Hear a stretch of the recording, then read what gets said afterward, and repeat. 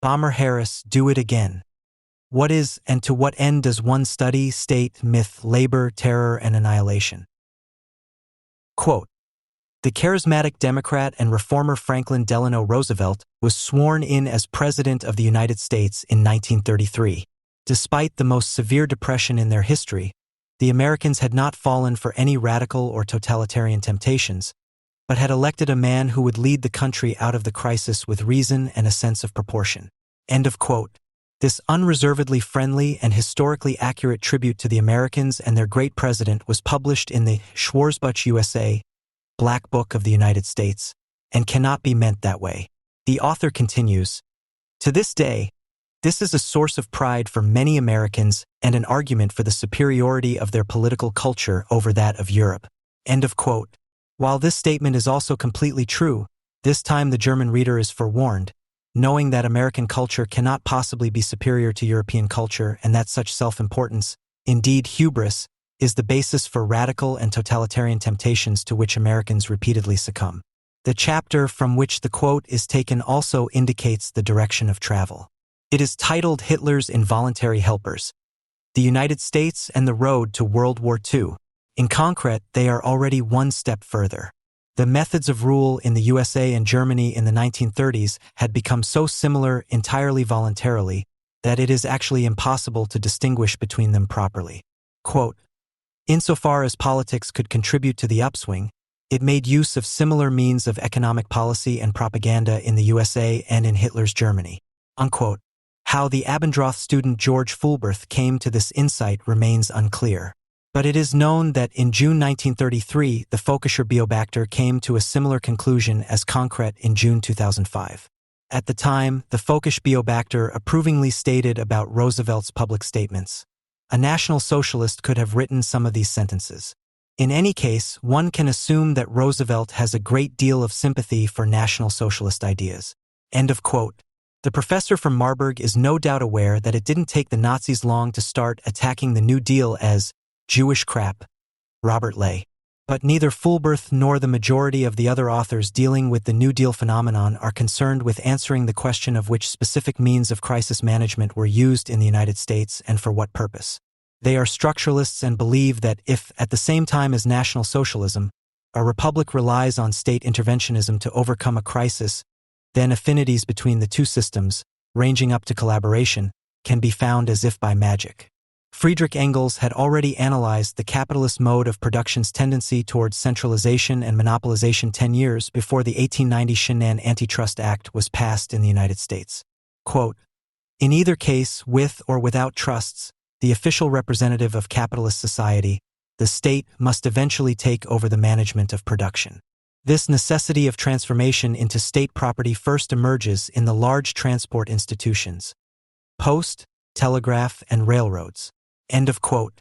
Engels, who felt compelled to add a long footnote to his use of the word, must to reject false desires in the party, in which he dismissed the nationalizations undertaken in the Bismarckian era as false socialism, would never have thought that the American antitrust law sought to prevent the formation of monopolies in the economy without making the state an alternative monopolist.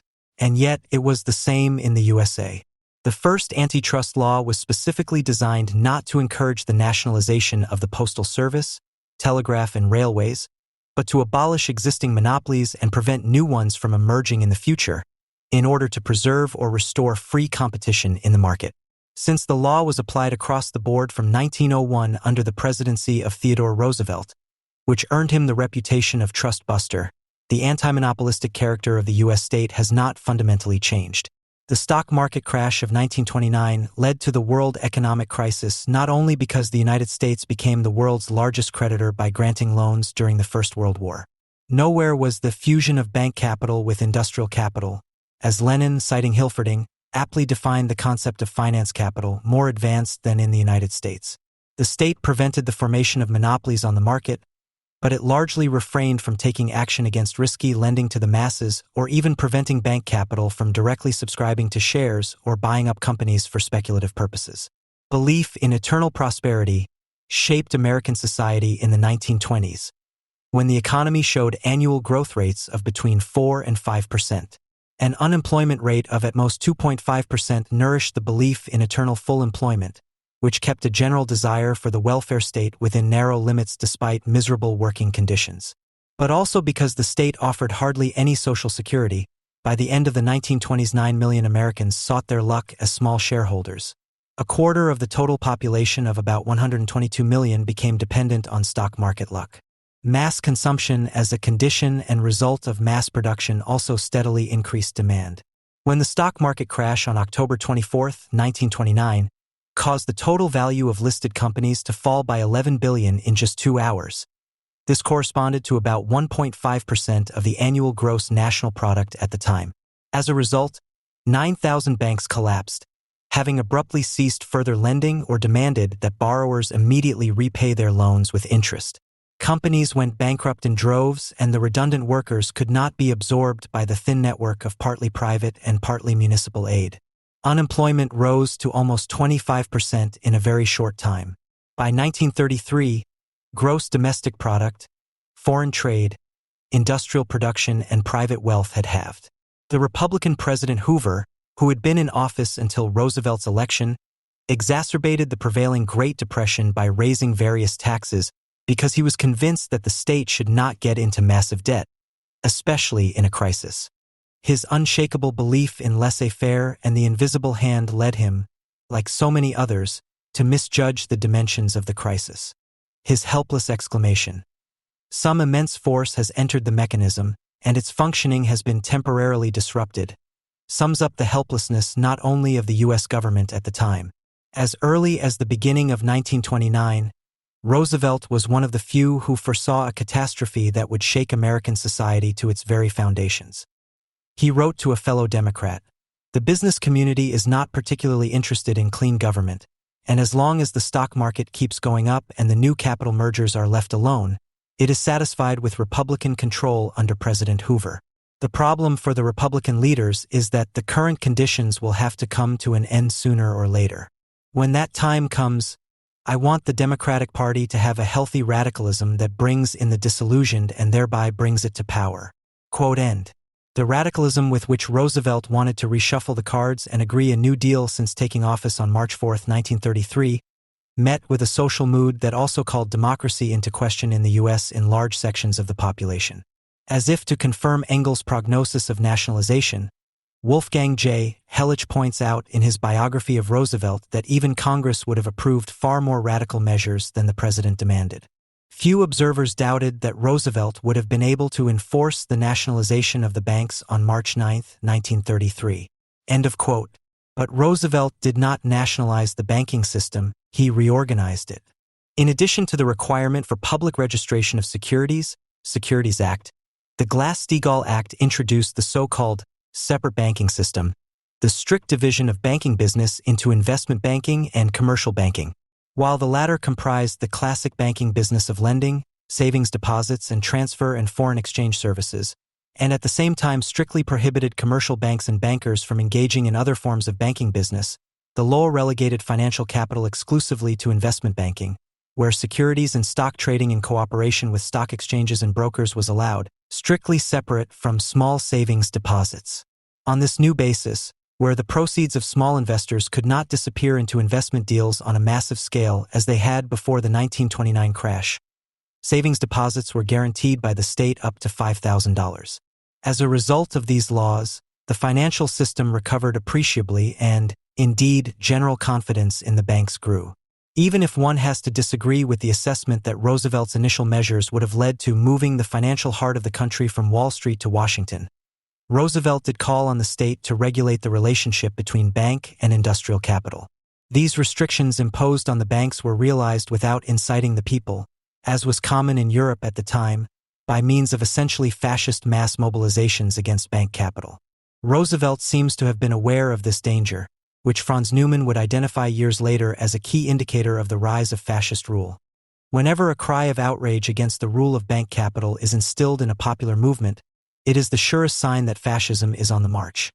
In contrast to the fascists, Roosevelt sought to restore the masses' trust in the banking business.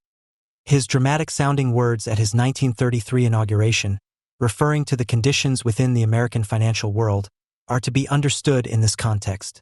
The money changers have fled from their high seats in the temple of our civilization. Now we can rededicate this temple to the old truths. We can succeed in this restoration to the extent that we recognize social values that are more noble than the mere monetary value of profit. This is not a call for the destruction of the temple, even if the popular image was probably not chosen by chance. Henry Ford's hostility towards Jews was not an exception in 1930s USA, and more than a few of the disappointed people that Roosevelt wanted to win over for his policies were anti-Semites. The traitors were not expelled from the temple in Roosevelt's image, however. Rather, according to the message, they had failed to live up to their responsibility to conduct serious banking business. The popular father figure of a Democratic leader was something Roosevelt always consciously played, as evidenced by his famous fireside chats on the radio, which were aimed at mass appeal sentence by sentence. Of course, Roosevelt's ideas of leadership and persuasion were quite different from those of his European colleagues and opponents. The warm and heartfelt, seemingly private intonation of his speeches was meant to emphasize the difference between him and the Duce and the Führer, whose fans and imitators were not few in number in America. To successfully pursue his New Deal policies, Roosevelt had to win an air battle for the minds of listeners against popular opponents like the Jew-hater Charles Edward Coughlin, who reached up to 40 million listeners weekly on CBS. Coughlin's regular calls for the expulsion of the money changers from the temple, i.e. a pogrom, make it clear that Roosevelt used the parable of the money changers to take up prevailing resentments, which he wanted to take away their incendiary content. His firm belief in fair competition, a term that became a familiar saying during his presidency, led him and his advisors, the Brain Trust, to the realization that it is not the system itself but the capitalists who cause trouble with capitalism, as the chronicler of the New Deal, Arthur Meyer Schlesinger, put it. The New Deal policies were not directed against the Jewish or economic character masks of capital, but against capitalist adventurers who, in Roosevelt's eyes, discredited capitalism.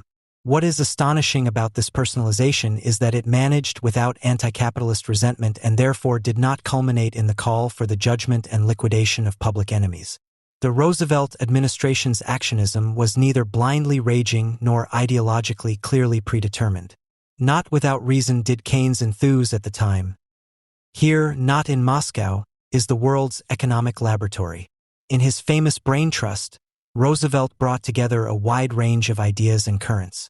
There were supporters of social democracy, of Soviet and fascist planned economies, and also people who flirted with Ataturk's policies. They belonged to the group of collectivists who saw rigid state control of the economy as the solution to the crisis. Opposing them was the group of regionalists who wanted to strengthen federalism and thus put a stop to the monopolization of the economy.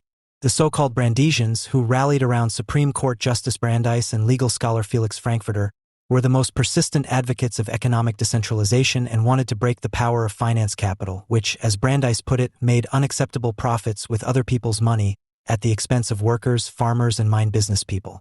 Because Frankfurter Brandeis and others were Jews, some opponents of the New Deal were led to speak disparagingly of the Jew deal. Under the influence of the collectivists, the centerpiece of the New Deal policy of the first 2 years, the National Industrial Recovery Act, NIRA, was passed. Strangely enough, it is precisely thanks to these state-loving collectivists that antitrust legislation was suspended in large parts of the economy, thus yielding to a long-standing demand by companies. The suspension of the antitrust provision was tied to compliance with a Code of Fair Competition, which was compiled by a representative group from all branches of industry. This code was based on a minimum plan set by Roosevelt, which provided for a weekly minimum wage, a 40-hour week, and the abolition of child labor. Companies that adopted the code were allowed to use the Blue Eagle symbol for themselves and their products. The public was to be encouraged to a kind of voluntary boycott of companies and products without the code, thus enforcing a free and socially acceptable market and price regulation. The main beneficiaries of such practices were the large companies, which got rid of a large number of smaller competitors by means of standard prices, agreements on production restrictions, and distribution quotas. These monopolistic practices, Schlesinger, also ran counter to the Roosevelt administration's efforts to increase demand through public procurement in line with Keynesian deficit spending. Under the conditions of the tendency towards the formation of monopolies, the calculation of encouraging companies to hire new workers and increase wages by awarding contracts could not work out. In contrast to occasional verbal radicalism, Roosevelt relied in practice on forcing the specific confrontation between capital and labor. When he emphasized in a speech in 1934, "I want to weld our society, rich and poor, manual and mental laborers, into a voluntary brotherhood of free men who will stick together and work together for the common good of all," he was not talking about an American counterpart to the German Labor Front, which aimed to forcibly harmonize capital and labor. Roosevelt did not want to confront the working American with his forehead and fist. Rather, he encouraged workers to confront employers and show them their fists. The positive outcome of his policies was summarized in September 1941. The trade unions have achieved a dignified position in society for working people, which is their due. The current position of the working class in the United States, as an integral part of national life that cannot be ignored, did not come about by chance. It is the result of a development process in a healthy, functioning democracy. End quote. For Roosevelt, the independent representation of workers' interests was an essential part of the basic understanding of fair competition. The NERA guaranteed the right to organize and to bargain collectively through representatives of their own forest, as well as the condition that this must take place without interference, inhibition, or coercion on the part of employers or their agents. In dealing with the crisis, the New Deal was not supposed to slow down or prevent the confrontation between capital and labor. Rather, the government saw itself as an animator, trying to jumpstart the labor struggle from below, and it saw it as its self-understanding that it had to do so in order to overcome the crisis.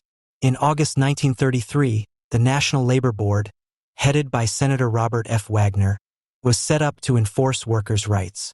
This institution was supplemented by the establishment of a Committee for Labor Issues, which was to use all means to enforce the election of independent employee representatives in line with the NERA.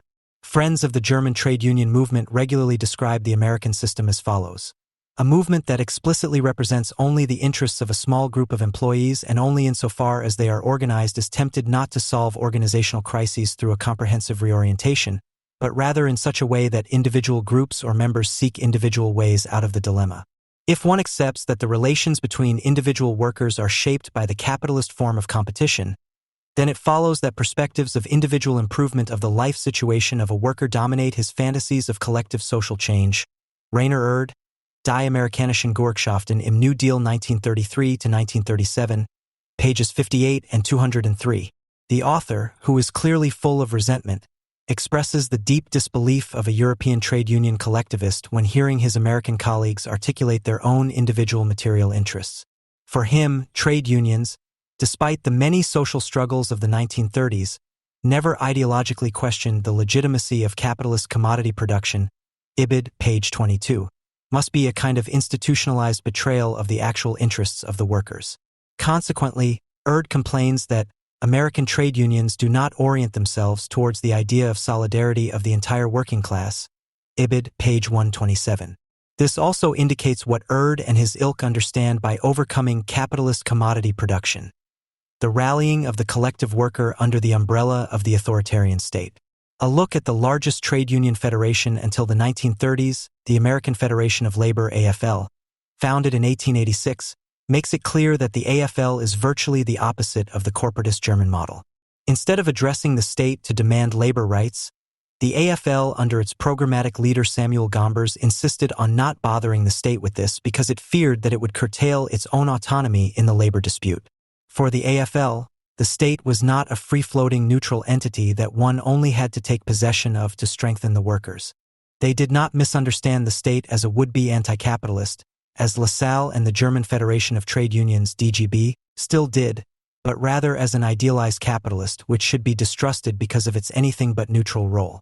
When the largest labor federation, the Committee for Industrial Organization (CIO), emerged from a split in the AFL in November 1935, the labor union's understanding of the state did not change. It is also no coincidence that the American federations that reunited in the 1960s under the name AFL-CIO are among the signatories of a protest against the anti-Israeli boycott called by their British colleagues, along with 30 American individual unions.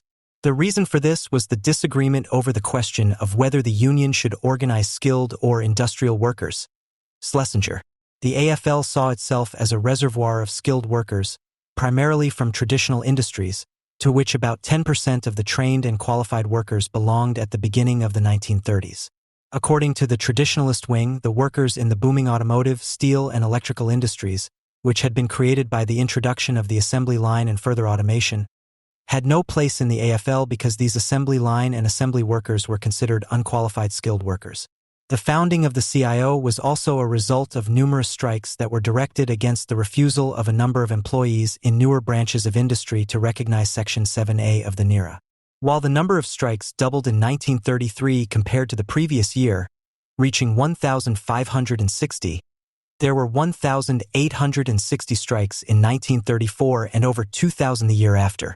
Figures according to Schlesinger, page 28. This unrest in the country indicated that the New Deal policy was beginning to take hold, although the NERA was in need of revision precisely because of its favoring of monopoly formation and price fixing. The real danger for the New Deal came from a different direction. In May 1935, the Supreme Court struck down the NERA on the grounds that it was unconstitutional for Congress to cede legislative power to the President for the purpose of exercising boundless arbitrariness. This ruling reflected the struggle between the supporters of laissez-faire and those who were fighting for a crisis-driven redefinition of state responsibilities. The judgment was not primarily directed against the improper authorization by Congress. Rather, the Supreme Court was apparently more concerned with ushering in a return to the horse-drawn carriage era. As Roosevelt commented on the decision, while the opponents of the New Deal welcomed the bench as a modern St. George slaying the dragon of state socialism, the NERA's cassation did not cause the New Deal policy to falter. Emboldened by the Democrats' victory in the congressional elections of November 1934, Senator Wagner in particular, the head of the National Labor Relations Board, NLRB, sought to push the labor law that later became famous as the Wagner Act through Congress. To this day, this law forms the basis of American labor law. It obliges the state to guarantee the strict autonomy of the labor unions, since only by settling conflicts between employers and employees directly can stable social peace be ensured. By ratifying the law as early as June 1935, Roosevelt had outwitted not only the Supreme Court but also all opponents of the New Deal. In August of the same year, the New Deal government went even further. The Social Security Act was passed, the first law to oblige the U.S. state, in conjunction with the federal states, to provide Social Security even outside of times of crisis. Employers and employees in companies with 8 or more employees were each required to pay 1%, 3% until 1949, of the wage bill to the state as an insurance policy for old age pensions via the employer. Likewise, employers were obliged to pay 1%, 3% from 1937, of the wages paid as unemployment insurance. Excluded from the obligations and thus also from the benefits were, in addition to companies with fewer than 8 employees, the self-employed and those earning more than $3,000, as well as agricultural workers, casual laborers, domestic workers, and public employees. Old age pensions from 65 and unemployment benefits between 14 and 26 weeks, depending on the state, were hardly more than symbolic due to their low level and were not suitable to replace the system of private provision. Roosevelt described the Social Security Act as a cornerstone of the building we are building. However, this building was never to become a welfare state along the lines of Bismarck's model, although Roosevelt saw a radical break with the American tradition of laissez-faire as necessary, as he emphasized in the 1936 presidential election campaign. Quote, "The royalists of our economic order, who admit that political freedom is the business of government, but who claim that economic slavery is no one's business. These economic royalists complain that we want to overthrow the institutions of America. What they are really complaining about is that we want to take away their power." End of quote. But Roosevelt never even came close to believing that the economy, as stated in a Nazi document on the character of the Völkisch economy, had to serve the state and thus the people. This delusion, which the left of all stripes flirted with just as much as their supposed opponents did, and which was a prerequisite for the establishment of concentration camps and the Gulag system, always remained a minority dream in the United States, with no real chance of becoming the majority view among the population. Instead, Roosevelt, the alleged democratic reincarnation of Hitler in economic policy, thought about the state's withdrawal from economic and social policy. Just 9 months after taking office in 1933, he addressed representatives of all government agencies. Quote, "One must also ask what the government cannot do. You see, we are in effect being asked to finance the entire United States. There is a general feeling that it is the government's job to take care of everything and everyone, financially and otherwise. We have to assume that things will somehow take care of themselves. We must not assume that we will have a permanent economic crisis in this country. End of quote. Despite the Wagner Act or Social Security Act, these words make two things clear. On the one hand, Roosevelt was not fully aware of the extent of the crisis either. On the other hand, they prove that both laws, unlike labor and social legislation in Germany, were intended solely to provide practical crisis management and did not aim for an authoritarian reconciliation of market and state.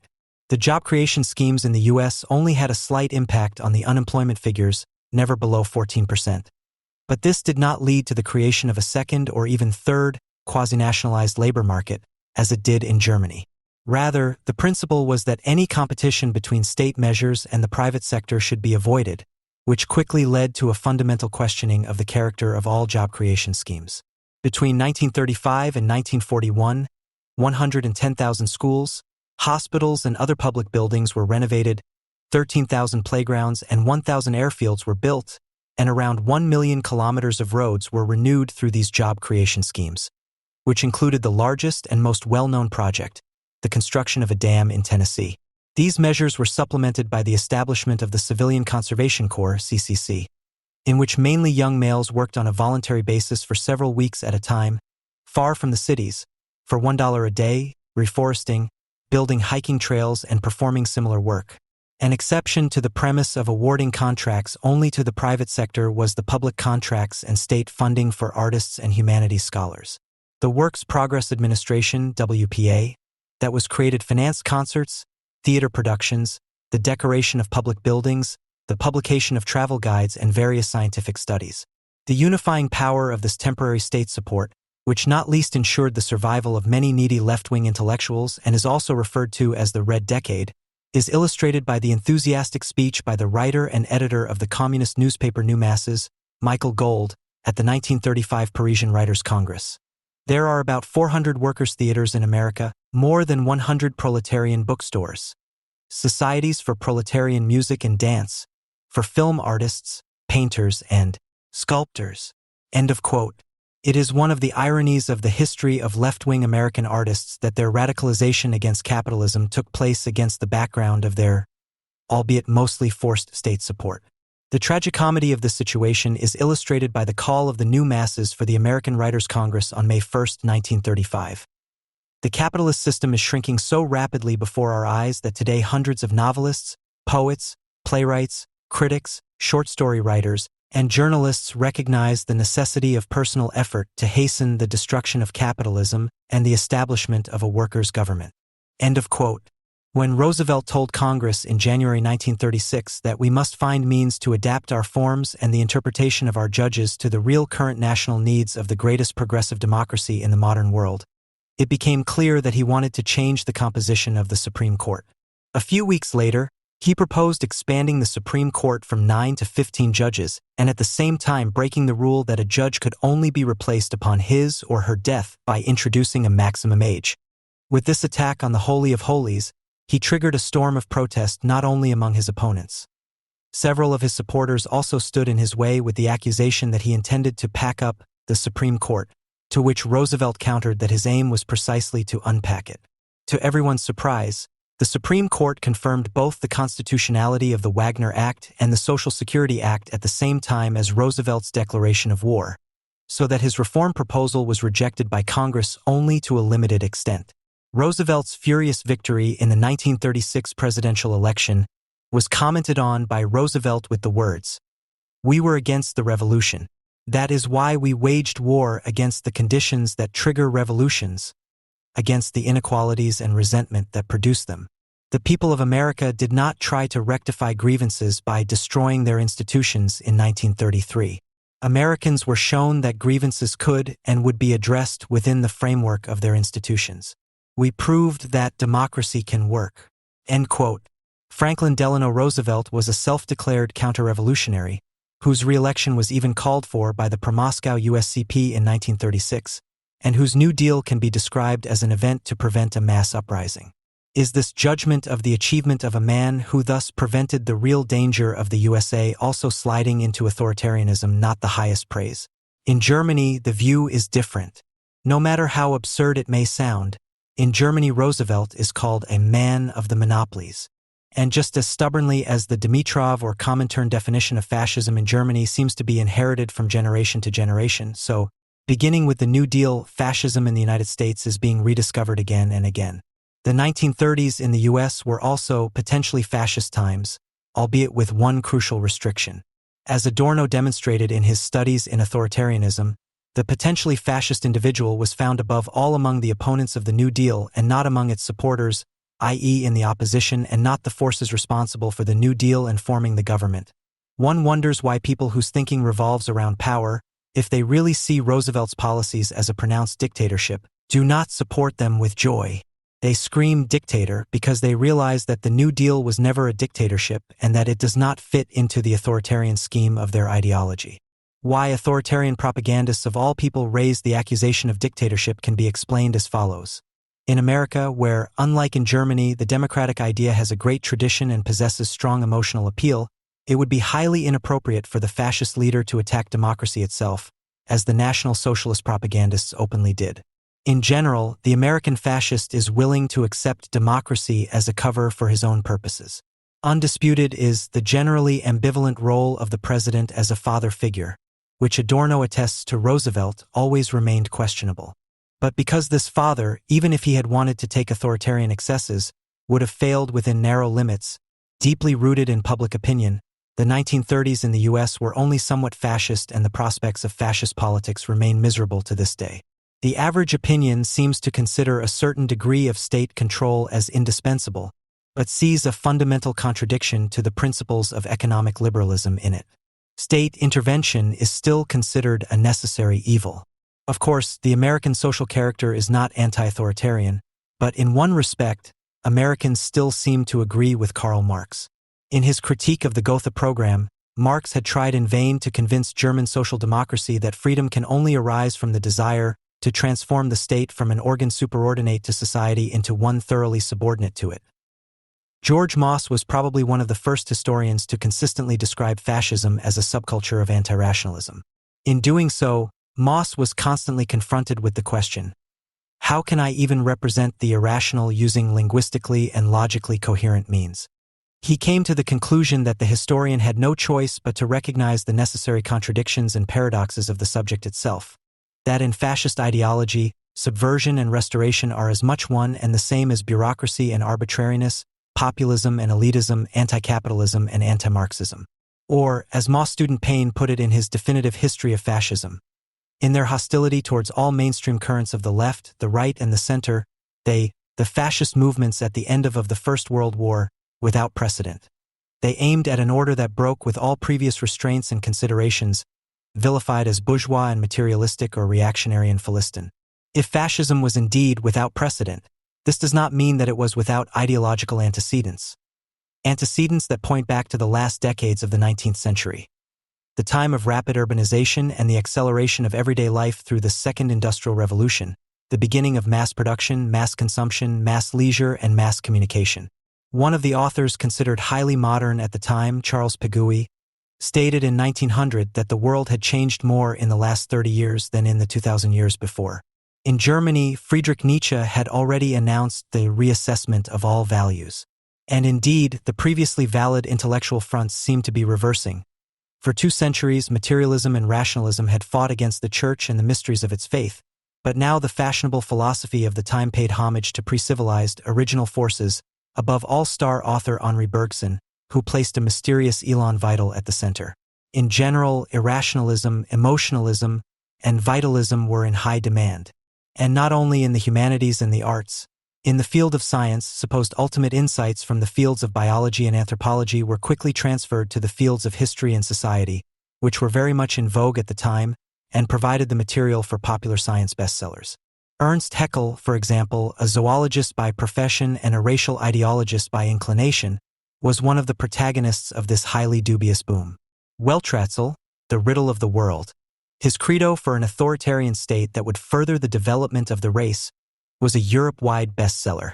Max Nordau's 1892 bestseller Entartung, Degeneracy, a contemporary lament about the decline of the Nordic man in the modern city, was also a huge success. Another extremely influential author was the criminologist Cesare Lombroso, who established a connection between different skull shapes and the tendency to commit crimes, and who professed both socialism and racism, openly declaring it to be so, a combination that was not at all uncommon at the time. In addition, fashionable racism was combined with occultism, which also aped the forms of modern science. Rudolf Steiner's anthroposophy, which emerged at the time, still enjoys great popularity today, while in his day the young Adolf Hitler devoured the booklets of the Astra Society, in which the racist mythologists Lanz von Liebenfels and Guido von List spread their teachings. In Germany, with its multitude of neo-pagan cults and Germanic societies, the combination of pseudoscience and hostility to reason grew into a real pop phenomenon in the period before the First World War, which was not nearly as widespread in the rest of the Western world.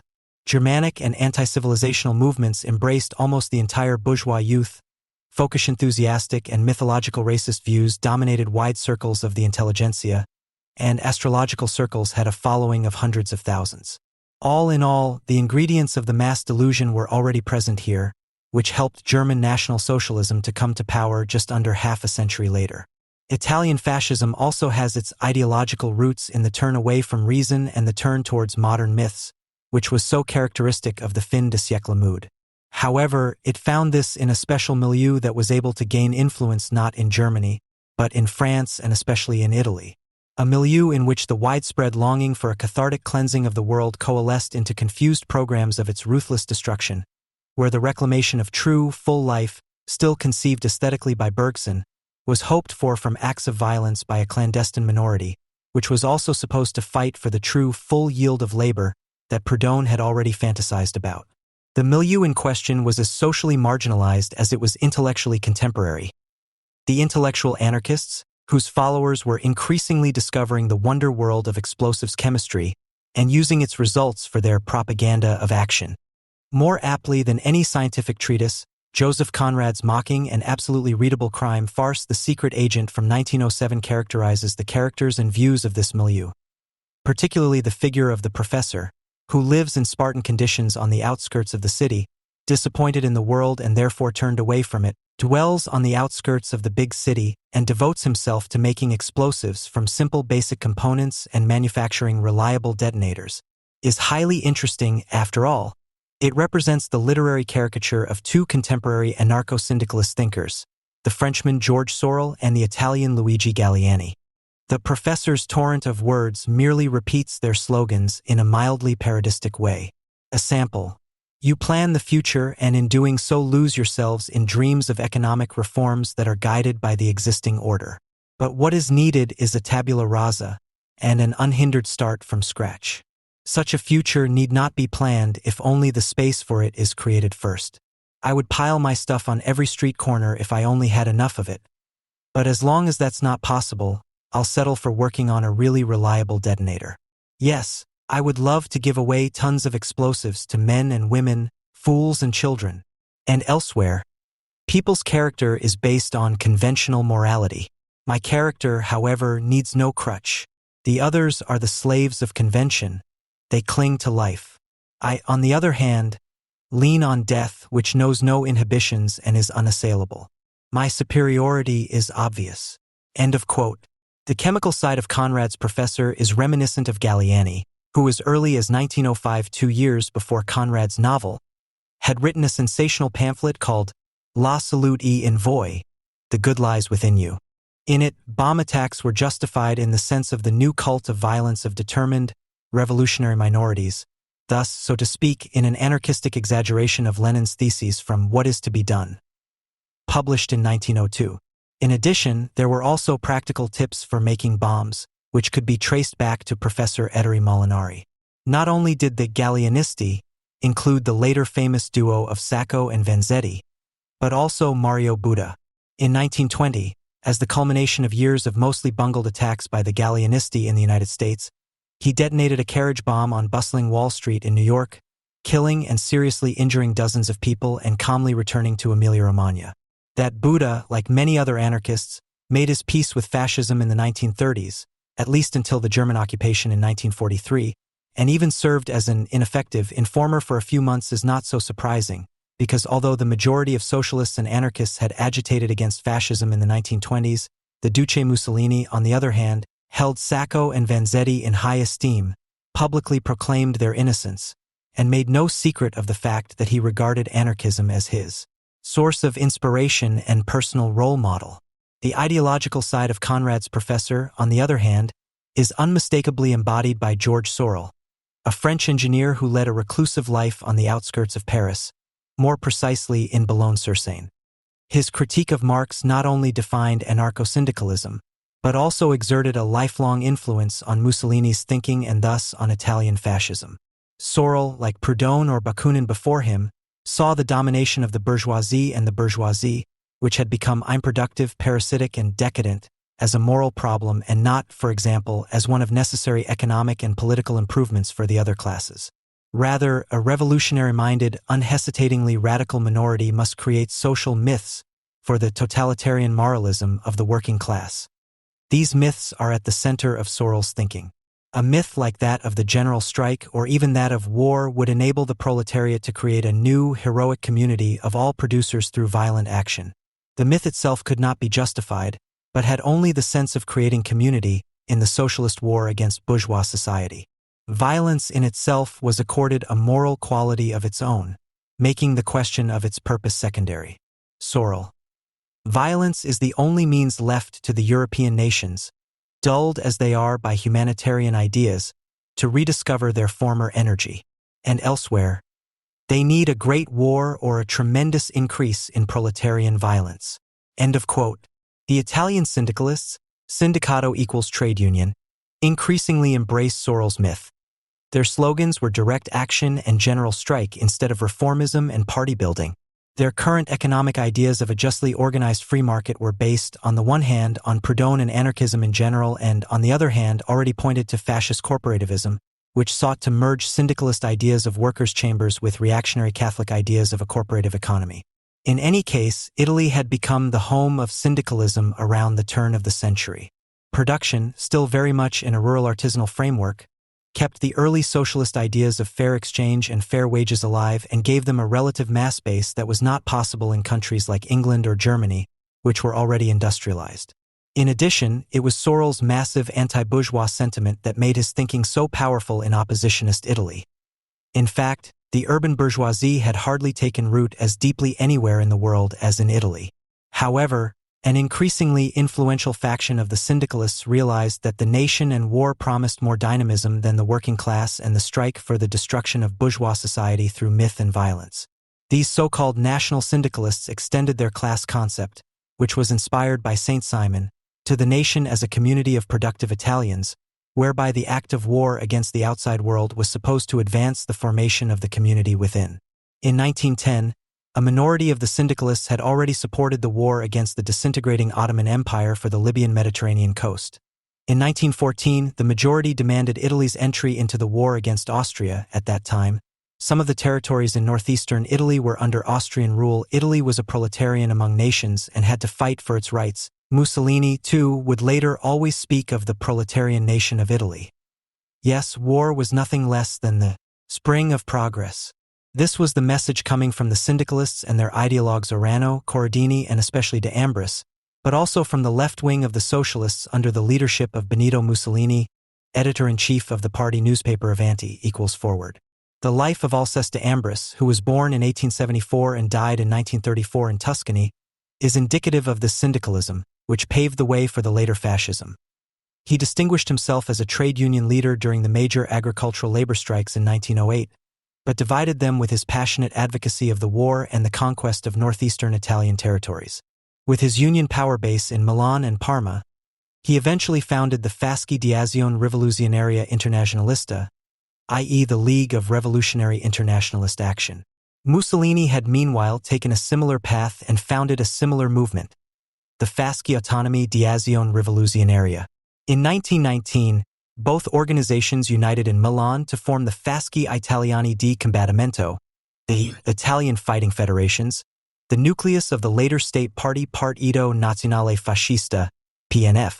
Together with the nationalist poet laureate Gabriele D'Annunzio, De Ambris played a leading role in the conquest of Rijeka, then mostly inhabited by Italians and called Fiume, by nationalist guerrillas, the so-called Arditi, the bold.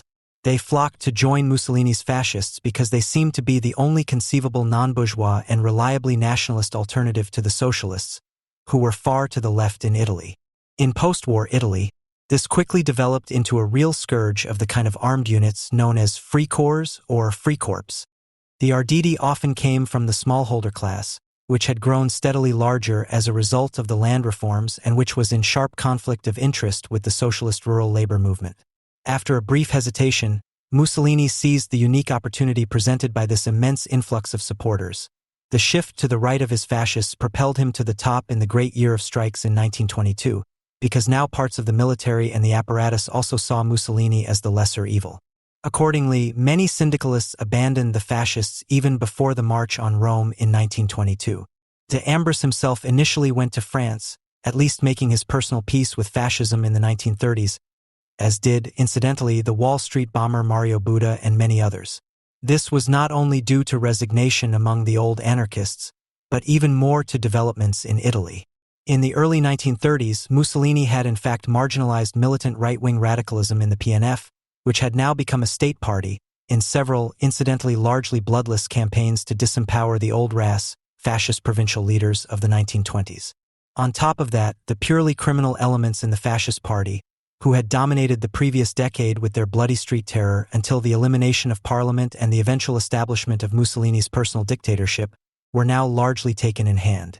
In terms of foreign policy, Mussolini maintained a good relationship with Stalin, had fully recognized the Soviet Union diplomatically very early on, now had, among other things, the fascist May 1st parade staged by Moscow planners, and in the wake of the world economic crisis, he relied more heavily on autarky, and the inclusion of the so-called labor syndicates, the keyword labor fascism, was making the rounds. On top of that, fascism still clearly and publicly distinguished itself from National Socialism until the end of the 1930s. In 1934, the Duce himself wrote under a pseudonym in the theoretical organ Hierarchica, Hierarchy National Socialist Racism is contrary to civilization, yesterday Christian, today Roman fascist, and tomorrow that of the whole world. End quote. Mussolini's fascism seemed to the old syndicalist fighters to be a not-so-unacceptable system, which at most made too many compromises with bourgeois morality, the church and the old powers, for Italy was still a monarchy, with the king and not the Führer formally as head of state. The fascist party itself was an unstable and shifting conglomerate of interests, with the organized workers, to whom the fascio of 1919 had appealed, on the one hand, and the large and small landowners, as embodied above all by the fascist militias, the so-called squadra equals teams, on the other. The latter clashed with the interests of export-oriented industry and the secular civil service, while the Catholic clerico-fascists pursued their own agenda. The whole thing was held together at the beginning simply by violence against the socialist opponents and later by the personal charisma of Mussolini. He in turn blocked all tendencies of the party, as in Germany to an SS state within the traditional state to become independent, and thus prevented the influence of radical fascist currents. It never came to the Second Revolution often demanded in these circles. In fact, after Mussolini's dismissal by the Crown Council in 1943, the PNF disintegrated without a trace into its component parts wherever there were no German troops. The state apparatus itself was also largely defascistized there, at least to some extent automatically, since it had always been able to maintain its autonomy in crucial sectors, the judiciary, the army, which essentially limited the party to an educational role, promoting public worship and creating myths in the Cyrillian sense. Nothing shows the limited character of the fascist regime more than the fact that it openly admitted that it wanted to postpone real fascism, the totalitarian unity of a heroic society, to the next generation anyway. It is difficult to say whether it was more the civility, complexity, and, not least, the deep-seated Catholicism of Italian society that confined fascism to ritual and myth, or whether Mussolini's Soralism, that is, his belief in the psychological power of myth, led him to the relative restraint of fascist rule. In any case, the fascist religion that Mussolini was striving for was implemented no more than superficially. In Germany, on the other hand, the described repaganization of the population under the auspices of folkish and esoteric racist ideology had created quite different conditions for a much more radical fascism. The Italians were to get to know this fascism in a horrible way during the 20 months of German occupation between 1943 and 1945, with the deportation of Jews, the slaughter of partisans and forced labor in the hundreds of thousands. Only now did Mussolini's miscalculation regarding German foreign policy, which led him to conclude the 1939 Pact of Steel, and his lukewarm attempts at the end of the 1930s to propagate Italian racism, become bitterly serious. In the late 1930s, the Cyrillian Mussolini had come to believe that the German racial myth was responsible for the country's military vigor and industrial success, and therefore tried to copy the fascist model of fascism on paper, but it was not even half-heartedly adopted in Italy and was largely ignored. Even the decrees on the discrimination of Jews in the workplace were hardly even approximately practiced. Along with Denmark, Italy proved to be the safest place for Jews in German-dominated Europe, despite the dark 20 months of German occupation. If England wins, we lose. If Germany wins, we are lost. This popular saying reflects the realistic assessment of the Third Reich by the vast majority of Italians even before the German invasion.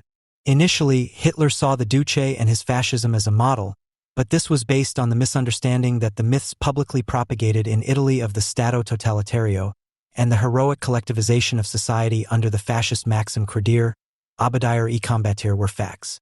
It was only under German conditions that this nightmare, which had always remained a bluff for Italy, could become reality. Stefan Brewer draws the following conclusion in his comparison of the Italian and German systems, which is well worth reading. If Italian fascism thus appears overall as a system in which the fascistization process of the institutions was already broken off at an early stage and replaced by Mussolini's personal dictatorship, then in Germany we are dealing with a much more radical variant of fascism. The practice of rule in fascist Italy was fundamentally different from that in Nazi Germany. The relatively mildest form of the one-party state contrasted with its absolutely most radical expression. So much so that one would be tempted to treat fascism and National Socialism almost as categorically different phenomena. All the more so because one would thus from the outset counter the trivialization of National Socialism, which both Dimitrov Marxism and the Nolte school, which is only opposed to it tactically and politically, aim to achieve through the generalizing use of the term fascism. This intensification, the clear conceptual distinction between fascism and National Socialism, is only tenable if we keep in mind that National Socialism is the extreme intensification and potency of fascism. In other words, in and through the potentization of fascism, fascism has become something else, namely National Socialism, if you will, a change from quantity to quality. What in all fascist regimes existed as a hardline faction, sometimes with more influence and sometimes with less, but generally limited to the editorial offices of anti-Semitic newspapers, the torture chambers or the death squads, was in Germany the substantive essence of the movement and the top leadership of the party. That those who, elsewhere, formed only the naturally large lunatic fringe of the authoritarian movement were able to achieve absolute power in Germany with almost no resistance was only possible because, in the German mass consciousness, an equally widespread and socially acceptable radical hostility to reason and civilization was added to the authoritarian need. Both were revolutionary. Fascism in Italy in the sense of an aesthetically mythical, only initially uninhibitedly terrorist transition, cult of power, speed, from a backward agrarian country that exported people to an industrial nation that produced for the export of goods. In this respect, National Socialism is just as revolutionary as fascism, but the modernization of society was not its purpose, only a means to an end. Namely, the means for a total revolution against all inhibitions that social development had imposed on the individual and the whole and that we rightly call civilization. A revolution of the unconscious and anti-politics of the unsublimated drive. Only for this reason could the completely over-the-top, racist anti-Semitism as represented by Hitler and his close followers be transformed from an accident, as it is present in every other fascist movement.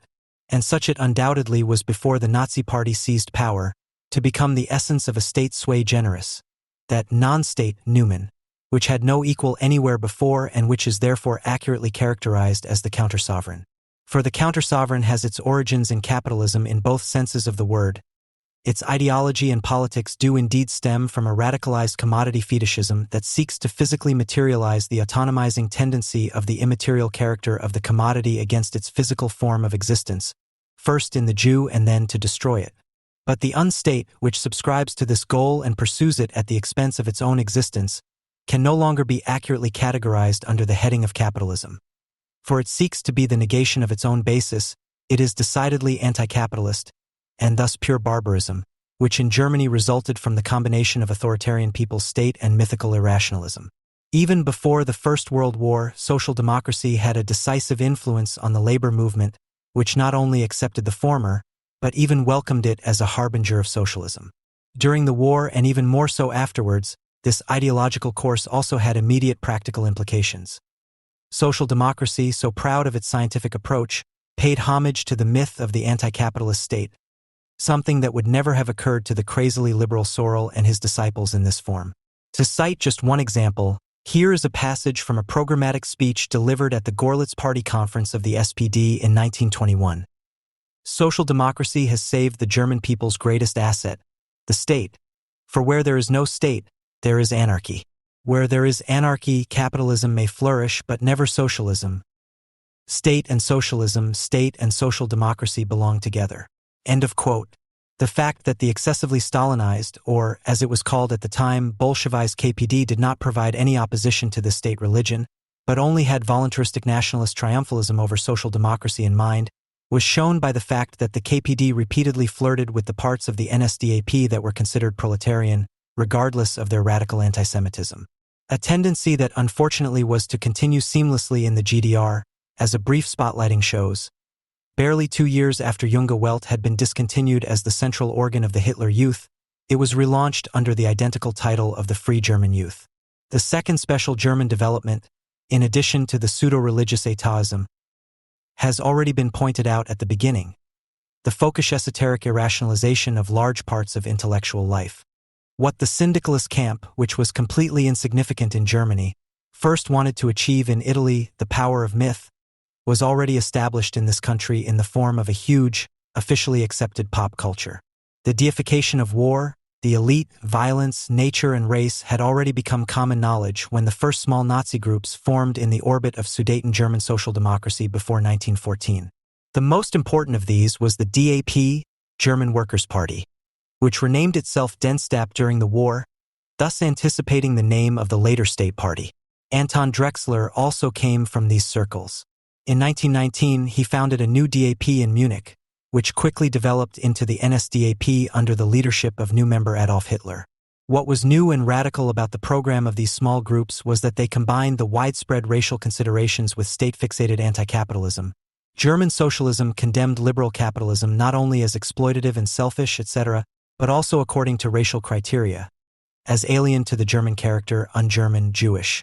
In this, Drexler and company were able to invoke an ideological prehistory that was also heavily social democratic. Ferdinand Lassalle's cult of the state and his condemnation of Manchesterism as unsuitable for the German character was, in fact, only one outgrowth of the so-called German school of political economy, which is also very aptly referred to as the Romantic Dirigiste school.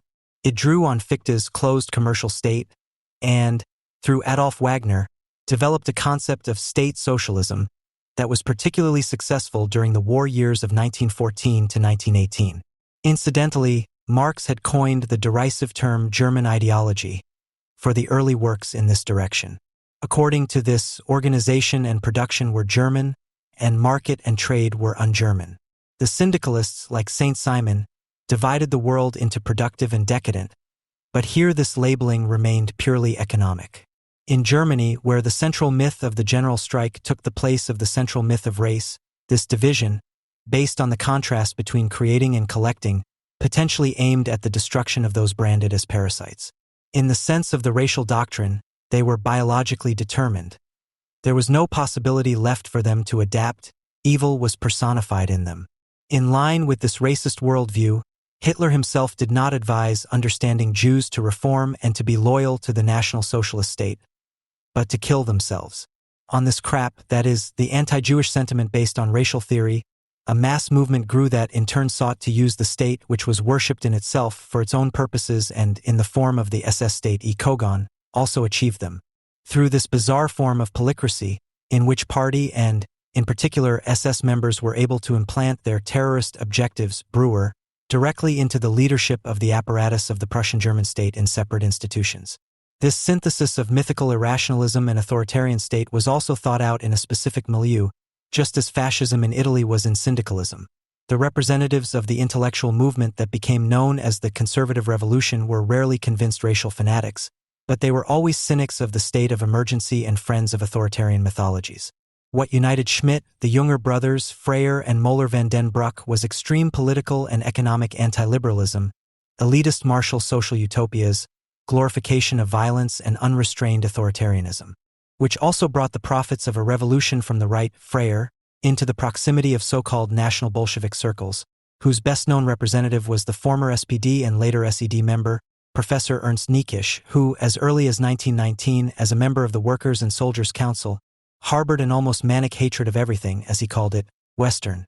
In view of the recent so-called swing to the left in the consciousness of the masses in Germany, it is particularly important to be aware of the endemic and ultimately inevitable madness of the anti-capitalist state. Anyone who demands the political economy of anti-Semitism must be aware that they are thereby supporting the political ideology of anti-Zionism. This is why the Left Party is compelled to stir up hatred against Israel and why the commendable interventions of entire youth organizations are as commendable as they are futile. Because the socialist state, conceived as the opposite pole to the crisis, tends towards madness out of its own necessary crisis dynamics, and just as necessarily towards anti-Semitism. Gerhard Scheidt has very pointedly emphasized the National Socialist interrelationship between statism and anti-Semitism in his studies on the dramaturgy of anti-Semitism. The state itself appeared as a large consumer and organized a direct and indirect creation of work, mostly on a credit basis. Due to the excessive state consumption, work seemed liberated from the capital relationship. The labor service became the celebrated, sung about and filmed symbol of this, although this relationship was not fundamentally touched. But the larger the debts became, which this empire inevitably had to incur in a confusing and barely transparent way, the more intensively the internal and external enemy was conjured up. World Conspiracy of International Jewish Finance. That was the translation of inflationary credit and negative trade balance, budget deficit and national debt in Nazi jargon.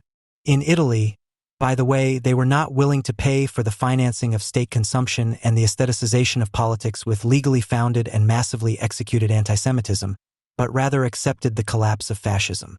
In the Third Reich, however, the inner attitude that the anti-Semitic small-scale producer had cultivated towards the Jewish moneylender over half a millennium was totalized into state destiny, and the pogrom into the final solution. Thus, National Socialism was the greatest anti-capitalist movement that has ever been mobilized to save capital. The state it created represents the completion of anti-Semitism, the fetishistic, in this sense, symbolic sublation of capital on the basis of capital. The synthesis of an obviously irrational mass consciousness and a state apparatus that only appears to be purposefully rational is therefore characterized by an inner consistency. The more comprehensively the anti-capitalist determination of the state is striven for and put into practice, that is, the squaring of the circle is to be enforced against all logic, the more virulent the anti-Semitic ideology becomes.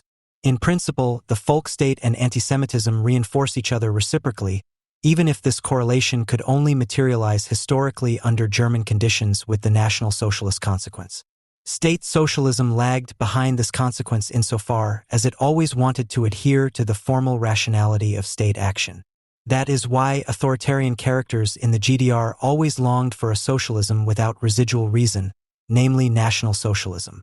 For only this is capable of consistently translating the schizophrenia of state anti-capitalism into the biological terms of race and anti-race, Aryan versus Jew, in which the essentially related but cautiously formulated pair of opposites, protection against dismissal versus locusts, is always in danger of being transformed. Thus, the Lafontaine's remote waving against Israel is to be understood as a compensation, as crazy as it is consequent for the fact that reality no longer grants any plausibility to the Keynesian status concepts of the 1970s. The invitation of Hamas in the Bundestag is the current variant of the connection between national debt and hatred of Jews. Shouldn't all state regulation, which is often accompanied by national debt, sooner or later lead to radical anti-Semitism and to authoritarian states? Conversely, would the only credible anti-fascists be Milton Friedman's radical liberal Chicago boys? That's probably how they see themselves, and there is no doubt about the anti-national socialism of the Friedmans. However, there are good reasons to doubt the political self-regulatory powers of the market that they propagate, which would make the state superfluous as an ideal total capitalist. Fortunately, not every state regulation is as anti-Semitic as the classic German social democratic one, contrary to the prevailing left-wing view of the American New Deal of the 1930s, for example. The New Deal did not intend to override the capitalist principle by state organization, but only to usher in a new round on the market. In other words, to reshuffle and deal the cards in the game of general competition, which is what to deal literally means. The New Deal aimed to improve the chances of small producers and laborers on the one hand, while on the other hand it wanted to force large competitors to compete. Authoritarian étatism, on the other hand, strives for monopoly and does not want to improve the economic mobility of the individual, but to abolish it. In other words, in the USA, the idealized capitalist was and is inspired by capitalist idealism, here by anti-capitalist pessimism, and the harping on the obstetrician function of syndicalist or social democratic ideology for fascism or national socialism. Does this not confirm the hackneyed platitudes that left and right are ultimately the same and thus pays homage to clumsy totalitarian theories? The observation, however, from which the boom of the term totalitarianism, which originally goes back to Sorel and company, took its starting point, is initially just as accurate as it is trivial, that the various combinations of anti-bourgeois sentiment and étatism, despite all bitter political competition, resemble each other in their self-understanding. But Popper and the positivists turned this simple observation into something quite different, namely a sort of ostracism of metaphysics, where in the end Stalin was already inherent in Aristotle and Marx anyway. Yet what Popper recommends as an antidote to totalitarianism is precisely its own quintessence, namely the replacement of truth by convention, which in the Soviet Union was simply called the party line. On top of that, positivism overlooks the fact that at the source of all status concepts in the labor movement stands not Marx, but Proudhon, Bakunin, or Lassalle, who clearly distanced themselves from Marx. Later, for reasons of opportunism, this attitude was then labeled as overcoming, supplementing, adapting, or even expanding Marxism. But this is precisely where the totalitarian program emerges, from Hilferding via Sorel to Stalin. The more unorthodox the approach, the closer the labor movement came to fascism, the more horrible socialism turned out to be. Therefore, orthodoxy, not Popper but Marx, is called for, not because he was a solitary titan and the rest were ignoble epigones, but for a good materialistic reason, because Marx formulated the conditions for overcoming the prehistory of humanity, to which capital belongs, even as it develops the forces for this overcoming against the authoritarian state, and it did so at the now past point in the immediate historical realizability of the project, in the 19th century. Almost a century and a half later, it must be stated that the labor movement has contributed little to this, but much to the emergence of fascism and National Socialism. In the case of Italian fascism, the left's concise contribution is activist irrationalism, that is, the distinctive mixture of delusion and violence. In the case of National Socialism, the left-wing contribution consists more of an almost esoteric cult of the state. The bourgeoisie itself promoted the unprecedented irrationalization of public consciousness. The more left-wing movement is characterized by these two cults, irrationalism and statism, the more it is in mere political competition with Nazi fascism, whose disciples have replaced those of classical fascism all over the world. No matter how bitterly this competition is fought, it cannot be denied that exactly the same prejudices and preferences are being served, namely the fetishism of the state and the unfoundedness of violence. The Japanese realized early on that nothing good could come from the West. After initial contact with the Portuguese and Dutch, Japan closed itself off from the outside world for more than 200 years, starting in 1641. During this period, only an exclusive Japanese study group was allowed to research the outside world as part of so-called Dutch studies. Scholars evaluated books in the Dutch language that they received from Dutchmen, who, as the only Europeans, were not allowed to set foot on Japanese soil, but were at least allowed to come very close to it. The meeting place of the Dutch and a few Japanese was an artificial island in the Bay of Nagasaki. The Holland studies were particularly interested in medicine, military technology, agricultural science, and political events in Europe. As late as 1825, the Tokugawa shogunate, a military aristocracy ruling by imperial mandate and headed by a family named Tokugawa, which was only replaced in 1871 by an empire restored to its sovereignty, issued an order to expel foreign ships as part of its policy of isolation. In 1837, the unarmed U.S. merchant ship Morrison, which was pursuing commercial objectives and carrying 7 Japanese castaways taken on in Macau, was driven off the Japanese coast by cannon fire in compliance with this order. 16 years later, The response to this illegal act at sea came in the form of an event that still plays a major role in Japan's national mythology today. In 1853, 4 American warships arrived off the Japanese coast near Tokyo, which have since been referred to as black ships because they were partially steam-powered. The superior firepower of this flotilla, under the command of Matthew Perry, made it impossible to expel them again. Perry and his men were able to go ashore and ended Japan's self-isolation with a trade agreement. The result was not only a gradual opening to the West, but also the end of the shogun-based feudal system, which, due to rapid modernization, was followed by the empire, which was divided into prefectures. This so-called Meiji Restoration stands for the appropriation of Western ideas and Western technology, while simultaneously propagating Japan's own values. The consequences of the appearance of Commander Perry are described in a poem whose Japanese wordplay allows for 2 interpretations, which a Wikipedia author presents in rough language under the keyword black ships. Awakened from the sleep of a peacefully quiet world by Jockeson T. 4 cups of this and you'll lose your night's sleep. This seemingly harmless poem, warning against the abuse of caffeine, also means, the steamboats break the peaceful slumber of the Pacific. Only 4 boats are enough to rob us of our sleep at night. Even after this sudden and abrupt awakening from the slumber of social stagnation, the Meiji leaders, just like their predecessors, did everything they could to not leave further development to chance. Thanks to the Dutch studies, they had an idea of where they had to catch up and therefore looked for a model of social organization that was closer to the Japanese character than the Dutch or even American social order. After looking at various Western models, they found what they were looking for and committed themselves to the German path to modernity. The original projection for the Japanese Constitution of 1889, which kept the parliament small and the military strong, was written by the Prussian lawyer Hermann Roessler, and a German general staff officer, Jacob Meckel, organized the Japanese military. Not only the successful Prussian étatism attracted Japanese attention, but also the criticism of the West that originated in Germany. The Meiji slogan Eastern Ethics and Western Science corresponded to the Prussian-German criticism of Western civilization in the name of culture. The German situation thus became the model for a successful developing country in Asia in its own Japanese form.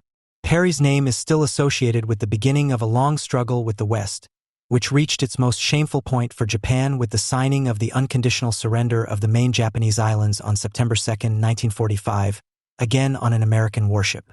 This catastrophe ended the dream of a greater Asian empire under Japanese leadership, founded on the superiority of the adopted technology and a Japanese racial ideology.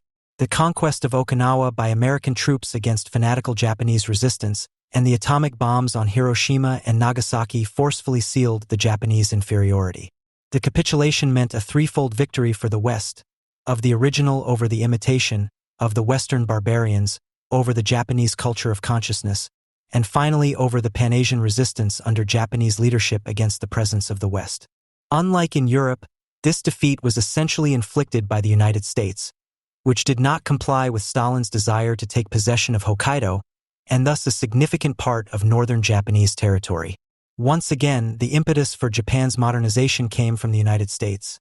The dissolution of the semi-feudal land ownership, the weakening of the patrimonial system of large-scale industry, and the dissolution of military organizations that had not been subject to civilian control during the war. Although a major social upheaval did not occur because Emperor Hirohito was not deposed by the Americans, however, state and religion were separated and Hirohito had to give up his divine status, publicly affirmed that he was just a human being, and the Yasukuni Shrine, a center of state Shintoism, was declared a purely religious institution.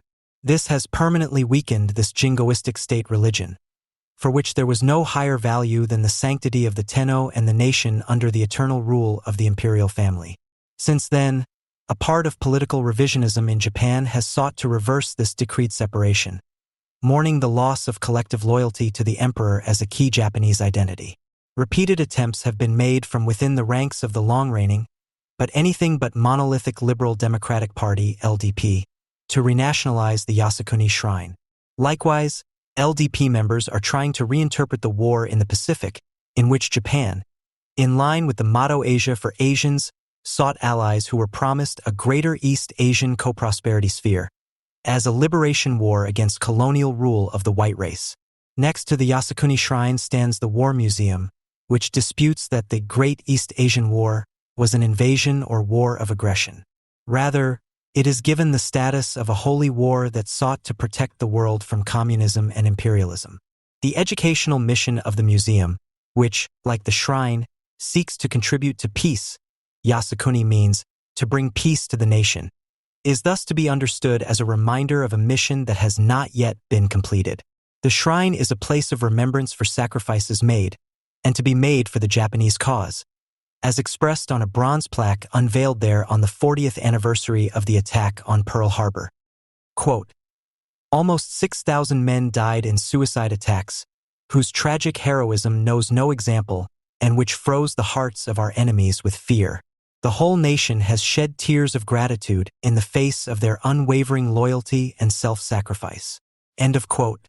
The fact that it was good form for many Japanese heads of government to maintain their visits to the Yasukuni Shrine despite international criticism also shows that a peculiarly Japanese view of history has been preserved. The ongoing cult of the dead at Yasukuni Shrine is supported by voices that speak of a tragedy of Japanese modernization and explain it with the necessity of resisting the progressive colonization of Asia by the Western powers with the help of a colonial policy of their own.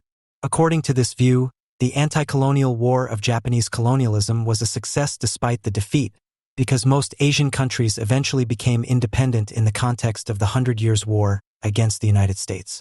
The tears of gratitude for the tragic heroism are thus shed for a necessary self-sacrifice, which in the kamikaze pilot has only taken on a special form of self-commitment, to which the whole country willingly submits. Japan's unique success as a modern industrialized country also seems to legitimize the path to it with the help of war as a stage of modernization. There are still those who see the economic power achieved after the war as an important weapon in the confrontation with the West. Unimpressed by the criticism of Japan's conduct of the war, they continue to see themselves as a role model in Asia, whose importance was once based on the military and is now based on success in the world market. The doctrine of Japanese uniqueness not only emphasizes unique Japanese values, but also points to the physical peculiarities of the country's people, which can even be of use to Japanese agriculture, when, for example, imported U.S. beef or U.S. rice is said to be unacceptable for Japanese stomachs. Until the early 1990s, when the Japanese bubble economy ran into crisis, the country was convinced of the eternal success of its own economic superpower potential. Since then, the voices that present Japan as a role model have become meek, and those who alone advocate economic power as an instrument for increasing Japan's influence in Asia are increasingly being countered by forces that consider increased security policy engagement to be unavoidable. The demands for increased security efforts do not represent a new aggressive foreign policy, but rather point to a backlogged demand vis-a-vis neighboring states after a long military political diet. It is striking how stubbornly the foundations of Japan's success are denied. These were established by its opening up to the West after Commander Perry's visit, but, according to the national interpretation, are largely rooted in Japan's superior values. The aim is to explain the competitive strength of the Japanese economy in national terms, especially since the friction in relations with the U.S. is also motivated by Japan's successes. These stand and fall with access for Japanese goods to the main export markets. The post-war opening of the U.S. market to Japanese exports, which was the mainstay of Japanese economic growth for many years, and their strategic exploitation by the state-controlled Japanese economy, led to ever-new Japanese export offensives that repeatedly challenged American industrial potential. Under the threat of restricted market access, Japan agreed in 1961 to limit its textile exports to the U.S., In 1972, it accepted self-restraint in its steel exports to the U.S., 5 years later in its television sets. A year later, it accepted minimum prices for machine tools exported to the U.S. and in 1981 quotas for car exports. However, no agreement was reached on the rice market or currency issues. In order to prove that Japan is fundamentally different from the West, the argument is not only based on Japanese values, but also on a special character of Japanese capitalism. In this, elements of socialism are recognized as realized, which can be proven by the allegedly lower exploitation of the Japanese people under Japanese capitalists on an international scale. In fact, the social forces of the Japanese system are not very polarized. In Japan, the key economic decision-makers are individuals not as owners of the means of production, but as representatives of companies or the state. The individual legitimizes himself through the success of the whole. Therefore, there is also a constant fear of the system's failure. The lack of bourgeois development has also made the separation of public and private spheres impossible, which is why individuals do not dominate modern society, but rather an ideology that spans all areas of society and promotes social relationships that in turn are modeled on family structures.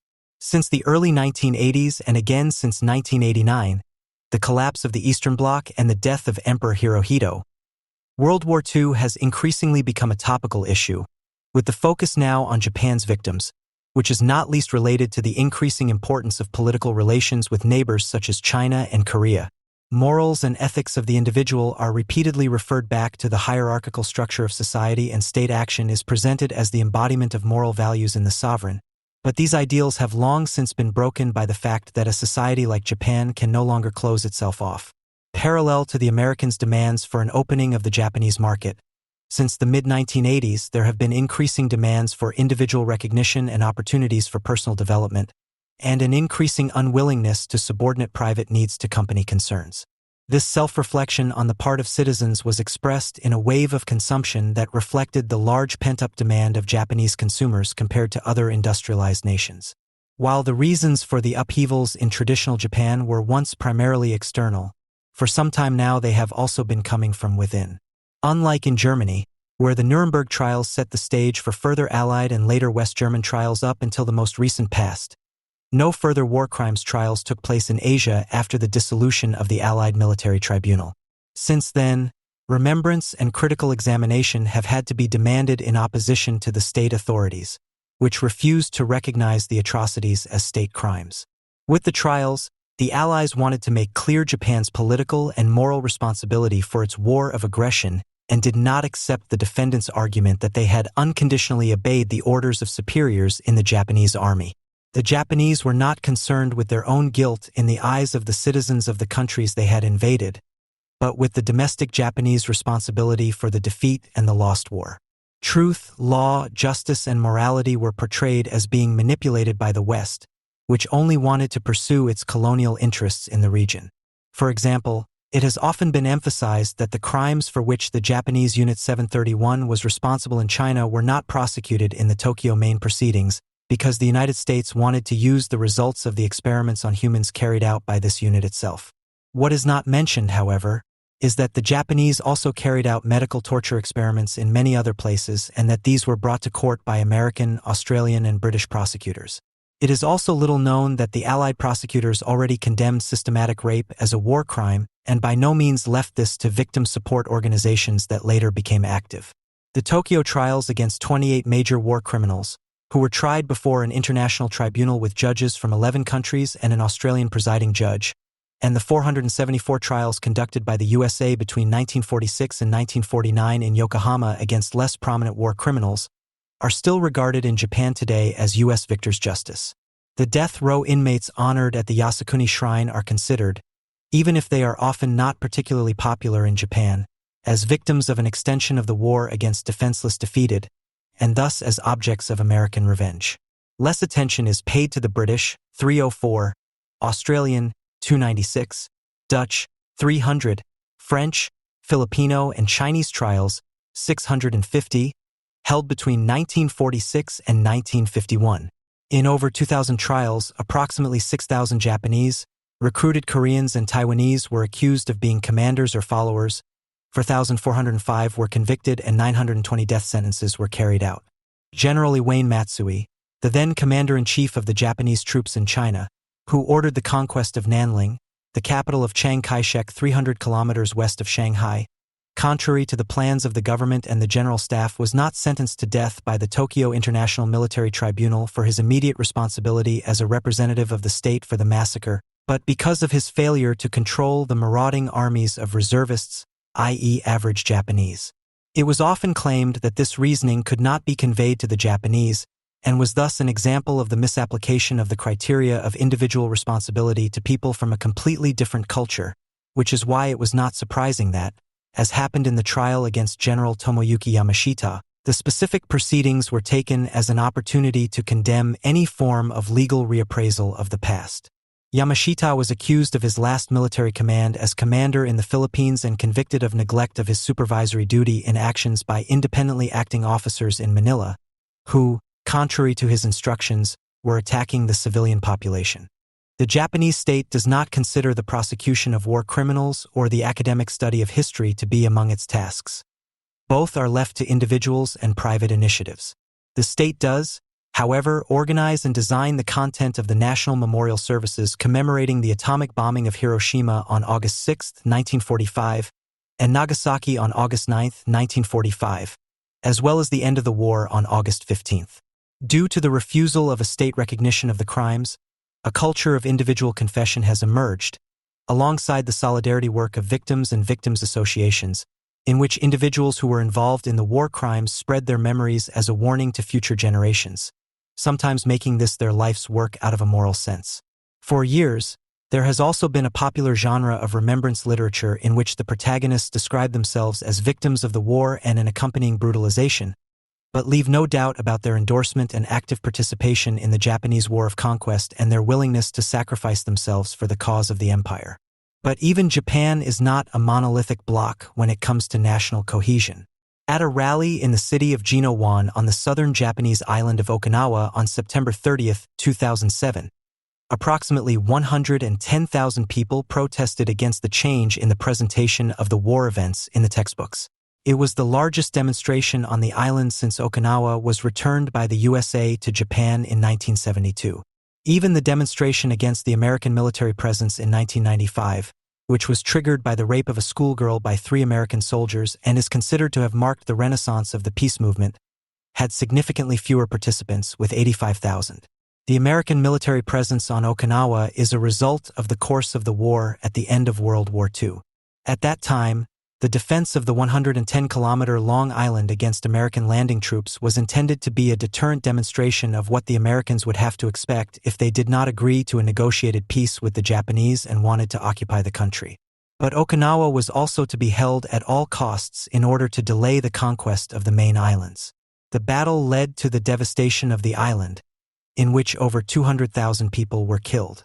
The Japanese military put up fanatical resistance, during which they not only sacrificed themselves but also a large number of the local population. Eyewitnesses report of human shields that the Okinawans were forced to provide and of collective suicides ordered by Japanese soldiers because they were preferable to surrender and thus to survival. More than a quarter of the population of the formerly independent kingdom, which had only been occupied by the newly formed Meiji state in 1879, did not survive the fighting. The Imperial Japanese Army, not the U.S. landing troops, became the worst enemy of the civilian population. The victorious Americans were subsequently celebrated by the inhabitants as liberators. Such memories of state atrocities against the Japanese and the possibly unpatriotic behavior of the Okinawans disturbed the Japanese government in its efforts to enforce a national historiography, and so the dispute continues to this day as to whether the islanders were forced to be victims or whether they would have liked to make the sacrifice out of patriotism. The Okinawans, who feel like second-class Japanese, are not known for their Japanese patriotism.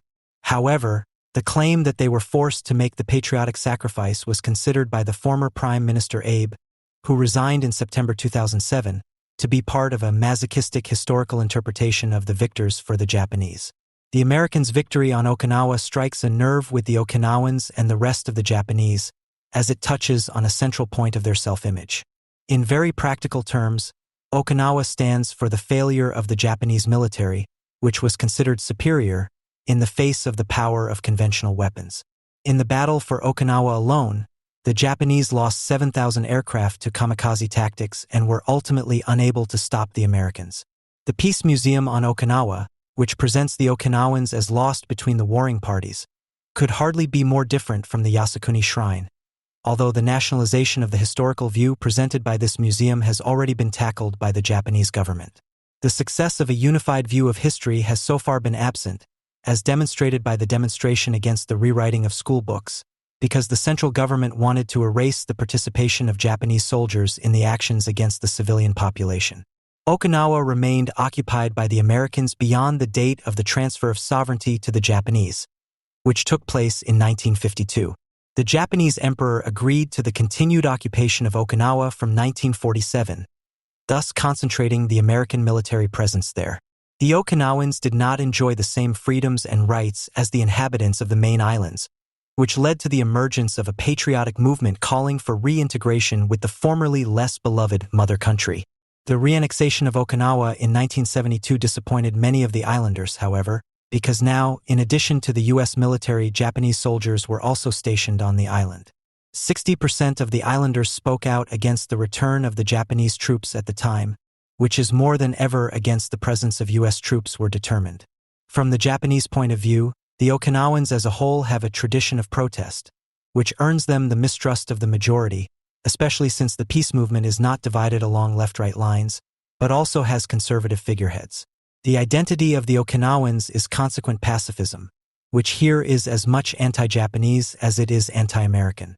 Stones have been erected in the Central National Peace Memorial Park in Mabuni, on which the more than 237,000 names of all the dead who could be identified have been carved. From Okinawa, Hondo, Japan, the USA, North and South Korea, Taiwan, etc. Victims and perpetrators all together and without distinction, because Okinawan pacifism cannot distinguish. Japan's economic and political rise was accompanied by the consequent suppression of left-wing opposition, especially the communists. In 1923, for example, there was a widespread wave of arrests, followed by the mobilization of a lynch mob of vigilantes and state representatives against all enemies of uniformity, including, in particular, actual or suspected communists and the unreliable Okinawans, after a devastating earthquake in Yokohama and Tokyo. A captain of the gendarmerie who single-handedly strangled a well-known labor leader, his wife and 7-year-old nephew, was celebrated as a national hero in various newspapers. Groups of conspirators formed who, in the early 1930s, wanted to save Japan from collapse under the effects of the economic crisis by assassinating guilty government and business representatives. In 1936, this fascism from below failed because of the anti-capitalist right, which was popular among the masses. A failed coup attempt cemented the power of the hitherto comparatively moderate ruling dignitary fascism, which saw its opportunity to dissolve the parties in the context of national mobilization and replace them with the Association for the Support of Imperial Rule, and the trade unions with the Association for Service to the Nation through Industry.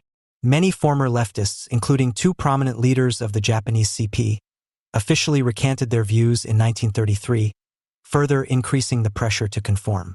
Socialist MP Kamei visited Berlin in 1937 and praised Nazism. Leftists survived the war in small, inconspicuous circles, and inner emigration was the highest form of resistance among Japanese writers. There were no writers and artists in Japan who had returned from exile to shake the consciences of those who had remained so quiet. There is hardly a party today that is as consequent in its anti-militarism as the CP. It is oriented towards the original version of Article 9 of the Japanese Constitution, implemented by the Americans in 1947 and changed by the Japanese Parliament in 2005, in which the Japanese people renounce the threat or use of force as a means of settling international disputes. The CP justified both its anti-Americanism and its peaceful attitude towards its real socialist neighbors, the USSR and China, with this orientation. Since 1989, it has tried to survive only by insisting on pacifism, which has secured it a circulation of 1.5 million copies of its newspaper wrote Fawn, Red Flag, well beyond its electorate, but whose circulation is constantly falling. Although it officially advocates for the victims of Japanese fascism, its pro-people stance hardly goes beyond the never again that everyone agrees on in the face of the still painful defeat. While the pacifism of the Okinawans, unable to decide between Tokyo and Washington as the cause and responsibility for the war, paralyzes itself, the pacifism of the Japanese main islands, particularly associated with the names Hiroshima and Nagasaki, is a defense shield against any critical examination of Japan's guilt for war, mass murder, and ultimately the atomic bombings. Dreaming of a pacifist, victimized Japan under the protective umbrella of the United States is nothing but hypocrisy and serves only to create myths. In contrast, the LDP is almost realistic when it renews its ability to govern in alliance with the United States, and in its efforts to expand military power, it underscores this alliance. The quasi-official pacifism, on the other hand, lies with morality. It gives its followers the comforting feeling of always and everywhere being victims of the military of all countries and moves everything that does not correspond to this dogma closer to warmongering. Japanese pacifism is responsible for justifying the equation of Auschwitz with Hiroshima, integrates Buddhist elements into its commemoration of Hiroshima, and thus also pays homage to Zen Buddhism, which is suitable for use in war. In view of the more than 200,000 deaths on Okinawa alone and the estimated 340,000 to 500,000 deaths in Hiroshima and Nagasaki, it cannot be proven, but it is also not outlandish, that the dropping of the bombs prevented a far greater number of Japanese victims. Every year on Hiroshima Day, the peace movement repeats that anyone who even allows this question is hindering the abolition of nuclear weapons. The kamikaze pilot Nakajima Kazuo, on the other hand, saw the atomic bombs as his salvation. My first thought was, now I can live on. I was so desperate that I was supposed to be sent on a kamikaze mission. I had hoped so much that they would end this war. The realization that the victims of Hiroshima became the victims of their own military leaders is sacrificed to anti-Americanism every year on Hiroshima Remembrance Day. In the Hiroshima Peace Memorial Park, it becomes clear that the pacifism cultivated there differs greatly from that in the Peace Memorial Park on Okinawa. In Hiroshima, the Korean forced laborers killed by the atomic bomb are commemorated outside the park. The stone in their memory was only erected years after the park opened. The park is an exclusively Japanese institution designed to secure the status of victim for the entire country. The inscription on the Hiroshima Memorial reads, "Keep peace and let the books of guilt rest, for we do not want to repeat the disaster." There is an ostensible silence born of a noble yearning for peace, but the threat of repetition in the event of overly probing questions has been carved into the stone for good measure. The dispute that the government is systematically provoking with the Okinawans is obscured behind formulas that carry contempt for the victims of Japan. We must think of human solidarity and world peace. Otherwise, we will only get caught up in arguments about history, said Yoshitaka Kawamoto, director of the Peace Museum in Hiroshima. The irrational impact of the Japanese historical debates was demonstrated by the forced resignation of the first chief of the self-defense forces, Fumio Kuma, on July 3, 2007. Kuma, whose constituency included Nagasaki, had said at Tokyo University that the atomic bombings of Hiroshima and Nagasaki were unavoidable from the U.S. point of view. He said that the U.S. knew that Japan had lost the war but wanted to speed up the surrender. Otherwise, the Soviet Union might have occupied Japan's northern island of Hokkaido and Japan would have been divided. The bombings were therefore in Japan's interest. The liberal newspaper Asahi Shimbun wrote that these statements inevitably amounted to the toleration of nuclear weapons in the future, contradicted Japan's entire post-war policy, as well as the humanitarian principles of international law, and meant the servile adoption of the U.S. justifications for the attacks. However, the LDP politician had only taken up what the left has always said about the USSR, and what a Trotskyist voice expresses here for many others, but in reverse. Quote, "The atomic holocaust that befell Japan in August 1945 was a message of terror to the USSR, to induce it to renounce its imperialist ambitions and accept the conditions of the Pax Americana. And there was no question of participating in the occupation of Japan, as in the case of Germany." International Review, February 19, 2007. The international consensus does not allow for a view other than that Japan was a victim of American atrocities, and a nationally minded politician speaks of Japanese guilt and the inevitable violent liberation. Pacifism, as practiced in Hiroshima, is the guarantor of Japanese innocence. Japan waged war with a significant gain in loyalty, both internally and externally, in the service of the liberation of Southeast Asia from the grip of the West. The connection that Japanese nationalism forged with the myth of the perpetual struggle against the Black Ships also helped it to become an ideology of liberation that was readily adopted throughout East Asia. This Asian anti-imperialist utopia not only won the sympathy of the political left in Japan, but also found approval among Asian revolutionaries who expressed it in terms of collaboration.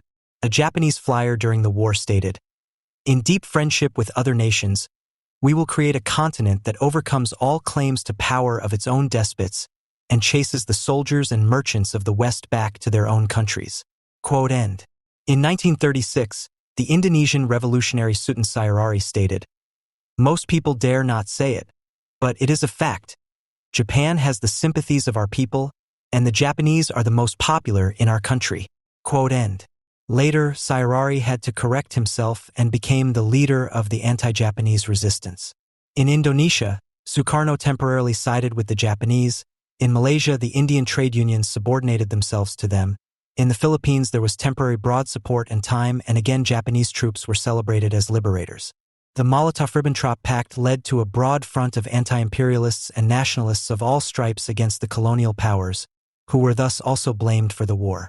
Japan's attractiveness is particularly due to its success as an authoritarian society, because as such it has a significant influence on the development paths of other Asian nations.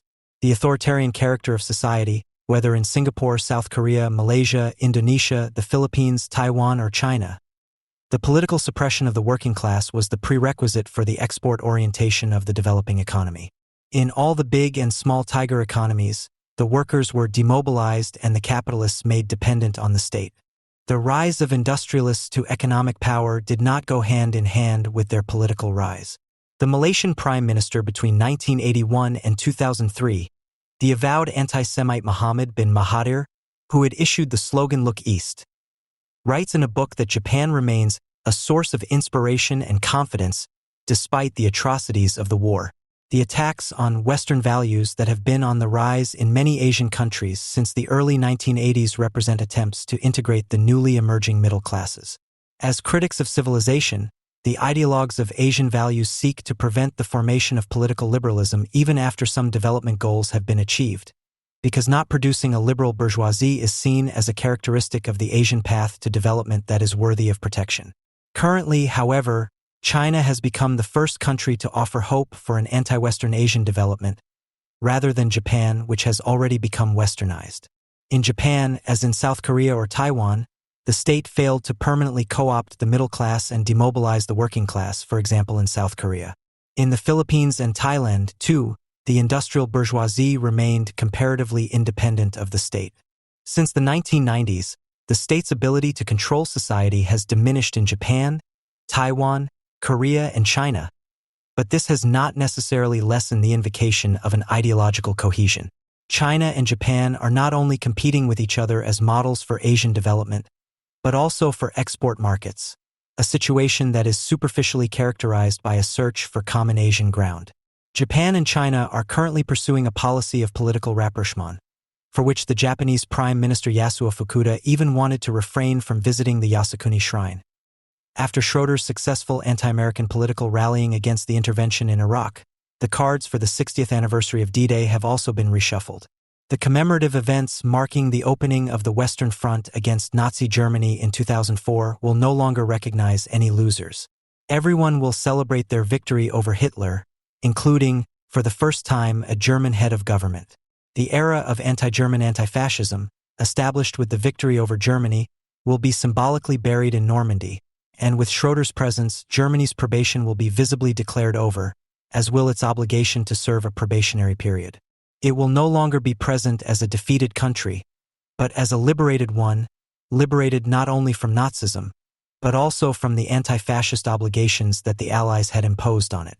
Nevertheless, the FAZ of January 7, 2004, sees Schroeder's attendance as an acknowledgement of the victor's point of view and rights of a trip to New Kanasa, especially since Bush, as the Taz of January 3, 2004 suspects, will again make the war on terror under U.S. leadership the topic on June 6. But the FAZ also views this self-declared Kanasa with equanimity. After all, the Cold War of memory in Europe has come to an end, as the paper put it. Quote, "One can easily imagine that the Americans and the British would have no objections to inviting Schroeder. Their war-weary friends in old Europe, overwhelmed by their efforts at coming to terms with the past, no longer had the strength to vanquish Hitler and Pétain yet again in the latest edition of their obsessive ritual of repetition. Without the Germans and the French, the Anglo-Saxon coalition of the unloved liberators of 1945 had to free the world and Iraq from the revenant of the brown tyrants in the 0 hour of coming to terms with the past." FAZ, January 31, 04. The pacifist collaboration with Saddam Hussein and the Iraqi resistance becomes the 0 hour of coming to terms with the past, because the unloved liberators of 1945 are finally left alone with it. D-Day was never popular in Germany, and not only because the then-Chancellor Kohl was not invited to the 50th anniversary in 1994. When asked, should D-Day be celebrated? 74% answered no, 17% yes, and 9% had no opinion. But why was the opening of the Continental Western Front not a holiday for the Western-oriented FRG? When the German two-statehood still existed, it was said, the victories over the German armies and their auxiliary troops, which liberated Europe from Hitlerism, did not lead this Europe to its own future, but only to one in lasting dependence to be thought of future, and in addition, it was miserably torn apart in its cultural context. Stalingrad there, Normandy here, FAZ, July 6, 1984. To celebrate the victory of the Western Allies as a liberation would have meant accepting the division.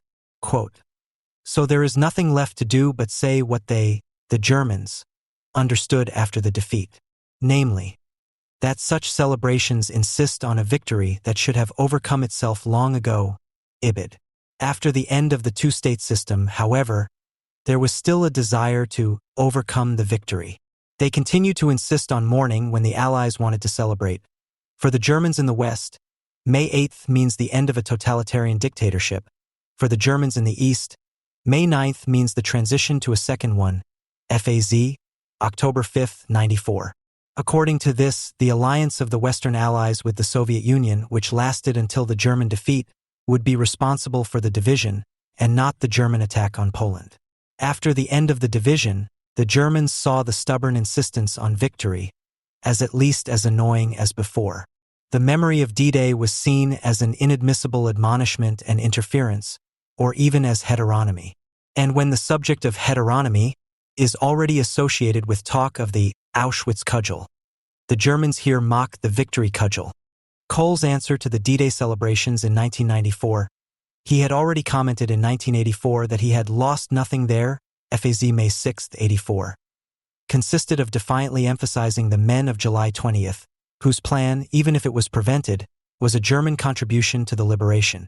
The selection of a few individuals from the mass of the Wehrmacht was intended to remind the public to examine each case individually instead of declaring all Wehrmacht soldiers to be criminals on the basis of the function of the entire organization. The second Wehrmacht exhibition has since effectively dispelled such fears. While Hannes here had still assumed a criminal Wehrmacht with 80% perpetrators for the first version of the exhibition, by the end of the second exhibition, after the assumption of Horst Mahler, only 4 to 5% were assumed. As early as 1984, a counterprogram to D-Day was dedicated to the posthumous rehabilitation of the honor of the German soldier. Since then, France has been staging symbolic reconciliation with Germany. At that time, the hand-holding duo Kohl/Mitterrand demonstrated for the first time together the mutual emotion in front of the World War I military graves. When Kohl was not invited to Normandy again in 1994, France gave him the satisfaction of showing the brotherhood of arms between the two nations by allowing German tanks to ride in a military parade in Paris. At the time, President Mitterrand confirmed to the Wehrmacht that they had acted with courage and patriotism, as if he were speaking of his own Vichy past. The French Sonderweg, special path, consists not only of a partnership with Germany, but also points out that D-Day commemorations have a different meaning for France than for Great Britain or the United States. From the French perspective, D-Day represented the regaining of national unity, as the liberation by the Western Allies ended a period of national division between supporters of de Gaulle, the resistance, and collaboration. France's integration into the circle of victors created the need to emphasize its own contribution to the liberation more clearly, which was achieved to some extent by overemphasizing the importance of the resistance. We have to cast a veil over the time when the French did not love each other, said President Georges Pompidou in the early 1970s, explaining the pardon of former militiaman Paul Touvier, who had been sentenced to death twice and had ordered the shooting of Jews. At the latest, after Mitterrand's collaboration biography had been widely discussed, the veil was torn, however, and France's special position in the ranks of the Western Allies had become apparent. The German side occasionally emphasizes this with particular satisfaction. Quote, the Normandy landings, was too reminiscent of Vichy, which only slowly returned to consciousness, and of an ambivalent victory that was not won on its own merits, FZ July 1, 04. In remembering its history of collaboration, France is joining the continental consensus of rejecting the Allied anti-fascism that it once professed itself. Allied anti-fascism fits neither with national history nor with current foreign policy. In this, France resembles Latvia, which can also look back on a history of collaboration. This is also the basis for a common European identity, which is being formed in the enlarged Europe against the states that were mainly responsible for the victory against the Axis: the Soviet Union, the United States, and Great Britain. This European identity makes it possible for Germany to object to Putin's invitation to Normandy, an explicit appreciation of the central role of the Soviet Union in the defeat of Germany. Quote, "But the emphasis on the great merits of the Soviet army in World War II must be perceived as a mockery by the Eastern Central Europeans who have only just escaped the communist dictatorship." FAZ, May 4, 04. The distancing from the USA, on the other hand, is celebrated as a core European success story. Even in the First Gulf War, the climatic differences between France, whose army fought with the Americans at the time, and Germany, where the candlelighters marched in chains and white cloths were hung in the windows, could not have been more striking. But when Saddam was attacked for the second time, no one compared him to Hitler anymore. After 20 years of militant anti-pacifism, the imperative of coming to terms with the past had been exhausted. FAZ, July 1, 04. If an imperative to come to terms with the past is seen in the Iraq War, then, in the opinion of the FAZ, the war against Hitler only created new wars, since its revenant now had to be defeated again and again. This continuity was only ended with Germany's admission to the anti-Hitler coalition, and with it the warlike age of Allied anti-fascism that began with the victory over Germany. Before entering the war against Nazism, a domestic political struggle took place in the Western Allied states between the proponents of this war and the sympathizers and propagandists of a policy of conciliation with Nazi Germany. The Soviet Union had gone the farthest in its policy of accommodation by entering the war against Poland together with Hitler after the Molotov-Ribbentrop Pact in August 1939. However, the Soviet Union suffered less of a loss of reputation because it later resisted the continuing German war of conquest. In England, the supporters of a compromise included, in addition to the Black Shirts of Oswald Mosley, a coalition of appeasers that determined policy and comprised very different social groups, from pro-fascists to simple defenders of the existing order to left-wing opponents of rearmament. Churchill had to prevail against them to fight for the ultimately demanded, unconditional surrender as the only acceptable outcome of the war. Until the attack on Pearl Harbor, the United States was bound by an isolationist pacifist neutrality law from 1935. President Roosevelt had to struggle with this jealously guarded impartiality for a long time, especially since he himself had relied on neutrality during the Spanish Civil War and only gradually came to understandings such as the following, taken from a speech on May 27. For one, "We are not prepared to accept a world in which, as in the post-war period of the 1920s, the seeds of Hitlerism would be sown again and their growth tolerated." End of quote. At that time, there were a considerable number of Nazi groups and Nazi sympathizers in the United States. From William Dudley Pelley, founder of the Nazi movement Silver Shirt Legion, to Black Legion, a Nazi terrorist organization, the German-American Bund, propagandists of Nazism in the USA with a newspaper called Völkischer Beobachter, to Father Charles Coughlin, radio preacher and newspaper publisher, who told an audience of millions in the USA about a Jewish communist conspiracy, and the influential Nazi friend and anti-Semite Henry Ford. A broad campaign against the Polish Jewish immigrants Harry and Jack Warner, known as the founders of the film company Warner Brothers, proves that these groups had a large base. As declared opponents of Nazism and supporters of a war against Germany, they were denounced as the masterminds of a warmongering Jewish plot originating in Hollywood. It is often acted as if there had been no domestic political dispute over the anti-fascist war. The frequent reference, often presented in the style of a bad Antifa research, to the fact that there were friends of the Nazis everywhere and politicians who strategically reckoned with them, prevents the historical fact from being appreciated that these friends stood for a political option that ultimately did not come to fruition, and that both bourgeois appeasement politicians and socialist pacifists only changed their attitude towards Nazism when its incomparable barbarism could no longer be overlooked. By this time, sympathy for Hitler in the United States and Great Britain had become a marginal phenomenon. The qualitative difference between the NS and the Western Allies is often flattened out in a sweeping way, as recently in an ARD article about Hitler's American business friends, by pointing out in bad abstraction that capitalism produces fascism and therefore the capitalist states could not be partners in the morally justified fight against the NS, but entered the war for their interests out of mere imperialist competition. The Western contribution to the fight against the Third Reich must not be recognized as what it was: armed anti-fascism. Representatives of an anti-imperialist understanding of fascism refused to acknowledge that the NS stood in opposition to proletarian internationalism and class struggle, as well as liberalism and individualism. The ideological and military storm of National Socialism endangered the survival of the parliamentary constitutional states in their heartlands and almost led to the military collapse of the Soviet Union in 1942. It was not without reason that the anti-Hitler coalition held until the victory over National Socialism. The bourgeois democracies were supported by the resistance of the Soviet Union, which received great support from them against Hitler. The similarities that went beyond the fight against Germany were, as is well known, very limited, and even the cooperation was already burdened by mutual mistrust. The Western Allies wanted to prevent a new Hitler-Stalin pact and the Soviet Union an anti-communist alliance against itself. It was only after the anti-Nazi alliance had served its purpose that the rivalry between the systems openly came to the fore. The willingness to go to war against Germany was not as pronounced in France as to enable the Nazis to sustain a war-torn one. Ultimately, the French defeat ended in the Nazi collaboration of the Vichy government, which retained control over part of the French territory and most of the French colonies. There, French troops later fought against the Allies. France's surrender coincided with a British defeat. The British attempt at the time to hold their own on the continent with the French against the Germans ended in June 1940 at Dunkirk with the evacuation of approximately 335,000 mainly British, Polish, and also French soldiers to England. Soon after, however, from August 1940, the British were able to win the so-called Battle of Britain for themselves. Hitler's further westward expansion was stopped. Now they faced an overpowering opponent on the continent, who at that time was still in alliance with Stalin.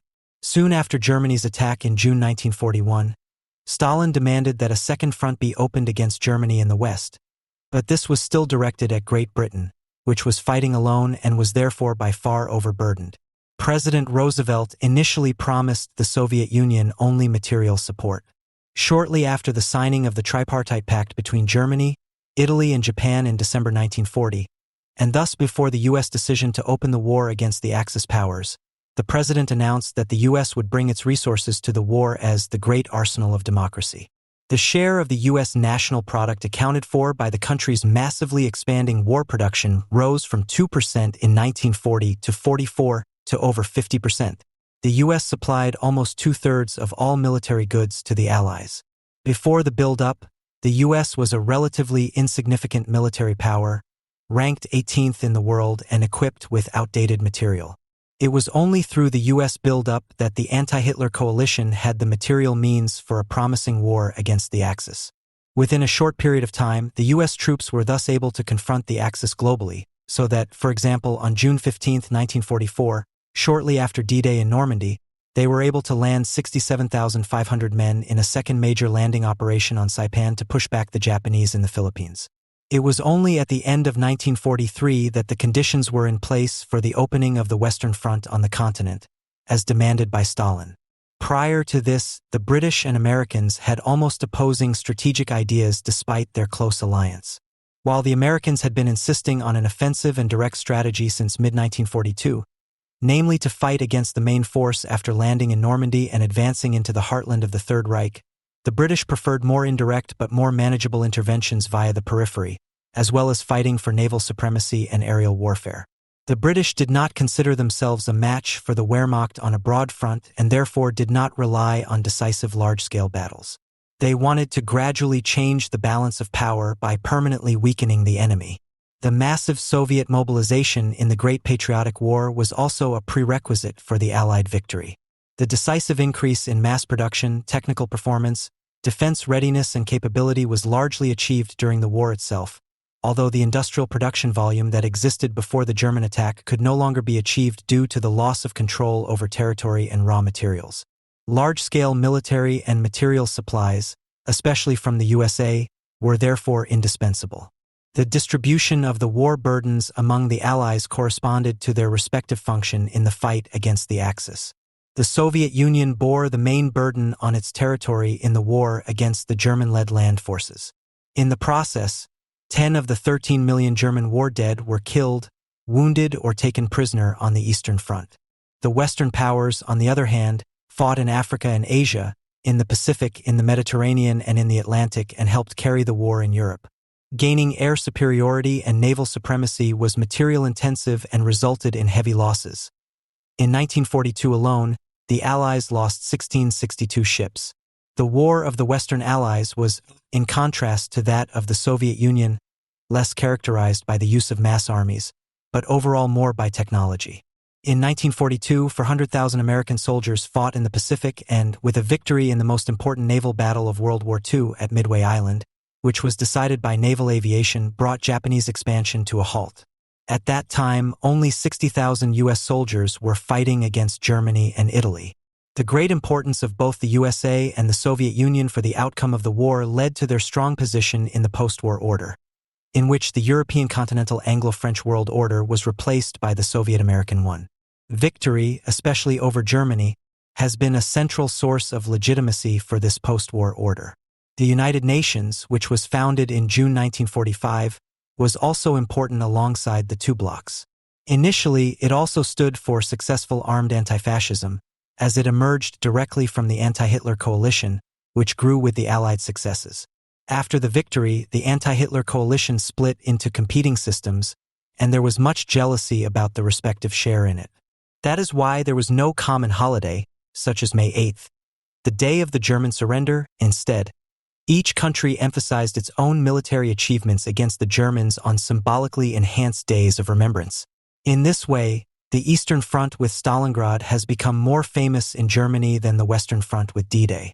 Quote, "The heroic deeds of the Soviet people testified to the superiority of the socialist social order. It accomplished it essentially on its own.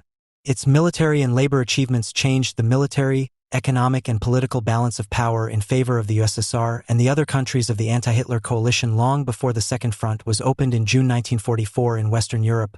Central Institute for History of the Academy of Sciences of the GDR, Grundrister Deutschengesticht, page 473.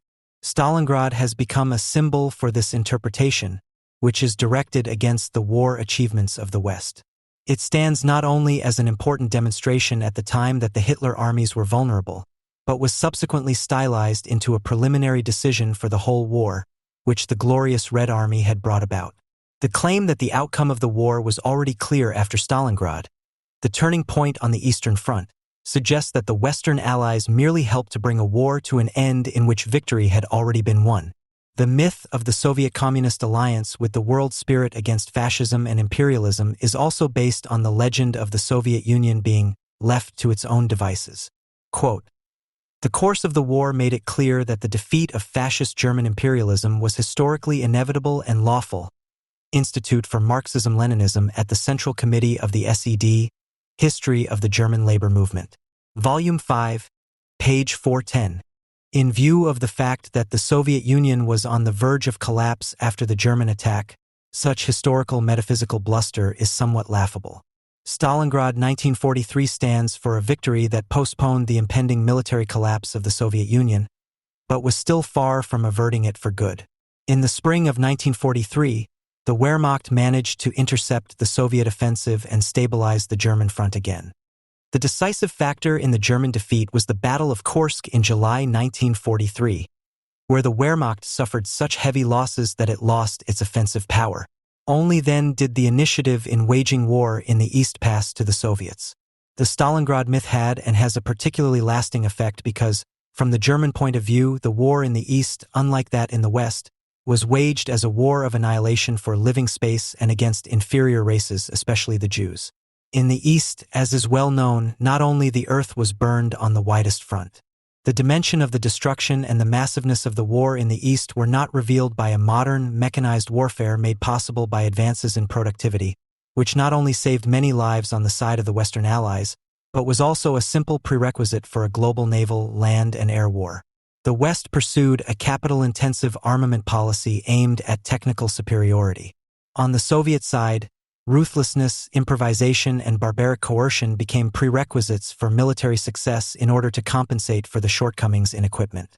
While even today the soldierly engineer or electronic technician is seen as a calculating button-pushing destroyer, the extremely material and human-consuming war that Stalingrad stands for is associated with an image full of bloodbaths, deprivations and superhuman efforts that only someone like Stalin could be trusted to mobilize.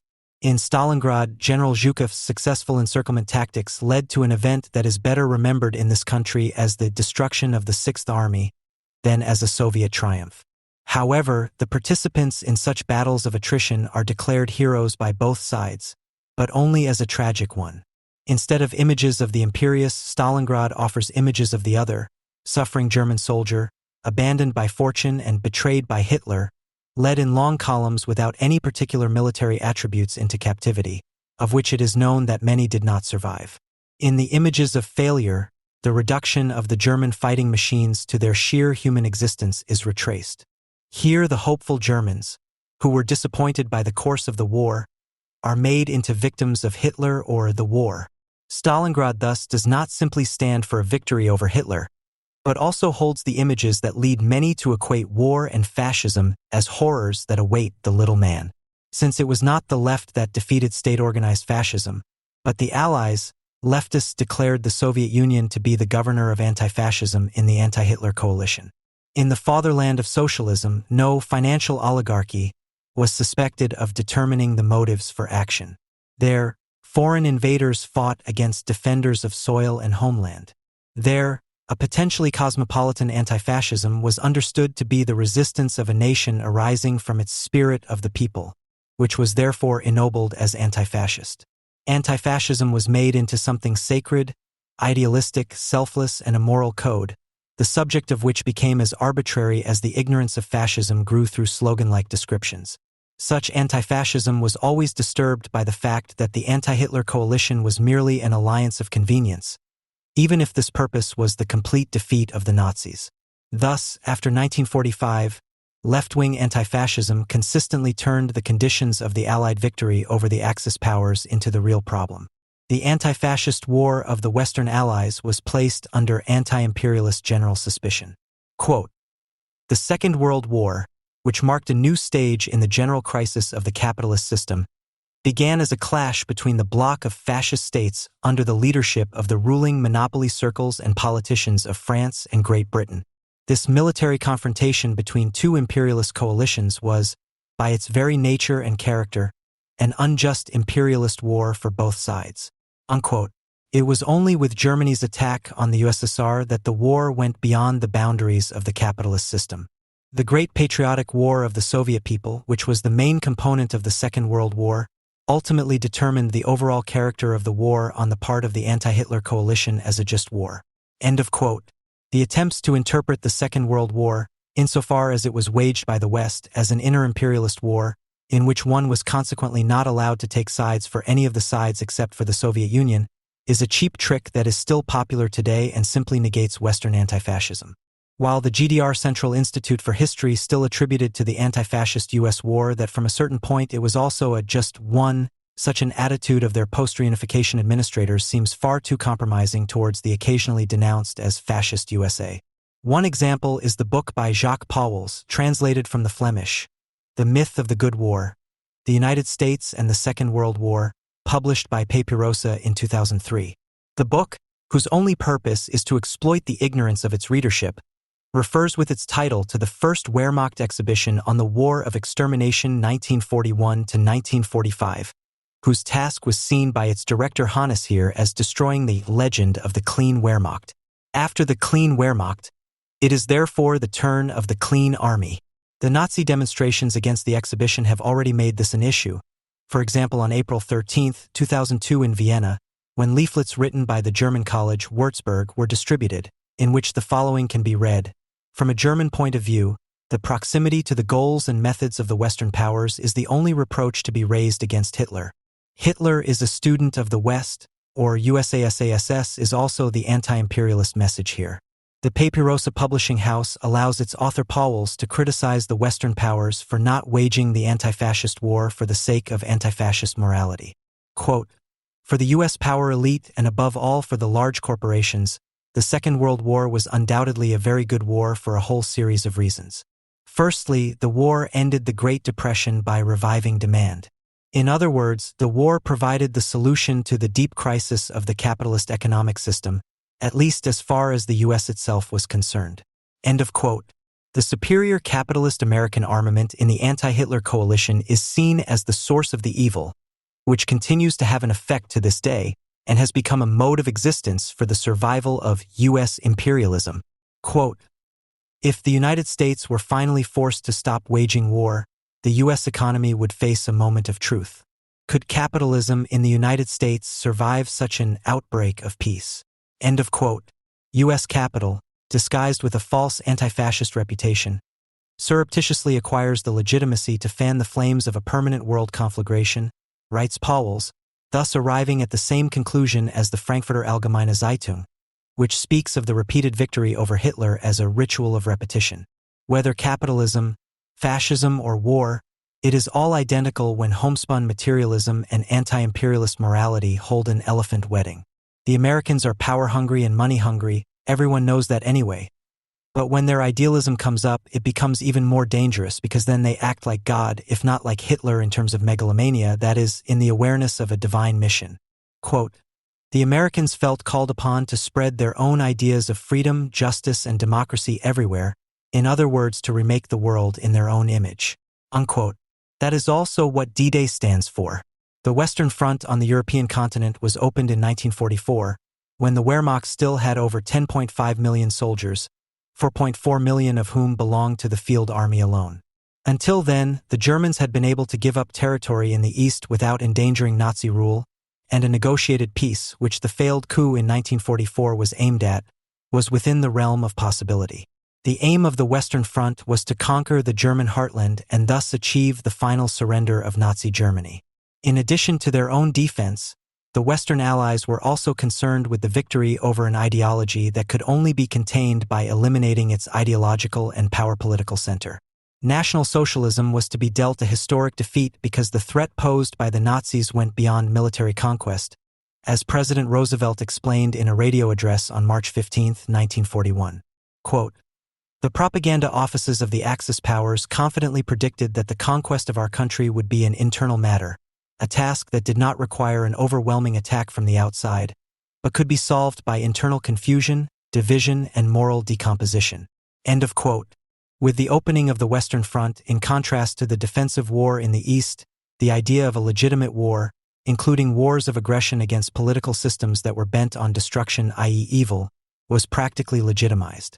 Since the West had no adequate vocabulary for analyzing Nazi fascism, but also did not limit itself to national defense, it was given a universal meaning with evil, which was also to be universally resisted. The war was understood in the United States and England as the central political lesson of Munich in 1938, which states that no concessions whatsoever may be made to a dictator who represents evil. The legitimacy of the war against the Third Reich was so rock-solid in view of the methods of the Nazi regime that it was repeatedly tried to justify other wars in the same way, although the circumstances during the Cold War no longer allowed for such a parallelization, since the main players in the world order understood how to limit any war to a regional level, and anyone who was chosen as a dictator was somehow allied with one of the two sides. It was only after the end of the Cold War that a development became possible again in which a work of destruction that negates all emancipation and is globally anti-civilizational can achieve global acceptance. The relevance of D-Day is therefore undiminished. For Americans and British, whose compatriots lie in the cemeteries of Normandy, it is more of a day of reflection, while in France it has always been celebrated as a celebration of national reconciliation. For the 2004 anniversary, the French hosts, with the help of thousands of young people, want to ensure a future-oriented character, in which Germany is once again associated with the future instead of the past. On such occasions, even the FAZ becomes anti-national. National pasts in Europe are largely freed from being the iron ration of collective identity. FAZ, January 31, 04. On D-Day 2004, the memory that once stood for the historical and future-oriented determination against fascism will be celebrated in a kind of French reconciliation ceremony on an expanded scale, as a victory over the division of core Europe into fascism and anti-fascism. So the Chancellor will not be appearing in Normandy in a hair shirt, and he attaches tremendous symbolic significance to his attendance. He will be standing there for a new European intellectual world order that is committed to reconciliation, as in France, Latvia, Iraq, and elsewhere. It is likely that the TAS of January 3, 2004 is correct when, in view of the EU expansion that has taken place since then, It expects Chirac and Schroeder to praise European unification as the most important fruit of the defeat of Nazi Germany and point out that Europe and the UN will present themselves as successors to the anti-Hitler coalition. If Schroeder can refer to the UN, it is because, although it emerged from the anti-Hitler coalition, it soon became the institution for rejecting cultural heteronomy and interventions in the right of self-determination of peoples. It served to integrate anti-colonial nationalism into world politics in the decolonization process promoted by the Soviet Union and the United States after 1945. Although the UN has the authority to decide on interventions and is thus still committed to the idea of a just war by the international community against its threats, anti-fascism and anti-imperialism are in direct opposition to it. For the sake of anti-imperialism, the UN has decided to keep silent about anti-Semitism and to subsume racism since 1945. Zionism was declared the main enemy. The rights of the individual had to be subordinated to the rights of nations. Thus, the UN is dominated by the evil spirit of the Axis powers. The left has acted as a catalyst in this development. As the International of the 68 Heirs, it was initially the allegation of fascism that created a continuity between past and present and thus suggested the continuation of a liberation struggle, as the FAZ complained on January 31, 2004. In this way, the left initially meant not only national liberation, but also the liberation from social and personal restrictions. During the 1970s, this was clarified in the sense of anti-imperialism. Since then, the left has not overcome anti-imperialism, but has rather suppressed the fact that Nazism was a major anti-civilizational project that lives on in the will to destroy in the face of Enlightenment and liberalism, and indeed among the clients of anti-imperialism. On D-Day 2004, the EU's program includes the funeral of international anti-fascism and its identification as imperialism. Peacekeeping a la Munich has been in high demand in Europe not only since the bombing and election disaster in Madrid. As a declared will to stand by and watch as a political social catastrophe like the Nazi one, like the Hutu rebellion in Rwanda that was allowed by France and the UN, and especially the Islamic liberation struggle against the unbelievers not only runs riot in blood, but can possibly grow into a power, the removal of which must then also take on catastrophic proportions. When the New York publishing house Houghton Mifflin sent out review copies of Philip Roth's latest novel for the first time in the fall of 2004, the veterans of the German student movement, who had since found employment in the arts sections of Die Zeit, the Süddeutsche Zeitung or the Frankfurter Rundschau, must have been filled with joyful memories of their youth. A time when they, together with their future colleagues, media partners and editors-in-chief, chanted USA, SA, SS in front of American houses, presented Richard Nixon as Hitler's successor and called the war in Vietnam the final solution. The reason for this nostalgia, in the plot against America, Roth describes the old favorite of the left, a U.S. government that sympathizes with Nazi Germany. He paints a picture of what would have become of the United States if, in 1940, not the Democrat Franklin D. Roosevelt had been elected president, but the isolationist Republican, anti-Semite, and Nazi friend Charles A. Lindbergh. Roth describes a country that takes a neutral position in World War II and signs a friendship treaty with the Third Reich. He describes the insecurity of American Jews, a government resettlement program, and the increasing self-confidence of American anti-Semites. After Lindbergh's mysterious disappearance, Roth finally allows pogroms to break out across the country and prominent Jews to be arrested by a transitional government under Lindbergh's vice president, Burton K. Wheeler. The reviewers were enthusiastic. Ursula Mars described the plot against America in the Frankfurter Rundschau as probably Roth's most important political novel. Holger Schlatter spoke in Echo Online of the best thing one could read by Philip Roth in recent years, and Robin Detsch described the book in the Süddeutsche Zeitung as a masterful work. The praise was not so much for Roth's writing skills, his powers of observation, or his ability to describe the impact of political catastrophes on the private sphere. Rather, the focus of the enthusiasm was his thought experiment of an authoritarian pro-Nazi U.S. government. Roth's fiction was repeatedly presented as a realistic option for American politics in the 1940s. Evelyn Finger claimed in Die Zeit that Lindbergh, who had never run for president, appears as the plausible Republican nightmare that could easily have occurred between Franklin D. Roosevelt and his actual successor Harry S. Truman could easily have happened. Georg Maginot spoke in the Taz of a not-so-far-fetched fiction, and Ulrich Rudenar also described Roth's thought experiment in a large literary portal as not so absurd an idea. But not only that, As the Neues Deutschland added, Roth had not only dealt with historical questions, but also with a multitude of problems that are of current importance. This brought up a keyword that had already appeared in the American debate about the plot against America. The novel was read as an allegory of the present and thus as a commentary on the Bush administration. Roth, a critic of the Bush administration, whose publishing house released the book during the last American presidential election campaign, distanced himself from such a reading in a self-review in the New York Times. Some readers will want to read this novel as a Roman à clef for the present-day America. That would be a mistake. I set out to do what I did, to reconstruct the years 1940 to 1942. I don't pretend to be interested in those years. I am interested in those years. End quote. In an interview with the Frankfurter Allgemeine Sonntagszeitung, he also ridiculed the European notion of engaged literature and the public intellectual à la grass and bowl. Quote, "That is not an American tradition. There are always exceptions, but here no one would listen to what a writer has to say for even 30 seconds. Who is he, you would ask? There is no particular respect for writers. No one understands what exactly they do. They have no greater moral integrity than the plumber. Yes, it is as if the plumber were suddenly making statements about the world situation." Quote end. Nevertheless, the German critics did not want to let go of their agitprop view of literature, of the German teacher question, what does the author want to tell us? And the idea of a morally upright writer who, trembling with boldness, proclaims unpleasant truths. They ignored Roth's distancing, spoke of the author's trick, and did not want to have their reading destroyed by him either. Perhaps, as Sebastian Moll explained in the Taz, the critics would do well not to fall for Roth's trap when he pretends to be one of them and wants to interfere with their work. Quote end.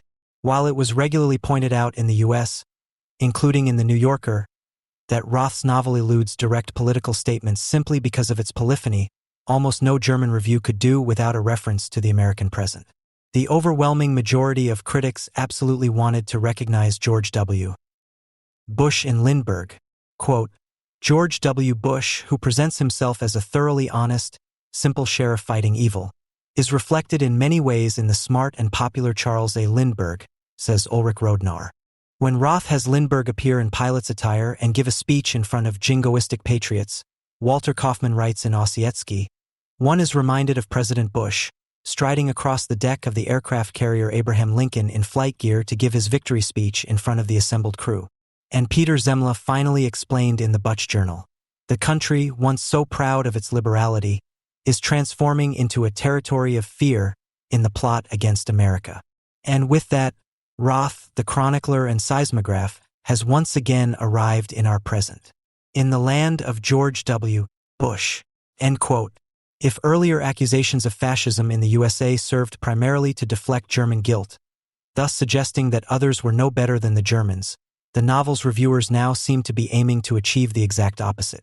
The triad of fascism Lindbergh-Bush was only intended to hint at the supposed similarities between the Third Reich and the United States. Evelyn Finger even explicitly praised Roth in Die Zeit for presenting antisemitism as a transnational phenomenon without trivializing German fascism. The main purpose of the accusations of fascism directed at the Bush administration was to demonstrate a difference, namely the difference between today's Germany, a world champion in the peace movement and the reprocessing of history, and the United States, which has not faced up to its past and present. In doing so, the reviewers were moving entirely within the memory political mainstream of the Berlin Republic. The political identity of the Federal Republic of Germany, at the latest since the end of the protest-driven march through the institutions, is no longer based on the repression of the Nazi era. Its basis is rather the confession of the past and the regularly demonstrated break with it. From the confession of their own shame, Hermann Gremliza writes in his Better Days, the Germans should acquire the right to hold others morally accountable. The urge for recognition, which is gained from the transformation of the former defensive collective into a community of remembrance, is directed against those who have not learned the lessons of history. In other words, it is directed against the United States and Israel, which both reject German-style moral anti-capitalism, profess their own material and national interests, suspect, not without reason, a declaration of war on the individual behind the call for friendship among nations, and have not forgotten that war can sometimes save humanity from worse. Even if the German reviewers of the plot against America never explicitly referred to Germany's policy on the past, Their articles regularly spoke to the intrusive loss of reality of those who repeatedly point to Auschwitz with secret pride and for this very reason demand responsibility for their own faction.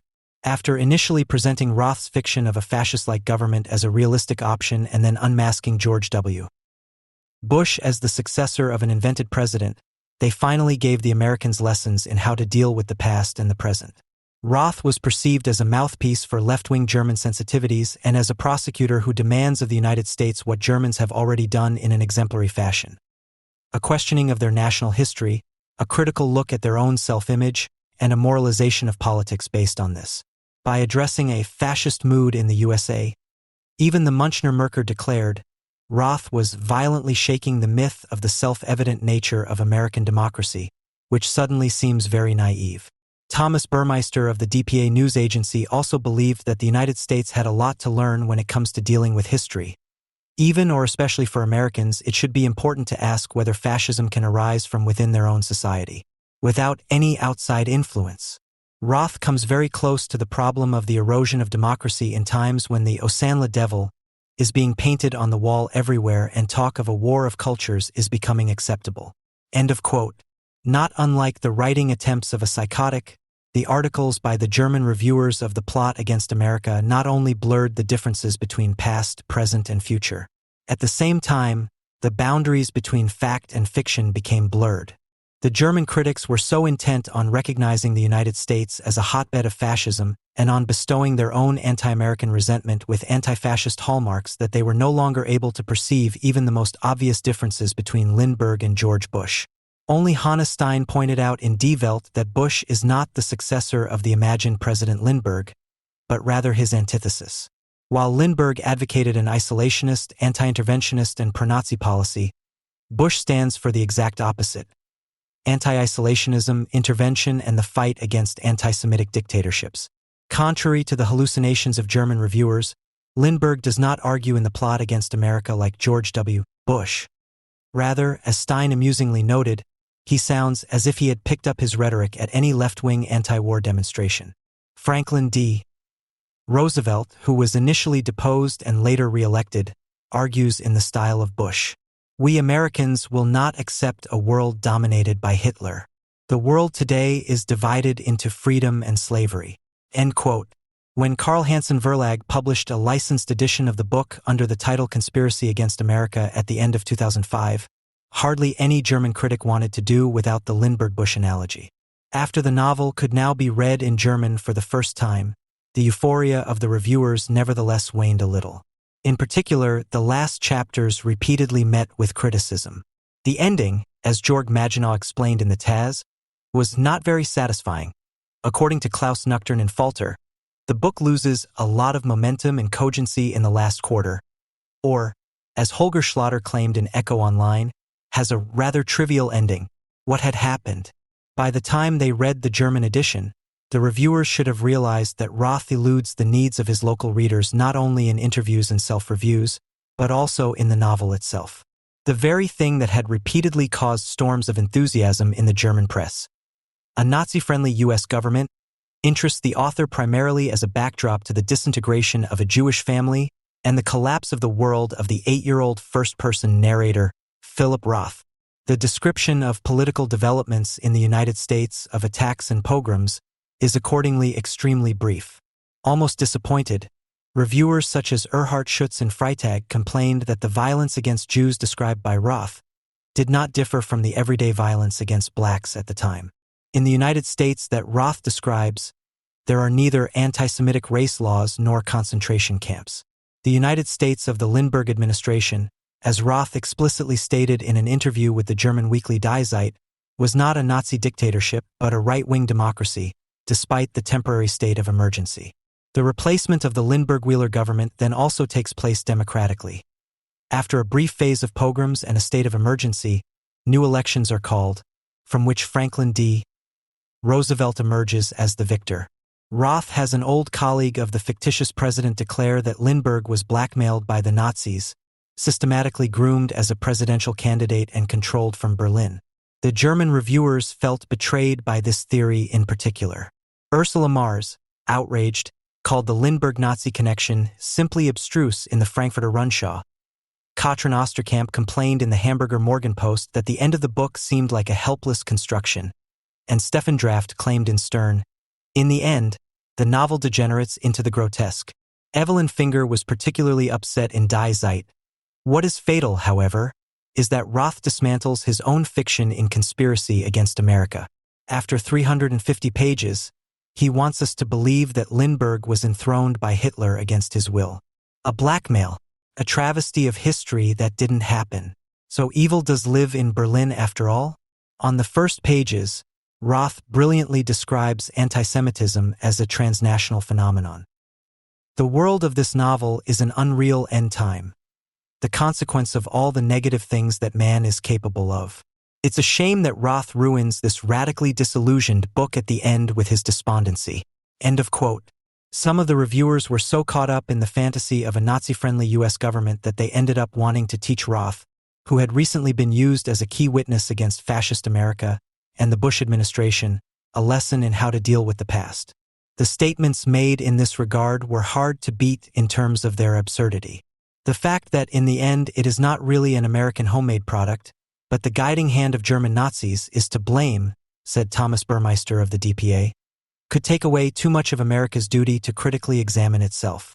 In other words, Roth is trivializing an American fascism that never existed. Contrary to what is repeatedly claimed, the last chapters of The Conspiracy Against America correspond to both the historical and the internal logic of the novel. The end of the book is indeed abstruse and grotesque. However, this does not distinguish the corresponding chapters from the rest of the novel's framework. The grotesque aspect does not begin at the point where Lindbergh is presented as a Nazi puppet. It actually starts on the first page, where Roth reports on the Republican Party's convention at which the Nazi-friendly and anti-Semitic Lindbergh is nominated as a presidential candidate. Despite the fact that German feature writers keep repeating it, the USA was not on the brink of a fascist dictatorship in 1940. The actual opponent of Roosevelt, the liberal Republican Wendell L. Willkie, admittedly had occasional isolationist impulses, but he could not muster the slightest sympathy for Nazi Germany. Quotation Willkie: "Our way of life is in competition with Hitler's way of life." In this context, Roth provides the novel with an ending that is appropriate for the grotesque fiction of a fascist U.S. government. At the latest, at the point where he lets Lindbergh appear as an extra of the Nazis, he subliminally points out that no significant fascist movement could arise in the USA. Those who always see the United States on the brink of an authoritarian dictatorship must feel betrayed by the author here and indignantly note a break in the novel's narrative structure. Their outrage is based on the fact that the reality principle breaks into their anti-American delusional system precisely through Roth's abstruse idea of Hitler controlling Lindbergh. It is likely that the suspicion arose in the last chapter of the book that doubts are in order as to whether what was repeatedly referred to in the reviews as the plausibility of fiction, a fascistization of the USA, was and is a realistic option. In fact, Roth's supposed indictment of America is a declaration of love. The plot against America is based less on the statement that it could have happened that way. Roth leaves the critical reader with the question of why it did not happen that way. "That's what interested me in writing the novel," he explained in an interview with Die Zeit. "The fact that it didn't end in disaster here, the lucky streak that history gave the Jews in this country." In particular, the novel's ending, which has been repeatedly described as abstruse and grotesque, prompts Roth to ask why American anti-Semitism could not become a cornerstone of a conception of the state, why anti-Semitic hate preachers like Lindbergh, Henry Ford, or Martin Luther Thomas, who was mentioned by Adorno in Martin Luther Thomas, mentioned by Adorno in his studies on the authoritarian character, were unable to build up a mass following, and why the USA, even during the Vietnam War and the McCarthy era, which Roth dissects so admirably in My Man the Communist, was still miles away from fascism. In The Plot Against America, Roth answers these questions in a kind of negative foil. In his 1986 novel Life counterpart, however, he has his alter ego Nathan Zuckerman formulate a direct answer. "I insisted," says Zuckerman, recalling a conversation with an Israeli, "that America simply cannot be reduced to a juxtaposition of Jews and Gentiles, and that anti-Semites are not the biggest problem facing American Jews. To say, let's face it, for the Jews it's always the Goyim that are the problem, that may admittedly have a ring of truth for a moment." How could anyone just dismiss such a statement in this century? And if it turns out that America is a place of intolerance, superficiality, indecency, and brutality, where all American values have ended up in the gutter, then it might have more than a hint of truth. It might turn out to be so. But the fact is, I continued, that as far as I know, there has been no other society that has achieved the level of tolerance that is institutionalized in America, or that has placed pluralism so squarely at the center of the publicly promoted dream of itself. End of quote. This confident reference to the American dream and the pursuit of happiness may, as Roth has his Nathan Zuckerman explain a little later, be a little idealized. However, it is far more closely connected to truth and reason than the whispers of German literary critics. A few days after Obama's election, the Bahamas No. 56 published what may have been the only article in the German-speaking world that didn't leave a good word for the new president, instead warning of a second Jimmy Carter. The warnings were from Uli Krug, and since then the Bahamas has remained silent on Obama. Krug had already brightened up his black record on the president-elect a little with the hope that the USA would not consensually enforce what an Obama, if it were up to him, would stand for. In connection with Obama's Nobel Peace Prize, the editorial team came up with the idea of using a novel title by Philip Roth to publish issue number 59 with the title Conspiracy Against America. Conspiracies take place in the dark. They make themselves felt through hearsay and rumor, and are based on secret collaboration. Of course, this does not apply to Obama and his companions and admirers. Their work is done publicly according to the principle of word of mouth. They communicate through innuendo, symbolic gestures, or ideologically charged words, and they rely on a social resonance that was prepared long before them. We are reminded of some of the horrors of the Obama years, which seem like conspiracies against America. Michelle Obama, whose indecent touching of a defenseless old lady in front of rolling cameras will forever be held against her as a disgrace, finally brought culture back to the White House at the beginning of her husband's presidency, as the German press rejoiced and had jazz musicians play. At the center of it all were the black trumpeter Wynton Marsalis and his family, along with a few white jazz students and a Cuban clarinetist. In this way, the very black wife of a rather black president betrayed what Condoleezza Rice, precisely because she comes from a black family, has always stood for in an exemplary fashion. Because jazz and some other forms of American popular music are largely or entirely identified with black musicians, it is out of the question for a first lady who is black herself, from a nation that is justifiably proud of having emerged from a multitude of nations and ethnic groups to merge into a new and better one, to have the music of her own race played. Condoleezza Rice, on the other hand, who is an excellent pianist, performed publicly in a small circle even when she was already in office. One picture shows her performing a Schubert trio with a white man and a man of presumably East Asian origin. In the spring, the president appointed a new federal judge. He chose Sonia Sotomayor, who has been accused by Republicans of having made a name for herself as being left of center through her social engagement and her judicial work on the Federal Appeals Court in New York, and of fighting so emphatically for minorities that she discriminates against the white majority. In 2002, Sotomayor had said she hoped that a wise Latina with her rich life experience would often come to a better judgment than a white man who has not lived that life. Thus, background and gender, that is, race and instinct, and not outstanding legal knowledge, supplemented by absolute neutrality, are the qualities that lead to those better judgments, exemplified by the acquittal of O.J. Simpson. "My life has taken a uniquely American course," said Sotomayor, who probably wants to make her Latina wisdoms forgotten today just as much as her sponsor wants to forget his family guru, the black race-hating preacher Jeremiah Wright. Soon after, it was the black professor Henry Louis Gates Jr., who has also made a career out of racialization by presenting a monumental work on African-American literature in the United States, whose public self-staging as a random victim moved the president, without him even superficially researching the background, to publicly present him as the victim of a racist attack by the police. A prejudice that, in certain circles to which Obama has always belonged, implies judgment on an entire society. Weeks later, 3 men, one fairly black and president, one very black and race lawyer, and one white and police officer, had to be photographed drinking beer at the White House. It was the image of reconciliation that documented Obama's embarrassment. In between, there was a speech in Cairo and then 2 bombshells that made the president look even paler than he had already become as a political lame duck. In the fall, after an Islamist-inspired massacre in which 13 American military personnel were killed, it came out that dozens of American officers in various seminars listened to the openly jihadist ramblings of the later mass murderer Nidal Malik Hassan and did not report him to the military authorities, as they were duty-bound to do, for various offenses against the morale of the troops, up to and including treason. The domestic secret services like the Stasi of Ur collected highly explosive material on the same Nidal without sounding the alarm, as if, as in the declining GDR, they were only archiving what they knew with melancholy, was the thinking of the vast majority of the population, making any intervention pointless.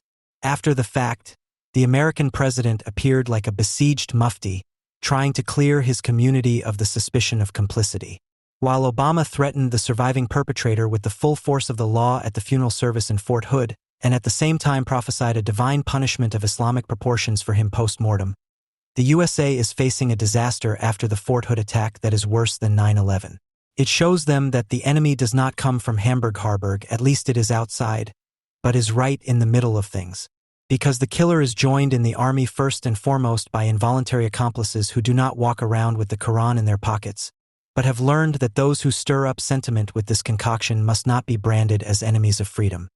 After the near attack in Detroit, about which Obama remained silent for 3 long days, a seemingly new president emerged who suddenly made combating the terrorist threat a top priority, as George W. Bush had done before him. The following are some Obama quotes, all from his Cairo speech, that reinforce the notion that associating this president with a conspiracy against America is not so far-fetched. The relationship between Islam and the West includes centuries of coexistence and cooperation, but also conflict and religious wars. In the recent past, tensions were fueled by colonialism, which denied many Muslims rights and opportunities, and a Cold War in which Muslim-majority countries were too often used as proxies without regard for their own aspirations. Violent extremists have exploited these tensions in a small but vocal minority of Muslims. The September 11, 2001 attacks and the continued efforts of these extremists to perpetrate violence against civilians has led some in my country to view Islam as inherently hostile not only to the United States and countries of the West, but also to human rights. All of this has led to further fear and mistrust. I am a Christian, but my father comes from a Kenyan family that includes generations of Muslims. As a boy, I lived in Indonesia for several years and heard the call of the adhan at sunrise and sunset. As a young man, I worked in Chicago communities where many people found dignity and peace in the Muslim faith. As a student of history, I am also aware of civilization's debt to Islam.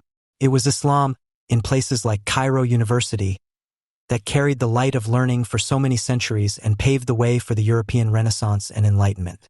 Islam is not part of the problem in the fight against violent extremism. It is an important part of the solution for promoting peace. Islam has a proud tradition of tolerance.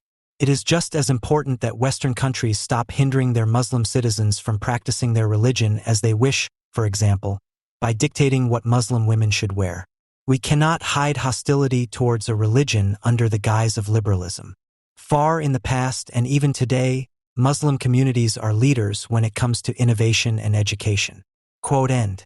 Obama's Cairo theses are an endless register of guilt of the white civilization and the equally white colonialism and celebrate the good in Islam, or a black or Latin American community as a counterproject to the West, just as Henry Louis Gates Jr., for example, does in his racialized literary history. You can tell from these theses that there is the potential for a rhetorical attack which then sounds like this: we dropped bombs on Hiroshima, we dropped bombs on Nagasaki, and we have killed far more people with nuclear weapons than the thousands in New York and the Pentagon. Or like this: we have supported state terrorism against the Palestinians and against black South Africans, and now we are outraged because what we have done overseas is being carried into our front yards. Unquote. That's not from Obama, just from his now-fired priest Jeremiah Wright. However, it seems like a conspiracy when this priest celebrates Obama's greatest domestic policy project for the sole purpose of recommending to America a foreign policy for which he received the Nobel Peace Prize in advance of the atrocities he is expected to commit. Quote, from what I know of Barack, from what he has written, from his speeches, and from the life I know he has lived, faith in public life does not mean that God tells you to bomb another country or to go get Saddam Hussein. Faith in public life means that every child, regardless of their religious belief, should have health care. That every child should be able to go to school based on the intelligence they have, not only the ability of their parents to pay. Because my faith saying I can bomb Iraq is the same as your faith saying you can take over a passenger plane and fly it into the World Trade Center. End quote. The strange thing about these statements is that they were made at a time when the two were still very close and Obama was far from being president. They appeared in Spiegel Online on March 13, 2007. And yet the American specter against America seems to have already ended. The Nobel Prize winner explains the necessity of just wars to Europe. A Republican takes a seat on Edward Kennedy's senator chair, and American warships are lying off the coast of Iran. In Philip Roth's Conspiracy Against America, the ghost President Charles Lindbergh disappears without a trace in his plane shortly before Pearl Harbor, and the real history without Jewish pogroms and Nazi sympathies with Franklin Delano Roosevelt begins again. We'll have to endure Obama for another 7 years, but he'll probably have to do what an anti-American can only rationalize as a conspiracy against the other America, health care reform, or Islam. On June 10, 2009, the Daily Press of Virginia asked Jeremiah Wright if he had spoken to Obama since he became president, to which he replied, "Them Jews ain't gonna let him talk to me. They won't let him talk to someone who calls a spade what it is. I said from the beginning, he's a politician. I'm a pastor. He's got to do what politicians do." End of quote. Taboo broken at the German Historical Museum, Roosevelt and Hitler on Equal Footing, is the title of an article in the March issue of the NPD's newspaper, Deutsche Stimme, which deals with the exhibition Art and Propaganda in the Struggle of Nations 1930 to 1945 shown at the German Historical Museum, DHM, until the end of April 2007. The Nazi rag has learned the following about the concept and content of this exhibition. While the 1996 Art and Power exhibition placed the propaganda images of the three totalitarian dictatorships of the last century, the Soviet Union, Italy, and the Third Reich, in the context of classical modernism, this time the comparison is ventured with the concurrent propaganda of Roosevelt in the USA. Quote end. That even avowed fans of the Third Reich seem to accept the theory of totalitarianism as less controversial than one would assume is, in this case, particularly due to the efforts of the DHM management under General Director Hans Ottomeyer. The NPD party organ pays tribute to this in the atrium of the DHM, which was designed by Andreas Schluter, 1660 to 1714, and has been covered since the renovation in the 90s. Here, where Colonel Rudolf von Gersdorff planned to assassinate Hitler on March 21, 1943, Adolf Hitler is present again, at eye level with Franklin Delano Roosevelt, who hangs opposite him. There are no corpses in the cellar, but the more than 400 exhibits bear witness to something that is being buried. The distinction, scrupulously observed in the prevailing historiography, between Western democracy and the so-called totalitarianisms of the last century. The individual societies merge seamlessly into one another: fascism, Italy; communism, Soviet Union; National Socialism, Germany; and the New Deal of the USA under Roosevelt. The DHM's self-declared exhibition concept of bringing together works of propaganda art from three totalitarian states and the democratic USA in a contrasting juxtaposition is not only met with approval on the right, in the by no means false assumption that in the exhibition organizers of Art and Propaganda, they had found allies against U.S. imperialism. Even the comrades from Junge Welt renounced German-Soviet friendship by declaring the equation of Nazis and communists a necessary evil. Quote, to compare the Soviet Union with the fascist states and to emphasize that the comparison by no means implies an equation has been tried and tested for many years and has fostered the view in many that red and brown can be equated. Nevertheless, there is something to be said for working out parallels and differences by comparing similar political phenomena. Now one dares to use a democratic country, the USA, for comparison. Quote end. Whether it's the Soviet Union or the Third Reich, when it comes to presenting the United States as being at least on a par with or similar to the Third Reich in the way it treats its enemies, both party members and those who are only members tend to be fundamentally willing to swallow toads and accept the very special anti-totalitarianism of the Berlin Republic. National Socialism, fascism, Stalinism, and Americanism are at least equal to it in terms of evil, that is. Therefore, there can be no question of a public provocation, as Deutsche Stimme and Junge Welt unanimously characterize the exhibition idea. In reality, the DHM makers are, not surprisingly, preaching to the converted with their exhibition concept in the German feature pages. Of all papers, the Berlin Tagesspiegel, which always considers itself at the forefront of the fight against the NPD, declares the comparison with Roosevelt's New Deal to be meaningful because there was also state-sponsored art for propaganda purposes after 1933. What the Tagesspiegel emphasizes in its exhibition review is a foregone conclusion for the majority of German feature pages. A new historian dispute is hardly likely to be sparked by art and propaganda. End of quote. How could it be, one might add, since the prerequisite for a dispute is a clearly audible opposing side, which, however, does not exist in this country with regard to the evaluation of Roosevelt's policies as a serious factor. Instead, there is a growing belief and unofficially hallucinated knowledge that precisely under Roosevelt the U.S. did a lot of business with the Nazis and only entered the war to challenge the Soviet Union for the spoils of war that had long been secured. And not only was there an Anglo-American attempt to exterminate the Germans, but also a participation in the extermination of European Jews through the failure to bomb the railways to Auschwitz, etc. pages. In the preface to the exhibition catalog, DHM director Ottomeyer describes the USASASS specter that the art and propaganda exhibition spreads as scholarly interest beyond political speculation. The preface also reveals what Ottomeyer and his colleagues understand by this. The main inspiration for their exhibition concept is the 2005 book by Wolfgang Schivelbusch, Distant Kinship, Fascism, National Socialism, and the New Deal 1933 to 1939. A book that, had it not been made the basis of an exhibition in a quasi-state museum, would have deserved nothing more than to be ignored by the German historical community. The central thesis of Schivelbusch's book is that National Socialism and Italian fascism were basically nothing more than the failed but related attempt to bring Europe up to the level of America in order to allow a European counter-America to emerge. Schivelbusch himself explains his scientific interest beyond political speculation as follows. If one disregards the specifically German coloring of the terms Volksgemeinschaft and Volkspartei, both can be transferred relatively easily to the political ideology of the USA. In other words, the political, psychological, charismatic feat that was necessary in Europe to bring fascism and National Socialism to power had long since been accomplished in America, in the America of President Andrew Jackson in the 1830s. Quote end. Schivelbusch's sensational discovery that President Jackson was the original Hitler and original Mussolini at the same time, and that during his term of office what was to be called National Socialism and fascism 100 years later was already anticipated, will probably be denied social breakthrough for the time being.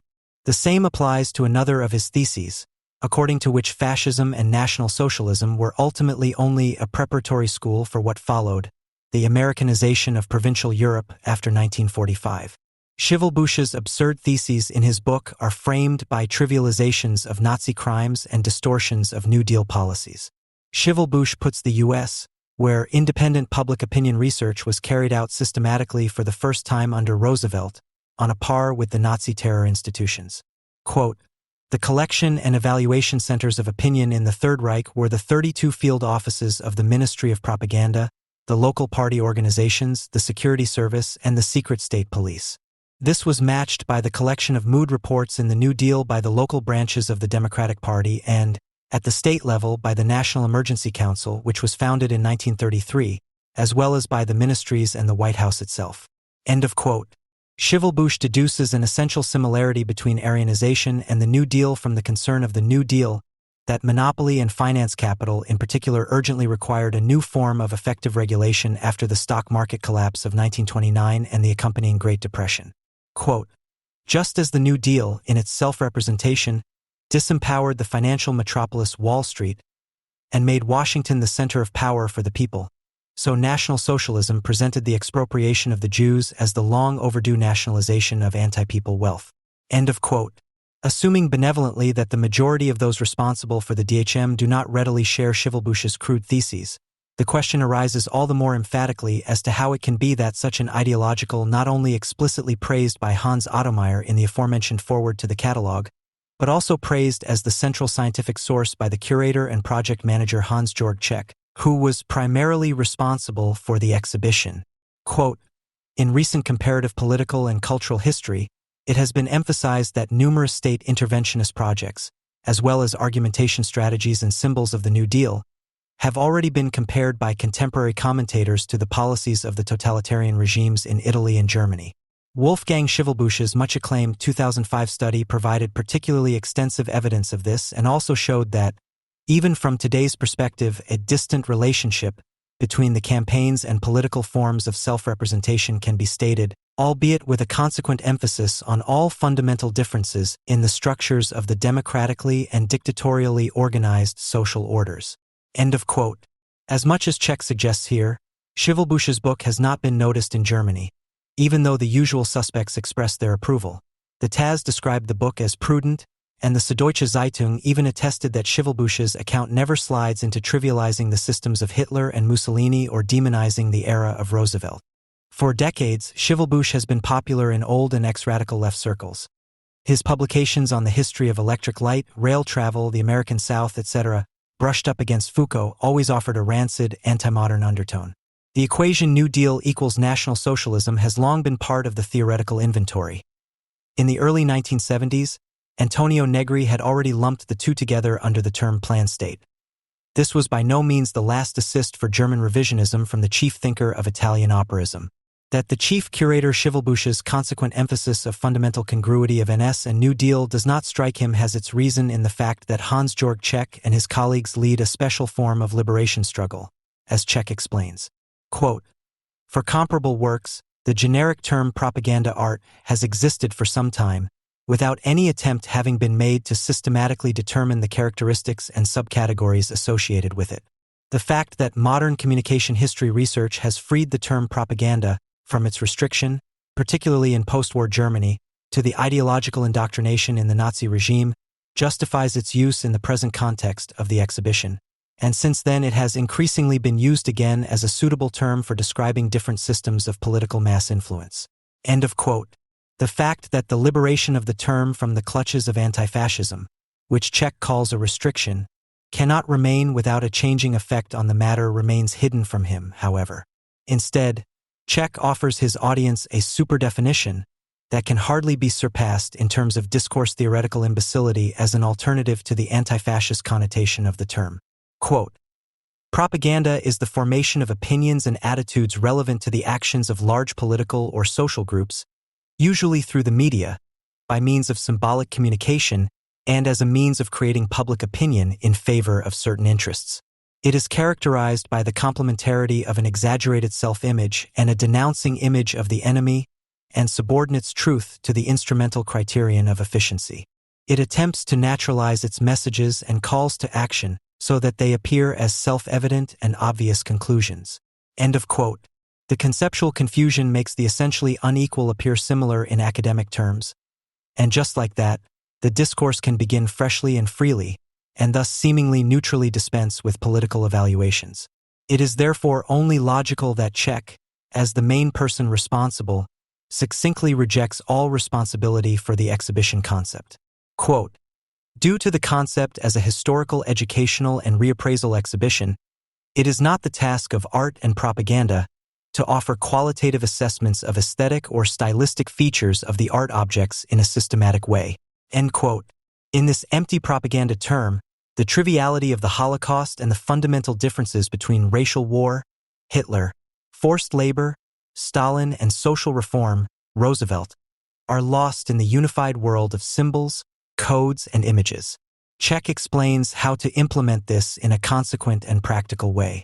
Quote, "The enormous variety of political symbolic images that emerged in the states under consideration can be assigned to major thematic groups, which can be characterized as transnational focuses of state mass influence in the period between 1930 and 1945, despite all the variances in detail caused by different national and political backgrounds. The following groups of objects were identified as the most important categories by far: images of state leaders, images of people and society, images of work and construction, and images of war." End of quote.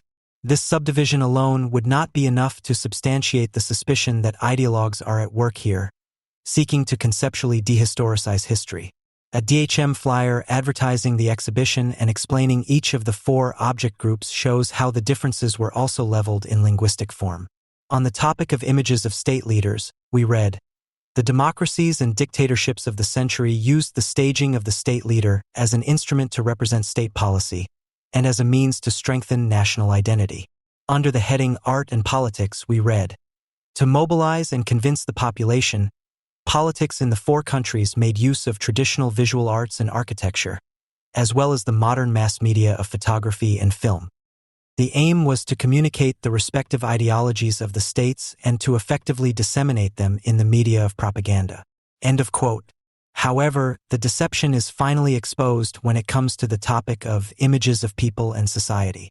After the authors have pompously declared that the images of young and happy people were intended to convince viewers of the system's policies and to promise and anticipate positive achievements in the image, they have to meekly admit, in contrast to the visions of an ideal world, as propagated by totalitarian systems, in the USA, it was precisely the impoverished third of the population that was deemed worthy of depiction in the documentary photo campaigns, with the aim of calling for solidarity. End of quote. The attempt to force something into the term propaganda that objectively resists it is not only dishonest, it betrays a perfidy that reveals itself in all its ugliness when one lets two sentences formulated for the flyer on the subject of images of war take effect. With the invasion of Poland by German troops on September 1, 1939, the Second World War began. Using the visual formulas of the First World War and activating all means of agitation, the systems tried to justify their military actions and mobilize the population. End of quote. Where D-Day becomes just as much an arbitrary act of war as the attempt to exterminate the Jewish race in Europe, Hitler, or the Great Patriotic War, Stalin. The state-sponsored curators show themselves to be at the level of healthy popular sentiment, because they are supposed to encourage the viewer to nothing more than the banal realization that, after all, everyone is guilty of something and that they, too, are only human. Whether Roosevelt was the better Adolf or Hitler the worse Franklin D. Whether the New Deal was the friendlier fascism or fascism the worse New Deal, this nuance is supposed to be the only thing left of the antagonism between the USA and the Third Reich. It is obviously long since ripe to nourish more than only doubts about Roosevelt's anti-fascism. After all, it is not only about equidistance in the view of history, but also in the present, where the anti-fascist Bush and his foreign policy are not supposed to be better than Saddam and the Taliban. It is anything but a coincidence that the chapter on the USA in the exhibition catalog ends with a scientifically detached and nonpartisan debunking of today's war propaganda. Quote, the photo of the 6 soldiers raising the American flag on the Japanese island of Iwo Jima on February 23, 1945, is considered one of the most important press photos of all time. The formal concision of the image characterizes American image politics to this day. When firefighters raised the stars and stripes at Ground Zero after the attacks of September 11, 2001, they were following in the footsteps of the heroes of World War II. With the Ground Zero spirit, the aim was to counter the catastrophe with a symbol of national resilience. End of quote. But if you want to find out about the New Deal and the state of the United States of America between 1933 and 1945, beyond the anti-American stamina of left-wing German historians, the monograph by Springer editor Alan Posner on Franklin Delano Roosevelt is recommended as an antidote. Posner's defense of Hitler's born opponent, Thomas Mann, is imbued with the spirit that the survivors of the concentration camp on the Ettersburg summoned on April 19, 1945, and whose legacy must be defended as historical truth against all sympathizers of the German Historical Museum. Their oath of Buchenwald states, "We commemorate here the great friend of the anti-fascists of all countries, an organizer and initiator of the struggle for a new democratic and peaceful world, F. D. Roosevelt. Honor his memory." End of quote. In Jürgen Kaczynski's bestseller Dialogue with My Great-Grandson, the great-grandfather explains to his questioning listener, Stalin, you must know, accomplished 2 great achievements. One was political. He carried out the policy of the heavy industrialization of the Soviet Union as a priority against all attempts at change, and thus created the basis for the economic and military strength of the Soviet Union, the basis for the victory against fascism. The other was personal. He enjoyed the people's deep trust, even after 1945. At the same time, however, he horrifically abused this trust. He and we elevated a series of propagandistic formulations to the level of dogma and thus also killed off the genuine scientific dispute of opinions. As a result, we were also quickly persuaded by Stalin's new scientific ideas, without recognizing them as often false. Science and art were in a sorry state in many areas. Einstein was declared an imperialist agent and a cosmopolitan, and the general theory of relativity was condemned accordingly. German classical bourgeois philosophy, especially Hegel, was declared a reactionary current. A charlatan like Lysenko, He was considered a genius of plant breeding, was able to set biology back by half a century or more. End of quote. After these remarks, great-grandfather Kaczynski raises his pedagogical index finger and continues. So you see how contradictory the figure of Stalin and his time are. You must never see only one side, and you must also understand that the positive side of the Stalin era will always be regarded in history as the decisive one for the fate of humanity. Quote end. To this day, almost every anti-fascist leftist shares this critical view of Stalinism. The illogicality of the claim that Stalin created the basis for the economic and military strength of the Soviet Union and thus for the victory over fascism, while at the same time being responsible for the decline of art and especially science, does not shake the myth of Stalin's positive side. On the contrary, the decline of science and art is even seen by many as a necessary condition, or as a necessary sacrifice for the victory over Hitler. A critical reading of the Kaczynski book reveals yet another inconsistency, of which much less notice is taken. Stalin's constantly and arbitrarily changing new scientific ideas, as Kaczynski calls them, are cited as evidence of his dogmatism, from which not only the new left felt the need to distinguish itself with the addition undogmatic. And yet this seemingly self-evident distinction is based on a profound misunderstanding, or rather on a secret complicity.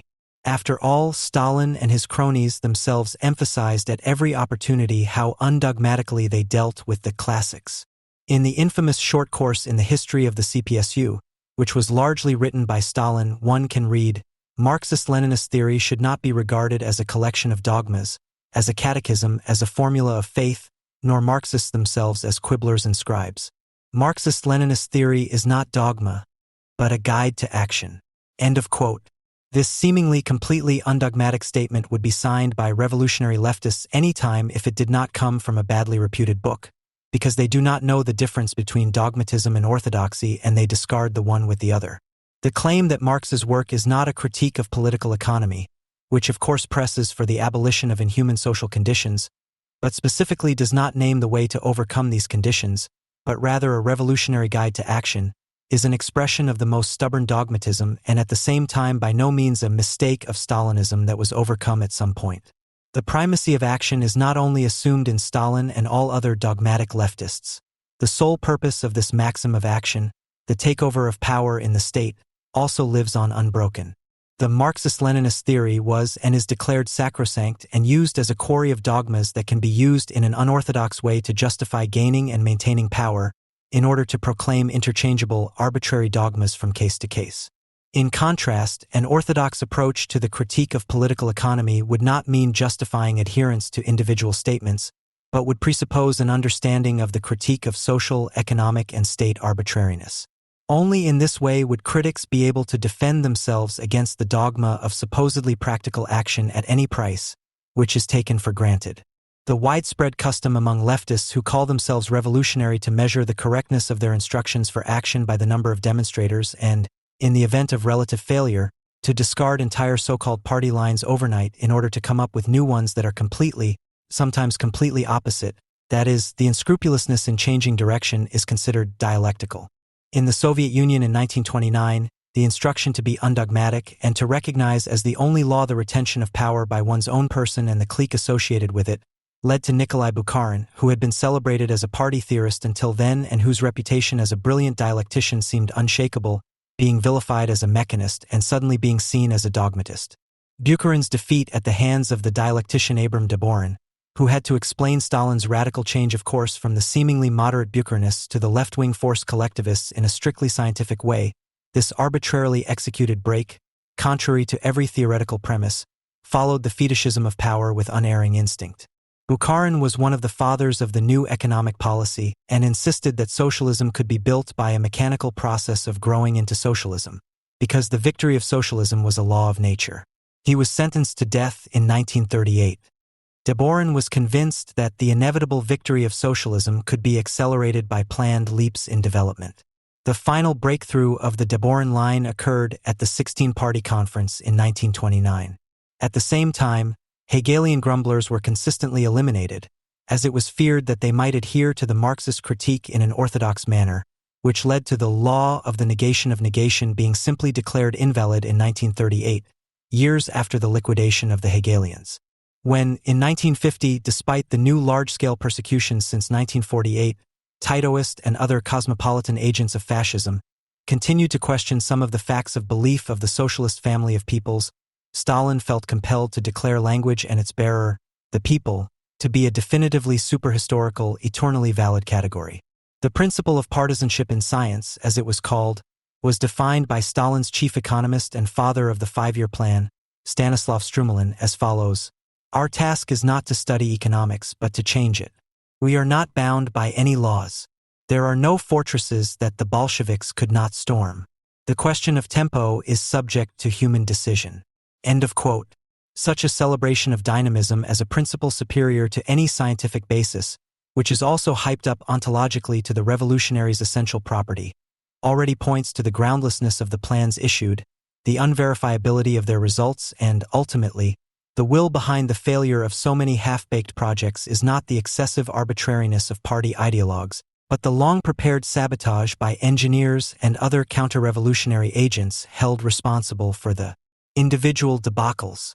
Just as the concept of orthodox Marxism was reversed into its opposite in Lukács' history and class consciousness, not least by Lukács himself, so the concept of the undogmatic was taken up not so much by Stalin, but rather by proven anti-Stalinists in later years, as an authorization to construct a theory of feasibility for the current political purpose, which one was always prepared to change, just like the economic sciences, which Marx had once studied for years and not stormed before. Criticizing them, and in doing so discovered, among other things, the laws of capitalist economics. What Isaac Deutscher still knew about Stalin seems to have been forgotten today. Quote, "Stalin's utterances were almost always a jumble of dry and contradictory formulas, put together as the needs of the moment and considerations of ideological orthodoxy dictated. In this jumble one could not find any systematic development of a particular idea, much less a specific foreign policy doctrine of the Soviet government." End quote. Stalinism was not dogmatic because it rigidly and inflexibly defended truths that had been recognized as correct, something that its opponents feel the need to constantly warn against, but because, in an admittedly unchanging pseudoscientific formulaic style, the litany of the total state was underpinned with constantly new texts. This also applies to the criticism of the personality cult and the bureaucracy, which to this day does not target the real subjectivism of Stalinist origin, but emphasizes the supposedly unreal objectivism that was only to be found in the official language of decrees, and thus misses the point. Stalinism, which knew no objectivity at all, and thus also no philosophical and thus debatable principles, i.e. dogmas, but only in turning away from them declared total voluntarism to be objectivity, had more in common with Russian anarchism than an anarcho-syndicalist could ever grasp. In retrospect, this makes him not only a blueprint for later postmodern theories, which similarly lack self-reflection, but above all an event for the obliteration of all private interest through the hypostasization of the subjective. Quote, "Socialist society is based on the principle of collectivity. In it, there can be no isolated individual who sometimes pops up like a pimple and sometimes is ground into the dust lying by the wayside, but only a member of the socialist collective." End of quote. This is how Makarenko, the chief educationalist, who was highly esteemed in the GDR until its end, describes the new man, who should be exactly the homo economicus to which, according to propaganda, the individual in capitalism is supposedly reduced to a human machine. The fact that the ideologized image of the enemy, capitalism, corresponded to the communist ideal and that the idealized homo sovieticus was much more than the capitalist wage laborer, the ant-man, does not yet answer the question of whether Kaczynski was not right after all when he emphasized as one of Stalin's greatest achievements the deep trust of the people, which he is said to have enjoyed until his death. There is some evidence to suggest that Lion Feuchtwanger, in his travelogue Moscow 1937, one of the most harrowing documents of intellectual failure in the face of Stalinism, was not entirely wrong, especially in his description of the mass adoration of Stalin. Quote, "There is no question that in the vast majority of cases this exuberant worship is genuine. People feel the need to express their gratitude, their boundless admiration. They truly believe that they owe everything they are and have to Stalin. And as strange and sometimes repulsive as the idolization of Stalin may seem to us Westerners, I have found no evidence to suggest that it was artificial." Quote end. En passant and probably unconsciously, Feuchtwanger made a distinction that is central to understanding the relationship between the masses and their leader in the Soviet Union. It is the one between us Westerners and those of Soviet Russia. Despite all due caution regarding some of Isaac Deutscher's conclusions, his description of how distressing it was for Lenin, as a Western-oriented revolutionary, to have to make concessions to traditional Russian conditions seems just as plausible as Lenin's historically overdetermined submission to the seemingly inevitable. Quote, just as Christianity, when it penetrated pagan lands, adopted elements of pagan beliefs and pagan rites and mixed them with its own world of ideas, so now Marxism, a product of Western philosophy, adopted elements of the Byzantine tradition that had taken deep root in Russia, and even elements of the Greek Orthodox Church style. Once the doctrine had been transplanted to Russia and began to reshape the image of a great people, it had to adapt, whether it liked it or not, to the special spiritual nature of this people, to its traditions, its customs and practices. End of quote. Deutscher's conclusion that after Lenin's death, Stalinism was the brutal expression of Russian backwardness is confirmed by a key witness from Stalin's inner circle, his long-standing foreign minister Litvinov. Litvinov's judgment of the foreign policy abilities of the leader of the Soviet Union can easily be applied to his domestic policy as well. Quote, Stalin does not know the West. If our opponents were shahs and sheiks, he could easily outwit them. Quote end. Stalin was a despot who, as Deutscher noted, had something of the grandeur with which the rulers of the Orient affect their peoples, especially in the eyes of the younger generation. Quote end. For the related absence of individuation within Russian society, no one has found a more vivid example than Stalin himself. In a speech to the graduates of the Red Army Academy on May 4, 1935, he described the following incident. I remember an event in Siberia where I lived in exile for a time. It was in the spring at the time of the flood. 30 men had gone to the river to fish out wood that had been washed away by the raging, powerful current. In the evening they returned to the village, but one comrade was missing. When asked where the 30th man was, they answered indifferently that the 30th had stayed there. When I asked, why did he stay there? They answered with the same indifference. What is there to ask? He just drowned. And at that very moment one of them hurried off saying, the mare needs watering. When I reproached them for caring more about the cattle than the people, one of them replied, with the general agreement of the others, what do we care about them, about the people? We can always make people. But a mare? Try making a mare. Addressing his audience, Stalin continues, there you have a perhaps insignificant but very characteristic trait. It seems to me that the indifferent behavior of some of our leaders towards people, towards the cadres, and the inability to appreciate people, is a remnant of that strange behavior of people towards people, which was expressed in the episode just told from distant Siberia. Quote end. It was part of Stalin's specific dialectic to act the humanist at the height of the terror, when as the wise ruler of the Soviet people it was his deepest concern to defend even the least of his subjects in his right to a life in dignity against the occasional excesses of his lackeys, of whom he periodically had thousands liquidated as proof of his humanism. He seems to have succeeded in partially covering up the fact that the inability to appreciate people was not an expression of the misconduct of a few cadres, but was inherent in his policy of the great turnaround from the outset, which, exactly according to the Siberian pattern he described, pushed through collectivization and industrialization without regard for losses. The characteristic trait Stalin spoke of was basically the same as that of the Siberian law grafters, only that his mare was socialism in one country, which was to be watered with the two 5-year plans, 1928-33 and 1933-37. Quote, we are lagging behind the advanced countries by 50 to 100 years. We have to cover this distance in 10 years. Either we manage it or we will be crushed. With reference to this often cited quote from 1931 from the short course, which is usually qualified as a realistic assessment of the situation by Stalin, it is assumed to this day that Stalin had a clear vision of the danger of fascism and even of the German invasion of the Soviet Union. That Stalin should have understood fascism as a serious danger at all when he ordered the industrialization and collectivization of the country is one of the biggest anti-fascist myths. The Soviet Union maintained excellent relations with fascist Italy, and Comintern policy followed Stalin's assessment that the SPD and NSDAP were not antipodes, but twin brothers. It was only from 1936, with the replacement of Comintern leader Manuilsky by Dimitrov, that the Comintern swung behind the united front line between the KPD and SPD, which it had previously fought against. Isaac Deutscher comes to the conclusion, from the documents of the Comintern at the beginning of the 1930s and statements by Stalin, it is absolutely certain that he was completely unaware of the significance and destructive dynamics of Hitlerism. End of quote. Regarding the further anti-fascist path of Stalin, Deutscher notes in particular with regard to the Molotov-Ribbentrop Pact. Stalin could have no doubt that the pact freed Hitler from the specter of a war on two fronts and that he, Stalin, thus unleashed World War II. End of quote.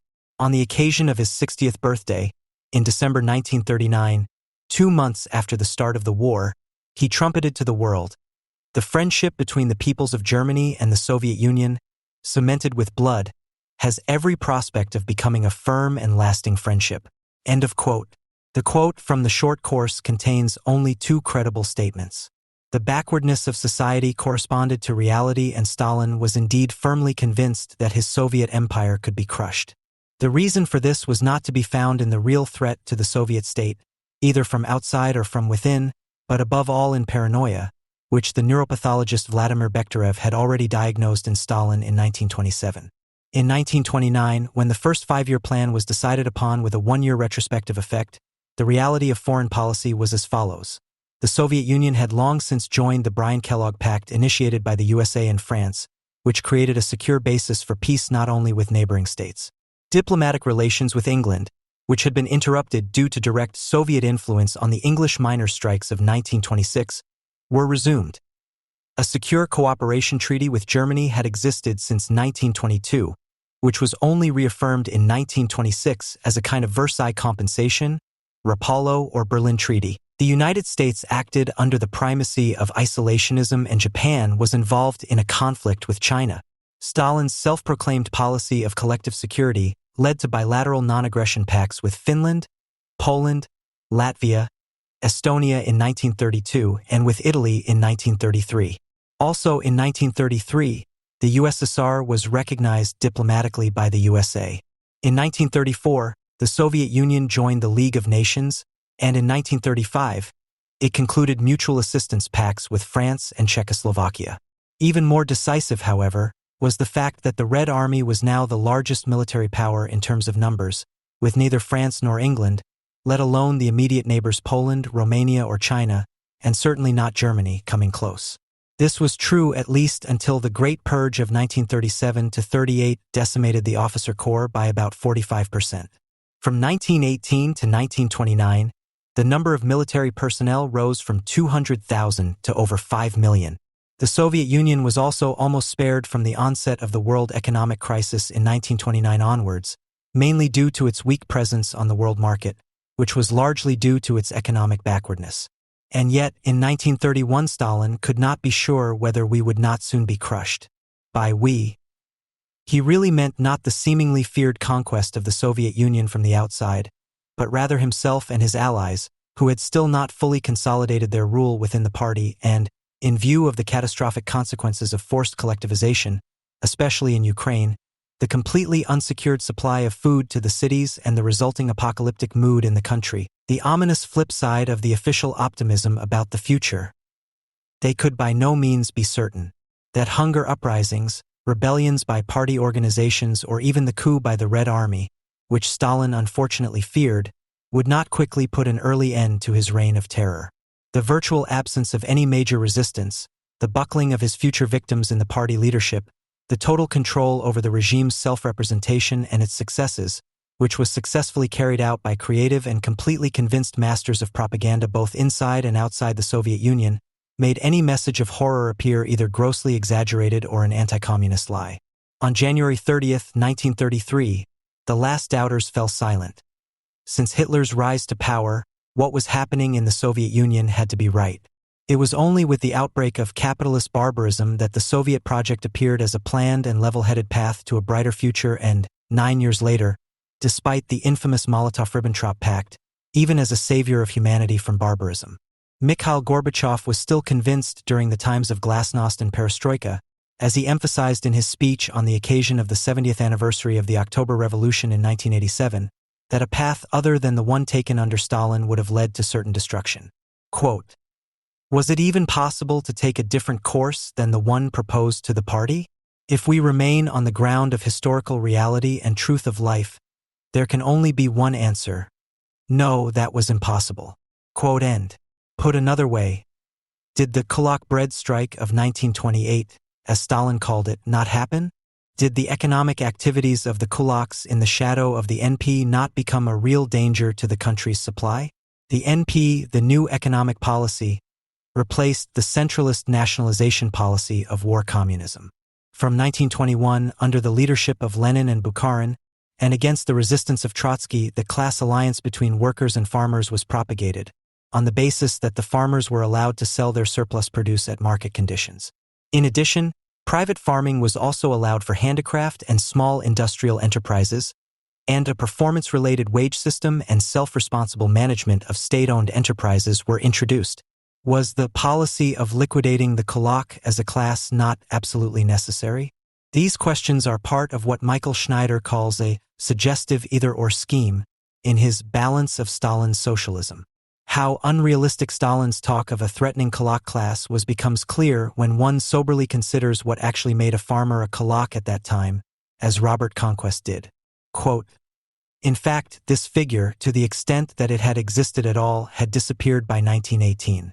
Suddenly, farmers with 2 or 3 cows or even poorer agricultural laborers were kulaks. Moreover, whenever the poor peasant was helped in strengthening his economic position, he ceased to be a poor peasant. And whenever a landless peasant was given land, he was thereby elevated into a less acceptable category. And insofar as the middle peasant continued to prosper, he automatically became, in communist eyes, a kulak. End quote. Regarding the grain crisis, which Stalin called the bread strike, he said, at the beginning of 1928 there was a grain crisis, or rather what appeared to the leadership to be a grain crisis. In fact, it was no more than a temporary imbalance in the grain market, easily correctable if normal measures had been applied. At the April 1928 meeting of the Central Committee and Central Executive Committee, the line was taken that the crisis was based on various economic factors, while the kulak had merely exploited an imbalance. Stalin, on the other hand, almost immediately blamed the kulaks. The reference to the fact that Stalin's revolution from above, as it is freely called even in the short course, is decisively based on the radicalization of the ideas of Trotsky and other leftists, which Stalin appropriated at a time when the leftists had finally been deprived of power, is no longer a sensation. Stalin's supposed transformation from Saul to Paul, however, has always followed no comprehensible political or even theoretical line, but was the result of his struggle for total power in the party, which, with his intrigues, false trails, his unexpected strikes against one side and incomprehensible concessions to the other, remained inscrutable even to insiders, particularly in Stalin's constantly changing attitudes, which extended from cynical cruelty to poisoned praise, and which kept his entourage in a state of constant insecurity and ever-increasing dependence on his person. The total arbitrariness of the Oriental despot made a strictly scientifically based comeback. Bukharin and the rightists were declared the new enemy, with whose support Stalin had eliminated Trotsky and the left-wing opposition only a few years earlier. In 1930, they were forced to admit numerous mistakes and errors in embarrassing rituals of self-humiliation before the maliciously grinning party Congress, and for several years they suffered as politically finished sycophants who emphasized at all times that the great leader had not moved into a new period in a mechanistic way, but had shown the country the way of the harmonious middle in a truly dialectical blow against the right-wing mechanism. Under these circumstances, it was impossible to produce even a halfway reliable and consistent plan, and the endless columns of figures that supposedly proved success were just as falsified as the seemingly strictly scientific statistics that were passed around and published everywhere at the time. Perhaps we don't have to go quite as far as Isaac Deutscher, for whom the entire procedure surrounding the 5-year plan seemed like the product of an unimaginable mental disorder, in which all the rules of logic and all the principles of economic theory and practice were turned on their heads. After all, the regime was generally pragmatic enough not to interfere with the construction work of the foreign experts and engineers responsible for the execution of major industrial projects. The mobilization of the workforce, their supply and remuneration, on the other hand, was just as haphazard and violent as the construction of pioneer cities like Magnitogorsk. The miracle of industrialization in a country that had only been industrialized sporadically, which was also able to raise the necessary foreign currency for the purchase of machines and the payment of foreign experts by selling mineral resources, was not that great. The only thing that was wonderful in its cruelty and lack of planning was the almost boundless exploitation of people. many of whom were kulaks who, after being expelled from the countryside, usually had no choice but to sign on at the gigantic construction sites to survive. In this general chaos, even the creation of the numerous forced labor camps may have been unplanned, as Anne Applebaum points out in her research on the Gulag system. The difficulties that Robert Conquest faced 60 years later in determining the number of victims of the horrific famine in Ukraine, which was a direct result of forced collectivization, are exemplary of the nature of the great turning point. There are obvious reasons why we cannot be more precise. As Khrushchev says in his memoirs, "I cannot give exact figures because nobody was keeping count. We only knew that people were dying in enormous numbers." It is significant that statistics, even if unreliable, were published on the death of livestock, but not on the death of humans. So we have some account of what happened to the cattle, but not what happened to the people. End of quote. The parallels to what Stalin reported about his encounter with the Siberian farmers, for whom the mare was more important than the drowned comrade, are obvious. What Arthur Koestler had the interrogator of his protagonist Rubashov say in his 1941 novel Solar Eclipse was not the dark fiction of a renegade, as Koestler was considered in the progressive camp for decades. Quote, "When a farmer in my village had to go to town, he would go to the station at sunrise and sleep in the waiting room until the train arrived, which was usually around noon. Sometimes it didn't arrive until the evening or the next morning. These are the farmers who now work in our factories. For example, the largest steel rail factory in the world is now located in my village. In the first year, the supervisors used to take naps between two tapings until they were shot. In all other countries, the farmers had 100 to 200 years to get used to industrial precision and to handling machines. In our country, they only had 10 years.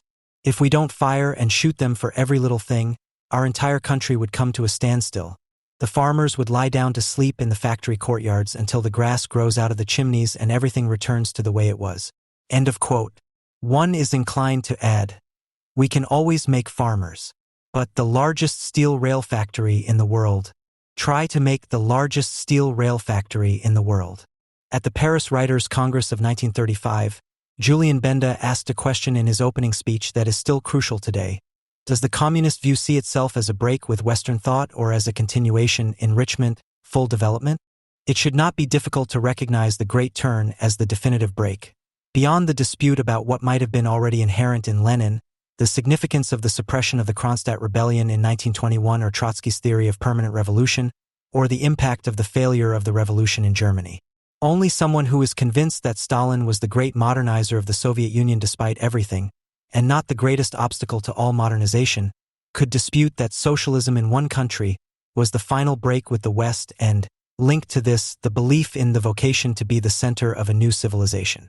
Contrary to his own pronouncements, Stalin's revolution from above was in reality only aimed at overtaking the West in terms of production figures. The new social formation that emerged after 1929 with the all-round nationalization, Michael Schneider concludes, was intended to and wanted to remain within the tradition of the old Russian or Muscovite economic despotism. And this found expression, for example, in the following. Since the aim of the Trotskyists and Zinovievs was to undermine the Bolshevik Party, they inevitably had to resort to undermining the Soviet state because in Soviet Russia the Bolshevik Party and the state are inseparable. Short course 345 to 346. The Asian industrialization and collectivization that Schneider refers to was not just a kind of Fordism without mass consumption, which in itself would be a contradiction. It was the continuation and radicalization of that semi-Asian mode of production, the specific Russian character and potential of which Marx was almost driven to despair in trying to conceptualize. It was not the socialist counterpart to primitive accumulation in the West, it was its antithesis. The primitive socialist accumulation, which the Great Turn under Stalin was supposed to have been, had only a limited relationship to the accumulation of capital described by Marx. It is true that both were, from head to toe, from every pore, dripping with blood and filth. Socialist accumulation, however, was not an individual act of violence, comparable to the acts of violence of the sovereign, because it did not affect any liberation of individuals corresponding to the liberation from servitude and guild compulsion, Marx, but rather produced general state slaves, Schneider. The process that Marx describes in the primitive accumulation of capital had the opposite result under Stalin. The immediate producer, the laborer, could dispose of his person only after he had ceased to be chained to the soil and to be in bondage to another person. By comparison, once Soviet man was either forcibly collectivized or conscripted into industry, he had even less control over his person. The workers lost their right to change jobs. The rural population was reduced to a stratum of society that lived in virtual slavery. For Caucase farmers could not even change their place of residence without the consent of the administration. Such boundless failure has not persuaded hosts of radical critics of capitalism to devote at least a modicum of their anti-capitalist energy to criticizing Stalinism. Even more, the contempt and disdain for the individual in the West, of which the double free wage laborer is the expression, has apparently blinded revolutionaries from very different backgrounds to conditions in which, instead of the always questionable double freedom, the simple unfreedom of the individual not only prevailed but was even declared the ultimate goal. Those who still adhere to the opinion that the great turning point was inevitable not only still cling to the logic with which the show trials and the Great Purge were also declared an objective necessity. They also fail to grasp that the Marxist sentence, private property as opposed to social collective property, exists only where the means of labor and the external conditions of labor belong to private individuals. Conversely, it means that the development of the private individual and individual autonomy is only possible where private property is possible. In Germany, especially among leftists, there is hardly a greater taboo than comparing National Socialism. Anyone who does it anyway, like Ernst Nolte, who died in August of this year, is considered a trivializer, a revisionist, even a fascist. This prohibition of comparison, which, however, does not always apply to the policies of Israel and the United States, may go back to a reaction to Nolte's approach in the Historikerstreit, Historians' Dispute of 1986, among other things. His goal was not difficult to discern. By stating that Auschwitz was only a reaction to the much more original Gulag archipelago, National Socialism was to be relativized in order to be able to turn to the fatherland again undisturbed. Nevertheless, even the insistence on the singularity of the Holocaust is not always as innocent as it occasionally appears. The vehemence with which the uniqueness of the crime is now being insisted on, especially in Germany, is the collective unconscious articulating a certain pride in the deed. Its significance grew to the extent that the capitalist norm ground down the differences between the Germans and their neighbors, the economic miracle was forgotten, and the brand name, made in Germany, lost its appeal. History is the only thing that satisfies the need for uniqueness. Better the land of the crimes against humanity than no unique characteristic at all. It was not least Jürgen Habermas who showed that talk of the singularity of the Holocaust does not always conceal a lack of historical accuracy. After Auschwitz, he explained in the Historikerstreit, we can only draw national self-confidence from the better traditions of our history, not indiscriminately, but critically appropriated. Wolfgang Port pointed out at the time that the will to draw national self-confidence from a past that is not trivialized is even more brazen than the trivialization of the past. The national conservatives around Nolte had at least retained the awareness that, however much they tried, they could not distill national self-confidence from the past as it really was. This was another reason why they resorted to relativization. Habermas's notion that one could positively relate to the nation by critically appropriating the mass murder, of all things, signaled not only a shocking lack of knowledge but also a tremendous disinterest in the dimensions of the crime. This self-conscious lack of historical awareness now extends well into anti-German circles, where the question of the specifics of the Holocaust is often answered at best with empty phrases. Historical classification and empiricism are not well received. Against this background, a comparison would not be inappropriate, as a prerequisite for further sharpening both the concept of National Socialism and that of Stalinism, which the left still likes to avoid. In particular, an examination of the first major debate on the comparability of the respective camp systems provides important insights, because it took place not in Germany but in France. This is a debate that is hardly possible in this country due to the peculiar mixture of a longing to relativize history and a pride in crimes. In November 1949, former Buchenwald prisoner David Rousset, author of one of the first books about the Nazi concentration camp system, L'Univers Concentrationnaire, published an appeal in Le Figaro Littéraire that caused a scandal in France. The former resistance fighter called on his former fellow sufferers, the victims of Nazi persecution and their organizations, to found a commission of inquiry. The members of this committee were to ask the Soviet Union to let them examine the Gulag system, a term that Rousset was one of the first in the West to use. In the years before, several memoirs and investigative reports had been published that confirmed what had previously been no more than rumors on the other side of the Iron Curtain. The country of the October Revolution, the home of the world proletariat, maintained a widespread, inhumane camp system. Some former victims of Nazi persecution supported Rousset's appeal.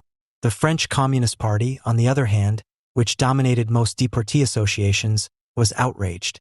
This had far-reaching consequences, because unlike in the Federal Republic of Germany, the communists in France belonged to a party that had become one of the country's strongest political forces due to its role in the resistance against the German occupiers. Until well into the 1960s, it dominated cultural life in particular. Just a few days after the publication of his appeal, the party, in the form of resistance hero Pierre Daix, threw its entire integrity as a party of the shot and deported, as it called itself, into the balance. Under the heading Pierre Daix, number 59807 in Mauthausen, referring to his own suffering in a Nazi camp, the former concentration camp inmate called the statements and reports about the Soviet penal colonies lies and forgeries. Their authors had been inspired by reports about the situation in the National Socialist concentration camps. This was the cue. The question of the comparability of Soviet communism and National Socialism had been hanging over the so-called Rousset affair like a cloud from the very beginning. However, the first to publicly draw a parallel between the reports on the Gulag and the reports on the German concentration camps was not Rousset, but rather, albeit with critical intent, his opponent Daix. In response to the defamatory statements made against him, Rousset soon sought to bring a court case against Daix and the communist Lettres Farnèses, which had printed Deix's reply. From November 25, 1950, the court of the same department officially debated the question of whether the Soviet Union operated concentration camps for several weeks. As in most other debates about the similarities between concentration camps and gulags, immediate political needs were also served in this trial and in the debate that accompanied it. As a Trotskyist, David Rousset was traditionally interested in delegitimizing the Stalinist Soviet Union. This could be done most effectively by equating it with the crimes of Stalin's one-time greatest opponent, Hitler.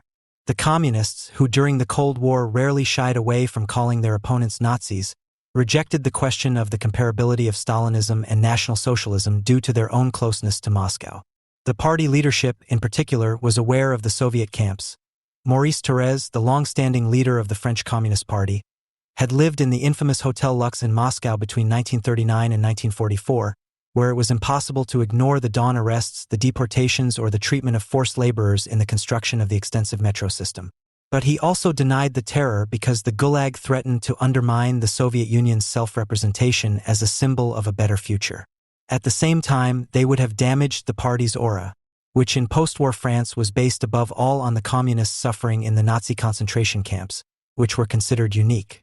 However, purely political considerations could not have generated the emotions with which the debate was conducted by both sides. Moral outrage characterized the discussions about the camps, in which party communists, Trotskyites, socialists, and left-wing Catholics participated. It was certainly no coincidence that Pierre Daix and Marie-Claude Vaillant-Couturier, both former concentration camp inmates, were particularly outraged by Rousset's appeal. Vaillant-Couturier had become a member of the communist youth movement in her 30s, joined the resistance after the German occupation of France, and was arrested and deported first to Auschwitz and finally to Ravensbrück. In 1946, she testified before the International Military Tribunal in Nuremberg and gave a vivid description of the Nazi camp system. This appearance, which was also used for the unspeakable ZDF miniseries Das Zeugenhaus, 2014, caused a sensation. The former concentration camp inmate walked down the line of the accused, from Hermann Göring to Albert Speer, and looked them firmly in the eye. 4 years later, at the Rousset trial, she declared with the same vehemence with which she had appeared in Nuremberg that she knew for a fact that there were no concentration camps in the Soviet Union. The penal system of the workers' and peasant state, she added, was in fact the most desirable in the world.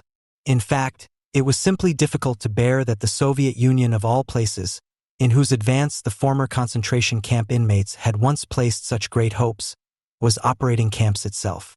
With the victory at Stalingrad, which would not have been possible without the American weapons shipments through the Persian corridor, the Red Army had turned the tide of the war. Vaillant-Couturier and many other concentration camp inmates were freed by soldiers wearing a red star on their caps. This eclipsed other experiences. As late as 1939, The journalist had still clearly distanced herself from the Molotov-Stalin Pact and refused to comply with the Soviet order to remain silent. Instead of refraining from resistance against the Germans out of consideration for Moscow's foreign policy interests, she went underground. Shortly after her liberation from Ravensbrück, Marie-Claude Vaillant-Couturier joined the PCF and allowed herself to be elected to the National Assembly on its ticket. Others had similar experiences, not only in France. Prague-born communist Lotte Fonbug, who had to flee from the Nazis in 1939 and from her comrades in Czechoslovakia in 1954, explained 40 years later that she still found it difficult to say that the Soviet state and party leader was a criminal. For, as the widow of the poet Louis Fonbug, who had lost more than 20 relatives in the National Socialist camps, explained, the gratitude towards him in his fight against Hitler, the incarnation of doom, had become deeply ingrained in her feelings. In France in particular, the Soviet Union took on yet another function. During the Second World War, the Republic had initially shown little heroism and surrendered within a very short time. Surrender and collaboration with the Germans made it difficult to relate to the nation. Due to the traditional distance to Great Britain and widespread anti-Americanism, the two Western allies could only be identified to a limited extent. Thus, for many French people, the Soviet Union became a heroic substitute fatherland. By appealing to the land of the Red October, not only the communists but also, at times, the Gaullists and socialists compensated for the outrage defeat Marc Bloch, the swift and unexpected defeat in June 1940, and the disgrace of Vichy. The Cold War did the rest. Those who saw themselves as being in the camp of progress believed that they were forced to side with the Soviet Union due to Marshal Zhukov's capture of Berlin, the American atomic bombings of Hiroshima and Nagasaki, General MacArthur's escalation in Korea, and Joe McCarthy's witch hunts, which not only targeted communists but also liberals. In the context of the Rousset affair, the Temps Modernes, which was already one of France's best-known magazines, was one of the few left-wing intellectual journals to acknowledge the existence of camps in the Soviet Union. Nevertheless, Jean-Paul Sartre and Maurice Merleau-Ponty, who had co-founded the magazine in 1945, distanced themselves from Rousset in their statement. The reason? He had concentrated too much on the Soviet penal colonies and neglected the camps that existed in Greece and other Western states. This made Rousset's appeal appear to be pro-American partisanship in the Cold War. The argument was that he had overlooked the fact that, despite the Gulag and in contrast to the countries in the Western Alliance system, the country of the October Revolution was, by and large, on the side of those fighting against exploitation and oppression.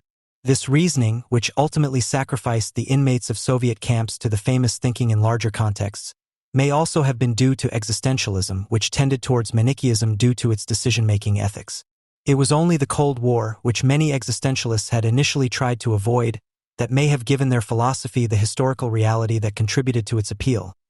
Unlike the international situation of the 1920s and early 1930s, the strict bipolarity of the bloc conflict hardly allowed for any intermediate positions that did not appear to be siding with one of the two major parties. This is one of the reasons why Artur Kessler and other so-called renegades were regularly vilified as cold warriors, despite their own self-image as leftists. It is also why even a thinker like Julian Benda, who as recently as 1927 had spoken impressively of the treachery of intellectuals, justified the 1949 Rajk Tribunal in Hungary, one of the first late Stalinist show trials. Those who testified in favor of David Rousset in the lawsuit he filed had, in contrast, had very different experiences with the Soviet Union than Pierre Daix or Marie-Claude Vaillant-Couturier. Their testimonies were also motivated by profound moral outrage. Contrary to the claims of the defense, they were neither provocateurs nor cold warriors. Instead, the majority of them had once been members of the Communist Party themselves and had only reluctantly given it up to the representatives of the state to which they had sworn allegiance at the time. Valentin Gonzalez, who fought under the name El Campesino, had been one of the most famous communist officers of the Spanish Civil War. After Franco's victory, he emigrated to the Soviet Union and fell from grace there. He spent more than 10 years as a forced laborer under almost unimaginable conditions. It was only in 1949, the year David Rousset published his appeal for the formation of a commission of inquiry, that he managed to flee to the West via Iran.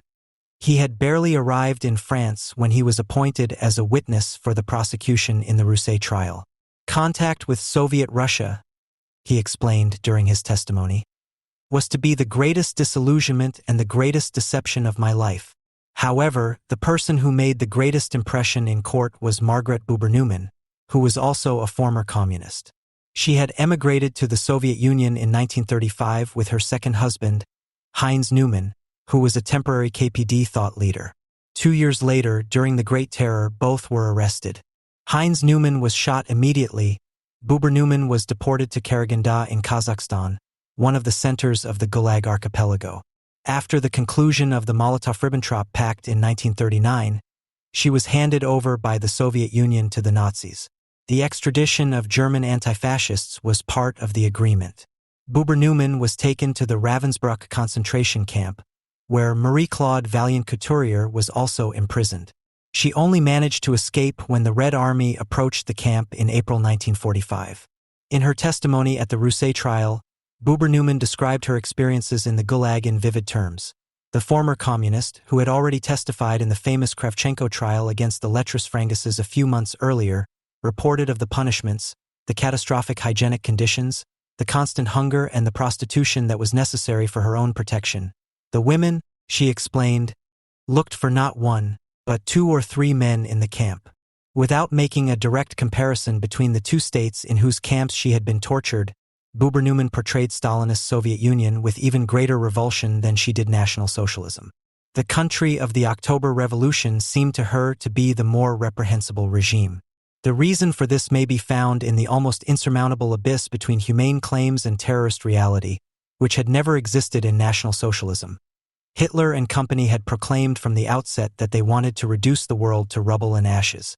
"We will march on when everything falls to pieces," as the song of the German Labor Front puts it. Above all, however, Buber-Newman's never openly stated judgment of the complete meaninglessness and groundlessness of her imprisonment in the Soviet Union can be explained. While she was tortured in Ravensbrück because of her activities as an opponent of Nazism, the previously convinced communist had been deported to Karaganda purely arbitrarily. It could have been anyone. In fact, the Stalinist Soviet Union surpassed the Third Reich in terms of arbitrariness. Compared to Stalinism, Dan Diner said in a polemical exaggeration, Nazism can be considered the epitome of the rule of law.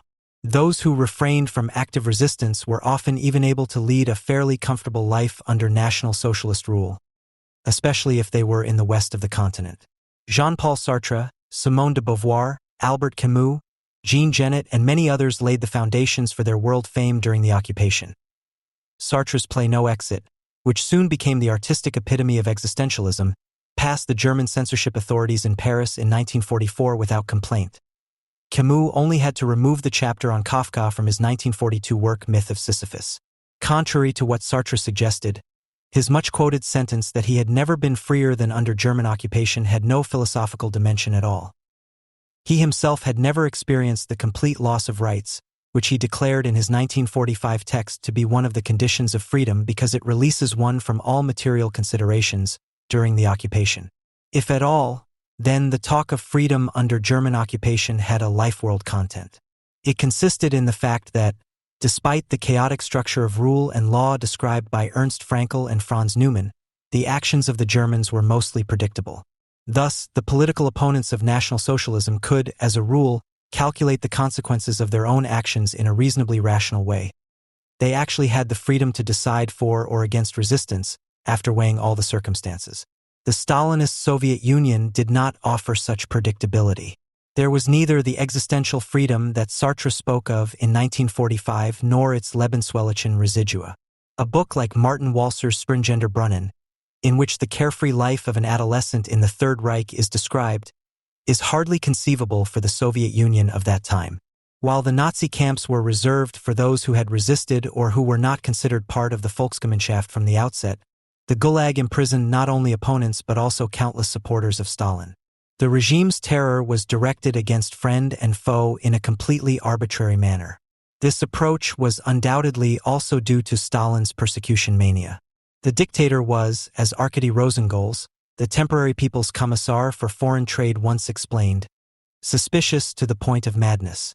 However, his paranoia, however pathological it may have been, had its basis in the attempt to transform the country from a semi-feudal community into an economic giant within a decade by means of coercive measures and the almost limitless exploitation of so-called human material.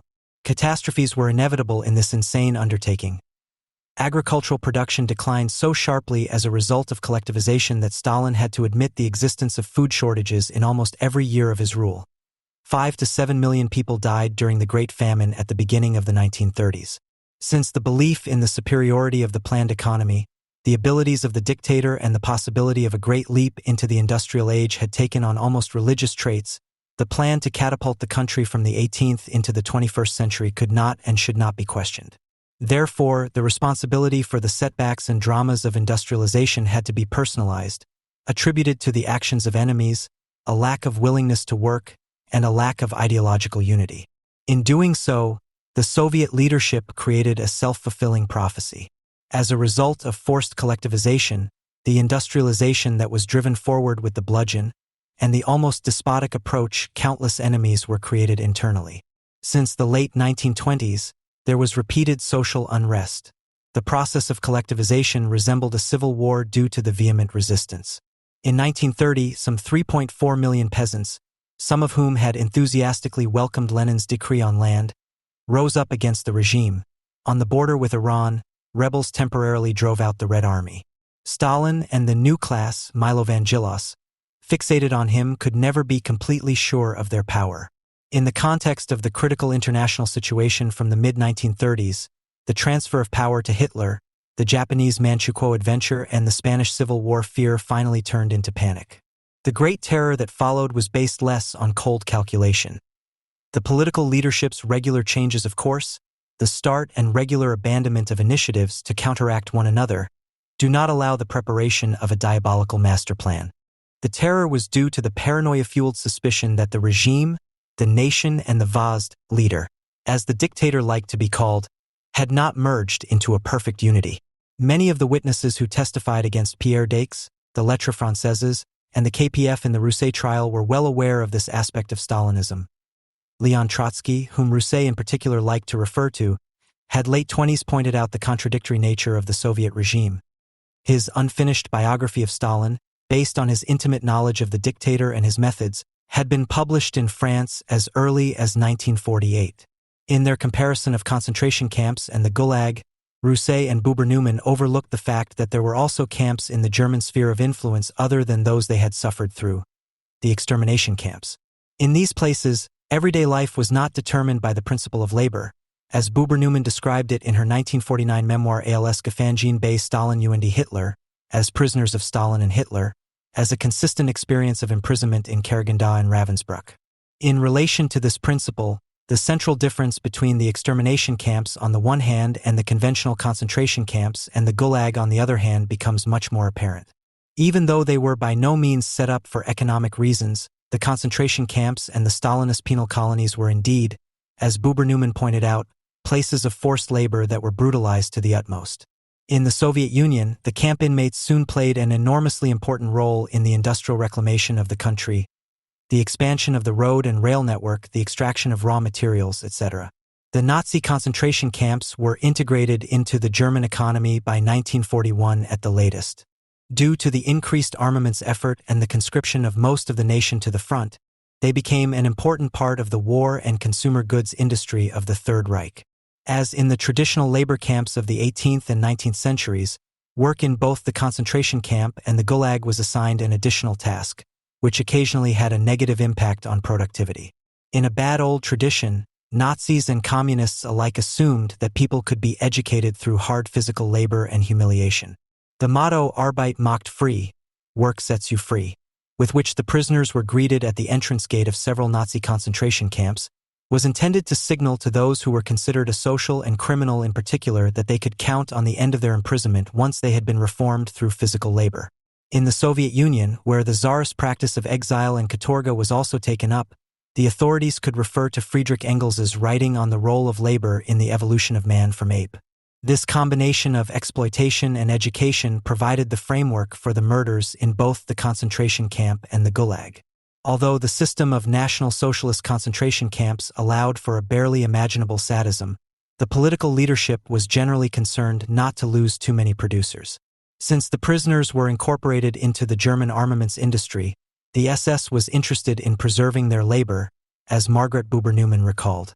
The establishment of the camp brothels from 1941 was a direct initiative of Heinrich Himmler, who was almost obsessively convinced that inmates could be motivated to greater achievements through sex. Death was initially accepted, and in many cases deliberately brought about, primarily among those who were considered hopeless cases from an educational point of view. Analogous to the prisoner hierarchies, there were clear gradations here. Soviet citizens were generally murdered more often than Poles, Poles more often than Germans, homosexuals more often than political prisoners. From 1941, prisoners who were considered permanently incapable of work due to illness or physical disability were also killed. But even though death became a constant companion for the prisoners, in conventional concentration camp survival was the norm. Buchenwald, considered the most brutal concentration camp in the Reich, where David Rousset was imprisoned from January 1944, was the destination for an unimaginable 266,000 prisoners, of whom an equally unimaginable 56,000 were murdered by shooting, beating, starvation, and cold.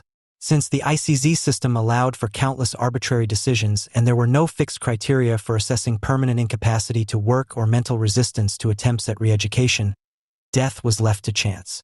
It depended on the goodwill of the doctors who watched over the sick quarters, on the constantly changing goals of the camp management, and on the daily mood of the overseers. Thus, the principle that had distinguished the National Socialist from the Stalinist outside world gained in importance within the concentration camps. Although the Soviet guards did not have such immediate power over life and death as their German colleagues, and spontaneous murder campaigns in the Stalinist camps were the exception rather than the rule, the concentration camps and the Gulag approached each other in terms of arbitrariness. In the Soviet camp system, too, death was left to chance.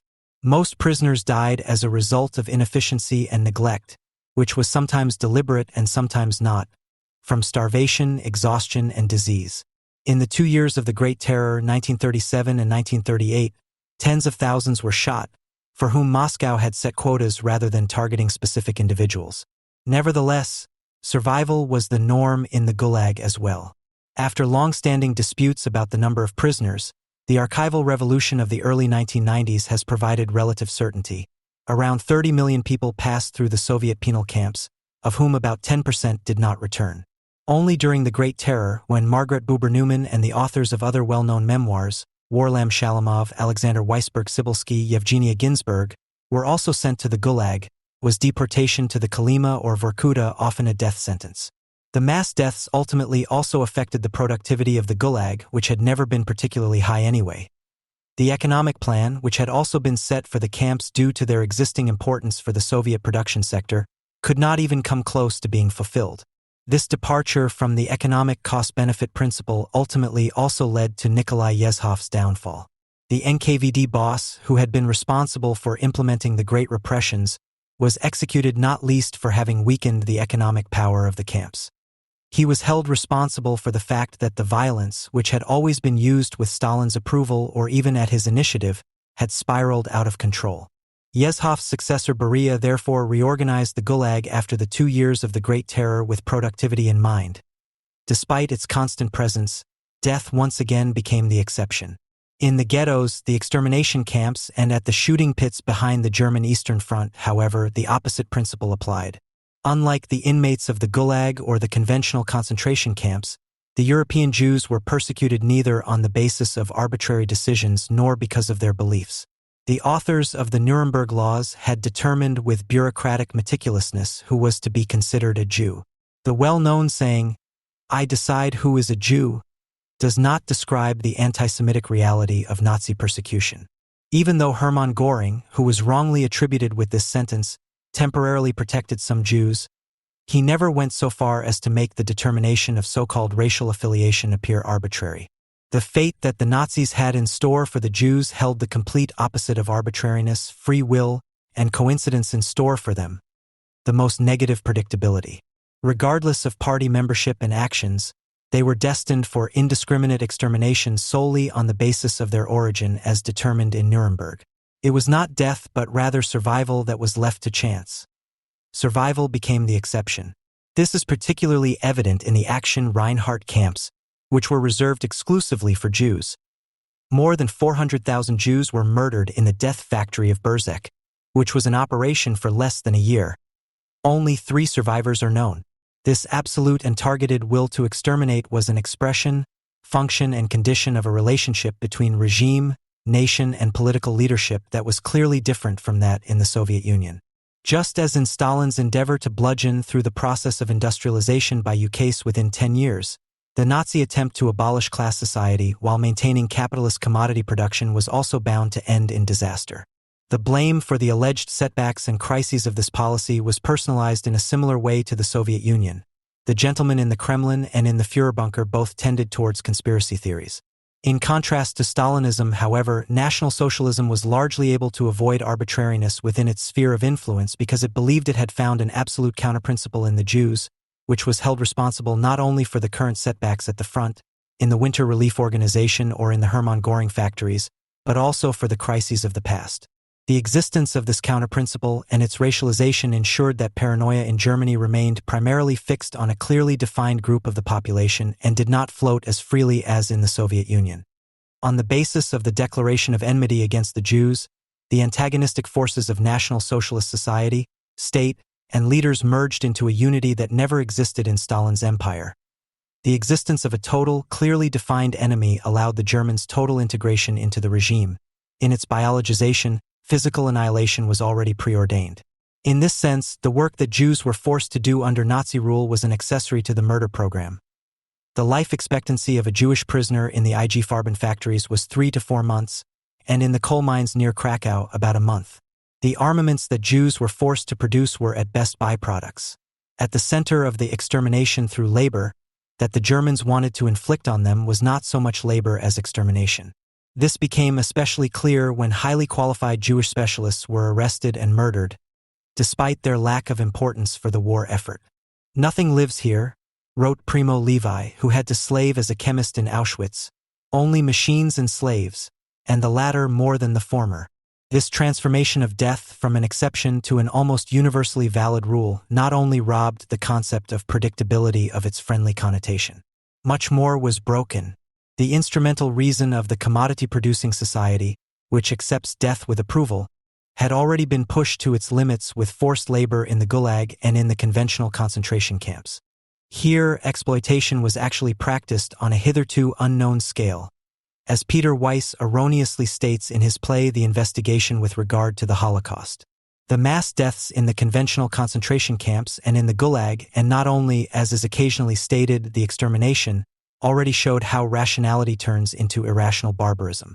In the death camps, the limits of instrumental reason were transgressed. Death was no longer tolerated or encouraged for the sake of productivity. Rather, the content of production was death itself. The law of value was thus suspended in front of everyone. However, it was not only Margaret Buber-Newman, David Rousset, and Valentin Gonzalez who overlooked this aspect of the German treatment of the European Jews. Even those who supported Pierre Daix in the Rousset trial and insisted on the uniqueness of the National Socialist camps refrained from any reference to the extermination sites. Not a single witness who testified in favor of Daix, the Lettres Françaises and the KPF tried to define the specifics of the Third Reich and its camps by referring to the extermination of European Jews. Only Sartre and Merleau-Ponty mentioned the gas chambers in passing in their statements. This is all the more surprising given that Marie-Claude Vaillant-Couturier, unlike Margaret Buber-Newman, who only knew about Auschwitz from hearsay, was herself imprisoned there for a long time. During the Nuremberg trials, she had not only provided a precise description of the extermination process, but also explicitly pointed out the difference between Auschwitz and Ravensbrück. In Auschwitz, the goal was obviously extermination, whereas in Ravensbrück, performance played an important role. However, even during the Nuremberg trials, these clear formulations were not a consistent theme in her statements. In both Auschwitz and Ravensbrück, she had explained in the margins of the interview the systematic and unyielding will to exploit people as slaves and, when they could no longer work, to kill them could be found. This repeatedly observed retraction of her own findings may have been due to the difficulty of making weightings within the indescribable suffering. As a communist who had also grown up in the motherland of universalism, it was probably difficult for the journalist to follow the Germans' hierarchization of the prisoners. For her, nothing less than the unity of the species was called into question. Nevertheless, Vaillant-Couturier's vacillation also seems to have been due to the peculiarity of Auschwitz itself. The name of the camp soon became a cipher for the entire crime, and rightly so, more people were murdered in Auschwitz than in any other death factory. While the Action Reinhardt camps were used exclusively to exterminate the Jewish population of Poland, Jews from all over Europe were deported to Auschwitz for that purpose. In this respect, the name of the small town fairly represents the Germans' all-encompassing will to destroy. It signals the difference to conventional ethnic cleansing, to which the Holocaust has occasionally been compared in recent years. Nevertheless, KL Auschwitz, as it was called by the Nazis, was exceptional in many respects. Unlike Treblinka, Sobibor, or Bettel, it was not set up for Jews, but for political prisoners like Marie-Claude Vaillant-Couturier. Furthermore, it was included in the extermination process relatively late. It was only in the course of 1943, when the 3 Action Reinhardt camps were already being wound up, that Auschwitz came to the center of the Holocaust. Above all, however, Auschwitz was an unusual mixture of different types of camps, which otherwise existed only in the much smaller Majdanek. It combined a death factory with a huge labor camp in which Jews and other prisoners had to toil for IG Farben and other German firms. These special features, that is to say, the relatively late integration into the Holocaust, the combination of a labor and extermination camp, as well as the presence of non-Jewish inmates, meant that after the war, far more prisoners, tens of thousands in total, could report on Auschwitz than on any other extermination site. The Byelorussian death camps Barnaja Gora or Mali Trostanez are also largely unknown because there was not a single survivor who could testify after the war. That is to say, of all things, what distinguished Auschwitz from most other places of extermination made it a symbol of the Holocaust. It was, paradoxically, its peculiarity that made it a cipher for the general. This circumstance may have contributed to the distortions that have characterized the debate about the Holocaust from the outset. Since the daily lives of Auschwitz survivors were defined by the dual exception of the selection ramp, which existed in this form in no other extermination camp, and labor, their reports seemed to suggest a proximity between extermination and economic rationality that never existed in Auschwitz either.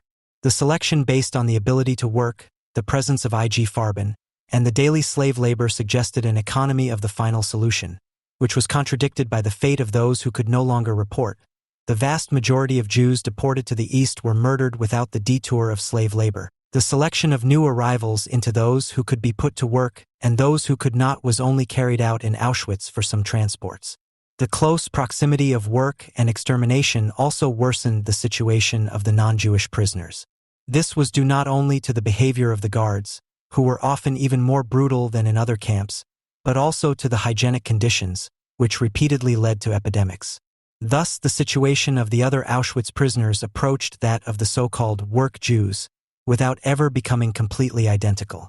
Marie-Claude Vaillant-Couturier stated in her testimony at the Nuremberg trials that only 49 of the 230 French women, imprisoned for political reasons, and with whom she had been deported to Auschwitz, had survived. At the beginning of January 1951, after more than 6 weeks of proceedings, the court of the Seine department finally announced the verdict in the Rousset trial. Based on the numerous witness statements, the judge considered it proven that the Soviet Union maintained concentration camps. Pierre Daix and the Lettres Françaises were sentenced to heavy fines for defamation.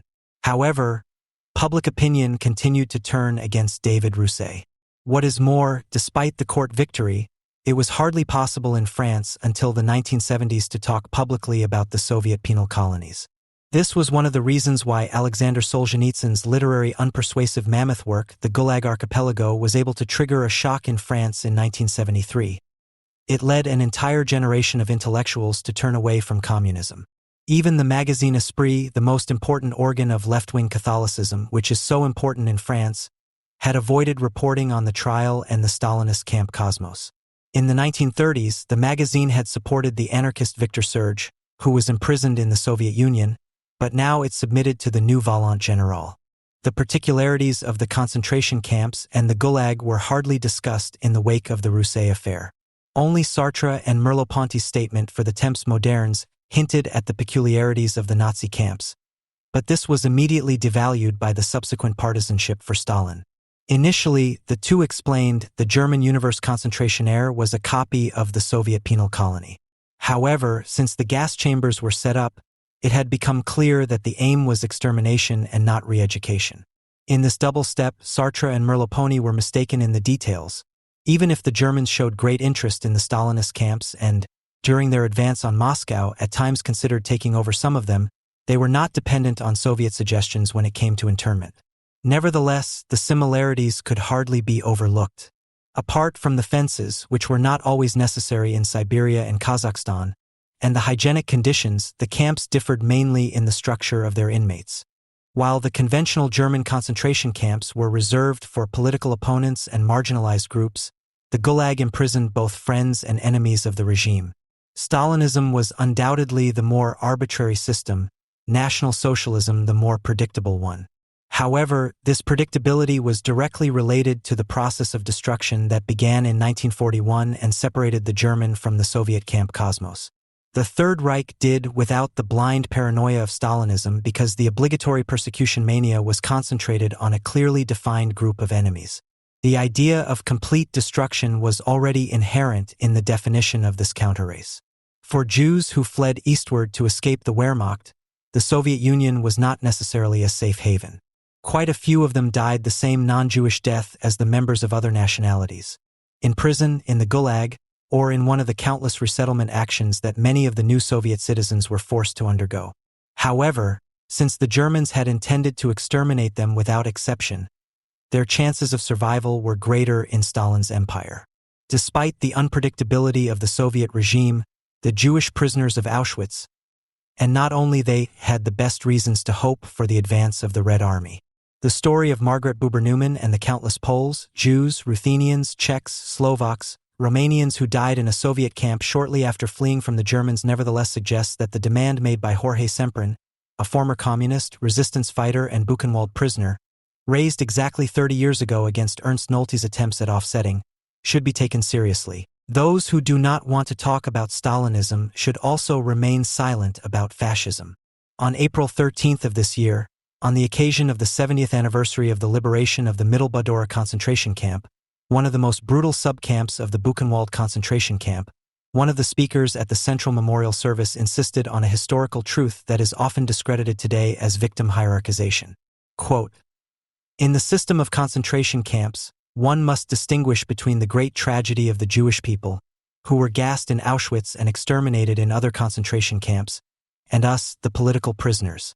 We were needed to work for this criminal state, as sick and exhausted as we were, until we could no longer do it." End of quote. With these words, the Slovenian writer and former concentration camp inmate Boris Pahor did not adhere to the German consensus in dealing with Nazi history, of which the history or narrative of the political prisoners of Buchenwald concentration camp has also been a part since it was canonized by Chancellor Schroeder in 2005. On the 70th anniversary of the liberation of Buchenwald, a lavish new film adaptation of the Bruno Apitz novel Nacht unter Wolfen, the classic of GDR anti-fascism par excellence, Süddeutsche Zeitung, was broadcast during prime time, deliberately blurring Boris Pahor's distinction between those who, because they were needed, had a chance of survival and the others whose e-murder was clear from the outset, without anyone taking offense to it. On the contrary, not only the Western media, but even the custodians of the GDR's anti-fascist heritage were full of praise for the production of the FRG television. The Daily Neues Deutschland recognized the motive for the remake as a way of preserving the memory of the horror of Buchenwald and thus also as a contribution against the trivialization of fascism. April 3, 2015. Junge Welt gave the all-clear and stated that all fears that the public broadcaster ARD was seeking revenge on the anti-fascism of the GDR, on communists in general, were simply groundless. March 4, 15. The novel Naked Among Wolves from 1958 and its film adaptation by DEFA in 1963 were well known to be a piece of propaganda that was intended to prove the party's claim to leadership. After all, the novel and film heroes were not only exemplary selfless comrades, as model anti-fascists, they were also supposed to underpin the natural moral right of the Socialist Unity Party to lead not only the better part, but all of Germany in an anti-fascist way. That 70 years after the end of National Socialism, the old GDR ideology of all things could have found its way through the back door into the script of a film production that was almost officially state-sponsored is so unlikely that the question arises as to why and for what purpose the already half-forgotten Bruno Apitz was honored again. The film is based on the successful new edition of the novel, published in 2014, which was done with the intention of offering a new reading, freed from political and ideological transformations and compromises. However, in the end it only proved that, except for a few details, Apitz had meant everything exactly as he wrote it, ready for publication, or as he approved it after editing. The 2015 remake is unable to provide satisfactory information about the pan-German need for anti-fascism, as it sticks too closely to the original. However, it cannot have been made to promote GDR nostalgia. Even the fact that the rescue of a Jewish child is at the center of both the book and the film can only hint at the recourse to Bruno Apitz. The need to appropriate the Buchenwald myth for new German purposes runs deeper. The joy of the communists and their descendants at the new film is quickly explained. In the West, they have always led a meager existence in a corner.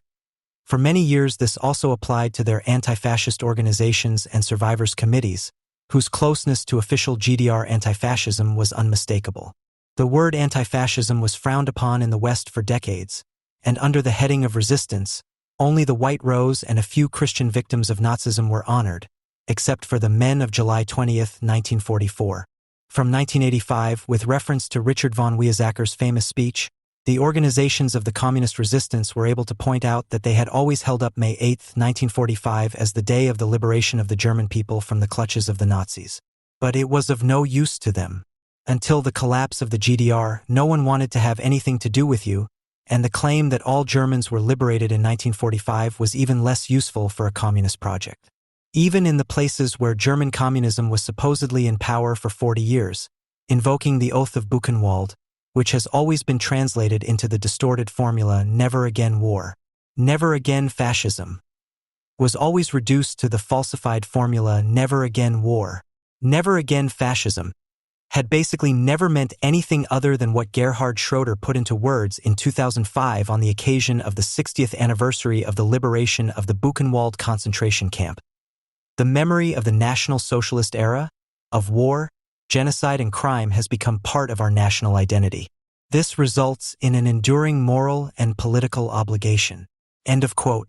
Since the communists had to finally relinquish their monopoly claim to the only true anti-fascism on German soil with the end of the GDR, the permanent declaration of war on the FRG, which was allegedly restorative and therefore particularly susceptible to fascism because of its ties to the West, had also lost its original meaning.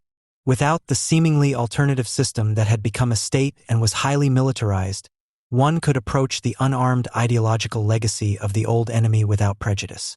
The agreement between the SPD and the SED on common moral values, which began in the 1980s, marked the beginning of the transformation of East German anti-fascism into a unified German one after 1990, which has since been considered decent enough to act as a morally and politically dutiful agency of the national cause in the interest of the German state. When the latter, with reference to the terrible experiences of National Socialism, openly warns against anti-Americanism, war and genocide, or, as recently with regard to Pegida and the current increase in arson attacks motivated by hostility towards foreigners, wants to demonstrate the superiority of civil society, the German communists, fully committed to the Oath of Buchenwald, have also long since ceased to stand aside and are to be found at the forefront as welcome allies in the fight against Islamophobia and other right-wing dangers. That all of Germany makes positive reference to the myth of the Buchenwald resistance, which has served the purposes of the state from the outset, has a deeper reason in the actual plot of Apitz's novel, The Legend of the Saved Jewish Child.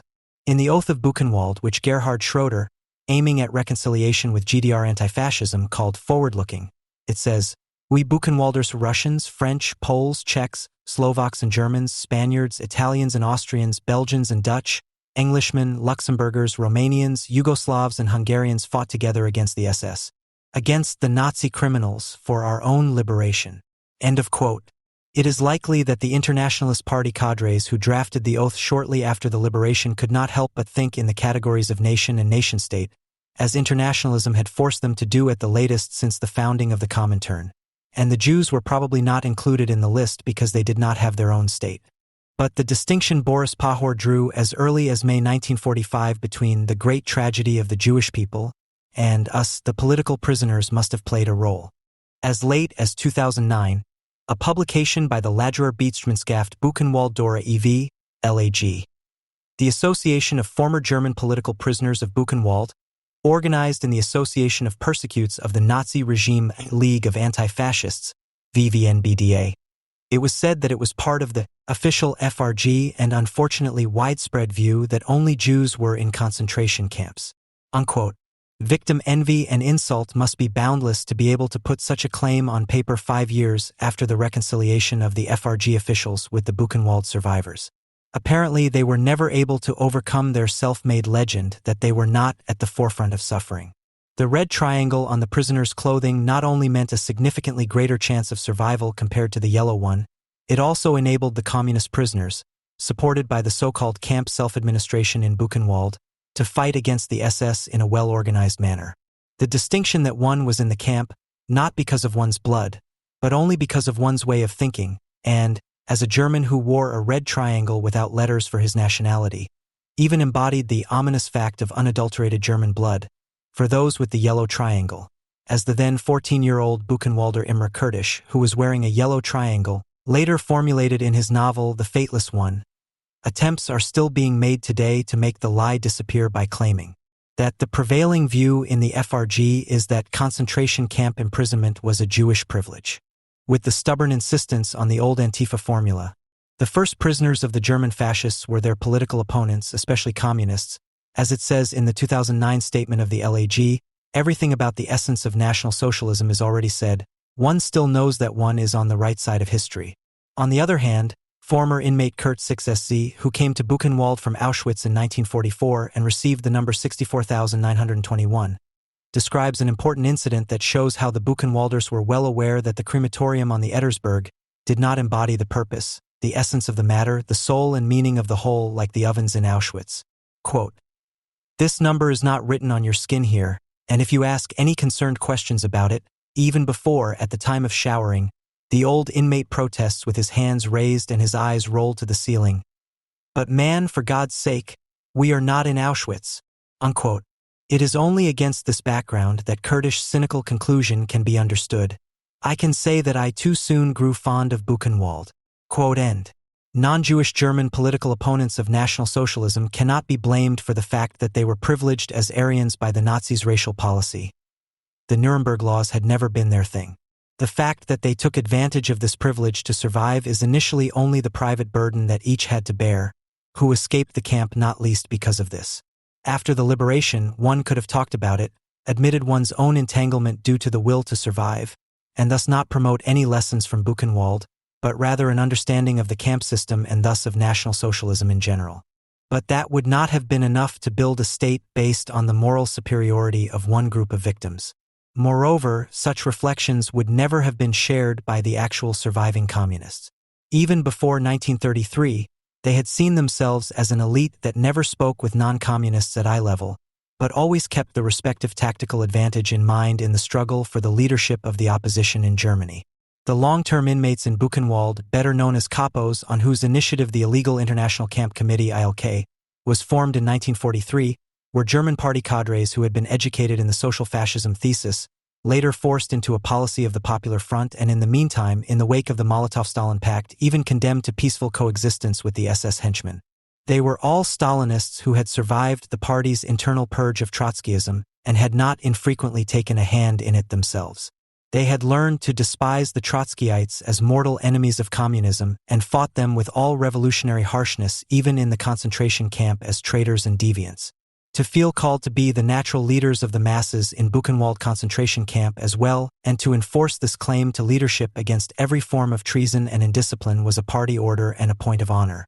The communist cadres ruthlessly asserted themselves against the so-called professional criminals, or better said, those who had been declared as such, and thus got the SS to give them preference when filling the exposed posts within the framework of the so-called camp self-administration. They brought with them far more than just the infamous German secondary virtues for running a concentration camp, the rejection of which in the early 1980s Oscar Lafontaine felt he had to do, of all things, against the German loyalty to the liberators of Buchenwald, the United States. That is why they resembled their SS tormentors in an uncanny way more than they could ever have admitted to themselves. What Jorge Semprin, who had been a political prisoner in Buchenwald from January 1944, and who said of himself that he had been a privileged communist in the Nazi camp, called guilt in his book was für einen schöner Sonntag, is likely to be dismissed by the LAG Buchenwald Dora and the VVN-BDA, an umbrella organization still dominated by party communism, as anti-communist agitation. To follow Sempron's assessments would have amounted to an admission of the political and moral defeat of party communism. Quote, "The feeling of guilt that I felt, living in the hypocritical innocence of the memory of Buchenwald, in the innocent memory of undoubtedly having belonged to the camp of the just, while the ideas for which I believed I was fighting served at the same time to justify the most radical injustice, the most perfect evil. The camp of the just had created and directed the camps of Kolyma." End of quote. And yet the red capos of Buchenwald must be protected at all costs from the hostility. They would have been merely power-hungry collaborators. Jorge Sempron, who called them the old ones, said everything necessary about them in the same breath. Their buddies are dead, gone up in smoke. They too could have died. They built the camp, the crematorium, the barracks of the SS, the first factories. They worked in the sun and the snow, beaten and tormented by dogs and SS. They saw their fellow laborers being executed with a shot in the back of the neck because they could no longer follow the transport column for stones. They waged a devious, merciless war against the capos, the normal prisoners, the carriers of the green triangles, for years in order to survive the jungle of the camps. Their path to power is littered with corpses, enemies, and friends. They have shown themselves to be better administrators than the green capos. They have proved to the SS men that the camp with its factories and its external commandos spread throughout central Germany could not function without them, and the SS men have accepted to cede them a plot of land in the interest of order and the good functioning of the Nazi war machine. End of quote. The red capos were certainly entitled to manage this plot in such a way that as many as possible, including Jews, would survive. At the same time, however, each person saved was bought with the death of many more, without any alternative being in sight. Sempron continues, "In principle, according to the orders of the 55th Command, the survivors from the Polish camps were immediately sent back to the external commands. The SS leaders apparently did not want any Jews in their camp. In an effort to save at least some of the Jewish survivors by keeping them in the camp, where conditions of life or survival or even death were better than in the subcamps to which they were usually sent, the International Underground Organization had decided to draw up a list of skilled workers who were allegedly needed for production in Buchenwald. 1 week before the liberation of the camp by the troops of the 3rd U.S. Army, the SS Commandant's office ordered all external work details, at least those in the vicinity, to return to the camp's perimeter fence. Then began a week of silent struggles, partly open, partly hidden confrontations between the 55th headquarters and the illegal leadership of the resistance, in which the Germans naturally played a decisive role. The result was devastating. Only a minority of the deportees were sent on the deadly routes of the evacuation. End of quote. The unequal treatment by the state of the persecuted of the Nazi regime, compared to those who were considered fighters against fascism, was by no means only reflected in the different levels of state financial support in the GDR. In 1958, when a Pitts novel was published, the following principle was issued: "Only those who today recognize the leadership of the party of the working class deserve the honorary title resistance fighter." 6 years after the anti-Semitic Prague Slansky trial, which was followed by anti-Semitic trials of Jewish communists in the GDR, the most prominent of whom was the Central Committee member Paul Merker, who was only sentenced to a few years in prison rather than executed, a verdict had also been passed on all Jewish survivors in the better Germany. They had to display merciless party militancy or were exposed to the general suspicion of being an unreliable element, as in the case of the former Auschwitz and Buchenwald prisoner and later SED Politburo member Hermann Axen. The anti-Semitic thrust of the 1950s is illustrated by a quote from a former secretary of the Berlin SED district leadership, who is said to have been a Jew himself. The unknown secretary was probably Hermann Axen, who was second secretary in Berlin from 1953 to 1956.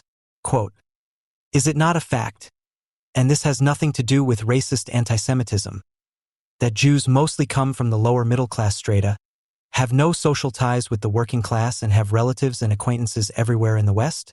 Therefore, they are very suitable targets for the class enemy and represent an element of insecurity."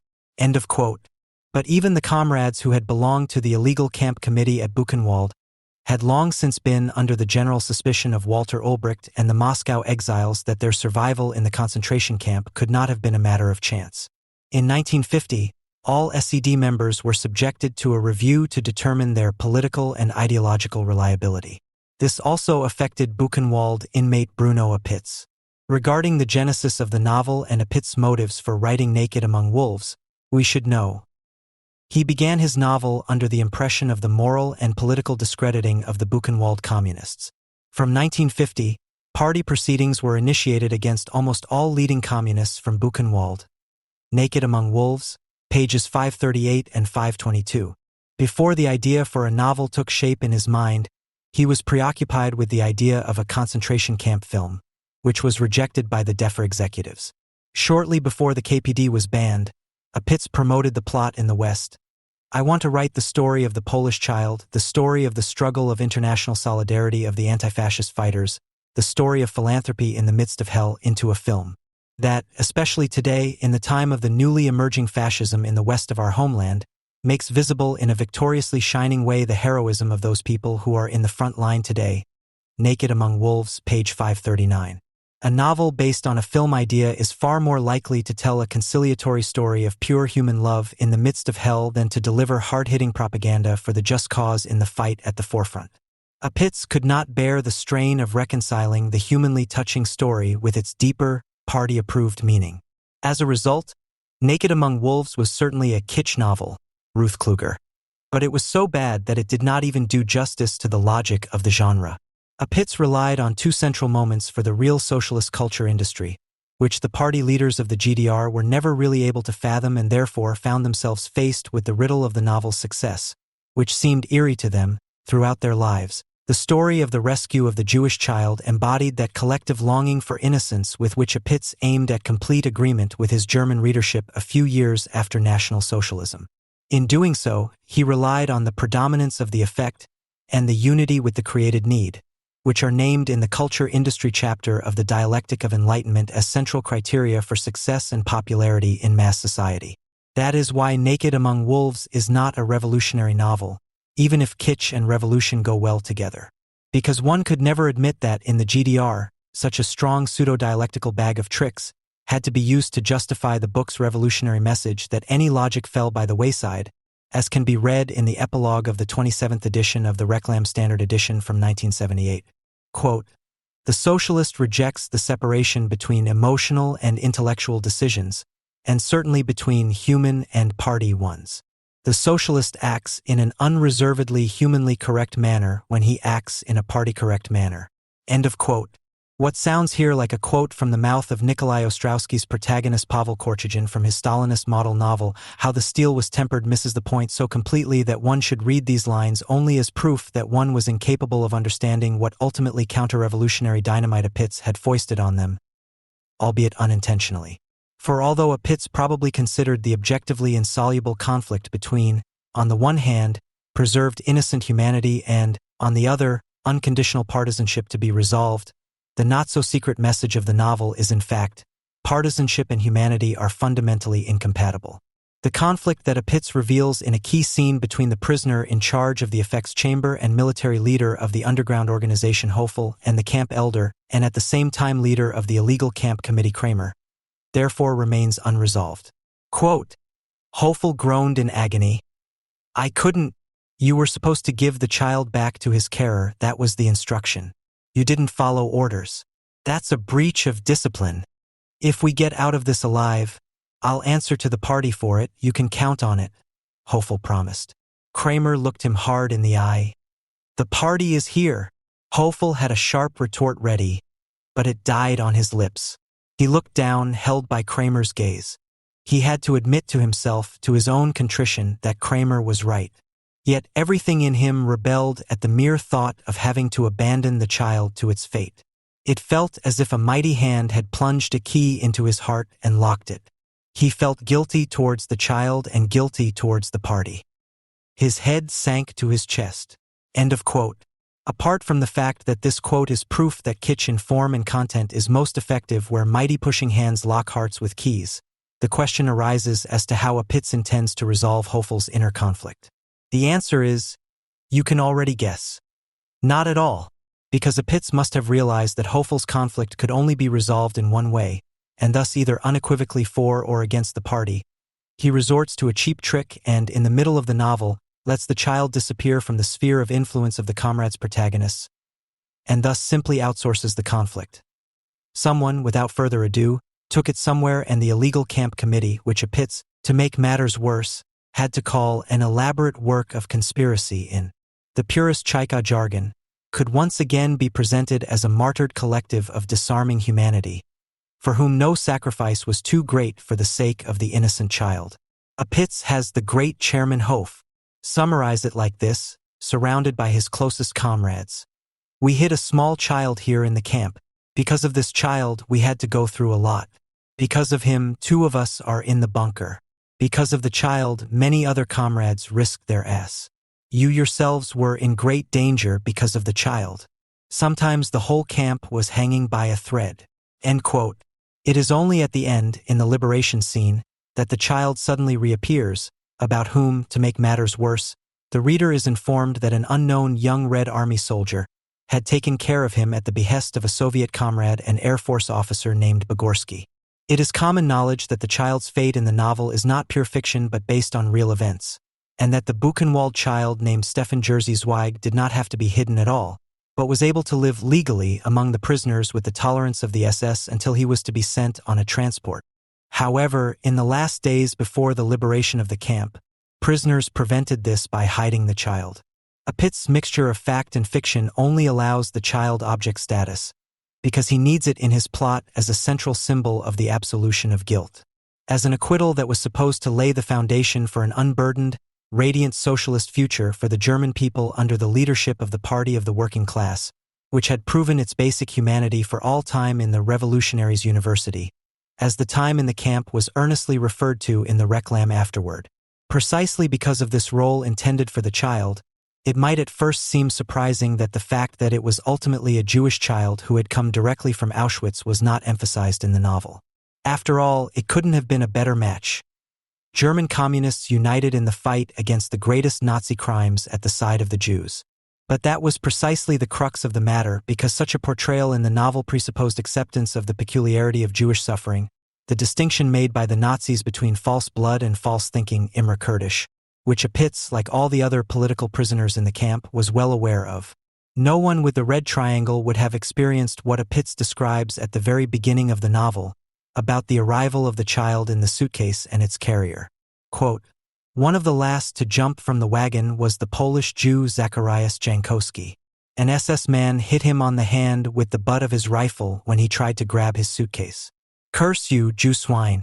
Jankowski managed to catch the suitcase that the SS man angrily threw at him. Probably got your stolen diamonds in it, you pig?" End quote. From then on, in the novel, the Jew Jankowski became Pol Jankowski, Zacharias, and the nameless little Polish Jewish child, as he was once referred to at the beginning, became not just the Polish child, but an allegory. What does child from Poland mean? There are children all over the world. You have to love and protect the child. End of quote.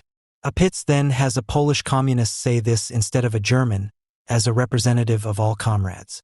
The de-Jewification of the child, which Apitz carries out under the guise of supposedly universal thinking, is all the more ugly given that just a few pages earlier, he has the same Polish communist report what the Pol Jankowski told him about the boy's particular fate. Quote, "He says that he is not the father of the child. The father is dead and the mother is also in Auschwitz and gassed. He says that the child was 3 months old when he came with his father and mother from the Warsaw Ghetto to the Auschwitz camp. He says that the SS killed all the children and that the little child was always hidden." Quote end. In view of such lines, one can only marvel that Apitz does not deign to honor with a single syllable the Jew Zacharias Jankowski, who did the greatest act of humanity, hiding the child and saving him from death. Instead, Jankowski, who had to be introduced as a necessary evil for the rescue of the child, which was then carried out by German communists, was quickly sent on transport again without the child, although it was within the power of the capos to leave him in the camp. The reason for this is as simple as it is perfidious. The fact that a single Jew engages in the same kind of resistance that, in the novel, is reserved solely for the illegal collective of the best, simply does not fit into the Antifa scheme. Accordingly, Apitz downplays the Jewish fate and makes it equal to all others. So it seems a strange contradiction that over the central intercom, when the SS were still thinking about evacuating the entire camp, the call went out, "All Jews report immediately to the roll call area." Apitz explains this to the reader as follows. Although the Jews were the first, every single one thought that it would be their block's turn next. To have reflected the reality of Buchenwald, he would have had to write, "It was clear that the Jews would be the first, and so the others hoped that perhaps they would not be called upon." It is precisely this omission, and the substitution of the lie that all concentration camp inmates would suffer the same fate, that makes Bruno Apitz's novel so suitable for later use. Surprisingly, the ARD remake of the novel in 2015 does not fundamentally change Apitz's dramaturgy of the only true resistance. It is true that the child is made perceptible throughout the entire film as a Jewish child with a special destiny. The resistance of the Jew Zacharias Jankowski, on the other hand, remains as unacknowledged as in the novel, even though he is shown to rebel against the removal of the child at the entrance portal, shortly after the start of the transport, which leads to his immediate execution by the SS. But the filmmakers have no problem reminding viewers that the child is in the care of communists, who, being the caring and humane people they are, sometimes even entrust him to a Polish rabbi because of his Jewish origins. Did the film manage to resolve the conflict between party discipline and humanity, which was something Bruno Apitz was unable to do? The answer can be found in the credits. Director: Philip Kadelbach. Screenplay: Stefan Kolditz. Production: Nico Hoffman.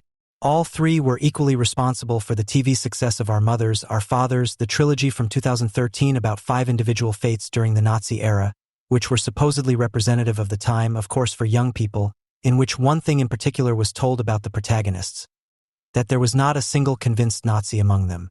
It is precisely this absence of any kind of open or internalized Nazi ideology that leads to pure humanity prevailing. The three of them took a very similar approach to the remake of Naked Among Wolves. The communist protagonists are consistently portrayed as human and unideological, as Bruno Apitz would have liked them to be, instead of repeatedly turning them into strict party soldiers out of humility towards the party. Key sentences in the film from the mouths of communist prisoners, such as, "If we sacrifice the boy, we sacrifice everything," or "Who are we that we can't even protect a little child?" also appear in Bruno Apitz's novel in a related way. However, because he has to immediately sacrifice them to party discipline, the matter remains incoherent in his work. For the trio Kadelbach, Kolditz, Hoffman, on the other hand, the case is solved, because they simply adhere to what is untruthfully claimed as the quintessence of the novel in the blurb of the new edition of 2014, because that is how the novel is supposed to be read today: heart and conscience triumph over party discipline, because the boy's survival has long since become a symbol of the inmate's will to survive. Quote end. So objectivity was not the trio's concern. They wanted to illustrate timeless humanity in the name of the supposedly non-ideological, to celebrate German resistance as an expression of the existential decision of the individual German for freedom 70 years after the unconditional surrender. Incidentally, it is anything but a coincidence that the message of the film Elser, which was released in German cinemas at the time of the TV broadcast, is congruent with the one in the accompanying materials for school and out-of-school education. In this text, one only has to replace Elser with prisoners to hear the same intended murmur. If we understand Elser, then we understand the gift of sensing, thinking, and, above all, doing the ethically justifiable immune to ideologies, the zeitgeist, fanaticism. End quote. But we always remain decent. This mantra, with which the World War veterans ended their war stories, can now be applied to all Germans, who all kept their hearts and conscience. This is also the only slightly democratized legacy of the German communist resistance and is therefore highly compatible. Nothing illustrates better than the coincidence that the two former antipodes, the FAZ and the ND, agree in 2015 on the content of the remake, which is nothing less than the victory of humanity. The FAZ is even more explicit about the need that drives it. With their lavishly staged film, Kadelbach and Kolditz have achieved an important piece of education. It is no longer the communist collective that triumphs here, but very differentiated individual fates. End quote. One should add, differentiated individual German fates. Communist-inspired anti-fascism was basically a long-term program for the recovery of the homeland by the unjustly ostracized. In Anna Seeger's novel The Seventh Cross, genuine Germanists breaks through against violence and deception in an exemplary way, and in the end everyone is somehow anti-fascist. Only the great writer and the fact that in 1937, When the novel was published in exile, the extermination of the Jews was hardly conceivable, makes it halfway tolerable.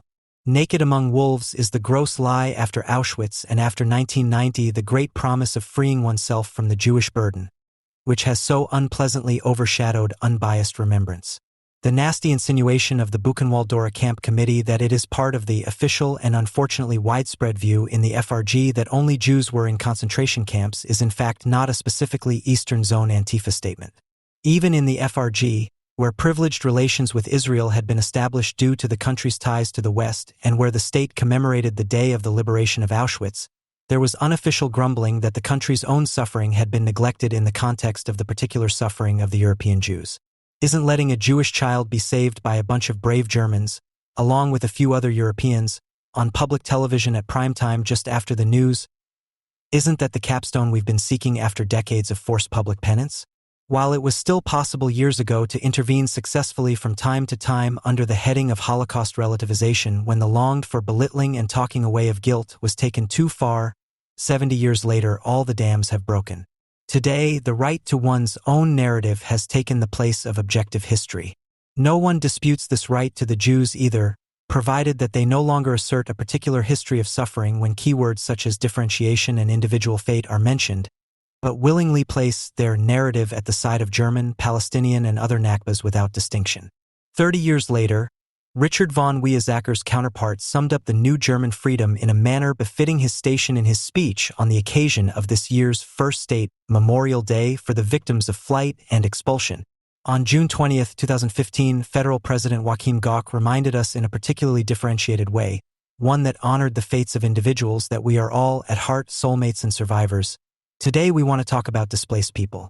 About people, no matter whether black or white, young or old, man or woman, Christian, Jew or Muslim, about people who all had the same painful experience deep in their souls, which the writer Jean Ami, a refugee from Nazi Germany and a survivor of Bergen-Belsen, summarized in the simple, for some comforting, for others depressing formula.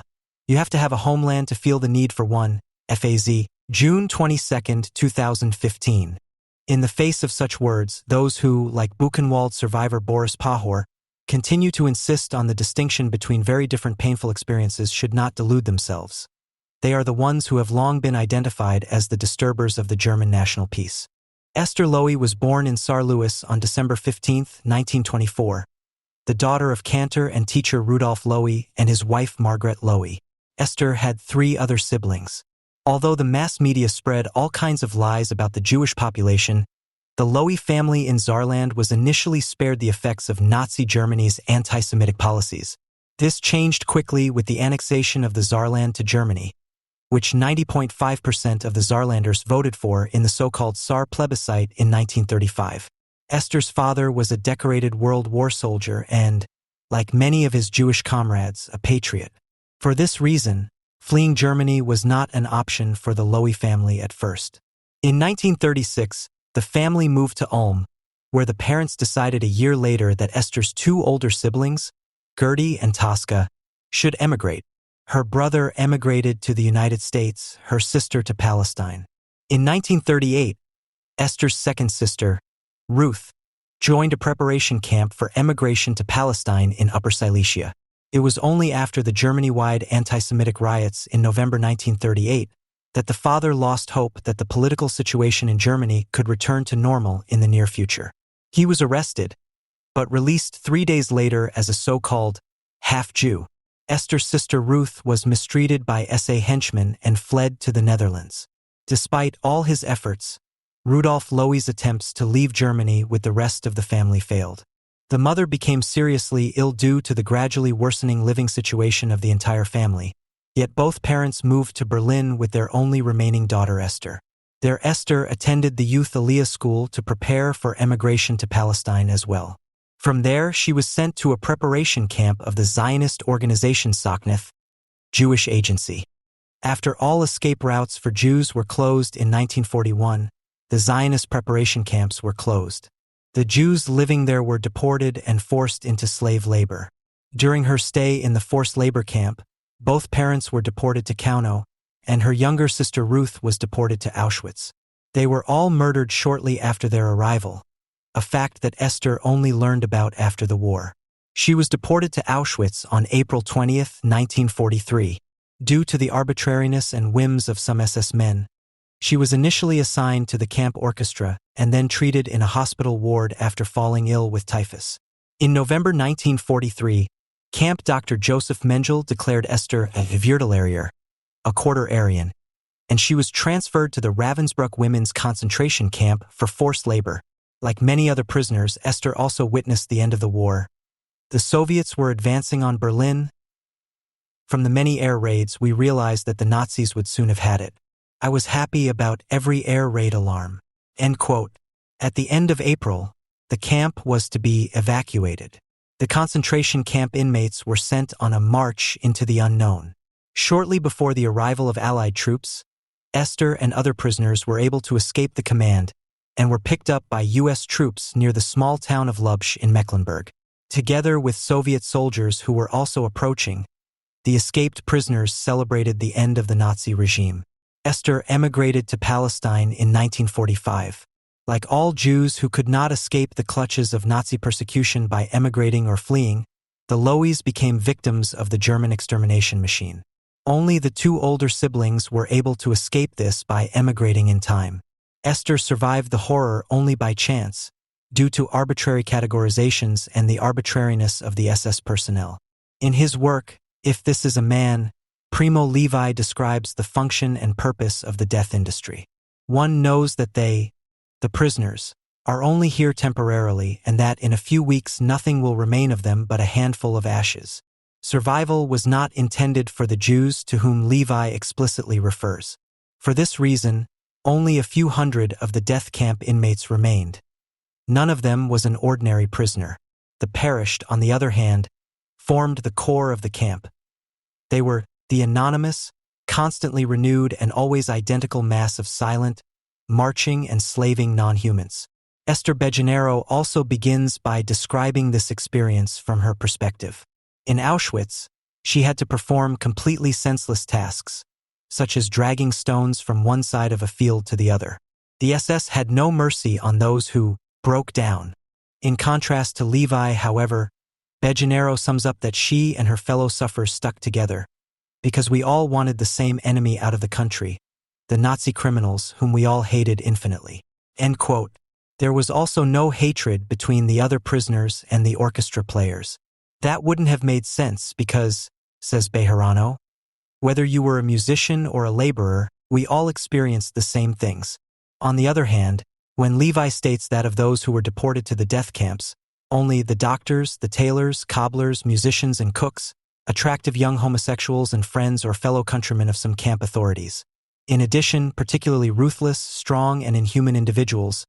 And finally those who, although they did not hold any special office, were always able, by virtue of their cunning and energy, were always able to organize successfully and consequently, in addition to material benefits and prestige, could also gain the indulgence and respect of the camp strongmen. He is likely to characterize the reality in the death camps, the fight of all against all, deliberately instigated by the SS and described many times there, and the conditions for individual survival more aptly than Bejarano was able to in her memoirs. Contrary to recent German memorial politics, survival in an extermination camp as described by Levi does not allow us to draw any morally charged conclusions for a better society, nor can any readily invoked meaning of history be derived from it. The purpose and result of Auschwitz and other extermination camps was to exterminate Jews. The few Jews who survived and the Soviet army approaching on January 27, 1945 could not undo what had happened. With their extermination, the history of the European Jews was to be eliminated, as it were. The only way to re-enter history as active subjects was to rise up. Unlike those who survived due to chance or the arbitrariness of the perpetrators, some of the insurgents in Sobibor, Treblinka, and in the ghettos survived because they tried to use violence to resist the constant humiliation. The French Jew, resistance fighter and filmmaker Claude Lanzmann describes exactly this with the following words. The Jews were doomed to destruction because they had no political status and no national state. They had become superfluous, living dead. The Holocaust was not just a massacre of innocents, but a massacre of non-violent people. Their customs, culture, and thousand-year tradition of exile and persecution led the Jews to renounce the use of violence. even the thought of violence.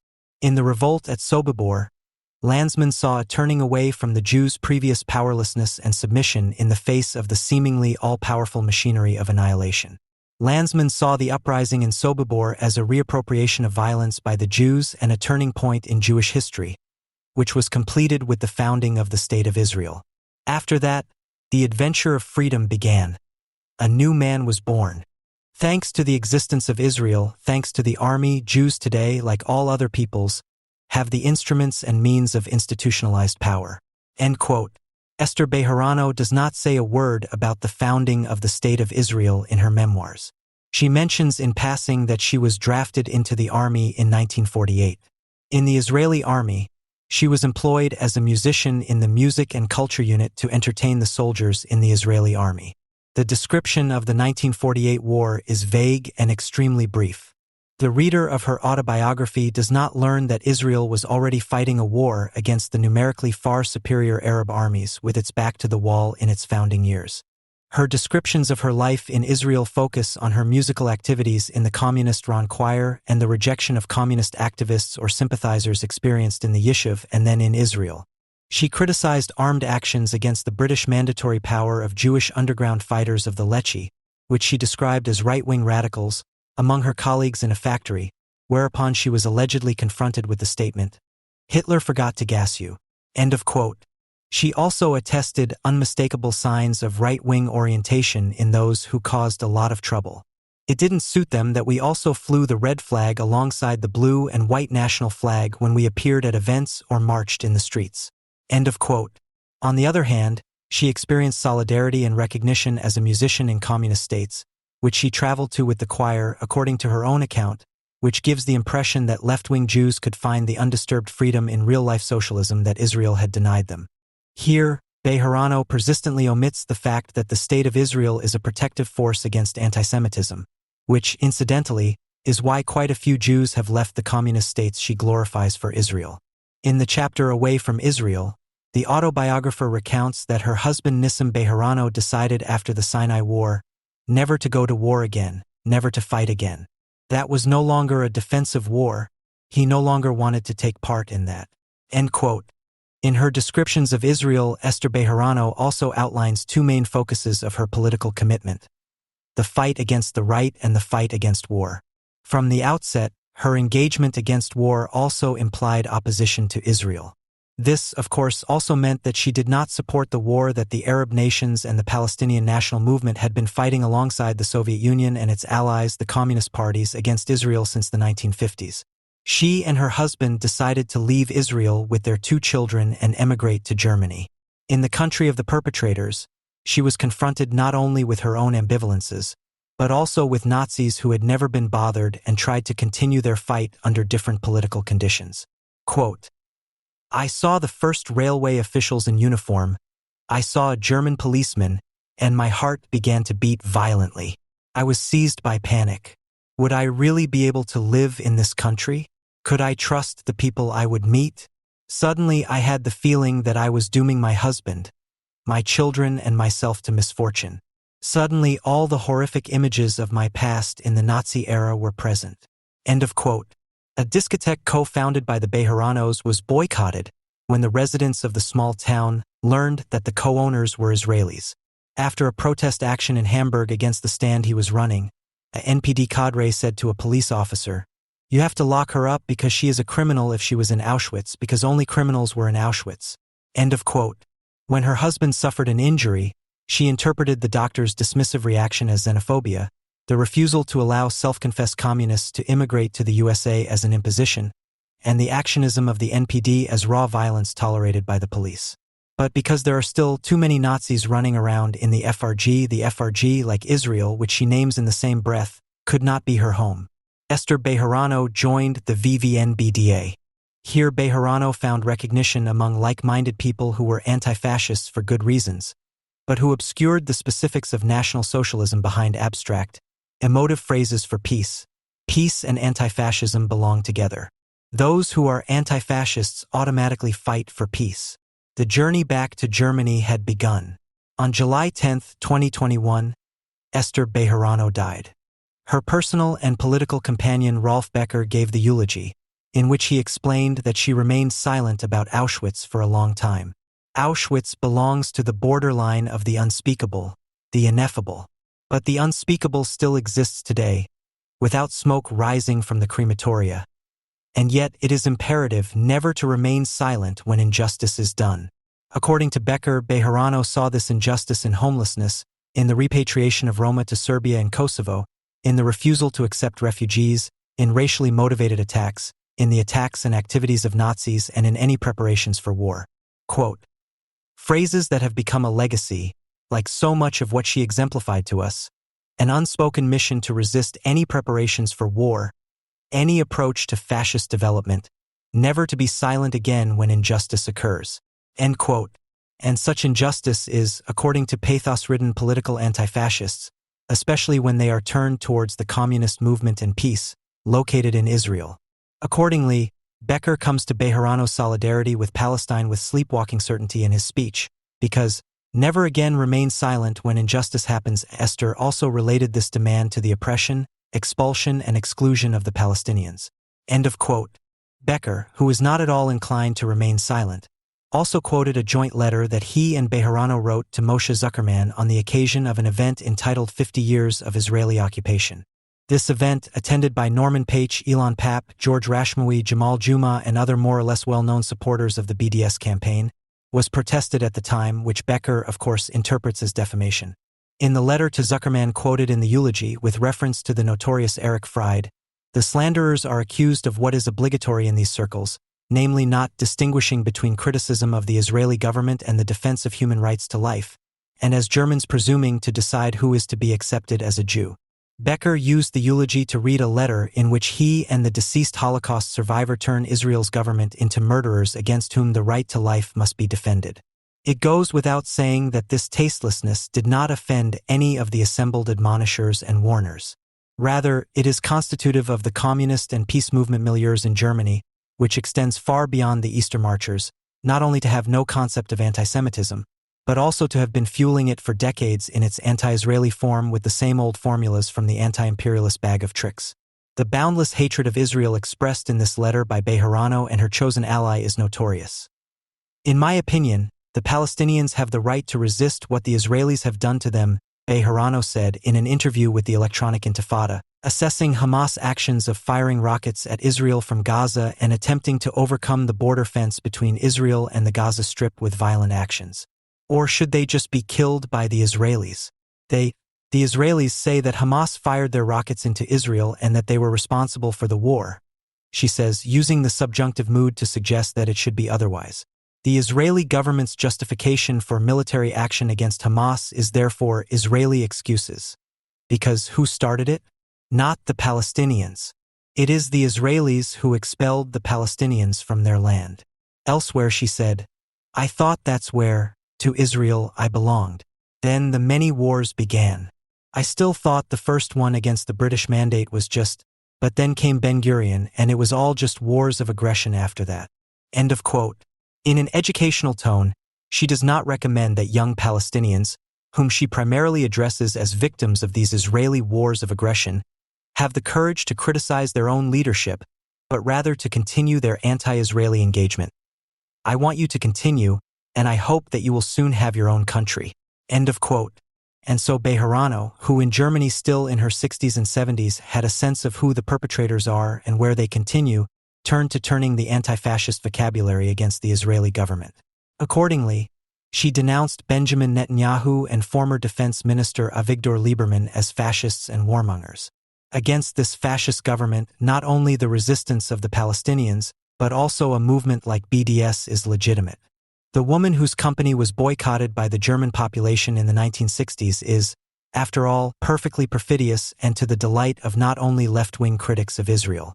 Quote, if it is helpful to counter the terrible Israeli policy, then I am in favor of it, because I have experienced what fascism is.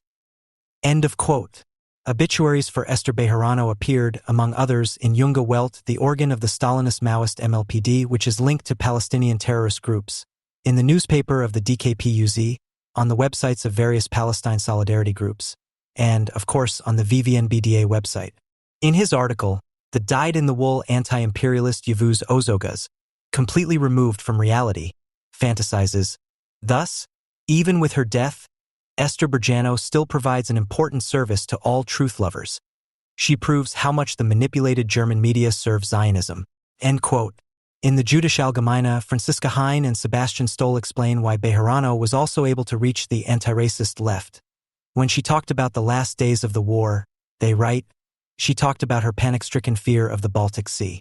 As the Allies closed in and liberation was within reach, the Nazis forced her and other Ravensbrück prisoners onto one of their infamous death marches. Those who could no longer walk and collapsed on the ground were shot. They were heading north, straight towards the Baltic Sea. She believed at the time. I thought they were going to drive us in there and let us die, Bejarano recalled. Bejarano has been visiting schools and talking to young people about her experiences for more than 30 years. The memory of fear remained, and that came back to her when she saw the situation of the refugees in the Mediterranean. That's the first thing I think when I see a refugee boat on the news. They want to drown us, she said last year. Quote, when an Auschwitz survivor makes the immediate connection between those who, for various reasons, are seeking the perilous route into an increasingly isolated Europe and those who were spared from the intended annihilation by chance, and then goes on to link this to her own experiences on the death march, she naturally delights postmodern anti-racists. In particular, those who, while gladly distancing themselves from the anti-Zionism of their elders, would like to see only the persecuted in the refugees and immigrants from the Maghreb and the Middle East, who are simply declared to be Muslims. That they, too, would like to see Germany declared a country of the once again enfranchised, so that they can see with all the more verve in the USA, the West, or in the Enlightenment and civilization the cause of all misery and oppression, and finally in the Muslims, the Jews of today. But the confusion of anti-racist activists was not limited to history.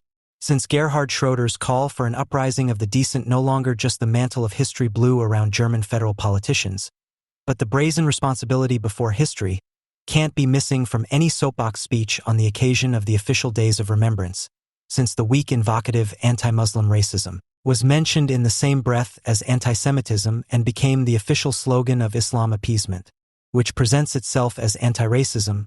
Bejarano also presented herself as the ideal Auschwitz survivor for these purposes. Her power sentences could be set to music by Udo Lindenberg. Quote, back then it was the Jews who were targeted. Today it is suddenly the Muslims, although the people who think that don't even know them. Just as nobody knew anything about the Jews back then, they have become the enemy. Today we have an enemy again, the Muslims. End quote. In 2014, Esther Bejarano became an honorary citizen of the city of Saarlouis, which did not necessarily shine as an anti-fascist model city in the past. She affirmed, I belong to you and you belong to me.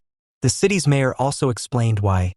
Since then, Esther Bejarano has been tirelessly fighting against racism and exclusion and advocating for humanity and tolerance, and for peace. With her commitment, Esther Bejarano gives meaning to history and thus also to our history and our memory. End quote. 2 years earlier, she had already been awarded the Federal Cross of Merit. This was presented to her by the then Lord Mayor of the city of Hamburg, Olaf Scholz. Quote, in the sense of a true life's work, she has tirelessly dedicated herself as an artist and as a peace activist to warning against discrimination, exclusion, and persecution. Against the background of current events in connection with right-wing radical terror in Germany, Ms. Bejarano's engagement cannot be praised highly enough. Quote end. From Esther Bejarano's narrative of solidarity and community-building hatred of Nazis and SS, she not only derived the state-compatible motive for her anti-fascist engagement, but also the guiding principle for herself. Through this derivation, she functioned as an ideal reference figure for both the anti-Zionists and the official state anti-fascism. This meant that anti-Zionists could not only remain silent about Israel when talking about Auschwitz, they could also use the Holocaust survivor, who was mission-conscious and critical of Israel, as a key witness to prove that mobilizing against Israel in the name of Auschwitz was necessary and that one could simultaneously declaim against anti-Semitism and call on the Palestinians to continue. At the same time, she was useful as living proof that the transformation from the country of the perpetrators to the country of the redeemed and historically conscious Germans had been successful. The Bejarano's path of suffering and purification thus lent a double meaning to Auschwitz, which was eagerly taken up by state anti-fascism and anti-Zionism. Bejarano lent moral surplus value to the criticism of Israel simply by virtue of her biography. What's more, as someone who escaped extermination at the hands of the Germans and later turned her back on the country that offered a safe haven to all those persecuted by anti-Semitism, only to return to the country of the perpetrators, where, after initial difficulties, she finally found a home again as a left-wing activist, she was practically predestined to be the best Jewish friend of the anti-fascist Volksgemeinschaft. Esther Bejarano did not receive a state funeral, but the almost endlessly memorable federal president Walter Steinmeier chose her as the Germans' favorite anti-fascist. Quote, "With her death, we have suffered a great loss. She will always have a place in our hearts." Bejarano has experienced firsthand what it means to be discriminated against, persecuted, and tortured. "We have lost a courageous person who stood up for the victims of the Nazi regime until the very end. And anyone who has ever experienced her in her musical element will always remember how captivating she was." Quote end. Against all anti-Semitism and racism. After October 7, 2023, all of Germany agreed on this terrible slogan, and no one found anything wrong with it.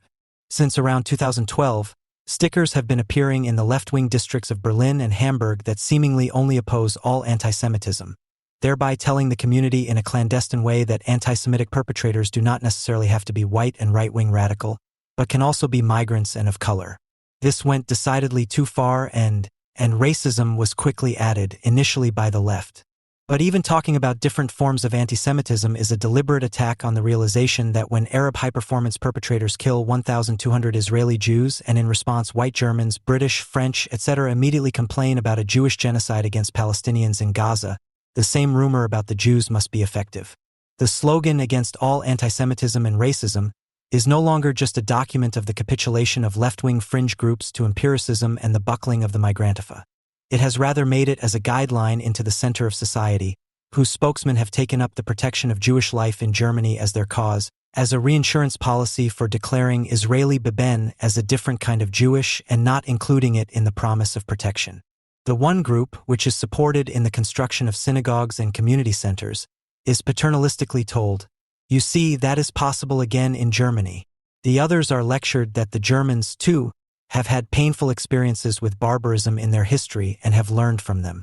Since then, the call to practice humanity and not revenge has been the German admonition against all Jews in the room.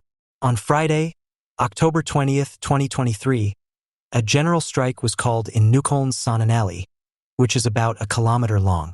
All the shops and restaurants, most of them Arab, remained closed. The only exceptions were pharmacies and medical supply stores. The call for the general strike had come from an association called Palestine Speaks, which, as the Migrantifada, is fully committed to the destruction of Israel. The group said it wanted to express its outrage at the repressive state terror that anyone who expresses and acts in solidarity with the Palestinians is exposed to. Business owners who preferred to open were put under massive pressure. The police reported that, throughout the day, groups of people were seen in the Sonnenallee area with flyers asking business owners to leave their shops closed in protest. Except in the Springer Press, little attention was paid to the fact that a state of emergency had been declared by jihadists in part of Neukölln. Almost 3 months later, a secret plan against Germany was uncovered that almost led to a second Holocaust among Muslims living in Germany. Germany has understood the warning and shouted with one voice, "Dull populism? No thanks. The so-called remigration of our friends, neighbors, colleagues? Certainly not. And fascism? Never again. Germany does not need an alternative to freedom and diversity. We have learned from history and will not forget how inhumanity, initially secretly and cautiously, then oppressively and brutally, penetrated society. The present time demands a clear stance. We stand together for an open country that bravely faces challenges instead of letting itself be stirred up and incited by right-wing propaganda, because we already know where that can lead. So, this year is about against hatred and division, for a new togetherness, strong together in a diverse #Togetherland. End of quote.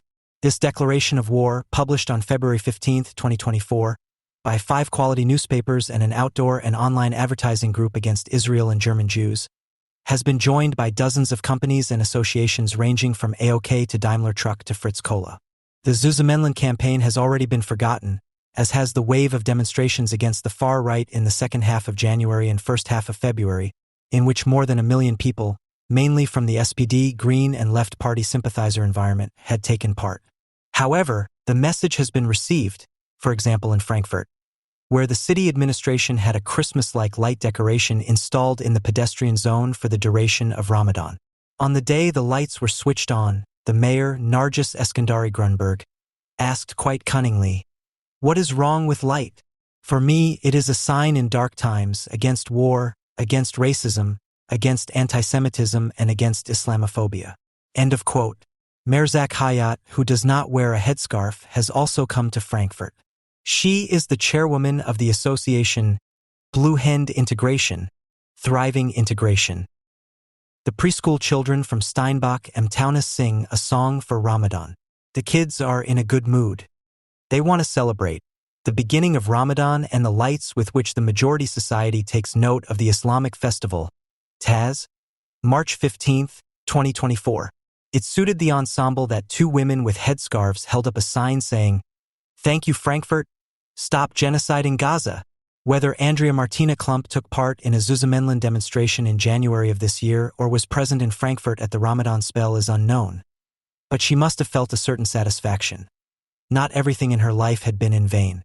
Andrea Klump is now 66 years old and, after serving a 12-year prison sentence for aiding and abetting attempted murder in 32 cases and causing an explosion of explosives.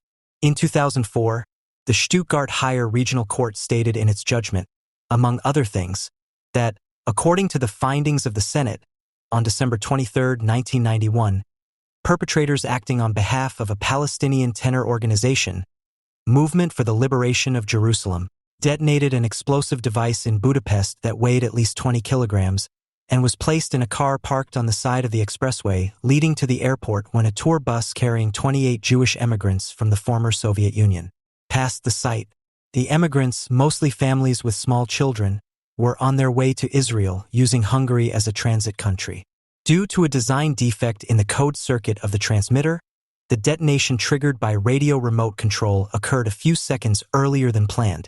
The main effect of the explosion was therefore not on the coach, as the terrorists had intended, so that of the occupants, for Jewish emigrants, only suffered slight cuts from broken window panes. By contrast, 2 Hungarian police officers in the escort vehicle in front were seriously injured by the effect of the detonation and continue to suffer from the long-term effects of the attack to this day. End of quote. Klump had admitted that she had been in Budapest at the time of the crime with her partner and comrade Horst Ludwig Meyer, who, together with another unidentified person, had carried out the attack, that she knew about the preparations for the attack and that she had acted as a quartermaster. It is not known whether Andrea Klump knew Daniela Klett, 65, who was arrested on February 26, 2024, or the still-wanted Ernst Volkerstab, 69, and Burkhard Garweg, 55, who, like her, are attributed to the 3rd generation of the RAF. It is known for certain that the 3 of them, as committed anti-imperialists like Klump, were at least until that December 23, 1991 on the side of the PFLP and other task forces for the final solution of the Jewish question, one of which is said to have hired Horst Ludwig Meyer. Not only because Andrea Klump, Horst Ludwig Meyer, and 2 other comrades spent the years 1988 and 1989 first in Syria and then in Lebanon. The so-called 3rd generation of the RAF comes from the scene of the so-called anti-imperialists, who, since the mid-1970s but increasingly in the 1980s, have been setting up their residential projects in the orbit of prison labor, the Rote Hilfe, Klett, but also in the then-occupied buildings in Hamburg's Hafenstrasse, Garweg, and elsewhere. Very few of them went underground, and not all of those who went underground were necessarily members of the RAF. But all of them listened to the itinerant preacher of anti-imperialist anti-Semitism, the late Dr. Karam Kella, who died in 2022 at a ripe old age, who never tired of emphasizing that Israel was a single continuum of crimes against humanity. It is only against this background that one can appreciate what some 600 people demonstrated under the slogan Freedom and Happiness, Stop State Terrorism, Solidarity with the Absconded and the Imprisoned, in Kreuzberg on March 9, 2023. They were seeking to invoke humanity against a barbaric system that is closely linked to what is usually called right-wing. "Where are the raids against the right?" was one of the corresponding slogans. On the same day that the RAF nostalgics in Kreuzberg were demanding more raids against the right from the German state of terror, the president of the International Red Cross, IRK, Mirjana Spaljarik, also spoke out against state terrorism.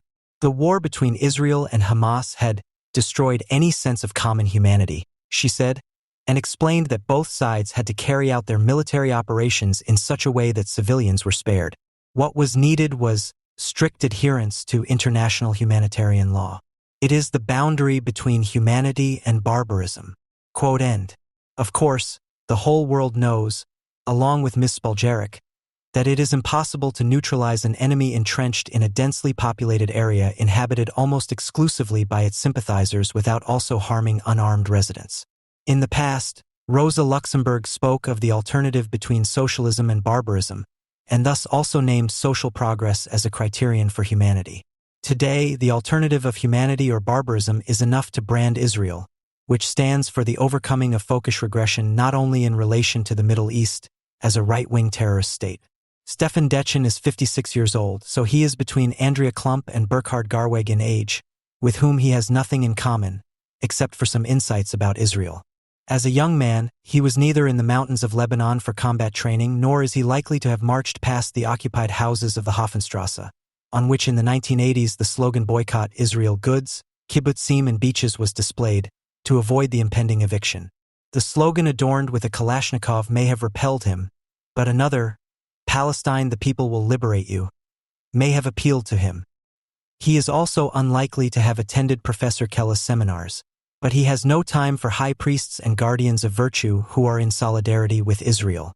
Detjen is a journalist in the civil service. From 2008 to 2012, he was editor-in-chief of Deutschlandfunk, and since 2012 he has been its chief correspondent.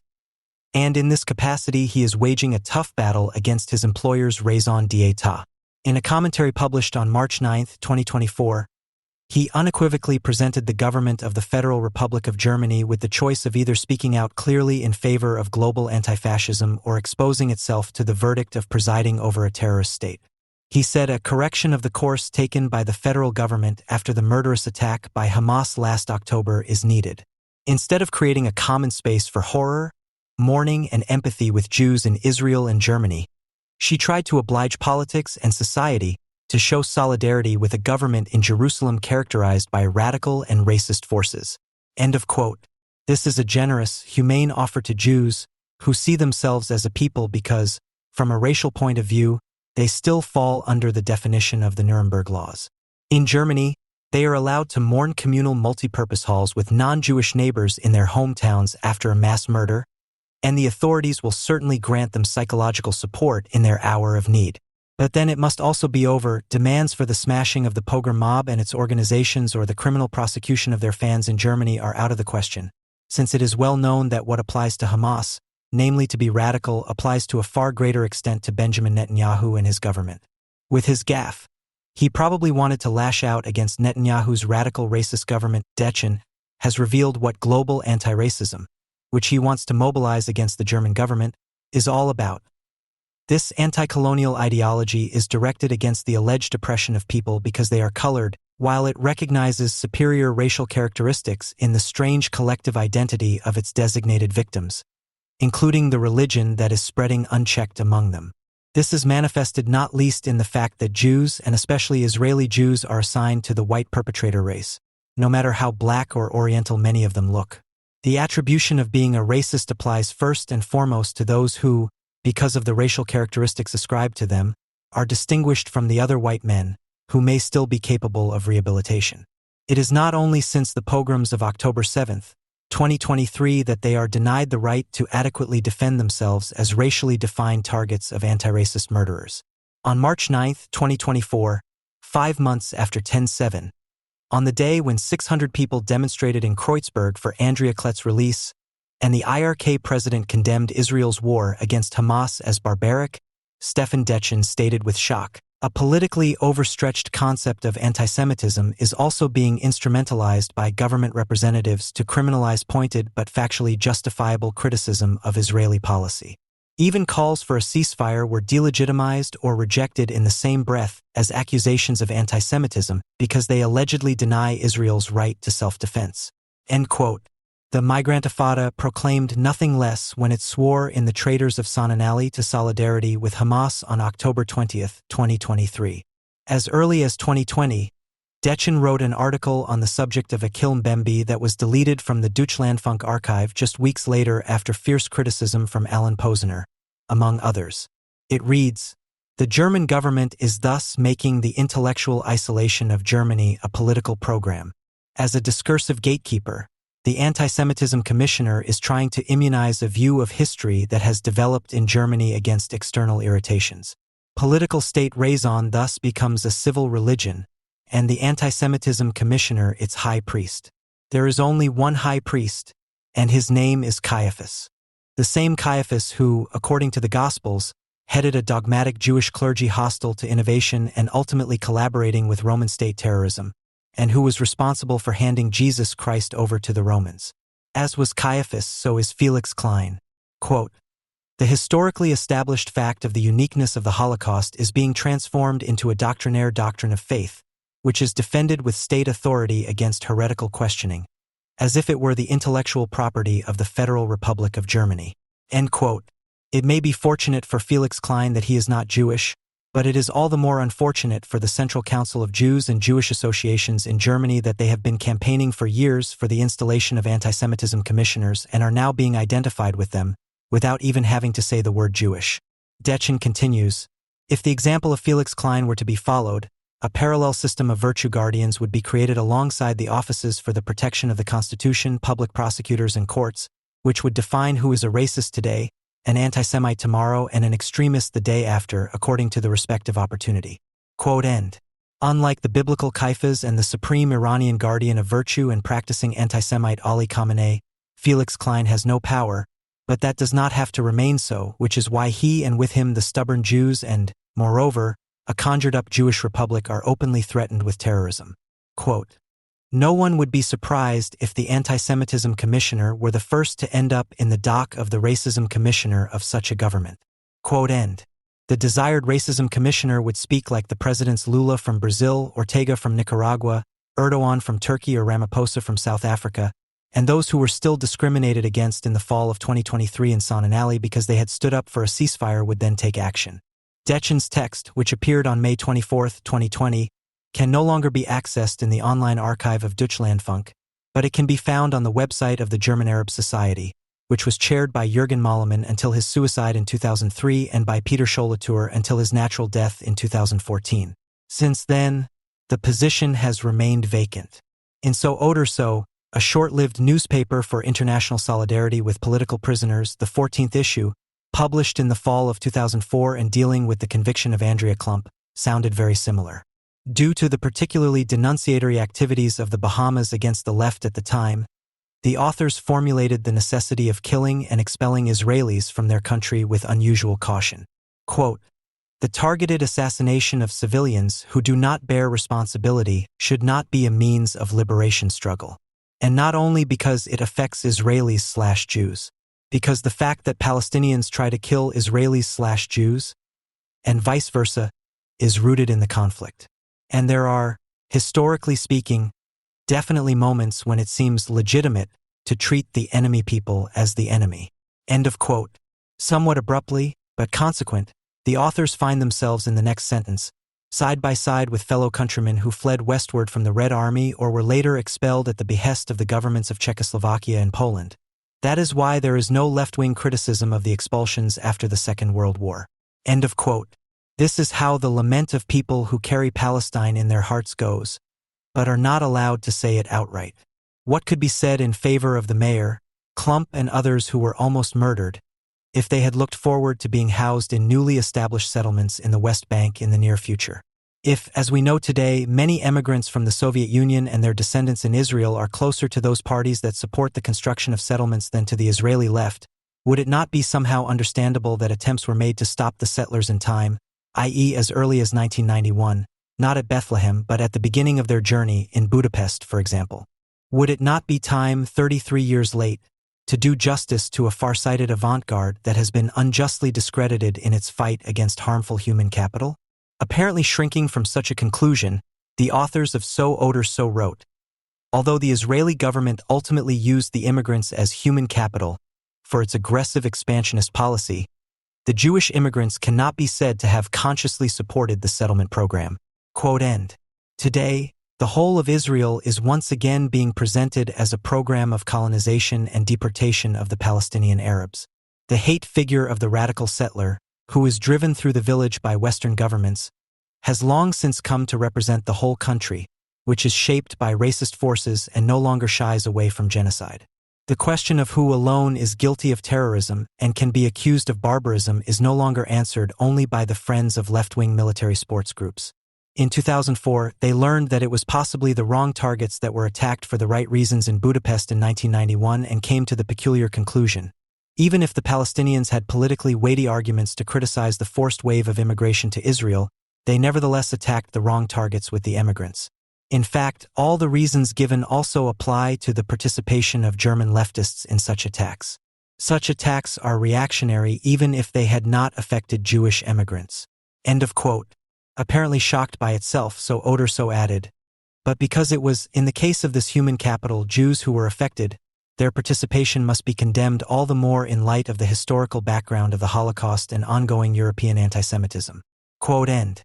There is no mention of non-European antisemitism, which, unlike white European antisemitism, tends towards eliminatory practice.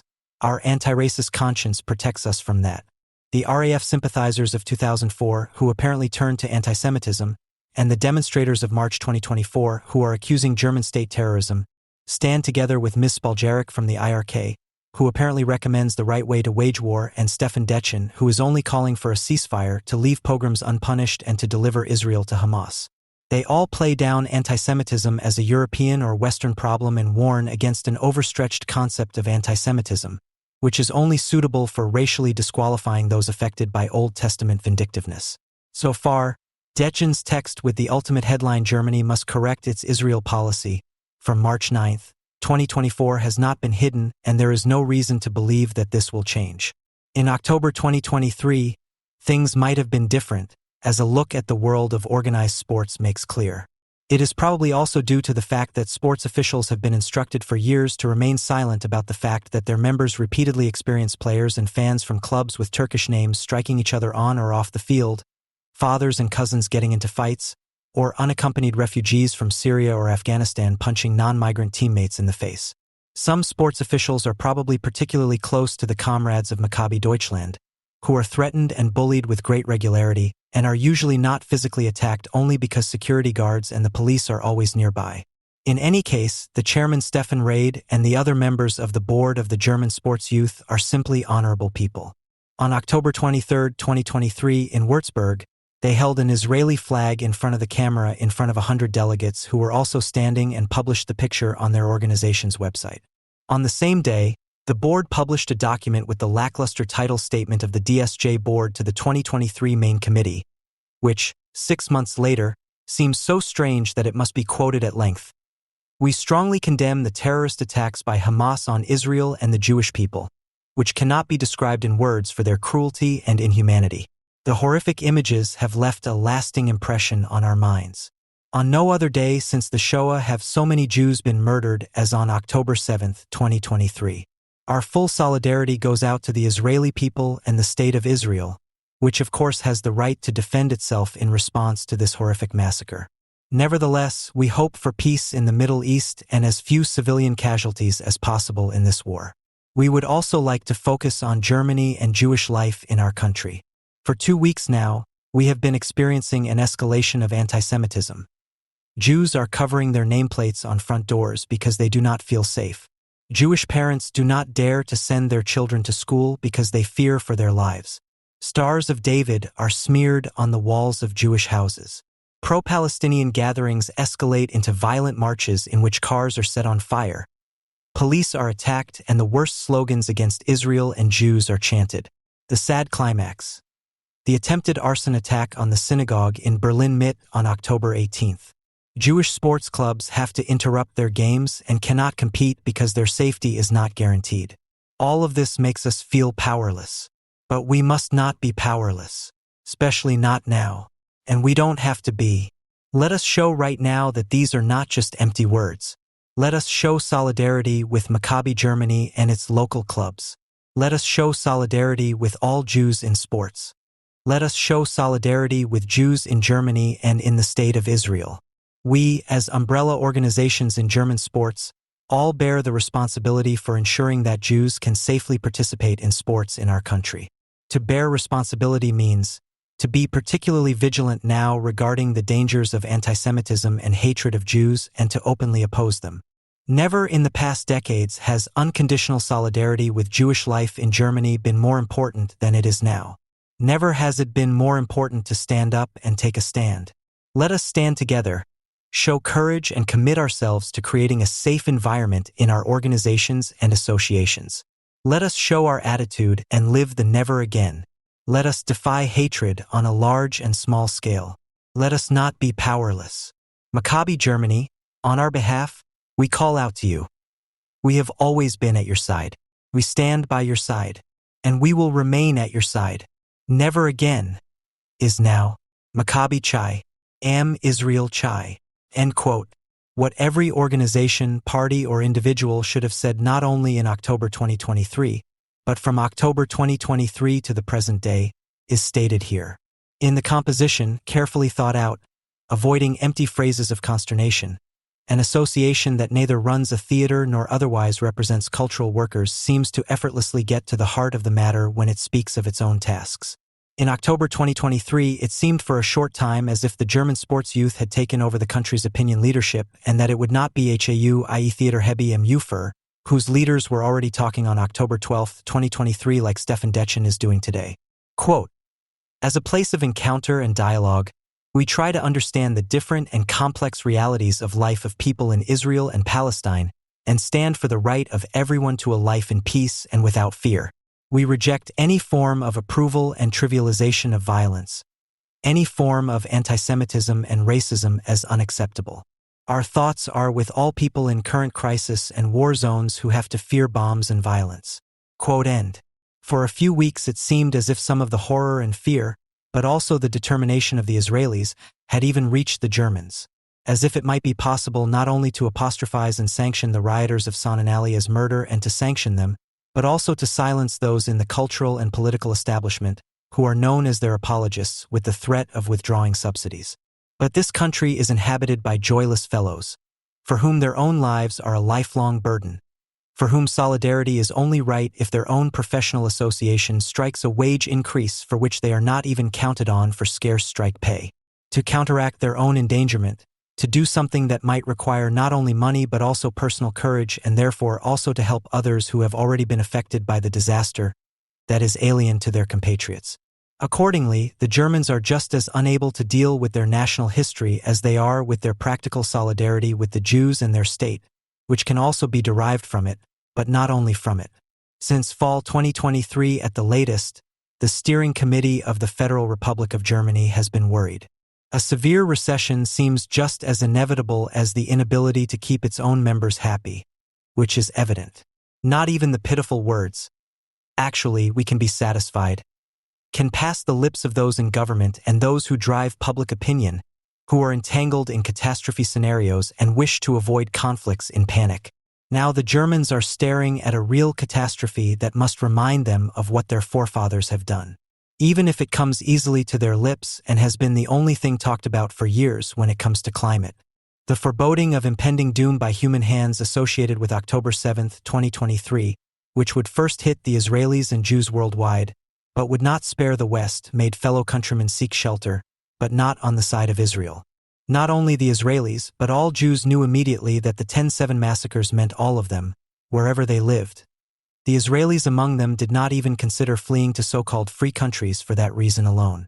While the Jews know that the call for murder and the practice of murder would also overtake them there, and that clinging to their country in its struggle for survival was not a matter of love of country, the Germans agree that there is nothing worth defending. Nowhere else in the Western world is the lie that there is no longer any freedom in one's own country more consequently, more convincingly and more threateningly expressed. Here, noisy tractor drivers and other hauliers are in agreement with the intellectual world that hates them. While the former have always resented the inadequate military assistance provided to Ukraine, the latter are only bringing peace negotiations with Russia back into the conversation and no longer secretly cheered the Pope when he recommended that the Ukrainians raise the white flag on March 10th. While the population of Ukraine affected by the bombings is only met with sympathy because German policy towards Russia could no longer be defended internationally after February 24, 2022, things changed after October 7, 2023, after only a few weeks of what was probably genuine shock in some quarters because the spokesman of the free world and the mob on their streets spoke out in favor of the mass murderers. Faced with the alternative of defending its somewhat different position on the Israel question against the unleashed anti-Semites and even radicalizing it, or falling back on provincialism, Germany swung into line with the international community with a reasonable delay and is acting cosmopolitan. But even that did not take place without the addition of ingredients typical of the country, and so the admonishers and warners quickly brought up the subject of Auschwitz in their phrases, which were steeped in the cult of remembrance. It wasn't the bombing of Kiev, and it certainly wasn't the slaughter of October 7th that made our thoughts turn to all the people in current crisis and war zones who have to fear bombs and violence, as the HAU expressed itself across all warehouses. There is only one current crisis and war zone that is driving German humanity to new heights, and that is in its own country, in the center of which lies Dresden and on the periphery of which, in January 1945, German refugee convoys made their way to the west, as the RAF sympathizers of so pointed out in 2004. In its search for identity, German memory culture is constantly revolving around itself, which is why the epitome of defenselessness cannot be found in Kiev and certainly not in Israel, but via Gaza in bombed Germany. The Germans know with the journalist Stefan Grainer. Whoever says Gaza must say Dresden. Grainer, in an effort to balance the narratives, had also explained that it remains an open question whether Germans can look at images of dusty children on mountains of rubble without remembering the images of destroyed Berlin. How much identification with the bombed-out ancestors running alongside is there in the excessive German reactions to the images from Gaza, which are glorified as humanity on social media? End of quote. But then he also talked about other excessive reactions which do not even exist in Germany, but are blamed on Israelis and other Jews. Quote, how much of the excessive reaction, which sees only the potential perpetrator in every Palestinian, has to do with the defense against this identification? Taz, 1 Aralık 2023. The clue had been provided by former Israeli Prime Minister Naftali Bennett, who, in an interview with a British broadcaster on October 12, 2023, had exclaimed in outrage, "Are you seriously asking me about Palestinian civilians? Haven't you seen what's going on? We're fighting Nazis," only to add, when Britain fought the Nazis in World War II, no one asked what was going on in Dresden either. The Nazis attacked London and you attacked Dresden. Therefore, shame on you for continuing this false narrative. End of quote. What was meant was the British interviewer's effort to present the activities of Bomber Command 1940 FF as criminal, as those of the IDF since October 7, 2023. Bennett added, "We will target Hamas, and we are telling Hamas that it is their responsibility if they use anyone as their human shield." End of quote. With that, the cue had been dropped by an Israeli mouthpiece, and the Germans knew immediately that here, of all people, a Jew had threatened in all seriousness to repeat the bomb Holocaust. It is common knowledge that this word was used by the NPD, but it remains to be shown that in 2024 it has nevertheless become common knowledge in terms of content. Jewish brutes like Bennett had to be confronted swiftly and in no uncertain terms. As early as November 2023, 16 historians, probably with reference to Naftali Bennett, warned against any comparison of the Palestinian atrocity with the Holocaust, as if the latter should not be the obvious one, and decreed, "There is no military solution for Israel-Palestine." Even more, the use of a Holocaust narrative, according to which the evil must be defeated by force, will only serve to perpetuate a state of oppression that has already lasted far too long. Quote end. Whoever starts out like that inevitably ends up completely German in a reversal of the perpetrator-victim relationship. Quote, Israel's leadership and others use the image of the Holocaust to present Israel's collective punishment of the Gaza Strip as a fight for civilization against barbarism, thereby promoting racist narratives about the Palestinians. Quote end. The only German signatory of the letter is Stephanie Schuler-Springerum, the director of the Center for Research on Antisemitism at the TU Berlin. Since then, the only freedom that the Germans cherished when they experienced the only country they had ever had in common as a perseverance community in the air raid shelter has been restored. What the Western Allies gave them after the defeat was, after all, cold and insufficiently humane, which is why one can also go on a journey into the fulfilling world of scarcity and constant supervision as a West German together with the otherwise so despised Zonies, where one could not only not become unemployed, but dissenters were forced to work at any time, and where one spoke courageously of Anglo-American bombing terror. The Cold World, which always threatens with private upheaval, as unemployment and impoverishment are called today, only offered the possibility of at least partially withdrawing from communal obligations, but did not provide any instructions for the use of the abundance of time, which already caused panic in the main character in Buchner's Wojciech. You can't escape the bombing of Dresden in the version by Gerhard Hauptmann, who wrote the equally bombastic and resentful quote, "Those who have forgotten how to weep will learn it again with the downfall of Dresden." This cheerful Morgenstern of youth had previously shone for the world. I know that in England and America there are enough good minds for whom the divine light of the Sistine Madonna was not foreign, and who weep most deeply at the extinguishing of this star. And I personally experienced the downfall of Dresden under the Sodom and Gomorrah of the English and American aircraft. End of quote. Of course, they also cannot get away from David Irving's version, who landed the bestseller The Destruction of Dresden in Germany and the World in 1965, which not only taught Ulrike Meinhof to weep again, and of course from Joseph Goebbels, who launched his last propaganda offensive in February 1945 because of Dresden, quoting Gerhard Hauptmann and multiplying by a factor of 12 the number of 300,000 dead, a figure that Irving and many others were happy to adopt. In the meantime, it has been learned with gritted teeth that there were only 25,000 dead. But the fact that the murderers in the Lancaster bombers avoided a fair fight man-to-man continues to cause bitterness. The Germans recognized the last heroes out of spite in the senselessly hunted Red Army soldiers already in Stalingrad and even more so in the last months of the war on the way to Berlin, whom they admiringly lead against the anonymous war machine operating from a distance. But they always meant themselves, lamenting the inhumanity of the bombing raids from the safety of the air raid shelter and longing for the promised miracle weapon of retaliation. On February 12, 2024, one day before the 79th anniversary of the bombing, we learned from Dresden, of course, that it is also possible to profit from the collective punishment that was inflicted on Germany during the Second World War. At the time, the Sächsische Zeitung, which is not considered to be at all right-wing, rejoiced. In his collage, The Unconditional Romantic, the artist Dada Vadim mixes motifs of the destroyed historical center of Dresden with the ruins of a city in the Middle East. End of quote. For the editorial team, it is evident that the legacy of February 13, 1945 also has a number of positive facets. Dada Vadim, whose real name is David Adam, has more to say on the matter, which he calmly expresses in the Sächsische Zeitung. Devaluing others has a very long tradition that did not begin with the Holocaust. Dada Vadim cannot accept news from Israel and the Gaza Strip without comment. The Sächsische added on February 9, 2023, perhaps he has read the uncensored pamphlet against the Jews, Kritik der deutschen Intelligenz, by the universally admired Dadaist Hugo Ball, which was published a year earlier. Since October 7, 2024, the world is no longer facing the alternative of civilization or barbarism, because where Western historians with chairs ascribe a Holocaust narrative to Jews, there can be no civilization, just as there can be no evil to be defeated. Anyone who evokes the collective punishment of Palestinians by Israeli Jews must fall back on the narrative of collective guilt, which, in the form of moral bombing, almost meant collective extinction for the Germans. For the time being, it is not the Holocaust that Israel is inflicting on the Palestinians. Such words are reserved for people like Brazilian President Lula. For us Dadaists, it is enough for the time being that the word Holocaust is included in the history of the racist exclusion of the Palestinians. We in Dresden are well aware of the genocide of the Palestinian people, which has been taking place for 6 months in a mixture of bombing and starvation.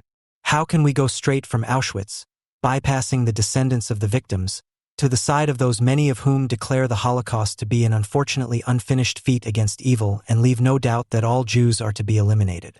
What does Dresden really want to tell us, and what does Gaza have to do with it? The artist Dada Vadim already brought something from Dresden to the Palestinians 6 years ago.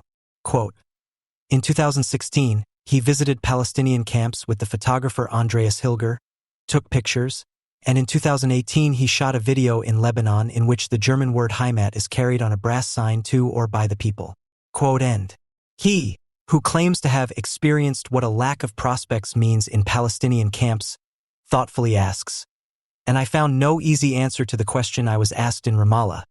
Why do we have to pay the price for the Holocaust? Quote end.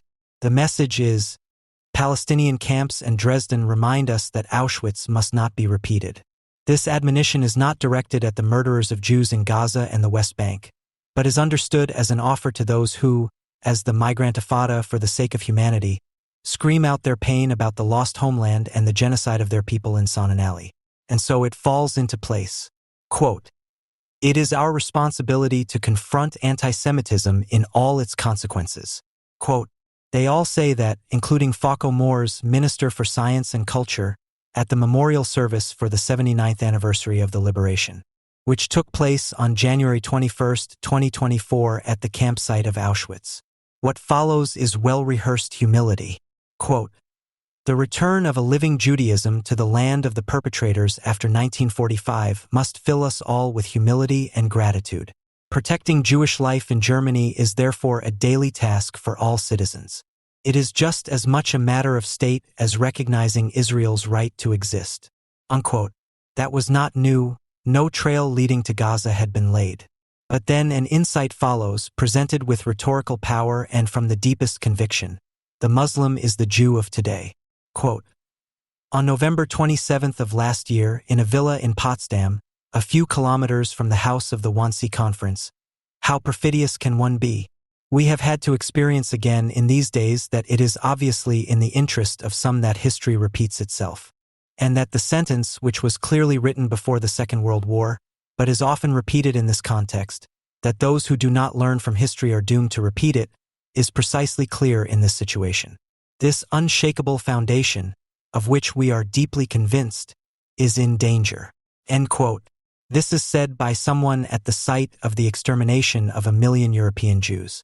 He says it 3 months after 1,200 Jews were murdered by self-confessed Muslims and seriously insinuates that there are right-wingers out to exterminate Muslims in Germany.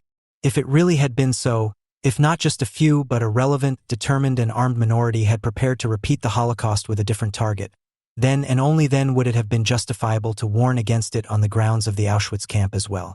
But if everything is wrong, the underlying article on which they are all based is a miserable feuilleton, which instead of the asserted facts relies solely on the acceptance of the associations inherent in the text by the willing audience.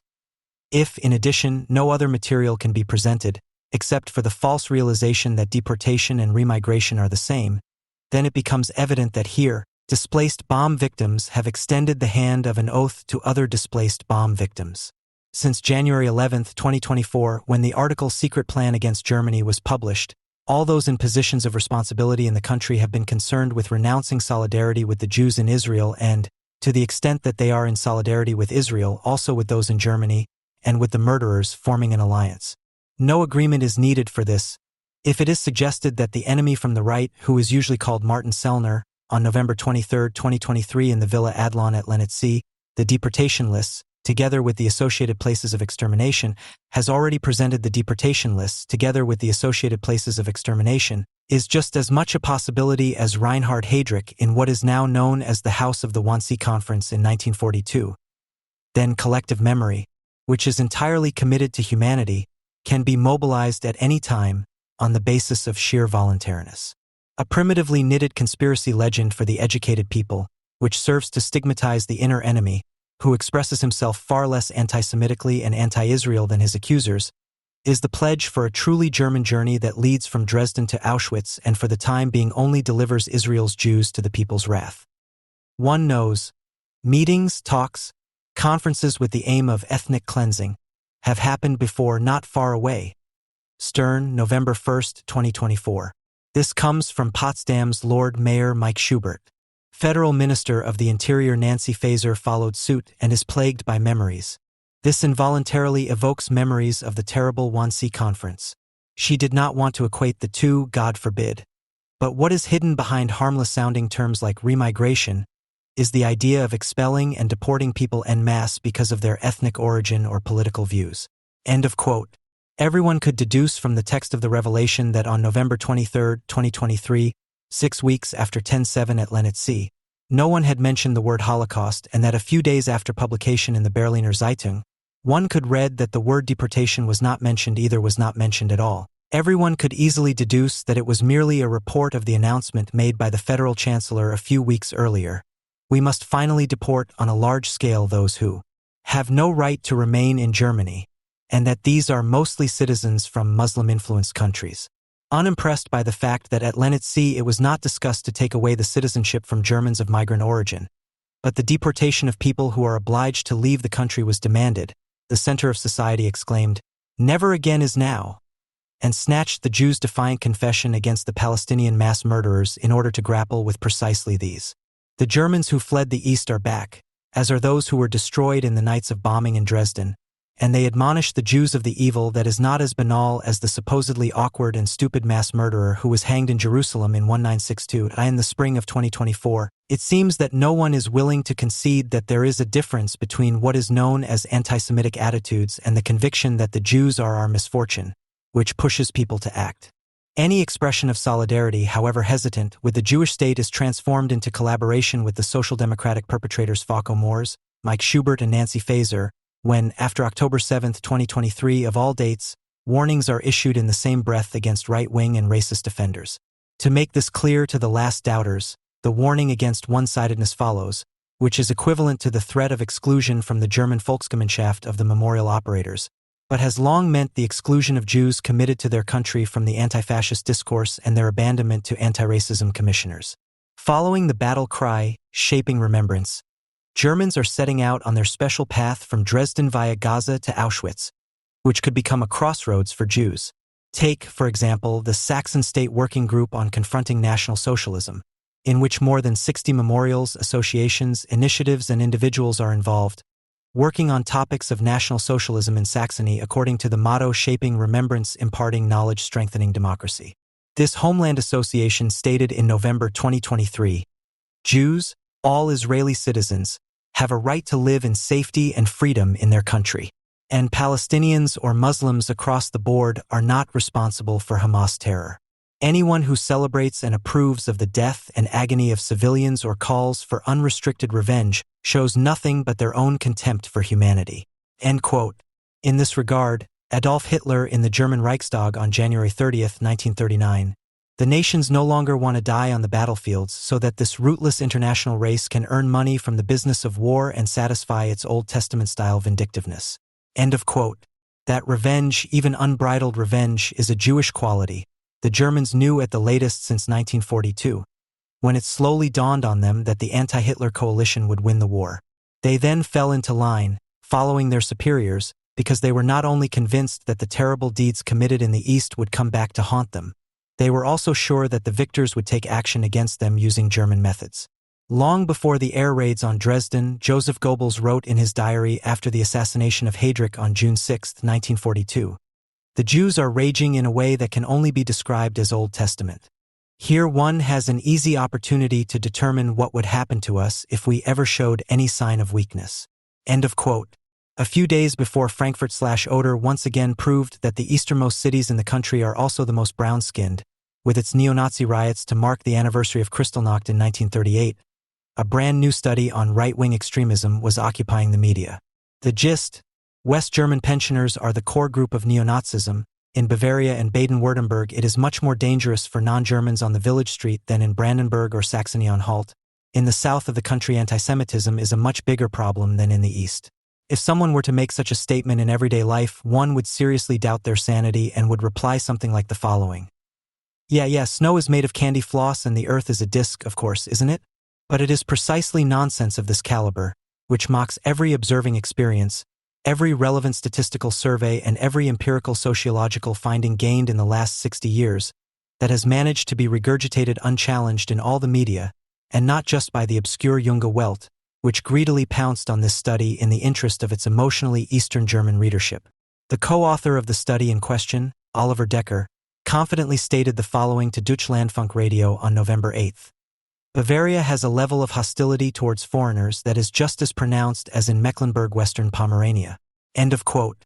Precisely where you meet lots of Turkish Bavarians at the lakeside bathing spots, in the midst of Bavarian families who are obviously feeling comfortable, where one of the lowest rates of xenophobic violence has been recorded for many years, it is said to be like at the lakes in Mecklenburg, where no foreigner dares to go near the shore, and with good reason. When asked by the irritated moderator whether there should not be a connection between an extreme right-wing worldview and the step towards violence, Decker replied disarmingly, "Yes, you are absolutely right. We generally distinguish between attitude and action. There is no necessary connection between attitude and action." Quote end. He does know about right-wing extremist violence. Yes, it is more evident in the East, it is much more in evidence, but I must also say that we did not examine this in the study. Quote end. That is probably why the study comes up with such surprising figures as the one that in the East only 6.6% of adults have a right-wing radical worldview, West, 9.1%, which therefore miraculously means that there are far fewer right-wing extremists in the East than there are NPD/DVU sympathizers. As dubious as such results may appear at first glance, the very person who commissioned this study is thoroughly discredited. The Friedrich Ebert Foundation, which is close to the SPD, had recently considered the solution to the Middle East conflict at a joint conference in Beirut with Hamas and Hezbollah. The researchers commissioned by the foundation are accordingly fifth choice and completely inexperienced in the field. They were the mathematician and physicist Elmar Brawler, vice dean of the medical faculty at the University of Leipzig, and his colleagues Decker and Geisler, who otherwise deal with health research. The authors mentioned have so far only distinguished themselves through publications on transplantation medicine or fertility disorders. And they were probably only used because not even the most corrupt of the party sociologists and empiricists in the field of extremism would have agreed to a research design like the one the Friedrich Ebert Foundation wanted and ultimately chose. Understandable, because it would have cost him his academic reputation. The selection, design, and language of the central questions of this study are aimed solely at the stubborn old Nazi, as he is about to become extinct. The type of old man who had his best days in the Hitler Youth or in the Volkssturm, and who occasionally has to admit, as if under duress, that under Hitler not everything was bad after all. It is no wonder that Brawler and Decker warn against making right-wing extremism a problem of youth only because police reports regularly document the actions of young thugs. Young people are not the largest group of right-wing extremists, the experts write. Rather, there are a noticeable number of pensioners and those in early retirement among them.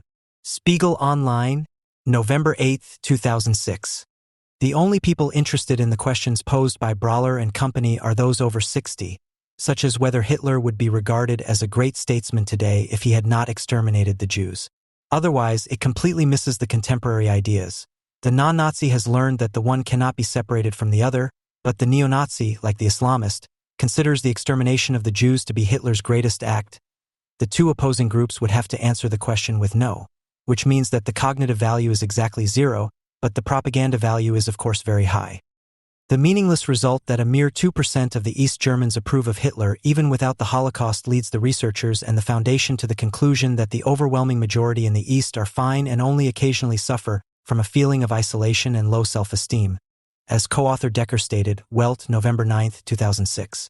In doing so, he revealed the true aim of the study, to denazify the racism, xenophobia, and social envy, the exorbitant extent of which in the East, 43.8% of those surveyed in the East agreed with the statement that foreigners only come to Germany to exploit the social system, cannot even be approached by this study, let alone denied. In other words, to act as if the East German mentality only tends weakly towards neo-Nazism, and if it does, then only for acceptable socio-pedagogical reasons. The trick to achieving this is simple. One only proves that there is less overt Nazi nostalgia in the East than in the West, and then acts as if this proves that there is correspondingly less neo-Nazism. This makes the West look worse than the East when it comes to glorifying Nazism, simply because this methodical deception benefits from the decades-long ingrained lie of the GDR, namely to declare Nazi ideology to be class instinct. Anti-liberalism, anti-Semitism, anti-Americanism, anti-intellectualism, collectivism, and authoritarianism of Nazi ideology remained unbroken in the East German mass consciousness and were of the workers' and farmers' state were preserved, even used and promoted, albeit in a moderate form, DVU boss Gerhard Frey repeatedly praised the GDR for the fact that Germans were more German here than in the West.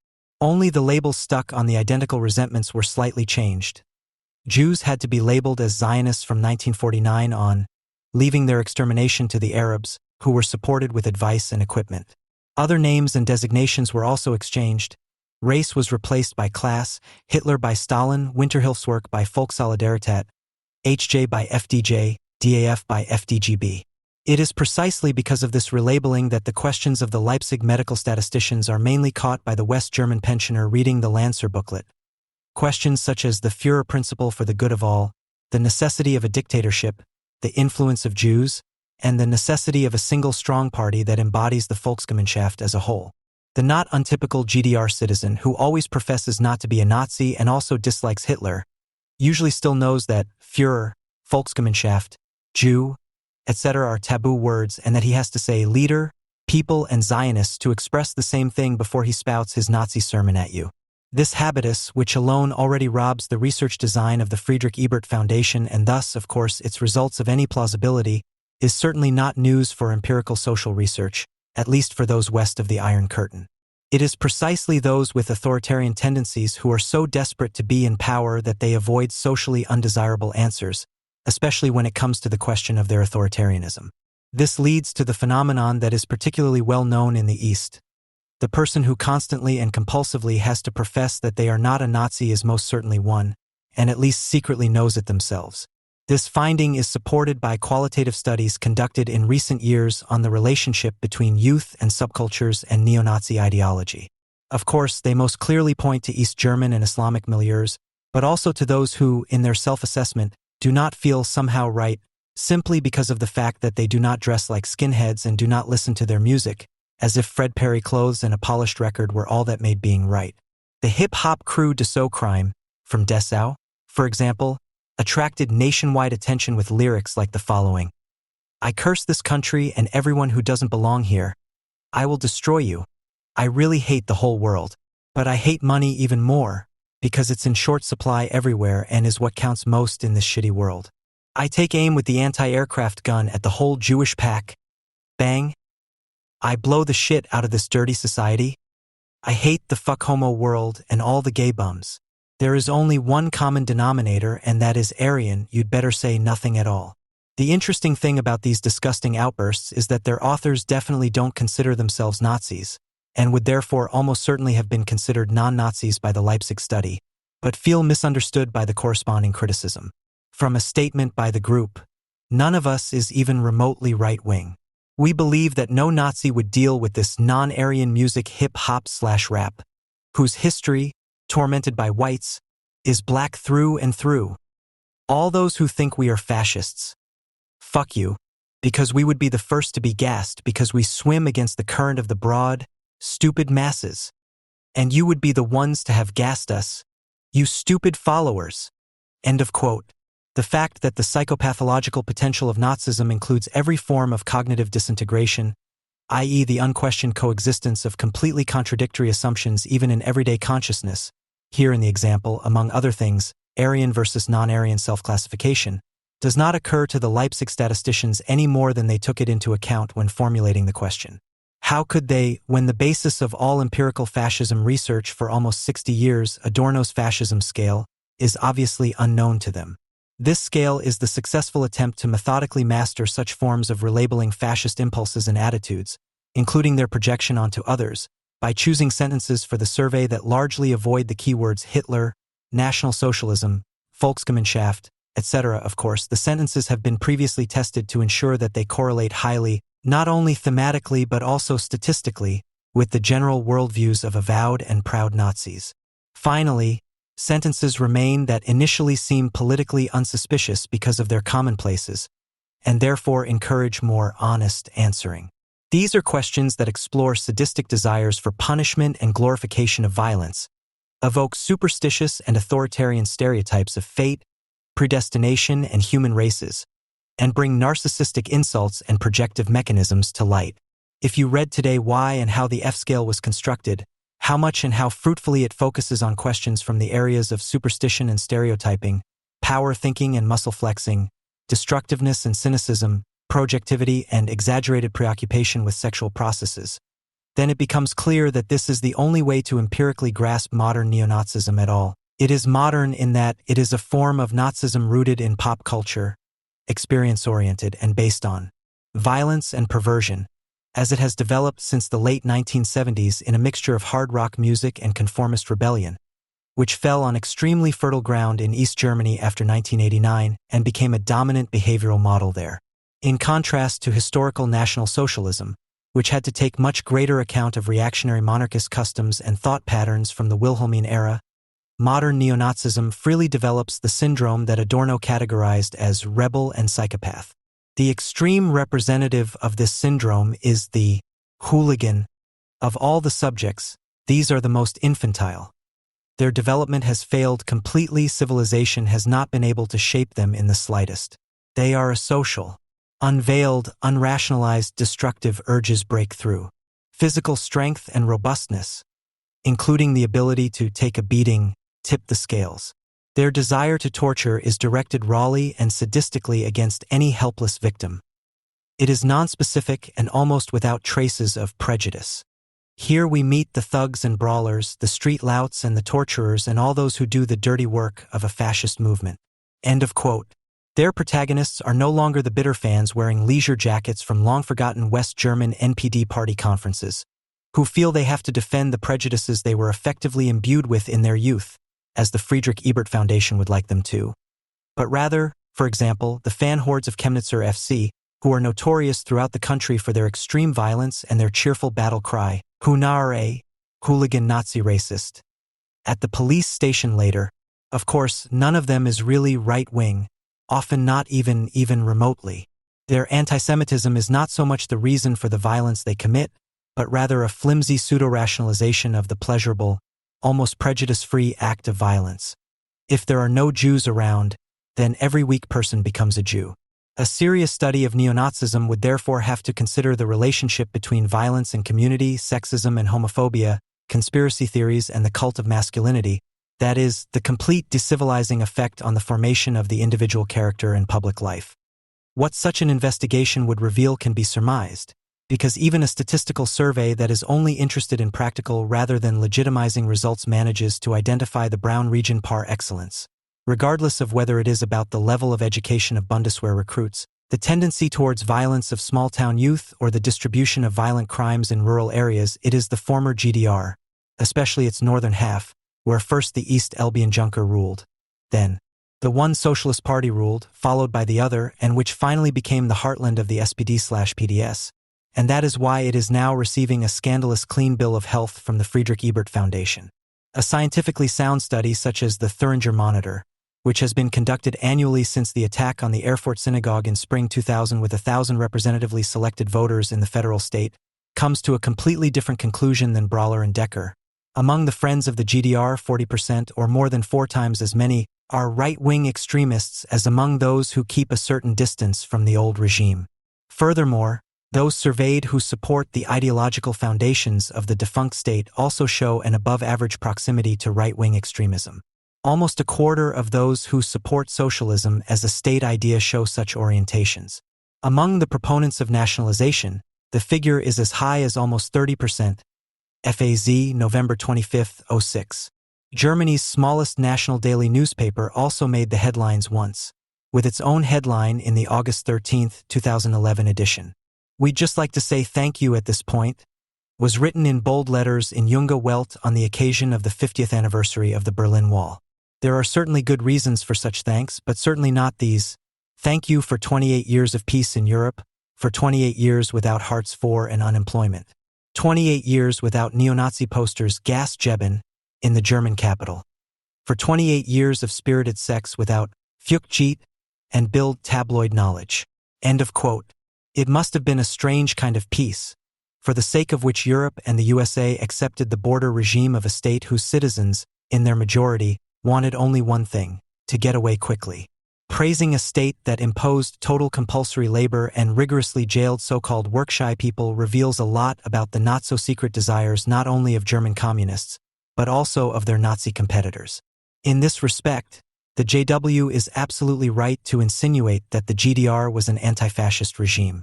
It was the state-guaranteed forced labor anti-fascism that simultaneously spread the corniest male jokes in magazine form or as a card game and set up masses of dry nudist zones to prevent wetlands, which no sooner had it disappeared along with its most famous building than it left behind the largest and by far most militant neo-Nazi scene ever seen in Germany. While no one likes having to see NPD posters, the country is courting a population that is so receptive to the NPD slogans because it agrees with its spokesman that not everything was bad back then. No sooner was the wall gone than all the Nazis were there, full of longing for the security with which the GDR advertised its socialism and thus convinced more than a few citizens. The paradox that people lived in a state that they wanted to leave quickly, but whose authoritarian social model they loved and in many cases still love today, simply could not be mentioned at the 2011 Wall Memorial. The JW had briefly caused outrage headlines and the Left Party had to explain itself. August 13th must be regarded as a national catastrophe and not as a happy chain of circumstances that prevented 1961 or soon after from growing together, which at that time belonged together in a far more dangerous way than it only seemed for a few drunken weeks in 1989-90. All the West German enemies of the Junge Welt always pay tribute to the prevailing special consciousness in the Eastern Zone, but do not condole with its inhabitants for the loss of their little Prussia, but, like Federal President Wolf in his anniversary speech, they honor the "we are one people," whom the state power was loath to stand in the way of, to freedom fighters in the tradition of ancient Spartacus. Never before have people been kept in slavery in the long term. FAZ, August 15, 11. Many commentators peddle a historical quote that the GDR was a concentration camp. This word was not first uttered by Heiner Geisler as CDU General Secretary in the early 1980s, as people like to believe today. No, it is from 1961 and comes from a legendary visionary and democratic socialist, the then governing mayor of West Berlin, Willy Brandt, who was actually himself sitting behind the wall and barbed wire with his frontline comrades. In its statement on the anniversary, the CDU parliamentary group claimed that remembering the consequences of the wall's construction is more necessary than ever, and demanded, "There must be no closing of the books on this chapter." This was by no means meant to imply that the consequences of the regime secured by the wall, as can currently be seen in a gang of Nazi murderers in Thuringia, should be an incentive to promptly denounce any call for state-sponsored security as an attack by the Volksgemeinschaft against minorities. Anyone who speaks out against the so-called final stroke mentality in Germany is automatically expressing their disapproval of the imposed raison d'etat in both German states, according to which German crimes under National Socialism have no statute of limitations and should be a constant reminder. The actual, albeit informal, raison d'etat, which has been rumbling since 1945 and has been trying hard to come to terms and settle accounts, does not always express itself as cautiously as in 2011. It recognizes in the wall a symbol of the suffering of the entire nation and the citizens of the GDR in particular. Never may the reference be missing in it as a sign of the own heavy abuse by the victorious powers, which would have simply divided Germany among themselves, that what one has done to others, one would finally have to experience even harder on one's own body. Cultivating the memory of the building of the wall, the GDR does not want to put the second German dictatorship, which it undoubtedly was, in the wrong. It always sounds as if drawing a line under the past is justified when the 200 people who died at the border of the GDR concentration camp are compared with the 6 million Jews murdered or the almost 2 million Soviet soldiers who starved to death in captivity. It was not only the SED that based its claim to leadership on its anti-fascism. The SPD, under the leadership of Kurt Schumacher, unceremoniously declared the Social Democrats to be the actual opponents of the Nazis and derived from the victims that the SPD had not made its political claim to leadership in the Western zones. Its analysis that Germany had fallen victim to an alliance of lumpenproletariat and lumpenbourgeoisie was followed by the demand that the bourgeois forces should no longer be given any power to govern. Not unlike the SED, it organized approval beyond its traditional voter base by raising itself to become the spokesperson for those who wanted to prevent the Western victors from introducing Republican conditions in West Germany and thus allowing a process of liberation to follow the defeat. The 28 years Junge Welt celebrates as an idol of Club Cola and FKK, stand for the containment of German exceptionalism, not only as a failed state alternative to the restoration of capitalism, but also as a laboratory for catch-up education in the West.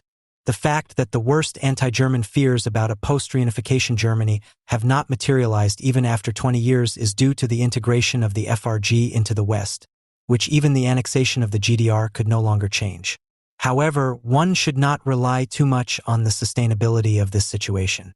Today, at least abroad, the German question is being asked again, not only in connection with the overthrow of Gaddafi, but also in particular with European policy, which above all consists of how and for what purpose Germany uses its power, or does not use it, FAZ March 12, 11. The editorial board of the Frankfurter Zeitung für Deutschland is now taking the position that the SED and SPD have always held on the side of security and genuine peace.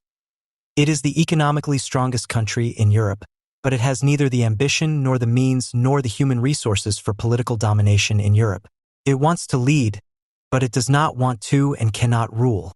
Not for a long time. These modest, even humble words, learned in decades of forced confrontation with the past, conceal an aggressive attitude towards integration with the West, which must be overcome if moral leadership is to be exercised. For a long time, the commemoration of the wall served to legitimize the legal processing of the GDR government's criminality, which had been so successfully resisted in the processing of the first dictatorship. The victory over the wall regime, as captured in the images of the Berlin Folk Festival of the Mauerspekt, which have since been included in the UNESCO World Heritage Site as the Fall of the Wall, is intended to give the country a shine. The fact that the largest holes in the thousands of kilometers of borders with the Eastern Bloc were made from Poland and Hungary is quickly lost. August 13, 1961 is only memorable as the date of the late inner German cornerstone of border fortifications in Europe. The border between the FRG and the GDR was closed in 1952, when the GDR established a restricted zone along the border with the FRG and guarded it closely. What remained was the four-power zone in Berlin in the middle of the GDR. As an internal German event, the wall is supposed to give German history a sense of magnitude, because through it there is, besides its dark side, suddenly a bright side that stands for freedom, unity, and peace. FAZ, August 13, 11. In the end, Germany liberated Europe from dictatorship. Not a word about the fact that it was only a war forced by Germany on the West that necessitated the alliance with Stalin, and that the responsibility for the expansion of the Soviet Empire is precisely a German one. It is enough to know, the memory of the wall now ensures that the failure of this social model will remain forever anchored in the memory of the world. FAZ, August 13, 2011. Today, many people regret that the wall was so thoroughly torn down that there is hardly any authentic illustrative material left. People are glad that, in addition to the Wall Museum and Memorial, a small model of the wall from Erich Honecker's office can be seen as a gruesome factor in the new Dresden Military History Museum, where National Socialism is presented as an equal component of a history of violence. In addition, feature films evoke emotion and bewilderment in which the wall and the death strip separate a German couple with cold concrete and silent violence, in order to hide the fact that after a few weeks all that remained of the luck of reunification were annoyed or hostile East and West Germans, who often only agreed in their love of peace and their annoyance at a shared problem with foreigners. The consensus between East and West on how to commemorate the wall goes much further than the occasional vocal disputes might suggest. In the meantime, the annual commemoration follows a concept developed by the former Berlin SPD/PDS Senate, which particularly secures a permanent place for those killed at the wall, the most famous of whom is Peter Fechter. The story of the painful death of the 18-year-old East Berlin bricklayer, who bled to death from his bullet wounds in the border fortifications on August 17, 1962 because none of the responsible GDR border guards came to his aid, is told hundreds of times on August 13. What remains unmentioned in this exemplary narrative is the part played by the West Berlin side in his death. A guilt that was already being shifted onto others at the time and that ultimately led to the first anti-American demonstration in West Berlin. In its 1962 issue, Der Spiegel reported that Fechter had wanted to climb over the barriers 100 meters from Checkpoint Charlie at noon. While a second fugitive was lucky, Fechter collapsed in the barriers in front of the wall, hit 3 times. Within minutes, hundreds of West Berliners flocked to the immediate vicinity of where Fechter lay. They chanted that they would settle accounts with the police officers, the murderers of Ulbricht. And so a sizable police force finally gathered on the western side and pointed their automatic weapons threateningly towards the east. causing the police officers to retreat to their firing positions. Peter Fechter lay between the two sides. For 3/4 of an hour he screamed for help. Nobody helped him. Intimidated by the rapid-fire rifles and threatening chants, the border brigadiers on the eastern side waited for reinforcements. They were afraid. Weeks earlier, a bullet from the west had killed one of their comrades, Border Police Private Hune, just a few meters from the scene of the new incident. Since a U.S. officer present adhered to his orders, which prohibited him from helping GDR refugees escape over the wall, the next day the fronts were reversed. American soldiers, previously respected as friends and protectors, were met with boos and the communist slogan "Yankee, go home." At the evening demonstration at the wall, a banner was displayed reading "Protective power equals accessory to murder," and the West Berlin police had to protect the Ulbricht wall and its guards from the advancing demonstrators. In response, the Americans stationed an ambulance at Checkpoint Charlie. This vehicle of Allied mercy had a clear order. A wounded fugitive who had been rescued was to be taken immediately to the nearest East Berlin hospital. Instead of helping to rescue him, the West Berlin police had protected Fechter against the GDR border guards, although they had already had a year to prepare for such cases. At that time, West and East Germans were incapable of constructive behavior without their victorious powers. Immediately after the sealing off of Berlin, 1 year before Fechter's death, Mayor Brandt wanted to see the barriers on the West Berlin border that had been installed before the actual construction of the wall removed by the Americans. In memory of their own steadfastness during the Berlin blockade, there was an expectation that the Americans would not put up with anything from the Russians. It was believed that Americans and Germans had the same problems, and it was hoped that the exposed situation of West Berlin would make it possible to instrumentalize the military power of the Western Allies for one's own national policy. President Kennedy had already made his position on the closure of Berlin clear in an address on July 25, 1961. Today, the endangered border of freedom runs right through divided Berlin. We want it to remain a border of peace, and the chairman of the U.S. Senate Foreign Relations Committee, William Fulbright, had stated on television on July 30th that if the GDR closed its borders tomorrow to block the refugees, it could do so without violating any treaty. He did not understand why it did not close its borders. After the German states had been integrated into their respective military alliances, the USA and the Soviet Union wanted peace on the vulnerable border, and Germany was no longer to be able to determine the security policy agenda. Thus, also as a result of the Cuban Missile Crisis of October 1962, a policy of predictability followed.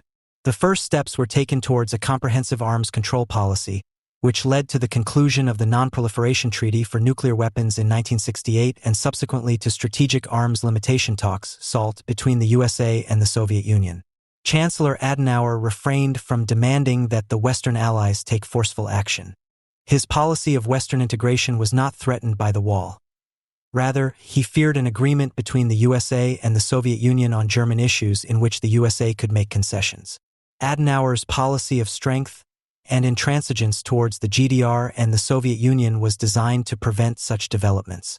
This policy, with its internal and external anti-communist tension, was intended to stabilize the West, because a policy of détente threatened to cement the status quo.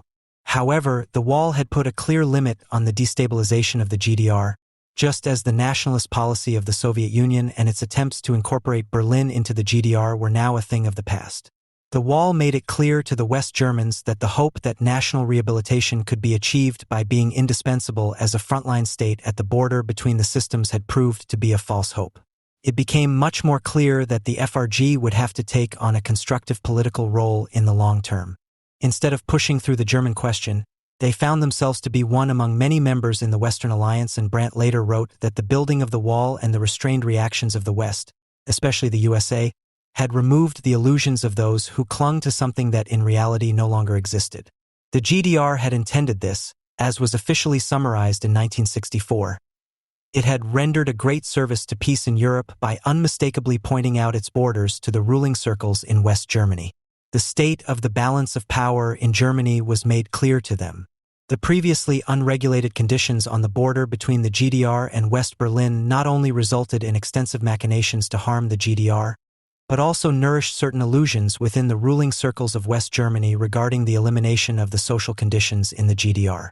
the efforts of the Soviet Union and the United States to prevent the other from gaining dominant influence over the whole of Germany, and the fact that it was not just about a German border, already prompted the frontline state of the FRG under Adenauer to find a more constructive role than before. The German unity, which was not desired by all four former allies at the time despite assertions to the contrary, would have occurred anyway without the construction of the wall due to the collapse of the GDR. The GDR leadership called on Moscow to agree to the blockade against the successful West, because the seemingly unlimited absorption capacity of the West German labor market, the opportunities for advancement and the high income with relatively short working hours and unparalleled social benefits, formed an all too stark contrast to the conditions in the eastern state. The loss of labor to the West had been going on for a long time and unabated. There had already been more than 4 million departures, and it was precisely the productive age groups that were moving to the West, which not only integrated these workers but also concluded agreements with various countries from 1955 onwards on the influx of further workers. The biggest problem for the GDR was the glaring shortage of skilled workers and specialists such as doctors. Every step towards what was thought to be socialism caused the waves of resettlement to swell further, such as the forced collectivization of the countryside among farmers in 1960. The FRG, on the other hand, did not even have to worry about an adequate education system due to the constant influx of skilled workers, which was only corrected institutionally from 1965 onwards. Although the approximately 500,000 Soviet soldiers were able to prevent the population from rising up again as they had in 1953, the emigration could not be stopped. This did not match the expectations that weighed on the GDR, as the first deputy chairman of the Council of Ministers in Moscow, Anastas Mikoyan, conveyed to the SED leadership in June 1961. The GDR is the western outpost of the socialist camp. That is why many, very many, look to the GDR. In the GDR, our worldview, our Marxist-Leninist theory, will have to prove itself. We cannot and must not afford to go bankrupt compared to West Germany. If socialism does not triumph in the GDR, if communism does not prove to be superior and viable, then we have not triumphed. The question is fundamental for us. End of quote. The Soviets therefore intended to expand the GDR's options for action and to enhance its status through a unilateral peace treaty, which, however, would have restricted the Allies' rights of occupation, in particular their unimpeded access to West Berlin, which the USA would have seen as a challenge and perhaps a reason for war. The Soviet Union avoided an escalation on this issue, and instead of a peace treaty, the GDR got the Berlin Wall and the status of a reasonably stable state. The construction of the wall was preceded by the failure of the Soviet Union's attempts to mobilize and dominate mass sentiment in favor of unification and against the attractiveness of Western capitalism and world market integration, in alliance with the so-called revisionist forces. Adenauer's course and the economic success in the West left no doubt about this failure.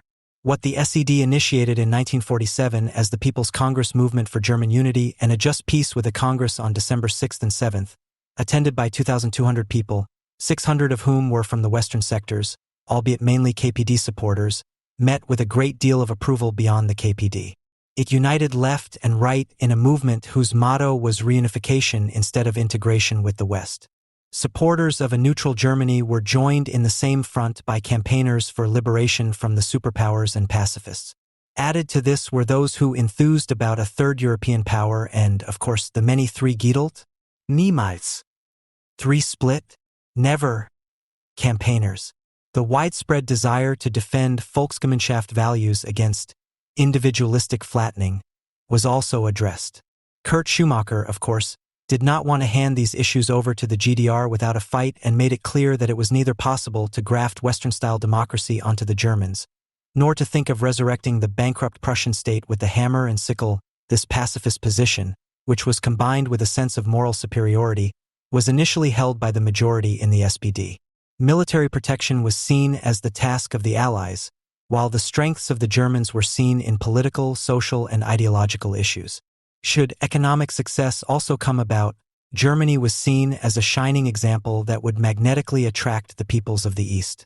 Success finally came with the role of beneficiary in the Korean War, 1950 to 1953, for which the German economy was the only one of the Western industrialized nations to be able to mobilize significant capacity reserves. By 1952, the breakthrough crisis of the social market economy was considered overcome, and by the end of 1954, West German industrial production was almost twice as high as in 1936.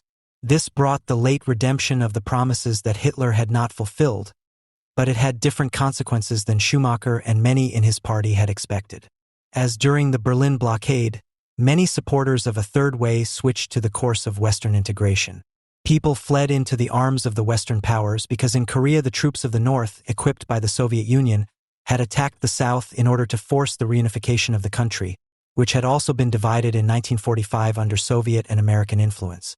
The Soviet Union was increasingly seen as a threat, and many people ranted in a delusional and boastful manner that the Western world was being defended against Asia on the border of the Federal Republic of Germany. Schumacher picked up on these sentiments and called for the massive deployment of Western Allied troops in Germany to counter a Soviet attack offensively in the sense of a forward defense, rather than a defensive rearmament. A decision to go to war was to be sought at Memel, i.e. almost at the northernmost point of East Prussia, and Weichsel, i.e. beyond Pomerania and Silesia, again on Polish territory in 1937, which corresponded to the SPD's demand for the 1937 borders. His party raised the demand for an insoluble coupling of the Anglo-Saxon military and political destiny with ours. In this way, the Allies' goal of achieving security from Germany was reversed. It was only when it was announced that German contingents under the supreme command of the Allies would have to defend Western Europe at the Elbe that the SPD returned to the course of national pacifism at the end of 1951.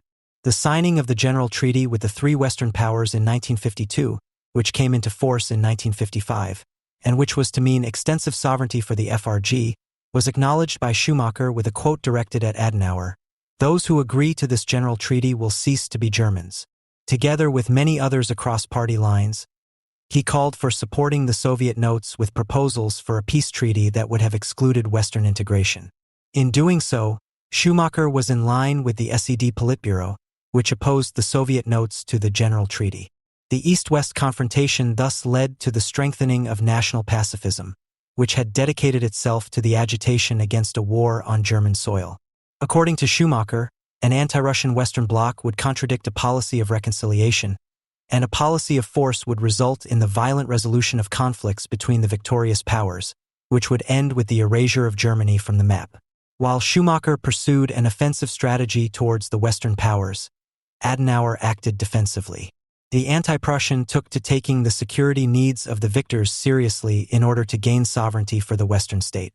Time and again, Adenauer won the approval of nationalist extremists for his steps towards integration with the West, although they did not necessarily agree with his overall approach, while Schumacher presented himself as the real leader in national matters. Because Adenauer agreed to German participation in the International Ruhr Authority, formed by the Western Allies in March 1949 and the predecessor of the European Coal and Steel Community, and thus indirectly recognized control over the German steel industry and coal mining, Schumacher made him the Chancellor of the Allies and attacked him as a fulfillment politician, a term that is inextricably linked with the murder of Matthias Erzberger in 1921. Adenauer did not lose as many illusions as the SPD due to the building of the wall. In 1955, he had declared to the then SPD leader Erich Ollenhauer, "Oder-Neisse, the Eastern Territories, they are gone. They no longer exist." Towards the end of his life, he even abandoned his Ostpolitik of strength when he expressed the conviction in his farewell speech to the CDU in 1966. Soviet Russia has joined the ranks of the nations that want peace. In West Germany, the fight against the Allies was given priority over the fight against the resurgence of Nazism and the struggle to free minds and hearts.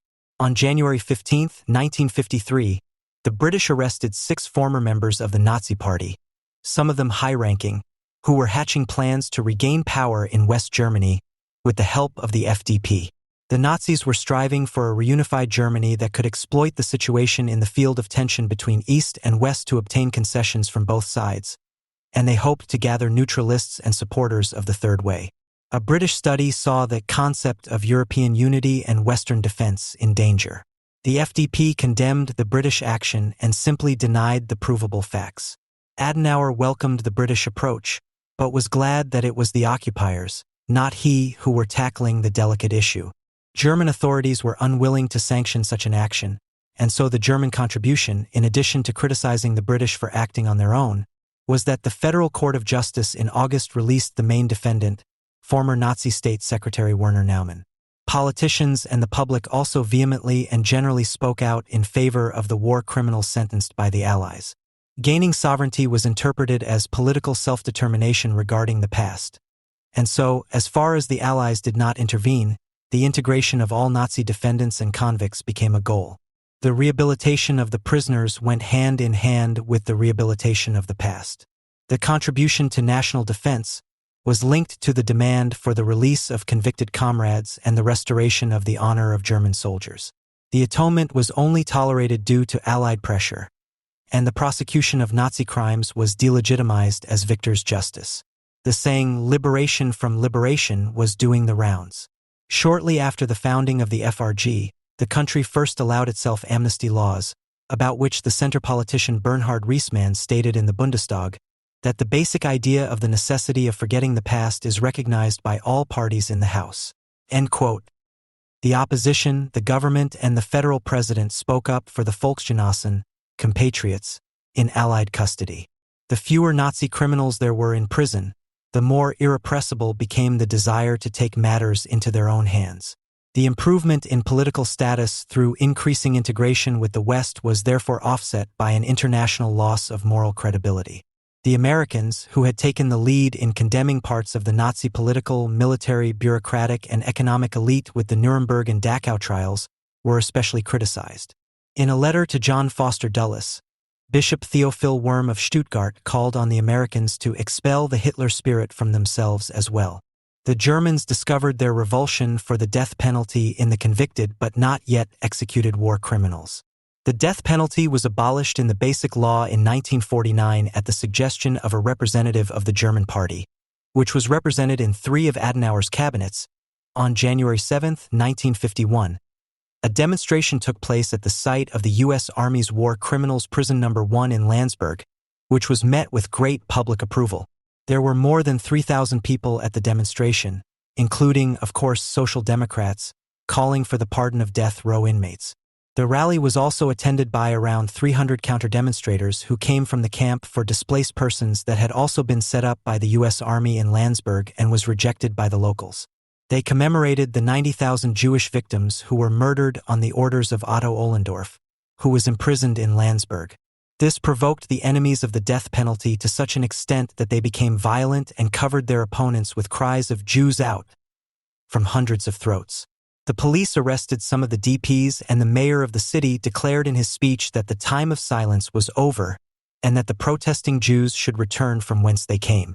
The tough fight for the release of the war convicts relied on the major parties, who wanted to lead the movement as well as right-wing agitators. Abroad, the danger of Germany relapsing into Nazism was perceived as a long-term problem. Adenauer urged the Allies to make greater concessions in the matter of Nazi criminals in order to promote his re-election and supported the liberation movement, which was not only a particular concern of the FDP and his governments, but also of the German Party, from whose ranks the NPD was later co-founded.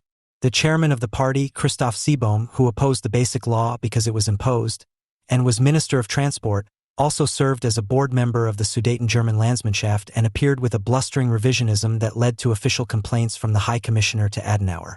The bloc of expellees and disenfranchised party, which regarded the victims of denazification as disenfranchised, was later known as the Gesamtdeutscher Block, Pan-German Bloc, and was represented in the government, had an SS Sturmbannführer as chairman, Waldemar Kraft, until he was replaced by the Minister for Expellees, Hitler putschist and conqueror of the East Theodor Oberlander, eventually CDU. On April 29, 1960, a GDR court held a show trial in absentia and sentenced him to life imprisonment without clear evidence of his involvement in the shooting of several thousand Jews and Poles in Lviv. Adenauer initially wanted to keep Oberlander as a minister. It was only later that the FRG realized that the question of national sovereignty was directly affected by whether the Nazi past was only processed by others or also in the country itself. But before that happened, many embarrassing interventions from the GDR, the Eichmann case in Jerusalem, the films Shoah and Holocaust, etc. were needed. Not only the Allies but also the smaller neighbors had their problems in dealing with this Germany. In the Netherlands, the question was discussed after the war of whether protection from Germany or, despite all reservations about West Germany, from the Soviet Union should be given priority. The greatest danger there was a reunified Germany in alliance with the Soviet Union. An answer was found for both questions. The best solution was to integrate the FRG into Western cooperation. The Hague advocated equal integration and the arming of the FRG in the Atlantic, not in the European alliance, which resulted in the support of Adenauer, the most valuable German from the Dutch point of view. This line was maintained even though the Germans were not popular with the Dutch. Resistance to the German arming came from communists, peace groups, third-way supporters, and churches. From the point of view of Dutch politics, it was crucial that German ambitions for an independent foreign policy be ruled out, especially since the non-independent one for the small neighbor already held many unreasonable demands. In August 1950, the Federal Chancellery unsuccessfully interceded in Amsterdam on behalf of Willy Leges, the previously convicted SD chief and head of the Central Office for Jewish Emigration, who was responsible for forced resettlements as well as deportations to the extermination camps. Bonn untruthfully claimed that Leges, despite the personal danger to which he was exposed, did everything in his power and willingly to prevent excesses and to help the politically persecuted. The issue remained on the agenda, and when the Dutch Minister of Justice declared in 1955 that there would be no early release of German war criminals, German protests erupted and German companies threatened their trading partners with boycotts. The Dutch had become even more reserved on this issue since 7 Nazi criminals sentenced to life imprisonment broke out of Breda prison in December 1952 and were taken to West Germany in waiting cars. 6 of them had had their Dutch citizenship withdrawn for collaboration. Once they arrived in Germany, they were arrested, fined 10 marks for crossing the border illegally, and released the following day. The subsequent diplomatic tug-of-war returned one of the 7 to Dutch prison, while the other 6 were reliably taken care of by the West German higher regional courts. Since German citizenship could at least not be ruled out, extradition was out of the question. The last Nazi perpetrators in prison in the Netherlands were not released until January 1989, not least because of this affair. If today the vanished wall is presented as a symbol of the victory of peace and freedom, this cannot hide the fact that the wall has not disappeared along with the issues associated with it. Peace and nuclear weapons are issues that can still mobilize the masses in Germany, which is also connected to traditions from the early days of the Federal Republic, such as neutrality efforts and the conviction of having become a victim of the East-West confrontation. Pacifist and nationalist attitudes are inseparable in this context. Alfred Mechtersheimer, who joined the Green Party from the far right without ever disavowing his past, openly admitted this in 1978. For me, it was always clear ever since I started dealing with disarmament. It's actually not about a missile discussion at all, but about the German question. That is the core of the debate. There is no point in beating about the bush. End quote. In the 1960s, Willy Brandt's advisor Egon Bahr redefined the American influence policy of détente as a German strategy for peace. Increasing tension strengthens Ulbricht and deepens the split. Some may worry that this could reduce dissatisfaction in the GDR, but that is precisely what is desired, because otherwise it could lead to uncontrollable developments such as the uprising on June 17, 1953, or the flood of emigrants in 1960–61, which would inevitably lead to inevitable setbacks. The question is whether there are not ways to gradually allay these entirely justified concerns about self-preservation to such an extent that relaxing the borders and the wall also becomes feasible. End of quote. Bahr had developed 2 concepts for his normalization policy, one that required anchoring in the West and was implemented, and a second that was designed for the longer term and was to follow on from the first.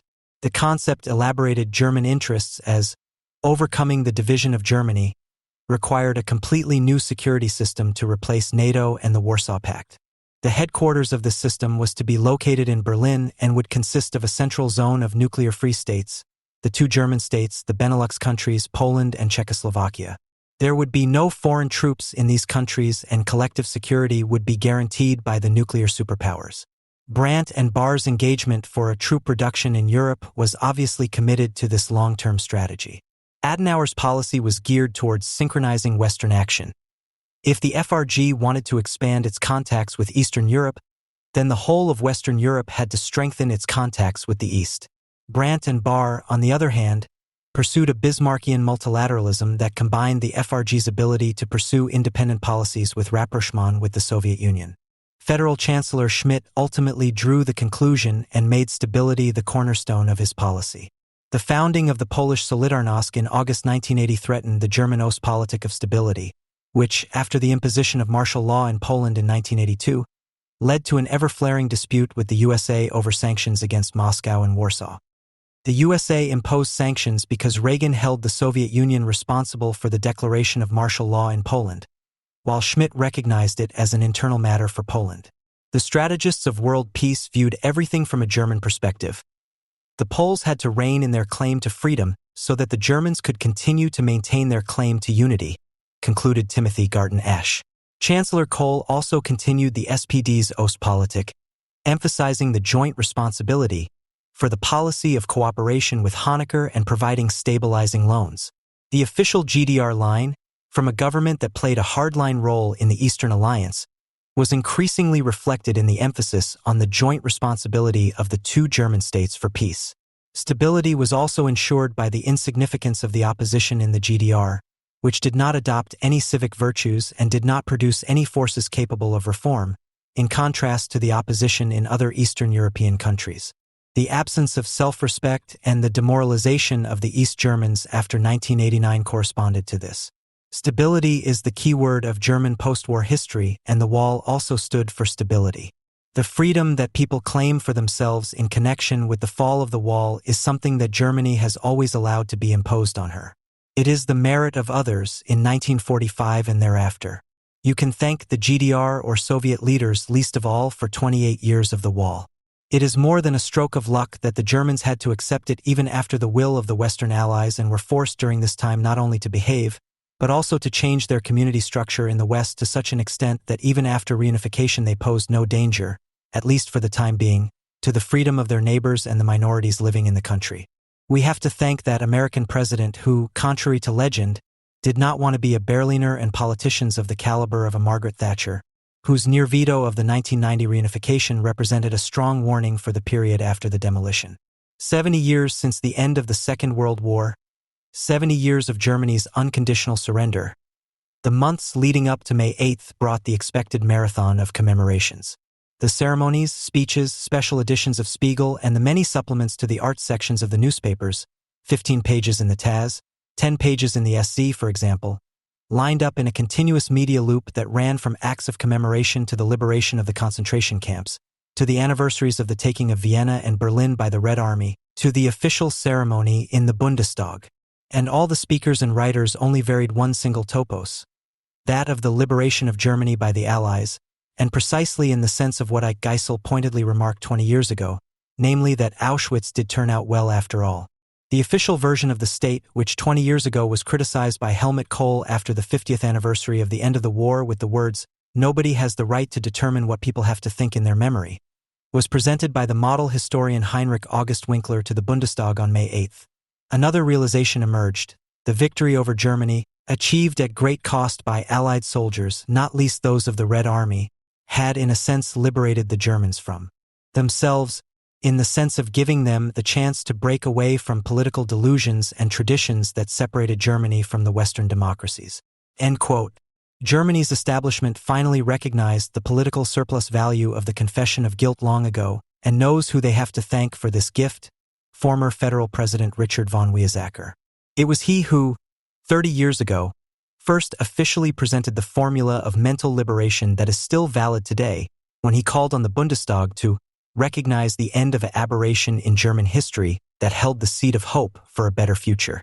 What he was getting at became more and more obvious over the following decades, while the resistance of Kohls, Walsers, Skonhubers, and Wehrmacht grandpas of all ages grew weaker and weaker. The more openly the atrocities are admitted, in particular, the most terrible of all crimes against humanity by National Socialism, the murder of about 6 million European Jews, Winkler, the more radiant the purification, the political catharsis. The country reaps a quasi-religious bonus, which traditionally comes to the repentant sinner, to the one who has turned back. This gesture alone is a repulsive misperception.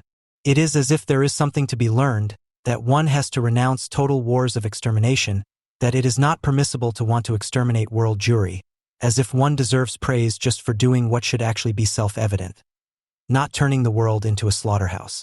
The official version of the rebirth of a sinful Germany as a responsible Germany is precisely encapsulated by the thematic triad of the exhibition 1945, defeat, liberation, New beginning at the German Historical Museum.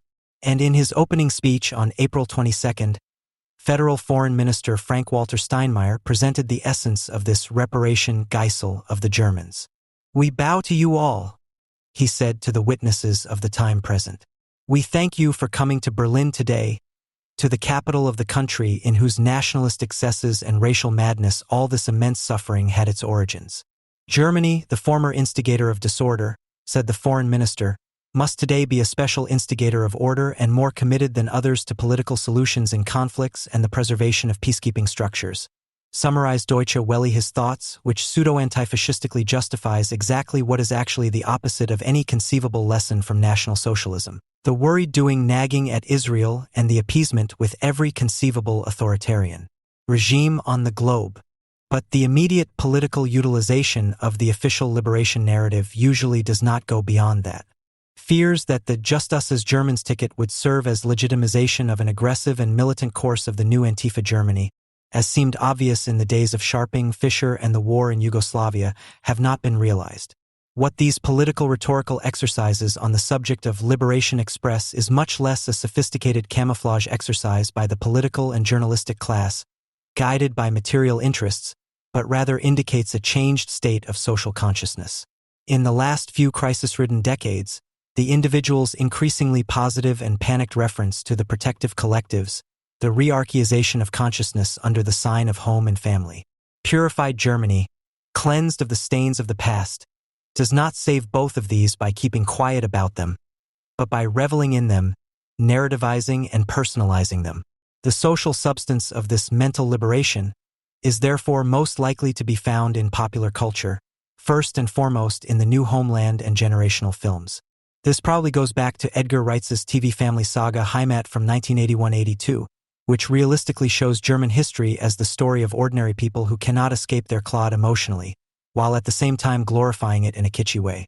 The Trick, the life story of an immobile woman from the Hunsrück region, in her very immobility, guarantees a continuity that glosses over the rupture of National Socialism, not by denying its existence, but by relegating it to an episode in the generational flow that always remains in the same bed. The fact that an elaborately remastered version of the film was released in spring 2015, of all times, to great fanfare in cinemas and on DVD stores as a two-day film to fill a weekend slot says more about the social surplus value of liberation than the speeches of Winkler or Steinmeier would have done. And the homeland hype is by no means an isolated phenomenon, but only part of a wave that has been rolling across German screens for decades. To name just a few particularly striking examples, in which, despite inhumane circumstances, the good, above all, and this is important, young Germans show their human, identification-inviting face. The notorious Joseph Vilsmayer with Stalingrad, 1993, Leo and Claire, 2001, Comedian Harmonists, 1997, and Die Gustloff, 2008, Xaver Schwarzenberger's Anna's Heimkehr, 2003, or the film Nicht alle waren Mörder, Not All Were Murderers, directed by Joe Bayer, 2006, and based on a story by Michael Deegan, which already has a truly programmatic title. The most potent example of this was the Führer-Bunkerschlacht Downfall by Oliver Hirschbiegel in 2004. The brazen juxtaposition of youthful German innocence and the corrupt, old Nazi elite was given an almost iconic face that has been imprinted, the chubby Fräulein prodigy Alexander Maria Lara as Hitler's secretary Traudl Junge. Just the name alone, the diminutive J plus Junge, already triggers the appropriate associations. As she stares at the evil in a lost, sweet and bewildered way and later stumbles through a shot-up Berlin, distraught, wearing a steel helmet that is too big and exuding naive incomprehension, she fantasizes herself and the audience into her own grandmother. The reparation of the Germans works imaginatively as a reparation of the ancestors. The film production flanks a belletristic fashion. Countless bestsellers, which have now also made it into the canon of school literature, address the topic of youth in National Socialism in the same way, where one learns that friendship, summers, and bathing lakes also existed in the Third Reich. One might also think of sentimental tomes like Thomas Medicus in the Eyes of My Grandfather, 2004, which explores the latter's perspective on the war and thus takes re-identification to the extreme. In short, it would be no mistake to speak of a veritable Sophie-scalization, Heinz, of media production. This seemingly manic interest is by no means an indication of fundamental improvement, which is subsumed under the slogan confrontation with the past, but rather, if you will, of a gentle failure of re-education, which, paradoxically, sees itself as a success. If one regards the fierce generational conflict that characterized Germany like no other country in the Western Hemisphere in the 1960s, at least as a condition for the possibility of such re-education, then the end of this conflict, the insatiable biographical interest and the intergenerational bridging of the liberated, can be read as a reinvention of the Volksgemeinschaft. An imaginary restoration that is reflected much more than can be heard in political speeches, in the production of myths in popular culture, which restores generational unity and thus the reappropriation of the past through the reenactment of the past. By rediscovering the good grandpa, the grandson also rediscovers himself bound to the mythically and generationally reconstructed collective. The real scandal is that Germany has finally become a pop phenomenon in the last decade, a world champion in celebrating itself. This is an expression of a hardened consciousness of a second order. It no longer has to fend off the past in panic and displeasure, but can, unimpressed, revel in it because it has taken the sting out of it through familiarization. Not least, it is the staging of national football and the new self-confidence of German-language pop music that reach at least as deeply as the biopic film and book glut. In this context, Frank Punkt Schneider recently pointed out the change in German pop music, which no longer wants to be and is no longer allowed to be perhaps even the vehicle of an inner emigration to the West, but rather the healing wound that the English once inflicted on the body of memory would like to undo. The, of course, unbearably bad album Muttersprach, Mother Tongue, by German diva Sarah Connor, which the German pop industry is currently promoting like nothing else, sums up the package deal of linguistic insistence and family reconstruction. In this title, de-Anglicization is clearly linked to the final return to national family history. This also explains why the number of those who want to draw a line under the past is simply not decreasing, not due to a lack of education, but because of the type of education. In an article in Die Taz, May 8, 2015, historian Norbert Free presented the relevant figures. As early as spring 1994, in the first major post-unification opinion poll, more than half of those surveyed, 53%, had come out in favor of drawing a line under the past. 20 years later, Forza measures 42% in favor of closing the books on the past, while the Bertelsmann Foundation comes up with 58%, and says that 81% of all Germans want to somehow leave the history of the Holocaust behind. You don't have to take such survey results more seriously than the words in which they are reported. Often enough, it remains unclear what exactly was measured. Nevertheless, the impression is gaining ground that it is now often adolescents and young adults in particular who feel harassed by the history of the Nazi era. They try to evade it, annoyed rather than in a sharp tone. The idea that there could be collective affiliations, and thus transgenerational historical responsibility beyond personal guilt, seems to be increasingly falling out of view, even being considered anachronistic. End of quote. A fatal misinterpretation of the figures. The problem is not the young people's self-absolution, because in fact they had no part in the crimes. Rather, it is precisely the transgenerational connection that Free laments as missing that gives rise to the friendly annoyance. All of these young interviewees have learned from their narrative biographical engagement with National Socialism that it was a morally dark time, but also that it was possible to remain decent even if one made understandable mistakes. It is no longer the denial of the undeniable as it was 40 years ago, when real perpetrators and their correspondingly parentified descendants determined the public climate, but rather the back projection of one's own innocence into the family history of the collective that makes one stubborn. The final stroke, which is now being drawn, resembles that with which one usually ends family quarrels, the let bygones be bygones, with which long-standing feuds are declared irrelevant for the future, without the matter itself having been resolved. It is the stylization of generational unity in the production of modern myths that makes National Socialism an unpleasant family episode that is known and acknowledged, but whose continued impact is gladly renounced. Instead of saying, "I don't want to be what my age is," as the Schurzbens still snarled to crashing blues rock in 1970, the popular motto now is, "My great-grandfather was no different from me." But why this dominance of the family in a society in which the multi-generational family as an authority on socialization has long since disintegrated? It seems to be a paradox that can only be explained by the fact that the former antithesis to the traditional social structure is at least as damaged as the latter. The public sphere of free exchange, its open spaces of individuation, which in turn made it possible to associate with each other, in which the relationships between individuals could be freely chosen and changed. But they can only do this where the individual can make a sufficient living without a surplus of loyalty, without internalizing the group code. This looks different in post-industrial society, from which immediate production has migrated to the former periphery. Here it is decided early on who migrates to the dumping sector and who is allowed to immigrate into the administrative apparatus of global production. And the course is not only set early, with the consequence that the phase of life known as youth is radically changing, indeed, threatening to disappear altogether, but is also essentially determined by the loyalty learned early on towards the older people who sit in these apparatuses and monitor the selection process. Unlike decades ago, a longer phase of insubordination, of veering off the beaten track, is associated with a high risk of ending up in the precarious rather than in the penthouse. A society that disintegrates into bonds and gangs, into demarcated territories and closed subsocieties, puts the individual in a situation in which he must renounce isolation, and thus conditions the undead return of the bound, the family. In this way, the family provides the model for the modern company, in which emotional ties replace decent pay for the young, and in which the so-called team spirit almost drives out any inclination to see work as an actually alienated service according to regulations.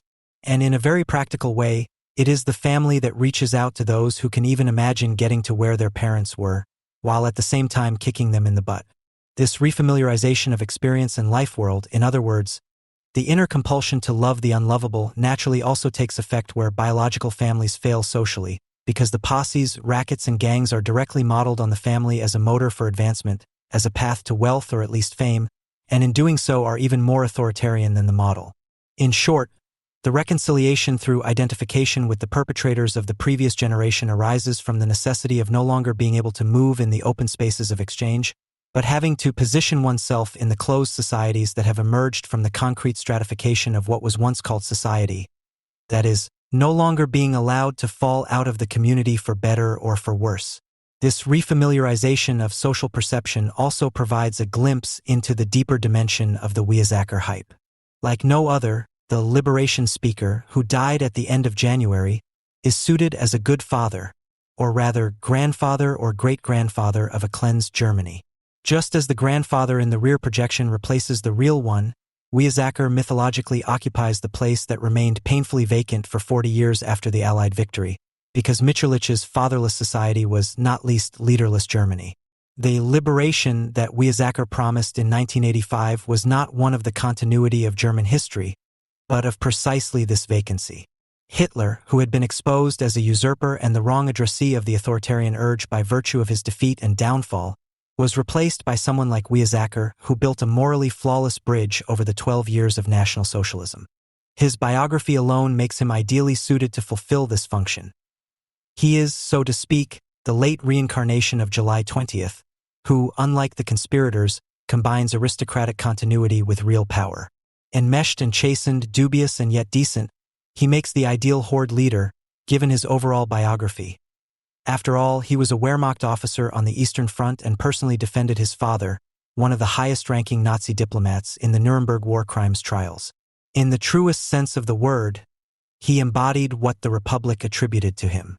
Rarely has published opinion coincided so closely with public opinion as in the press eulogies on the deceased former federal president and former governing mayor of Berlin. He was the Great Reconciler, ZDF Spezial, January 31, 2015. Identical. Faz, SZ, January 2, 2015. Spiegel, November 2, 2015.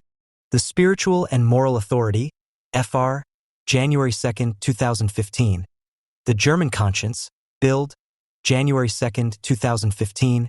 And most aptly, The Federal King, SZ, November 2, 2015. It was precisely because the aristocrat Weizsäcker, as an authority committed only to the greater good and above the squabbling, repeatedly placed himself above the power obsession of the parties. Bild recalled this with relish on January 31, 2015, that he established family peace, allowed the Germans to be with themselves again and with a clear conscience. The cult surrounding his person most clearly reveals that the liberation only meant the continuation of German misery, with a king instead of a Führer, and shows that May 8th has finally become a family celebration in the German family saga of neurotics.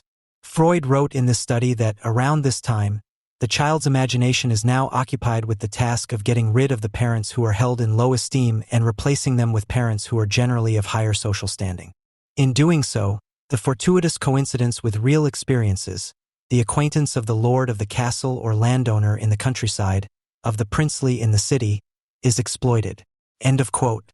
This is precisely the moment that was described on May 8, 1985, which was commemorated for the 30th time this spring. Good old Richard finally exorcised the evil Adolf, and not in spite of that, but because of it, the vast majority of Germans continue to think about party bickering, the people's body, Americans and Jews as they always have. In 2007, in order to prevent cuts in the cultural budget, Freiburg's cultural institutions launched an initiative and named it very meaningfully Culture Makes Rich. The Freiburg City Theater in particular is trying to attract attention to itself through intrusive, publicly effective actions and events on political and social issues, which it apparently no longer receives through its performances. The theater building is hung with changing slogans that can be seen from afar and are best read from the Platz der Alten Synagoge. The motto Kultur.macht.Europa of the Fourth Federal Congress on Cultural Policy in the summer of 2007 was used as a model for the resounding banner Culture Makes Europe. Such slogans are not explained, and distancing from threatening associations is not considered necessary. It seems as if people can't get enough of them. Europe will be cultural or it will not be. The copywriters of this existentialist thunder on the facade of the Freiburg Theater will have thought of the contribution of the provincial stage to the diversity of European culture and perhaps of Hamlet.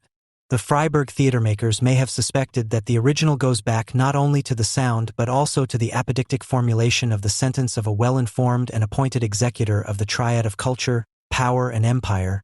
Germany will either be a world power or not be at all. But it certainly did not scare them. The Baden cultural workers are not an isolated case, and it is not only Germany that is culturally rearming. Somehow, neither in Germany nor in Europe does what supposedly belongs together want to grow together.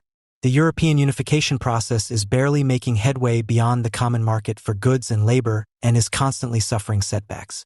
The desired Europe-wide legal and political standardization recently failed with the rejection of the Lisbon Treaty by a vote in the small member state of Ireland. And European foreign policy has only recently been embarrassed by irreconcilable statements by leading European politicians on the war between Russia and Georgia. Proponents of political unity like to reinterpret the obvious reluctance to achieve unity as a lack of awareness, which they claim can only be remedied by an increased supply of highly dosed portions of identity. For some time now, cultural workers, researchers, and politicians have identified the essence of European identity and are now desperately trying to bring Europeans closer to their common culture. But such a meaning is not easy to come by, since the longed-for identity, from which firm support and clear orientation are expected, cannot take on a clear form in such a diffuse word as culture, because now almost everything is somehow referred to as culture. The inflationary use of the word in constantly new, sometimes ludicrous combinations speaks volumes. Eckhard Henscheid patiently collected such compounds and as early as 2001 reported 756 new cultures in German usage, and the trend is rapidly increasing. However, the arbitrariness of the word culture, which can no longer be grasped in terms of content, is apparently seen as an opportunity to dismantle original European defensive walls. Prominent and influential cultural politicians have long since discovered this and tossed the buzzwords back and forth from Congress to Congress, long before the Freiburg Theater responded to the European question of being with a reference to Adolf Hitler.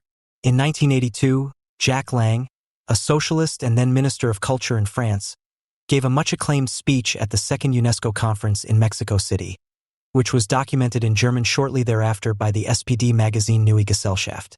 Lang had put forward the simple thesis culture and economy, the same fight, and called for cultural resistance against a multinational, financial system of domination, against which we must unite. With the question, is it our destiny to become vassals of the immense empire of profit? He suggested to his audience that they were victims, and then pointed out the way out. In short, I believe that it is reserved for each of our countries to join forces with the others to counter the international of financial groups with the international of cultural peoples. For a long time, the inhabitants of the world believed that they were in danger of falling victim to an invasion. A certain flood of images produced a broad and standardized pieces of music through an intervention in consciousness. That was at the time when the Dallas series also got the highest ratings on French television and American pop music was still the norm on French radio. Lang's paranoid statements did not contain any open attacks on those allegedly responsible. But he also didn't want to spread old-fashioned cultural pessimism and recommend theater instead of television, symphony concerts instead of pop. Before he warned vaguely against interventions in consciousness, he had condemned interventions in the right to life of peoples. He had initially sent out messages of solidarity, for example, to Ernesto Cardenal, a prominent liberation theologian and, in the 1980s, Minister of Culture in the Sandinista government of Nicaragua, a country that was subjected to a dirty little war by the US-backed Contras at the time, but also to the Palestinians, who were allegedly particularly threatened by Israel, as he emphasized. The Socialist Minister of Culture's definition of the enemy was therefore unambiguous in context. In an introductory passage of his speech, which endeavored to achieve philosophical depth, Lang explained the intellectual foundations of his cultural resistance as follows. Perhaps one should even beware of a certain mondialist discourse on culture. This is a question that I ask myself and you. I was still talking about it yesterday with one of the philosophers who are accompanying us, Professor Jacques Derrida. Culture is universal, yes, but we are careful not to put everything on the same level. The world is so rich in manifested culture, and man has finally experienced its infinity. We know today that the culture of the world is not the same everywhere, that it is as much about the Baal traditions as it is about the bricks of Babylon, as much about the Confucian order, even when it has been abolished, as it is about the secret resistance of peoples against colonial rule, as much about the culture of the Aztec empires as it is about the culture of the slaves and the oppressed. End of quote. Lang countered the mondialist discourse, that is, universalism, by citing a number of its alleged emanations, as if they had just occurred to him. However, the Baal traditions, meaning African masks in honor of the ancestors, the bricks of Babylon or the Confucian order, were deliberately chosen as examples of cultures that were both archaic and non-European, as well as belonging to early civilizations. Because they referred to historical details, they appeared as concrete and original facts, and yet they were so far-fetched and taken out of context that the concretion was a fraud that was supposed to hide the fact that a multiplicity without further definitions is a nothing. It is worth recalling the criticism expressed not only by Adorno of the pseudo-concretions of Heideggerian being. And Lang was obviously walking on the well-trodden postmodern path of Heidegger when he continued. And actually, I would like to say that if there is any discourse at all that is valid for the world, then this is first of all the discourse of people who struggle to recognize each other to the end and finally invent their own brotherhood in one and the same death. End of quote. Here, Heidegger's being toward death has transformed itself into a flowery discourse toward death, the symbolism of which harmonizes splendidly with the pan-German show of force at the Freiburg Theater a quarter of a century later. Whether Lang had concrete actions in mind is anyone's guess. For Lang, who was a leftist and an anti-imperialist, postmodernism was allied with hostility to any kind of universalism, and thus in the cultural resistance against mondialist discourse. A concept of culture that must be measured by its humanity was opposed by the many manifestations of a somehow eternal and original culture, the originators of which should never be individual people, but always peoples. Peoples like the lost one of Babylon, the Chinese, which to this day has not been able to free itself from the Confucian-inspired state collectivism of labor, and of course the African peoples, who continue to make masks for the cult of the dead as long as they remain in the eternal struggle for liberation against slavery, according to the will of their leaders, who are often educated at French universities.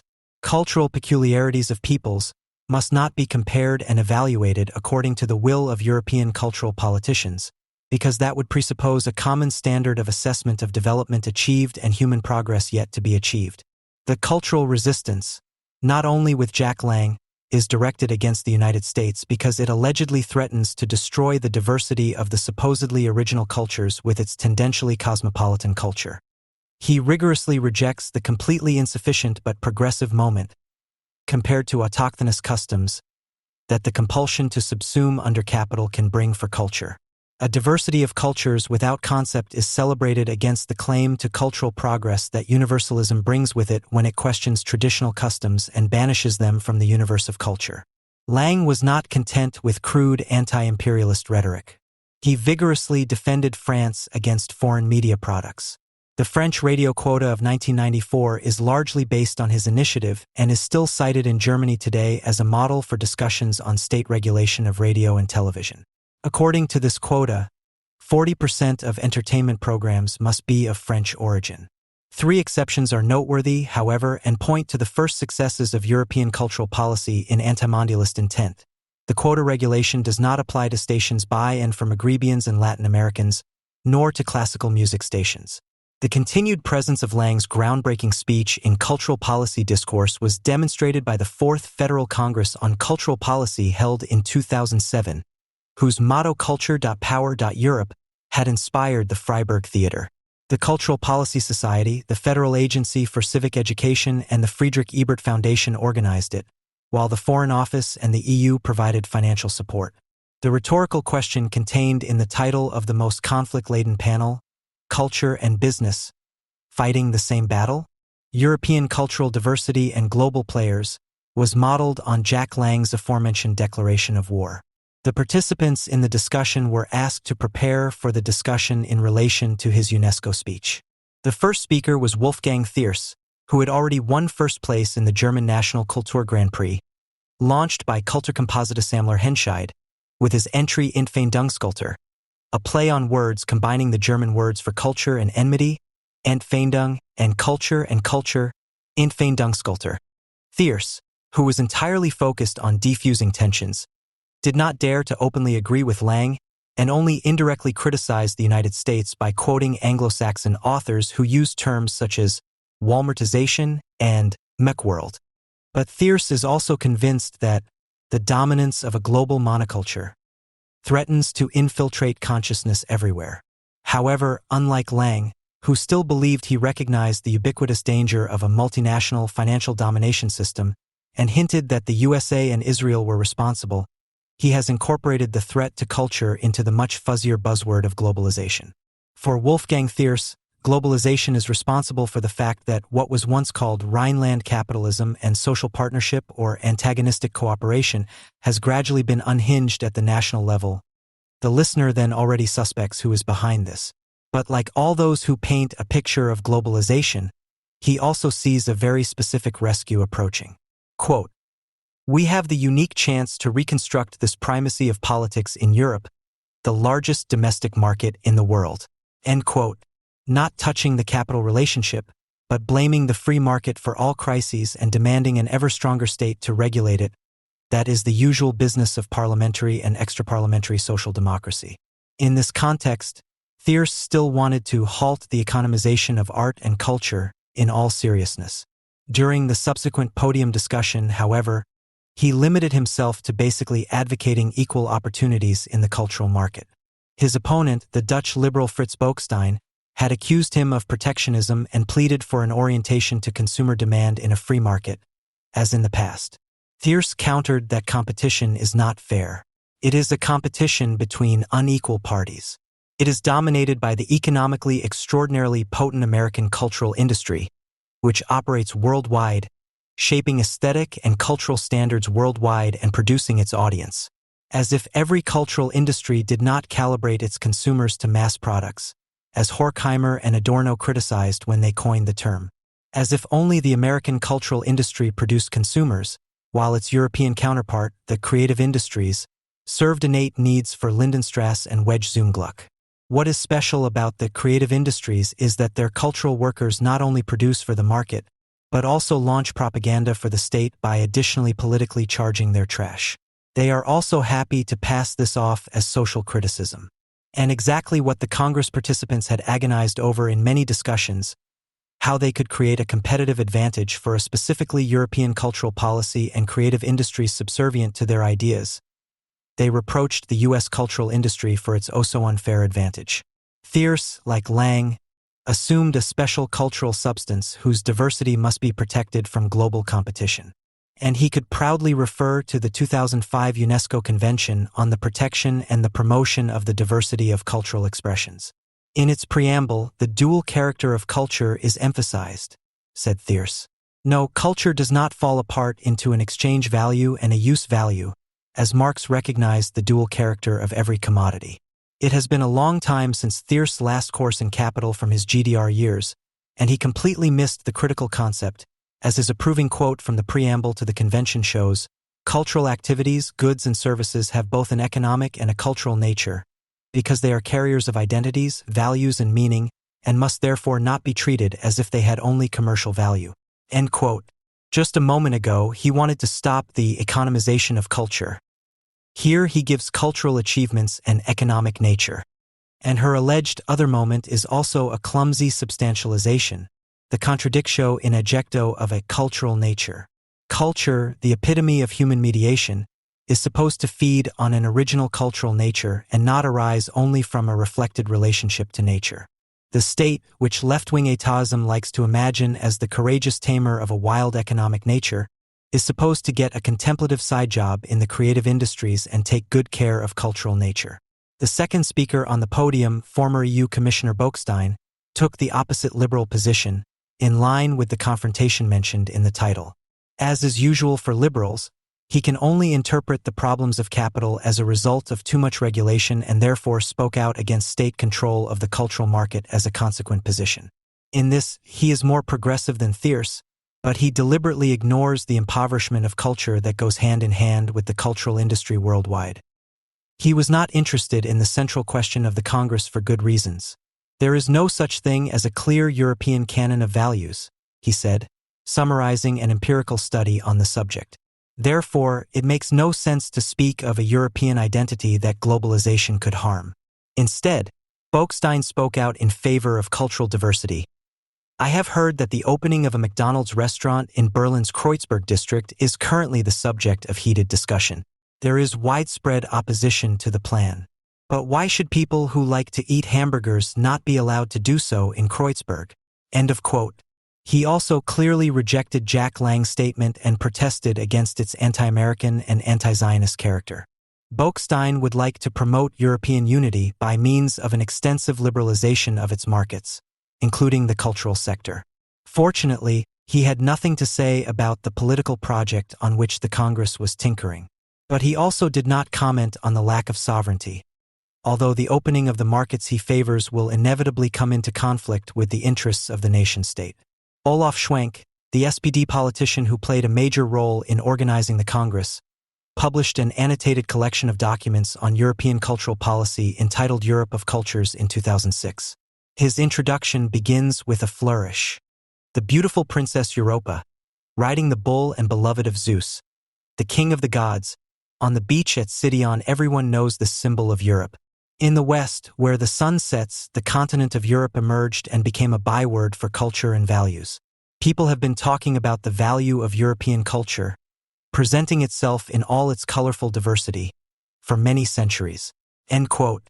In order to give his hollow kitsch a little more depth, he goes on to say, this cultural idea has never left people, despite and especially in times of war, hardship and danger. And lets his tasteless torrent of thoughts come to a theatrical conclusion. Not even in the hell of Auschwitz.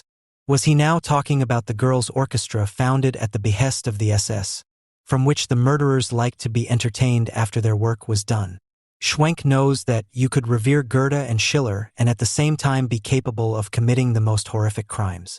But the terrible consequence that Adorno expressed, all culture after Auschwitz, including the urgent criticism of it, is garbage, cannot be borne, especially by German cultural policy. Therefore, their senseless continuation despite Auschwitz turns into a duty to continue because of Auschwitz. By refusing to reflect on the total failure of culture, however, any hope that it might yet succeed is also buried. Only those who hold on to the belief that culture in the singular once aspired to the perfection of the human race, and should continue to hold on to it, can even begin to fathom the absolute horror of Auschwitz, which has stripped away any ground for the hope of human progress.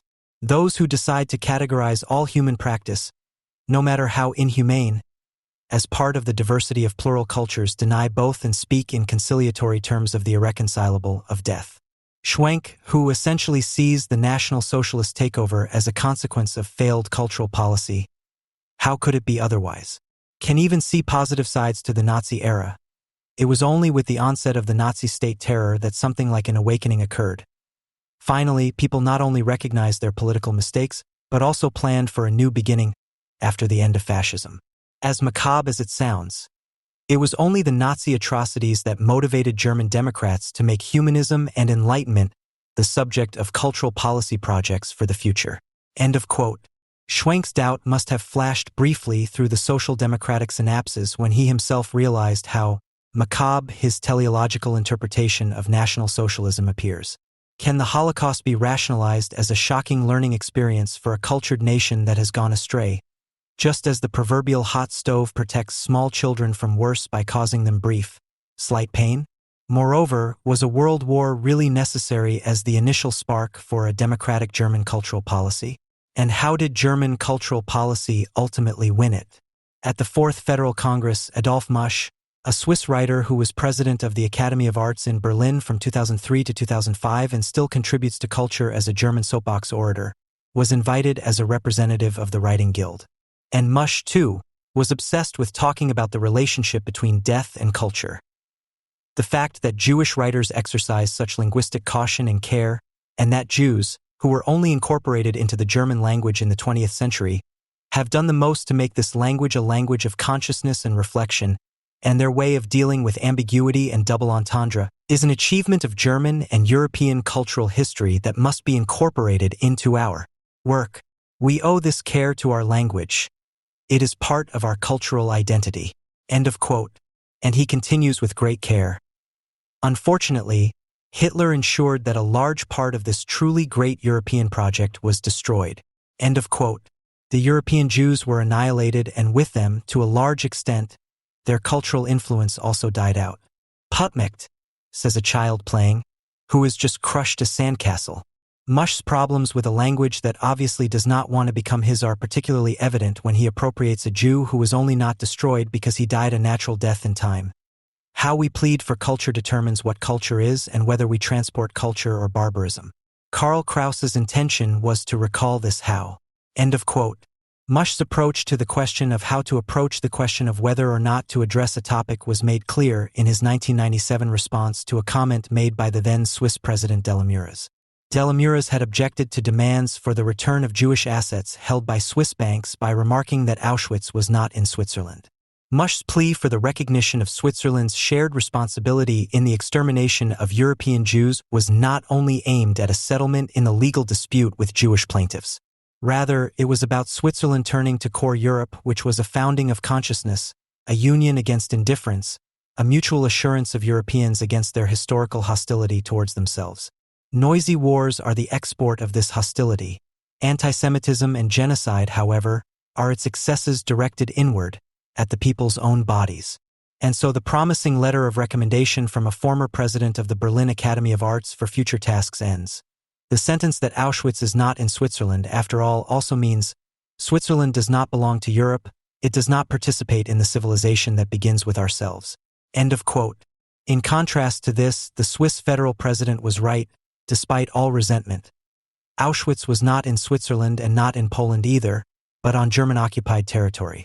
According to Musch, however, Auschwitz should be located in Switzerland or any other European country, because Auschwitz should be understood not only as a symbol of German cultural policy, but increasingly as a symbol of European cultural identity, and as a symbol of European integration. Jack Lang's discourse on death thus takes on a slightly different meaning of shared responsibility for destruction. After the last Iraq War in 2003, large demonstrations in some European countries against the coalition of the willing had taken place, and 8 European intellectuals felt their hour had come. Led by Habermas and Derrida, they published a plea for a common European foreign policy against the USA and its allies in various European newspapers on May 31, 2003. Adolf Musch was also among those who aired their thoughts on core Europe and European identity in the Neue Zürcher Zeitung. In the final section, he formulated, without prejudice, Europe is what Europe becomes, and then went on to unwaveringly affirm what post-Nazi Europe actually is. To put it melodramatically, Europe is a community of destiny. The ancient Stoics had a concept of amor fati, the love of destiny. End of quote. Stoicism or not, the community of destiny was, like blood and the Volksgemeinschaft, a central slogan of the Nazis. This is something that a Swiss writer born in 1934 simply has to know. A writer who perhaps not entirely coincidentally was given the first name Adolf. It is Mush's fate to be unable to let go of the death for the European community. In his speech at the Congress, he confessed that the European Union was a political project, a precious one, for me so far the most important in the history of mankind. Then he again invoked antiquity to illustrate that his project was modeled on a not-so-ancient concept of the political. Quote, in certain situations, the polis demands something that the market does not recognize. Sacrifice. Religion knows this, great art also knows it. Thucydides has his Pericles say in the great funeral oration for the fallen Athenians. These people fell for a community in which the citizens are able to develop their strengths freely. That means not just living a dignified or comfortable life, but living a dignified life, worthy of great poetry and great art, and that includes a good death. End quote. If he had said this during a military exercise in front of Swiss militia, it would still have been grandiose, but at least it would have been addressed to the citizens of a country where Auschwitz is not located and who understand something about the free development of their powers. But he was speaking in Germany to an audience that makes no more distinction between ancient Sparta and Athens than it does between Auschwitz and Abu Ghraib. But they do know the actual sources of the lofty drivel about sacrifice and good death. Not the Stoics or Thucydides, but Heidegger's existential ontology and the political theology of the Nazi crown lawyer Carl Schmitt. Mush probably uses ancient Greece mainly as a surface for his Nazi-compatible back projections because he does not see the Athenian-led Confederation of States as the Republican model for later Western unions. And here, in addition to the Swiss Confederation, the United States of America could have been mentioned. He prefers to write real history and emphasizes the differences in interests between the individual slave-owning republics, which were indeed fateful because they could not be resolved at the time, and the contemporary evil, the Spartan warrior despotism. Mush remains silent on the question of when the good death should be died for which good cause, because in the end that is not what matters to him. The willingness to sacrifice and to die, that is, the willingness to embrace nothingness, is the foundation of his political project for Europe. It is no coincidence that such a vision is expressed at a conference where the mantra unity in diversity is repeatedly recited as the solution to the identity problem, and not only for Europe and its cultures. Mutual recognition of diversity is supposed to create unity. But this is inherently absurd. A unity of diversity presupposes a unifying moment in the unified or unifying diversity. The U.S. Congress knew this when it chose E pluribus unum, out of many, one, as one of the mottos on the seal of the United States in 1782. It can still be found on official U.S. documents, passports, and coins as a sign of its sovereignty. A unity that is supposed to lie in the multitude itself cannot exist in itself, and yet, in a delusional reversal, it is to be forged precisely in the unconditional confession of it. As an agile thinker, Mush also has a postmodern variant of his European identity at the ready. In an interview with the Swiss daily newspaper Tagesanzeiger, he recently had this to say about Swiss identity and its relationship with its European neighbors. To have an identity means to be rooted and open at the same time. Real identity consists less of individual pillars and certainly not of walls, but of the many tubers and axes of a network of roots. It functions like a rhizome. End quote. On the one hand, German ideology trimmed to look antique and, on the other, French postmodernism. At the same time firmly rooted and spreading rhizomatically, the tuber replaces the patch of soil. It would be nice if the cultural idea outlined here had been discussed mainly on the sidelines of cultural policy debates and had been taken up rather accidentally by the out-of-control directors of a provincial theater. However, it is just as much an original product of artists and cultural workers who use their freedoms to develop new forms of propaganda. The Documenta 12 held in Kassel in 2007 presented art that was as archaic and popular as possible. Martin Busser sharply criticized the exhibition and its organizers in the magazine Concrete. Bergel and Noack have staged a deeply reactionary Documenta, an anti-modernist smorgasbord of works that proclaim clearly defined identities in traditional and folk communities. The declared enemies of this diversity, self-assertion, and cultural cultivation are Israel and the USA, the very countries that once embodied the departure into a modern future in their own way and still hold on to a modern concept of freedom despite all adversity. End of quote. The ruthlessness with which resentment is transported, but also how unerringly, is illustrated here by an accompanying text that appeared in the catalog for the Documenta and interprets a project by the artist Artur Zmajewski. Zmajewski had the choir of a school for the deaf and hard of hearing, a Baroque ensemble, and a mezzo-soprano perform a Bach cantata together. Ruth Nowak's comment on the result. In Glucky Bach, the Deaf Bach, the artist juxtaposes two principles of humanist society: respect for the individual and appreciation of high culture. In this particular case, they are incompatible. If I want to recognize the beauty and truth of music for the deaf, I have to abandon Bach or vice versa. The pain that comes with this realization can give us an idea of what it means to be exposed to the state of mere existence. At the same time, we are made aware of our responsibility. End of quote. Respect for the individual and high culture are not mutually exclusive. At best, they belong together. The contrived contradiction attacks both. The deaf people, who of all things had to become singers and Bach's work. It is difficult to blame the handicapped for not hitting a note because they could hardly assess their performance. They would have needed honest feedback, which was not forthcoming because their choirmaster, in line with the spirit of ableism, declared them to be representatives of an oppressed culture.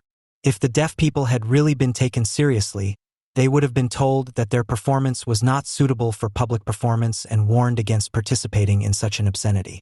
But they weren't exposing anyone to mere life. That's just smarmy cultural jargon, already devising the next nasty thing. The performance of the deaf choir was misused, its members presented as veritable freaks, to justify the rejection of high culture with the allegedly humane advocacy of the individual. Staging a calculated cacophony and then passing it off as philanthropy is a particularly insidious way of approaching individuals. Their dignity was sacrificed for the greater good, the fight against universal culture and its claim to truth. That is why the necessary failure of the disabled people when singing a cantata was stylized into an admirable tragic destiny. Ruth Nowak's interpretation of the performance ends abruptly with the sentence, "Mere life is not only in Abu Ghraib. Anger at universal culture and at the USA are combined, and the rejection of the former is intertwined with the accusation of the latter. The Europe of cultures will never forgive the United States for preventing it from regressing into barbarism, and makes the work of art pay for the desire to take revenge on the Americans. The prophetic threat, Europe will be cultural or it will not be, arises from this desire for revenge. Recently, it has become apparent that it is no longer enough for the political class to see Europe as an economic alliance of nation-states that are closely packed together on a global scale, but that it should also be underpinned by a collective European identity. This was reflected, for example, in the failed attempt to establish a European constitution. As is well known, nothing unites different and sometimes contradictory interests better than a common enemy. Therefore, Europe is what the USA is supposedly not: social, pacifist, ecological. But anti-Americanism alone is not enough to create a European identity, because, as the history of nation-state formation teaches us, a shared historical view is also necessary. This must not present today's Europe as what it is, namely a somewhat arbitrary union, but must mystify it as a mysterious event, in short, as fate. So far, however, the understanding of history in the various European states also looks extremely different, especially with regard to National Socialism. While it may well happen to Germans that they are mocked in the London underground with an ironic "Heil Hitler" and a big hello, a vacation in Croatia, for example, can lead to a local patting them appreciatively on the shoulder and whispering "Hitler good" in their ear, an ever-embarrassing scene for the enlightened and refined vacationer, especially the good Germans, who have now made it clear with proudly puffed-out chests that they are the leaders in the competition of those dealing with the past, can only be met with an embarrassed silence or a loud but mostly futile distancing. National Socialism and the war of conquest and extermination waged by the Germans, which is inextricably linked to it, are obviously the main obstacle to the desired collective identity. This is precisely why National Socialism must be obscured to a fateful event that presupposes the abstraction of concrete perpetrators and victims. One who does this job unscrupulously and in a fluent, chatty tone is Tony Judt. Judt, Born in London in 1948 and Eric Maria Remarque Professor of European Studies in New York since 1995, is considered a luminary of European historical studies.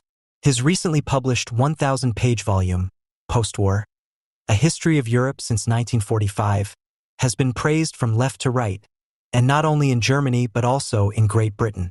The reason for this is not that Judt has written a thoroughly readable, fact-filled, but not overly detail-obsessed European post-war history, but rather that he writes exactly what Europeans want to hear. It is no coincidence that Judt only begins his European history in 1945. Although the first chapter is devoted to the aftermath of the Second World War in many ways, National Socialism itself remains unaccounted for and largely untreated. When it does appear, it is merely as a private undertaking of Hitler's, who, with the active support of various collaborators, reduced Europe to ashes and ruin. The motivation for this war, the delusion of the Germans, remains unmentioned in the pages of lists of the dead and refugees that the war had produced. There is something of a mythical shroud over National Socialism, which, in a way, made the unification of Europe possible in the first place. The First World War destroyed the old Europe, the second created the conditions for a new one. Page 21, but ultimately appears as European destiny. There are no clearly identifiable perpetrators, only victims. It was not the Germans who carried out mass extermination and total war, but the war was a catastrophe into which Europe had plunged. Page 19. Consequently, Judt regrets that usually only the extermination of the Jews by Germans is spoken of, and other perpetrators and other victims go unmentioned. The aim is to present the Second World War as a chaos that befell Europe, in which it is no longer possible to distinguish between perpetrators and victims. This leaves only one victim, Europe. That is why Judt is pleased that, for the first time, the suffering of the Germans is the focus of attention, who were victims of British air raids, Russian soldiers, Czech expulsion. Page 25. It is normal that now the Germans are also claiming the right to question the official canon of commemoration. Page 25. This is a kind of conclusion. The post-war period, says Judt, lasted a very long time, but now it is finally being closed. Page 25. And it is not that Judt did not want to help the Germans with this closing. He explains that the Germans' conduct of the war was indeed terrible, but the greatest material destruction was caused by the unprecedented air raids by the Western Allies in 1944 and 1945 and the relentless advance of the Red Army to the west. The French port cities of Royan, Le Havre, and Caen were destroyed by the U.S. Air Force. Hamburg, Cologne, Dusseldorf, Dresden, and dozens of other German cities were reduced to ashes and rubble by British and American bombers. Minsk was 80% destroyed by the end of the war, and Kiev was nothing but smoking ruins. Warsaw was systematically destroyed by the retreating Wehrmacht in the fall of 1944, house by house, street by street. When the war in Europe ended, the German capital was one huge wasteland of ruins. Page 32. It is striking that, in contrast to the older ideologues, Judt does not necessarily want to present the Allies as the real perpetrators, but rather that his aim is to make it impossible to identify a perpetrator at all. To this end, he distorts cause and effect, action and reaction, and casually mixes the German destruction of Warsaw into the list of Allied war crimes. Germany is at the core of the new Europe, so it must be absolved of its past. This includes blaming the destruction of Minsk and Kiev solely on the Soviets and ignoring the context of the German total war against the Soviet Union and its defense against the Germans. But the real issue is something else. The Holocaust is not mentioned in Judt's book. Well, almost. While the Holocaust is mentioned about 10 times in the first 900 pages, but the exact events at Auschwitz are never discussed, and Judt is content to mention the figure of 5.7 million murdered Jews in one place in the context of an overall statement of war dead. Page 34. Auschwitz appears in the epilogue, Memories from the House of the Dead, an essay on modern memory, along with its surrogates such as Holocaust, Shoah, or Extermination of the Jews, appears some 40 times in just 30 pages. This is no coincidence, as it is about the ideological foundation of Europe. For anyone who truly wants to become a European at the beginning of the 21st century, must first take on a new and far more oppressive heritage. Today, the relevant European reference point is not baptism but annihilation. Recognition of the Holocaust has become the European entry ticket, page 933. In Demarcation to the Holocaust, Europe defines itself. The rediscovered memory of Europe's dead Jews is definition and guarantee for the continent's rediscovered humanity, page 934. Remembering the dead Jews is the only thing that can create a European identity. If we want to remember in the years to come why it was so important to build a particular Europe out of the crematoria of Auschwitz, only history can help us, page 966.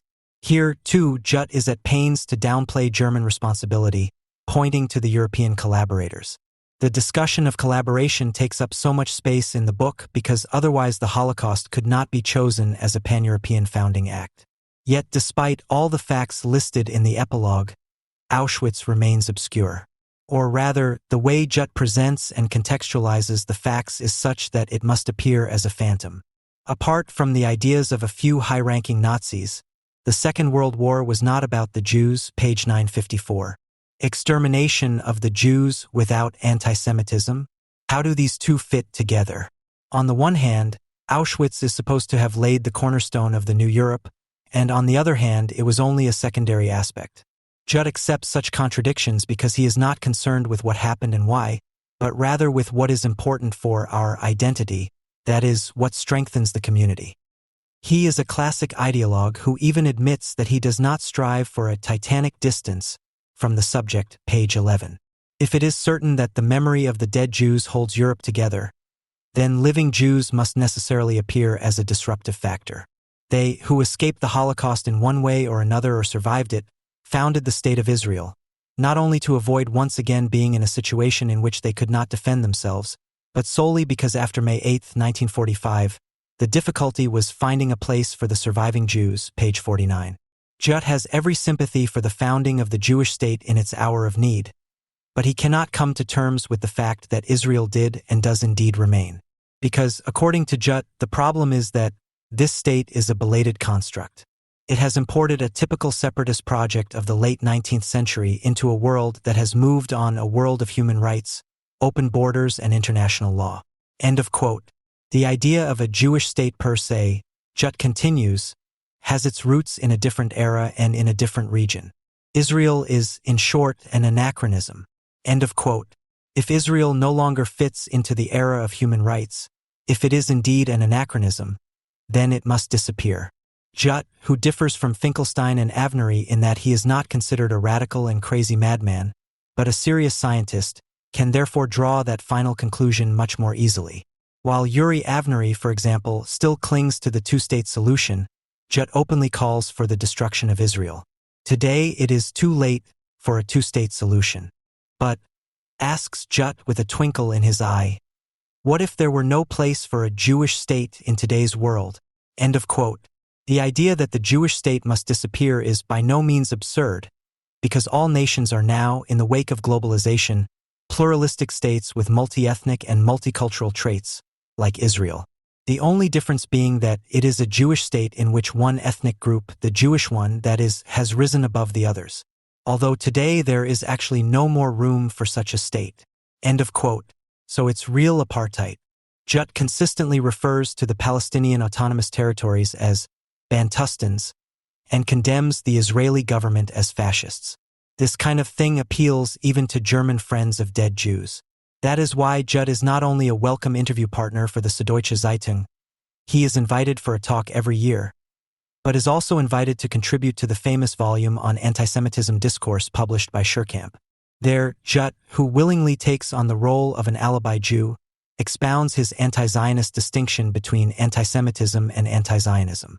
Like Judith Butler and other left-wing liberal talking heads, he treats antisemitism as a fake problem. After all, according to Judt, who has delved deeply into the resentment of traditional antisemitism, it is the policy of the Israeli government that has provoked widespread anti-Jewish sentiment in Europe and elsewhere.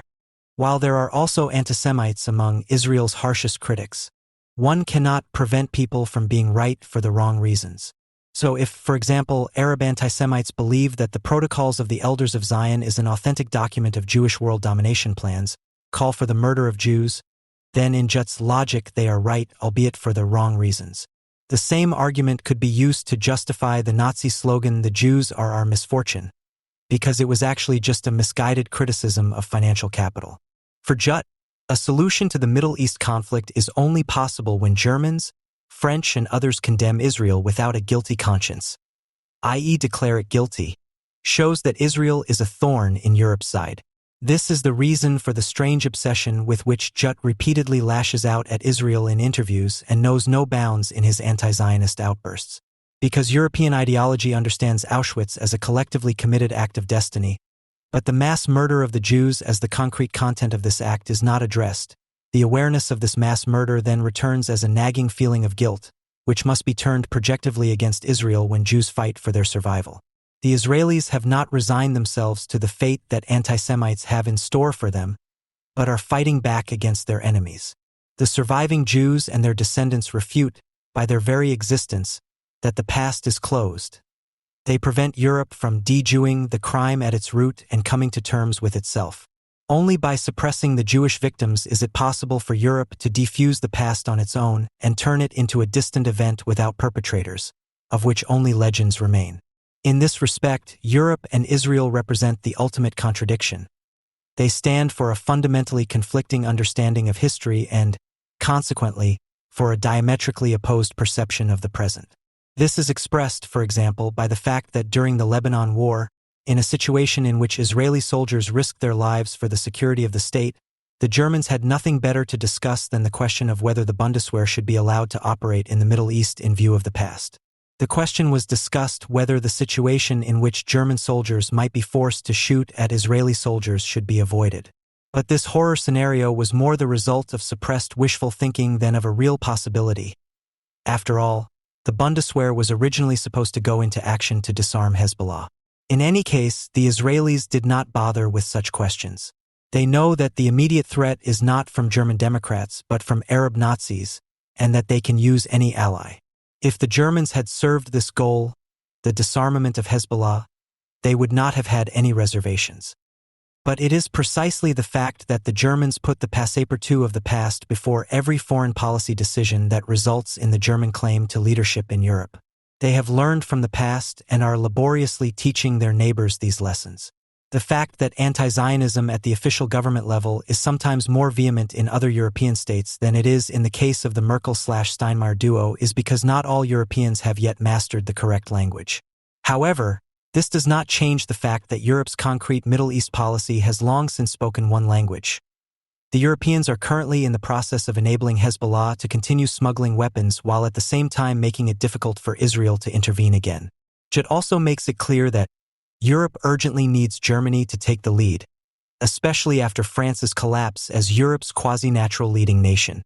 Because who is there in Europe at the moment besides Germany that could make the old continent an important factor in international debates? End of quote. Great Britain under Blair's leadership made the mistake of refusing to break with the USA. Only Germany could be considered as the EU's leader after the decline of France. The fact that such leadership is needed at all is explained by the fact that Judd sees Europe as a counter-sovereign dollman to the United States, which is undoubtedly the protective power of Israel. Europe must free itself from American influence, otherwise it would not only be unable to act as an honest broker in the Middle East, but the internal structure of European societies would also be threatened by Americanization. The orientation towards the American model, which consists of more individualism, more initiative, and also better individual opportunities for economic development and social mobility, also has negative aspects, rising crime rates and the disappearance of a sense of community. End of quote. He contrasts this with the European welfare state, which has the enormously important function of welding the middle classes to the working class. Quote, "The advantages for the workers are obvious. But for the middle classes, the welfare state was even more important in many ways because they no longer had to pay for education, health, and public services, thus developing a purchasing power that allowed them to afford vacations and luxury goods. That was also the reason why Margaret Thatcher never managed to privatize the health service or local transport as much as she wanted to, because the average conservative voter is just as dependent on the welfare state as the typical Labour Party voter." End of quote. All citizens are thus equally dependent on the state. The autonomy that is mediated in a civil society exclusively through the market is being reduced in favor of total identification with the community, which less and less often creates material well-being for the individual, but instead the acting out of pathic projections under the sign of a European peace policy. The much-praised security of the welfare state, which gives rise to these aggressions, is precisely not that of a reasonably secure income, but that of a disused society. Disused, like more and more of its citizens, for whom immediate dependence on the state becomes the only perspective. And that, in a word, is Europe,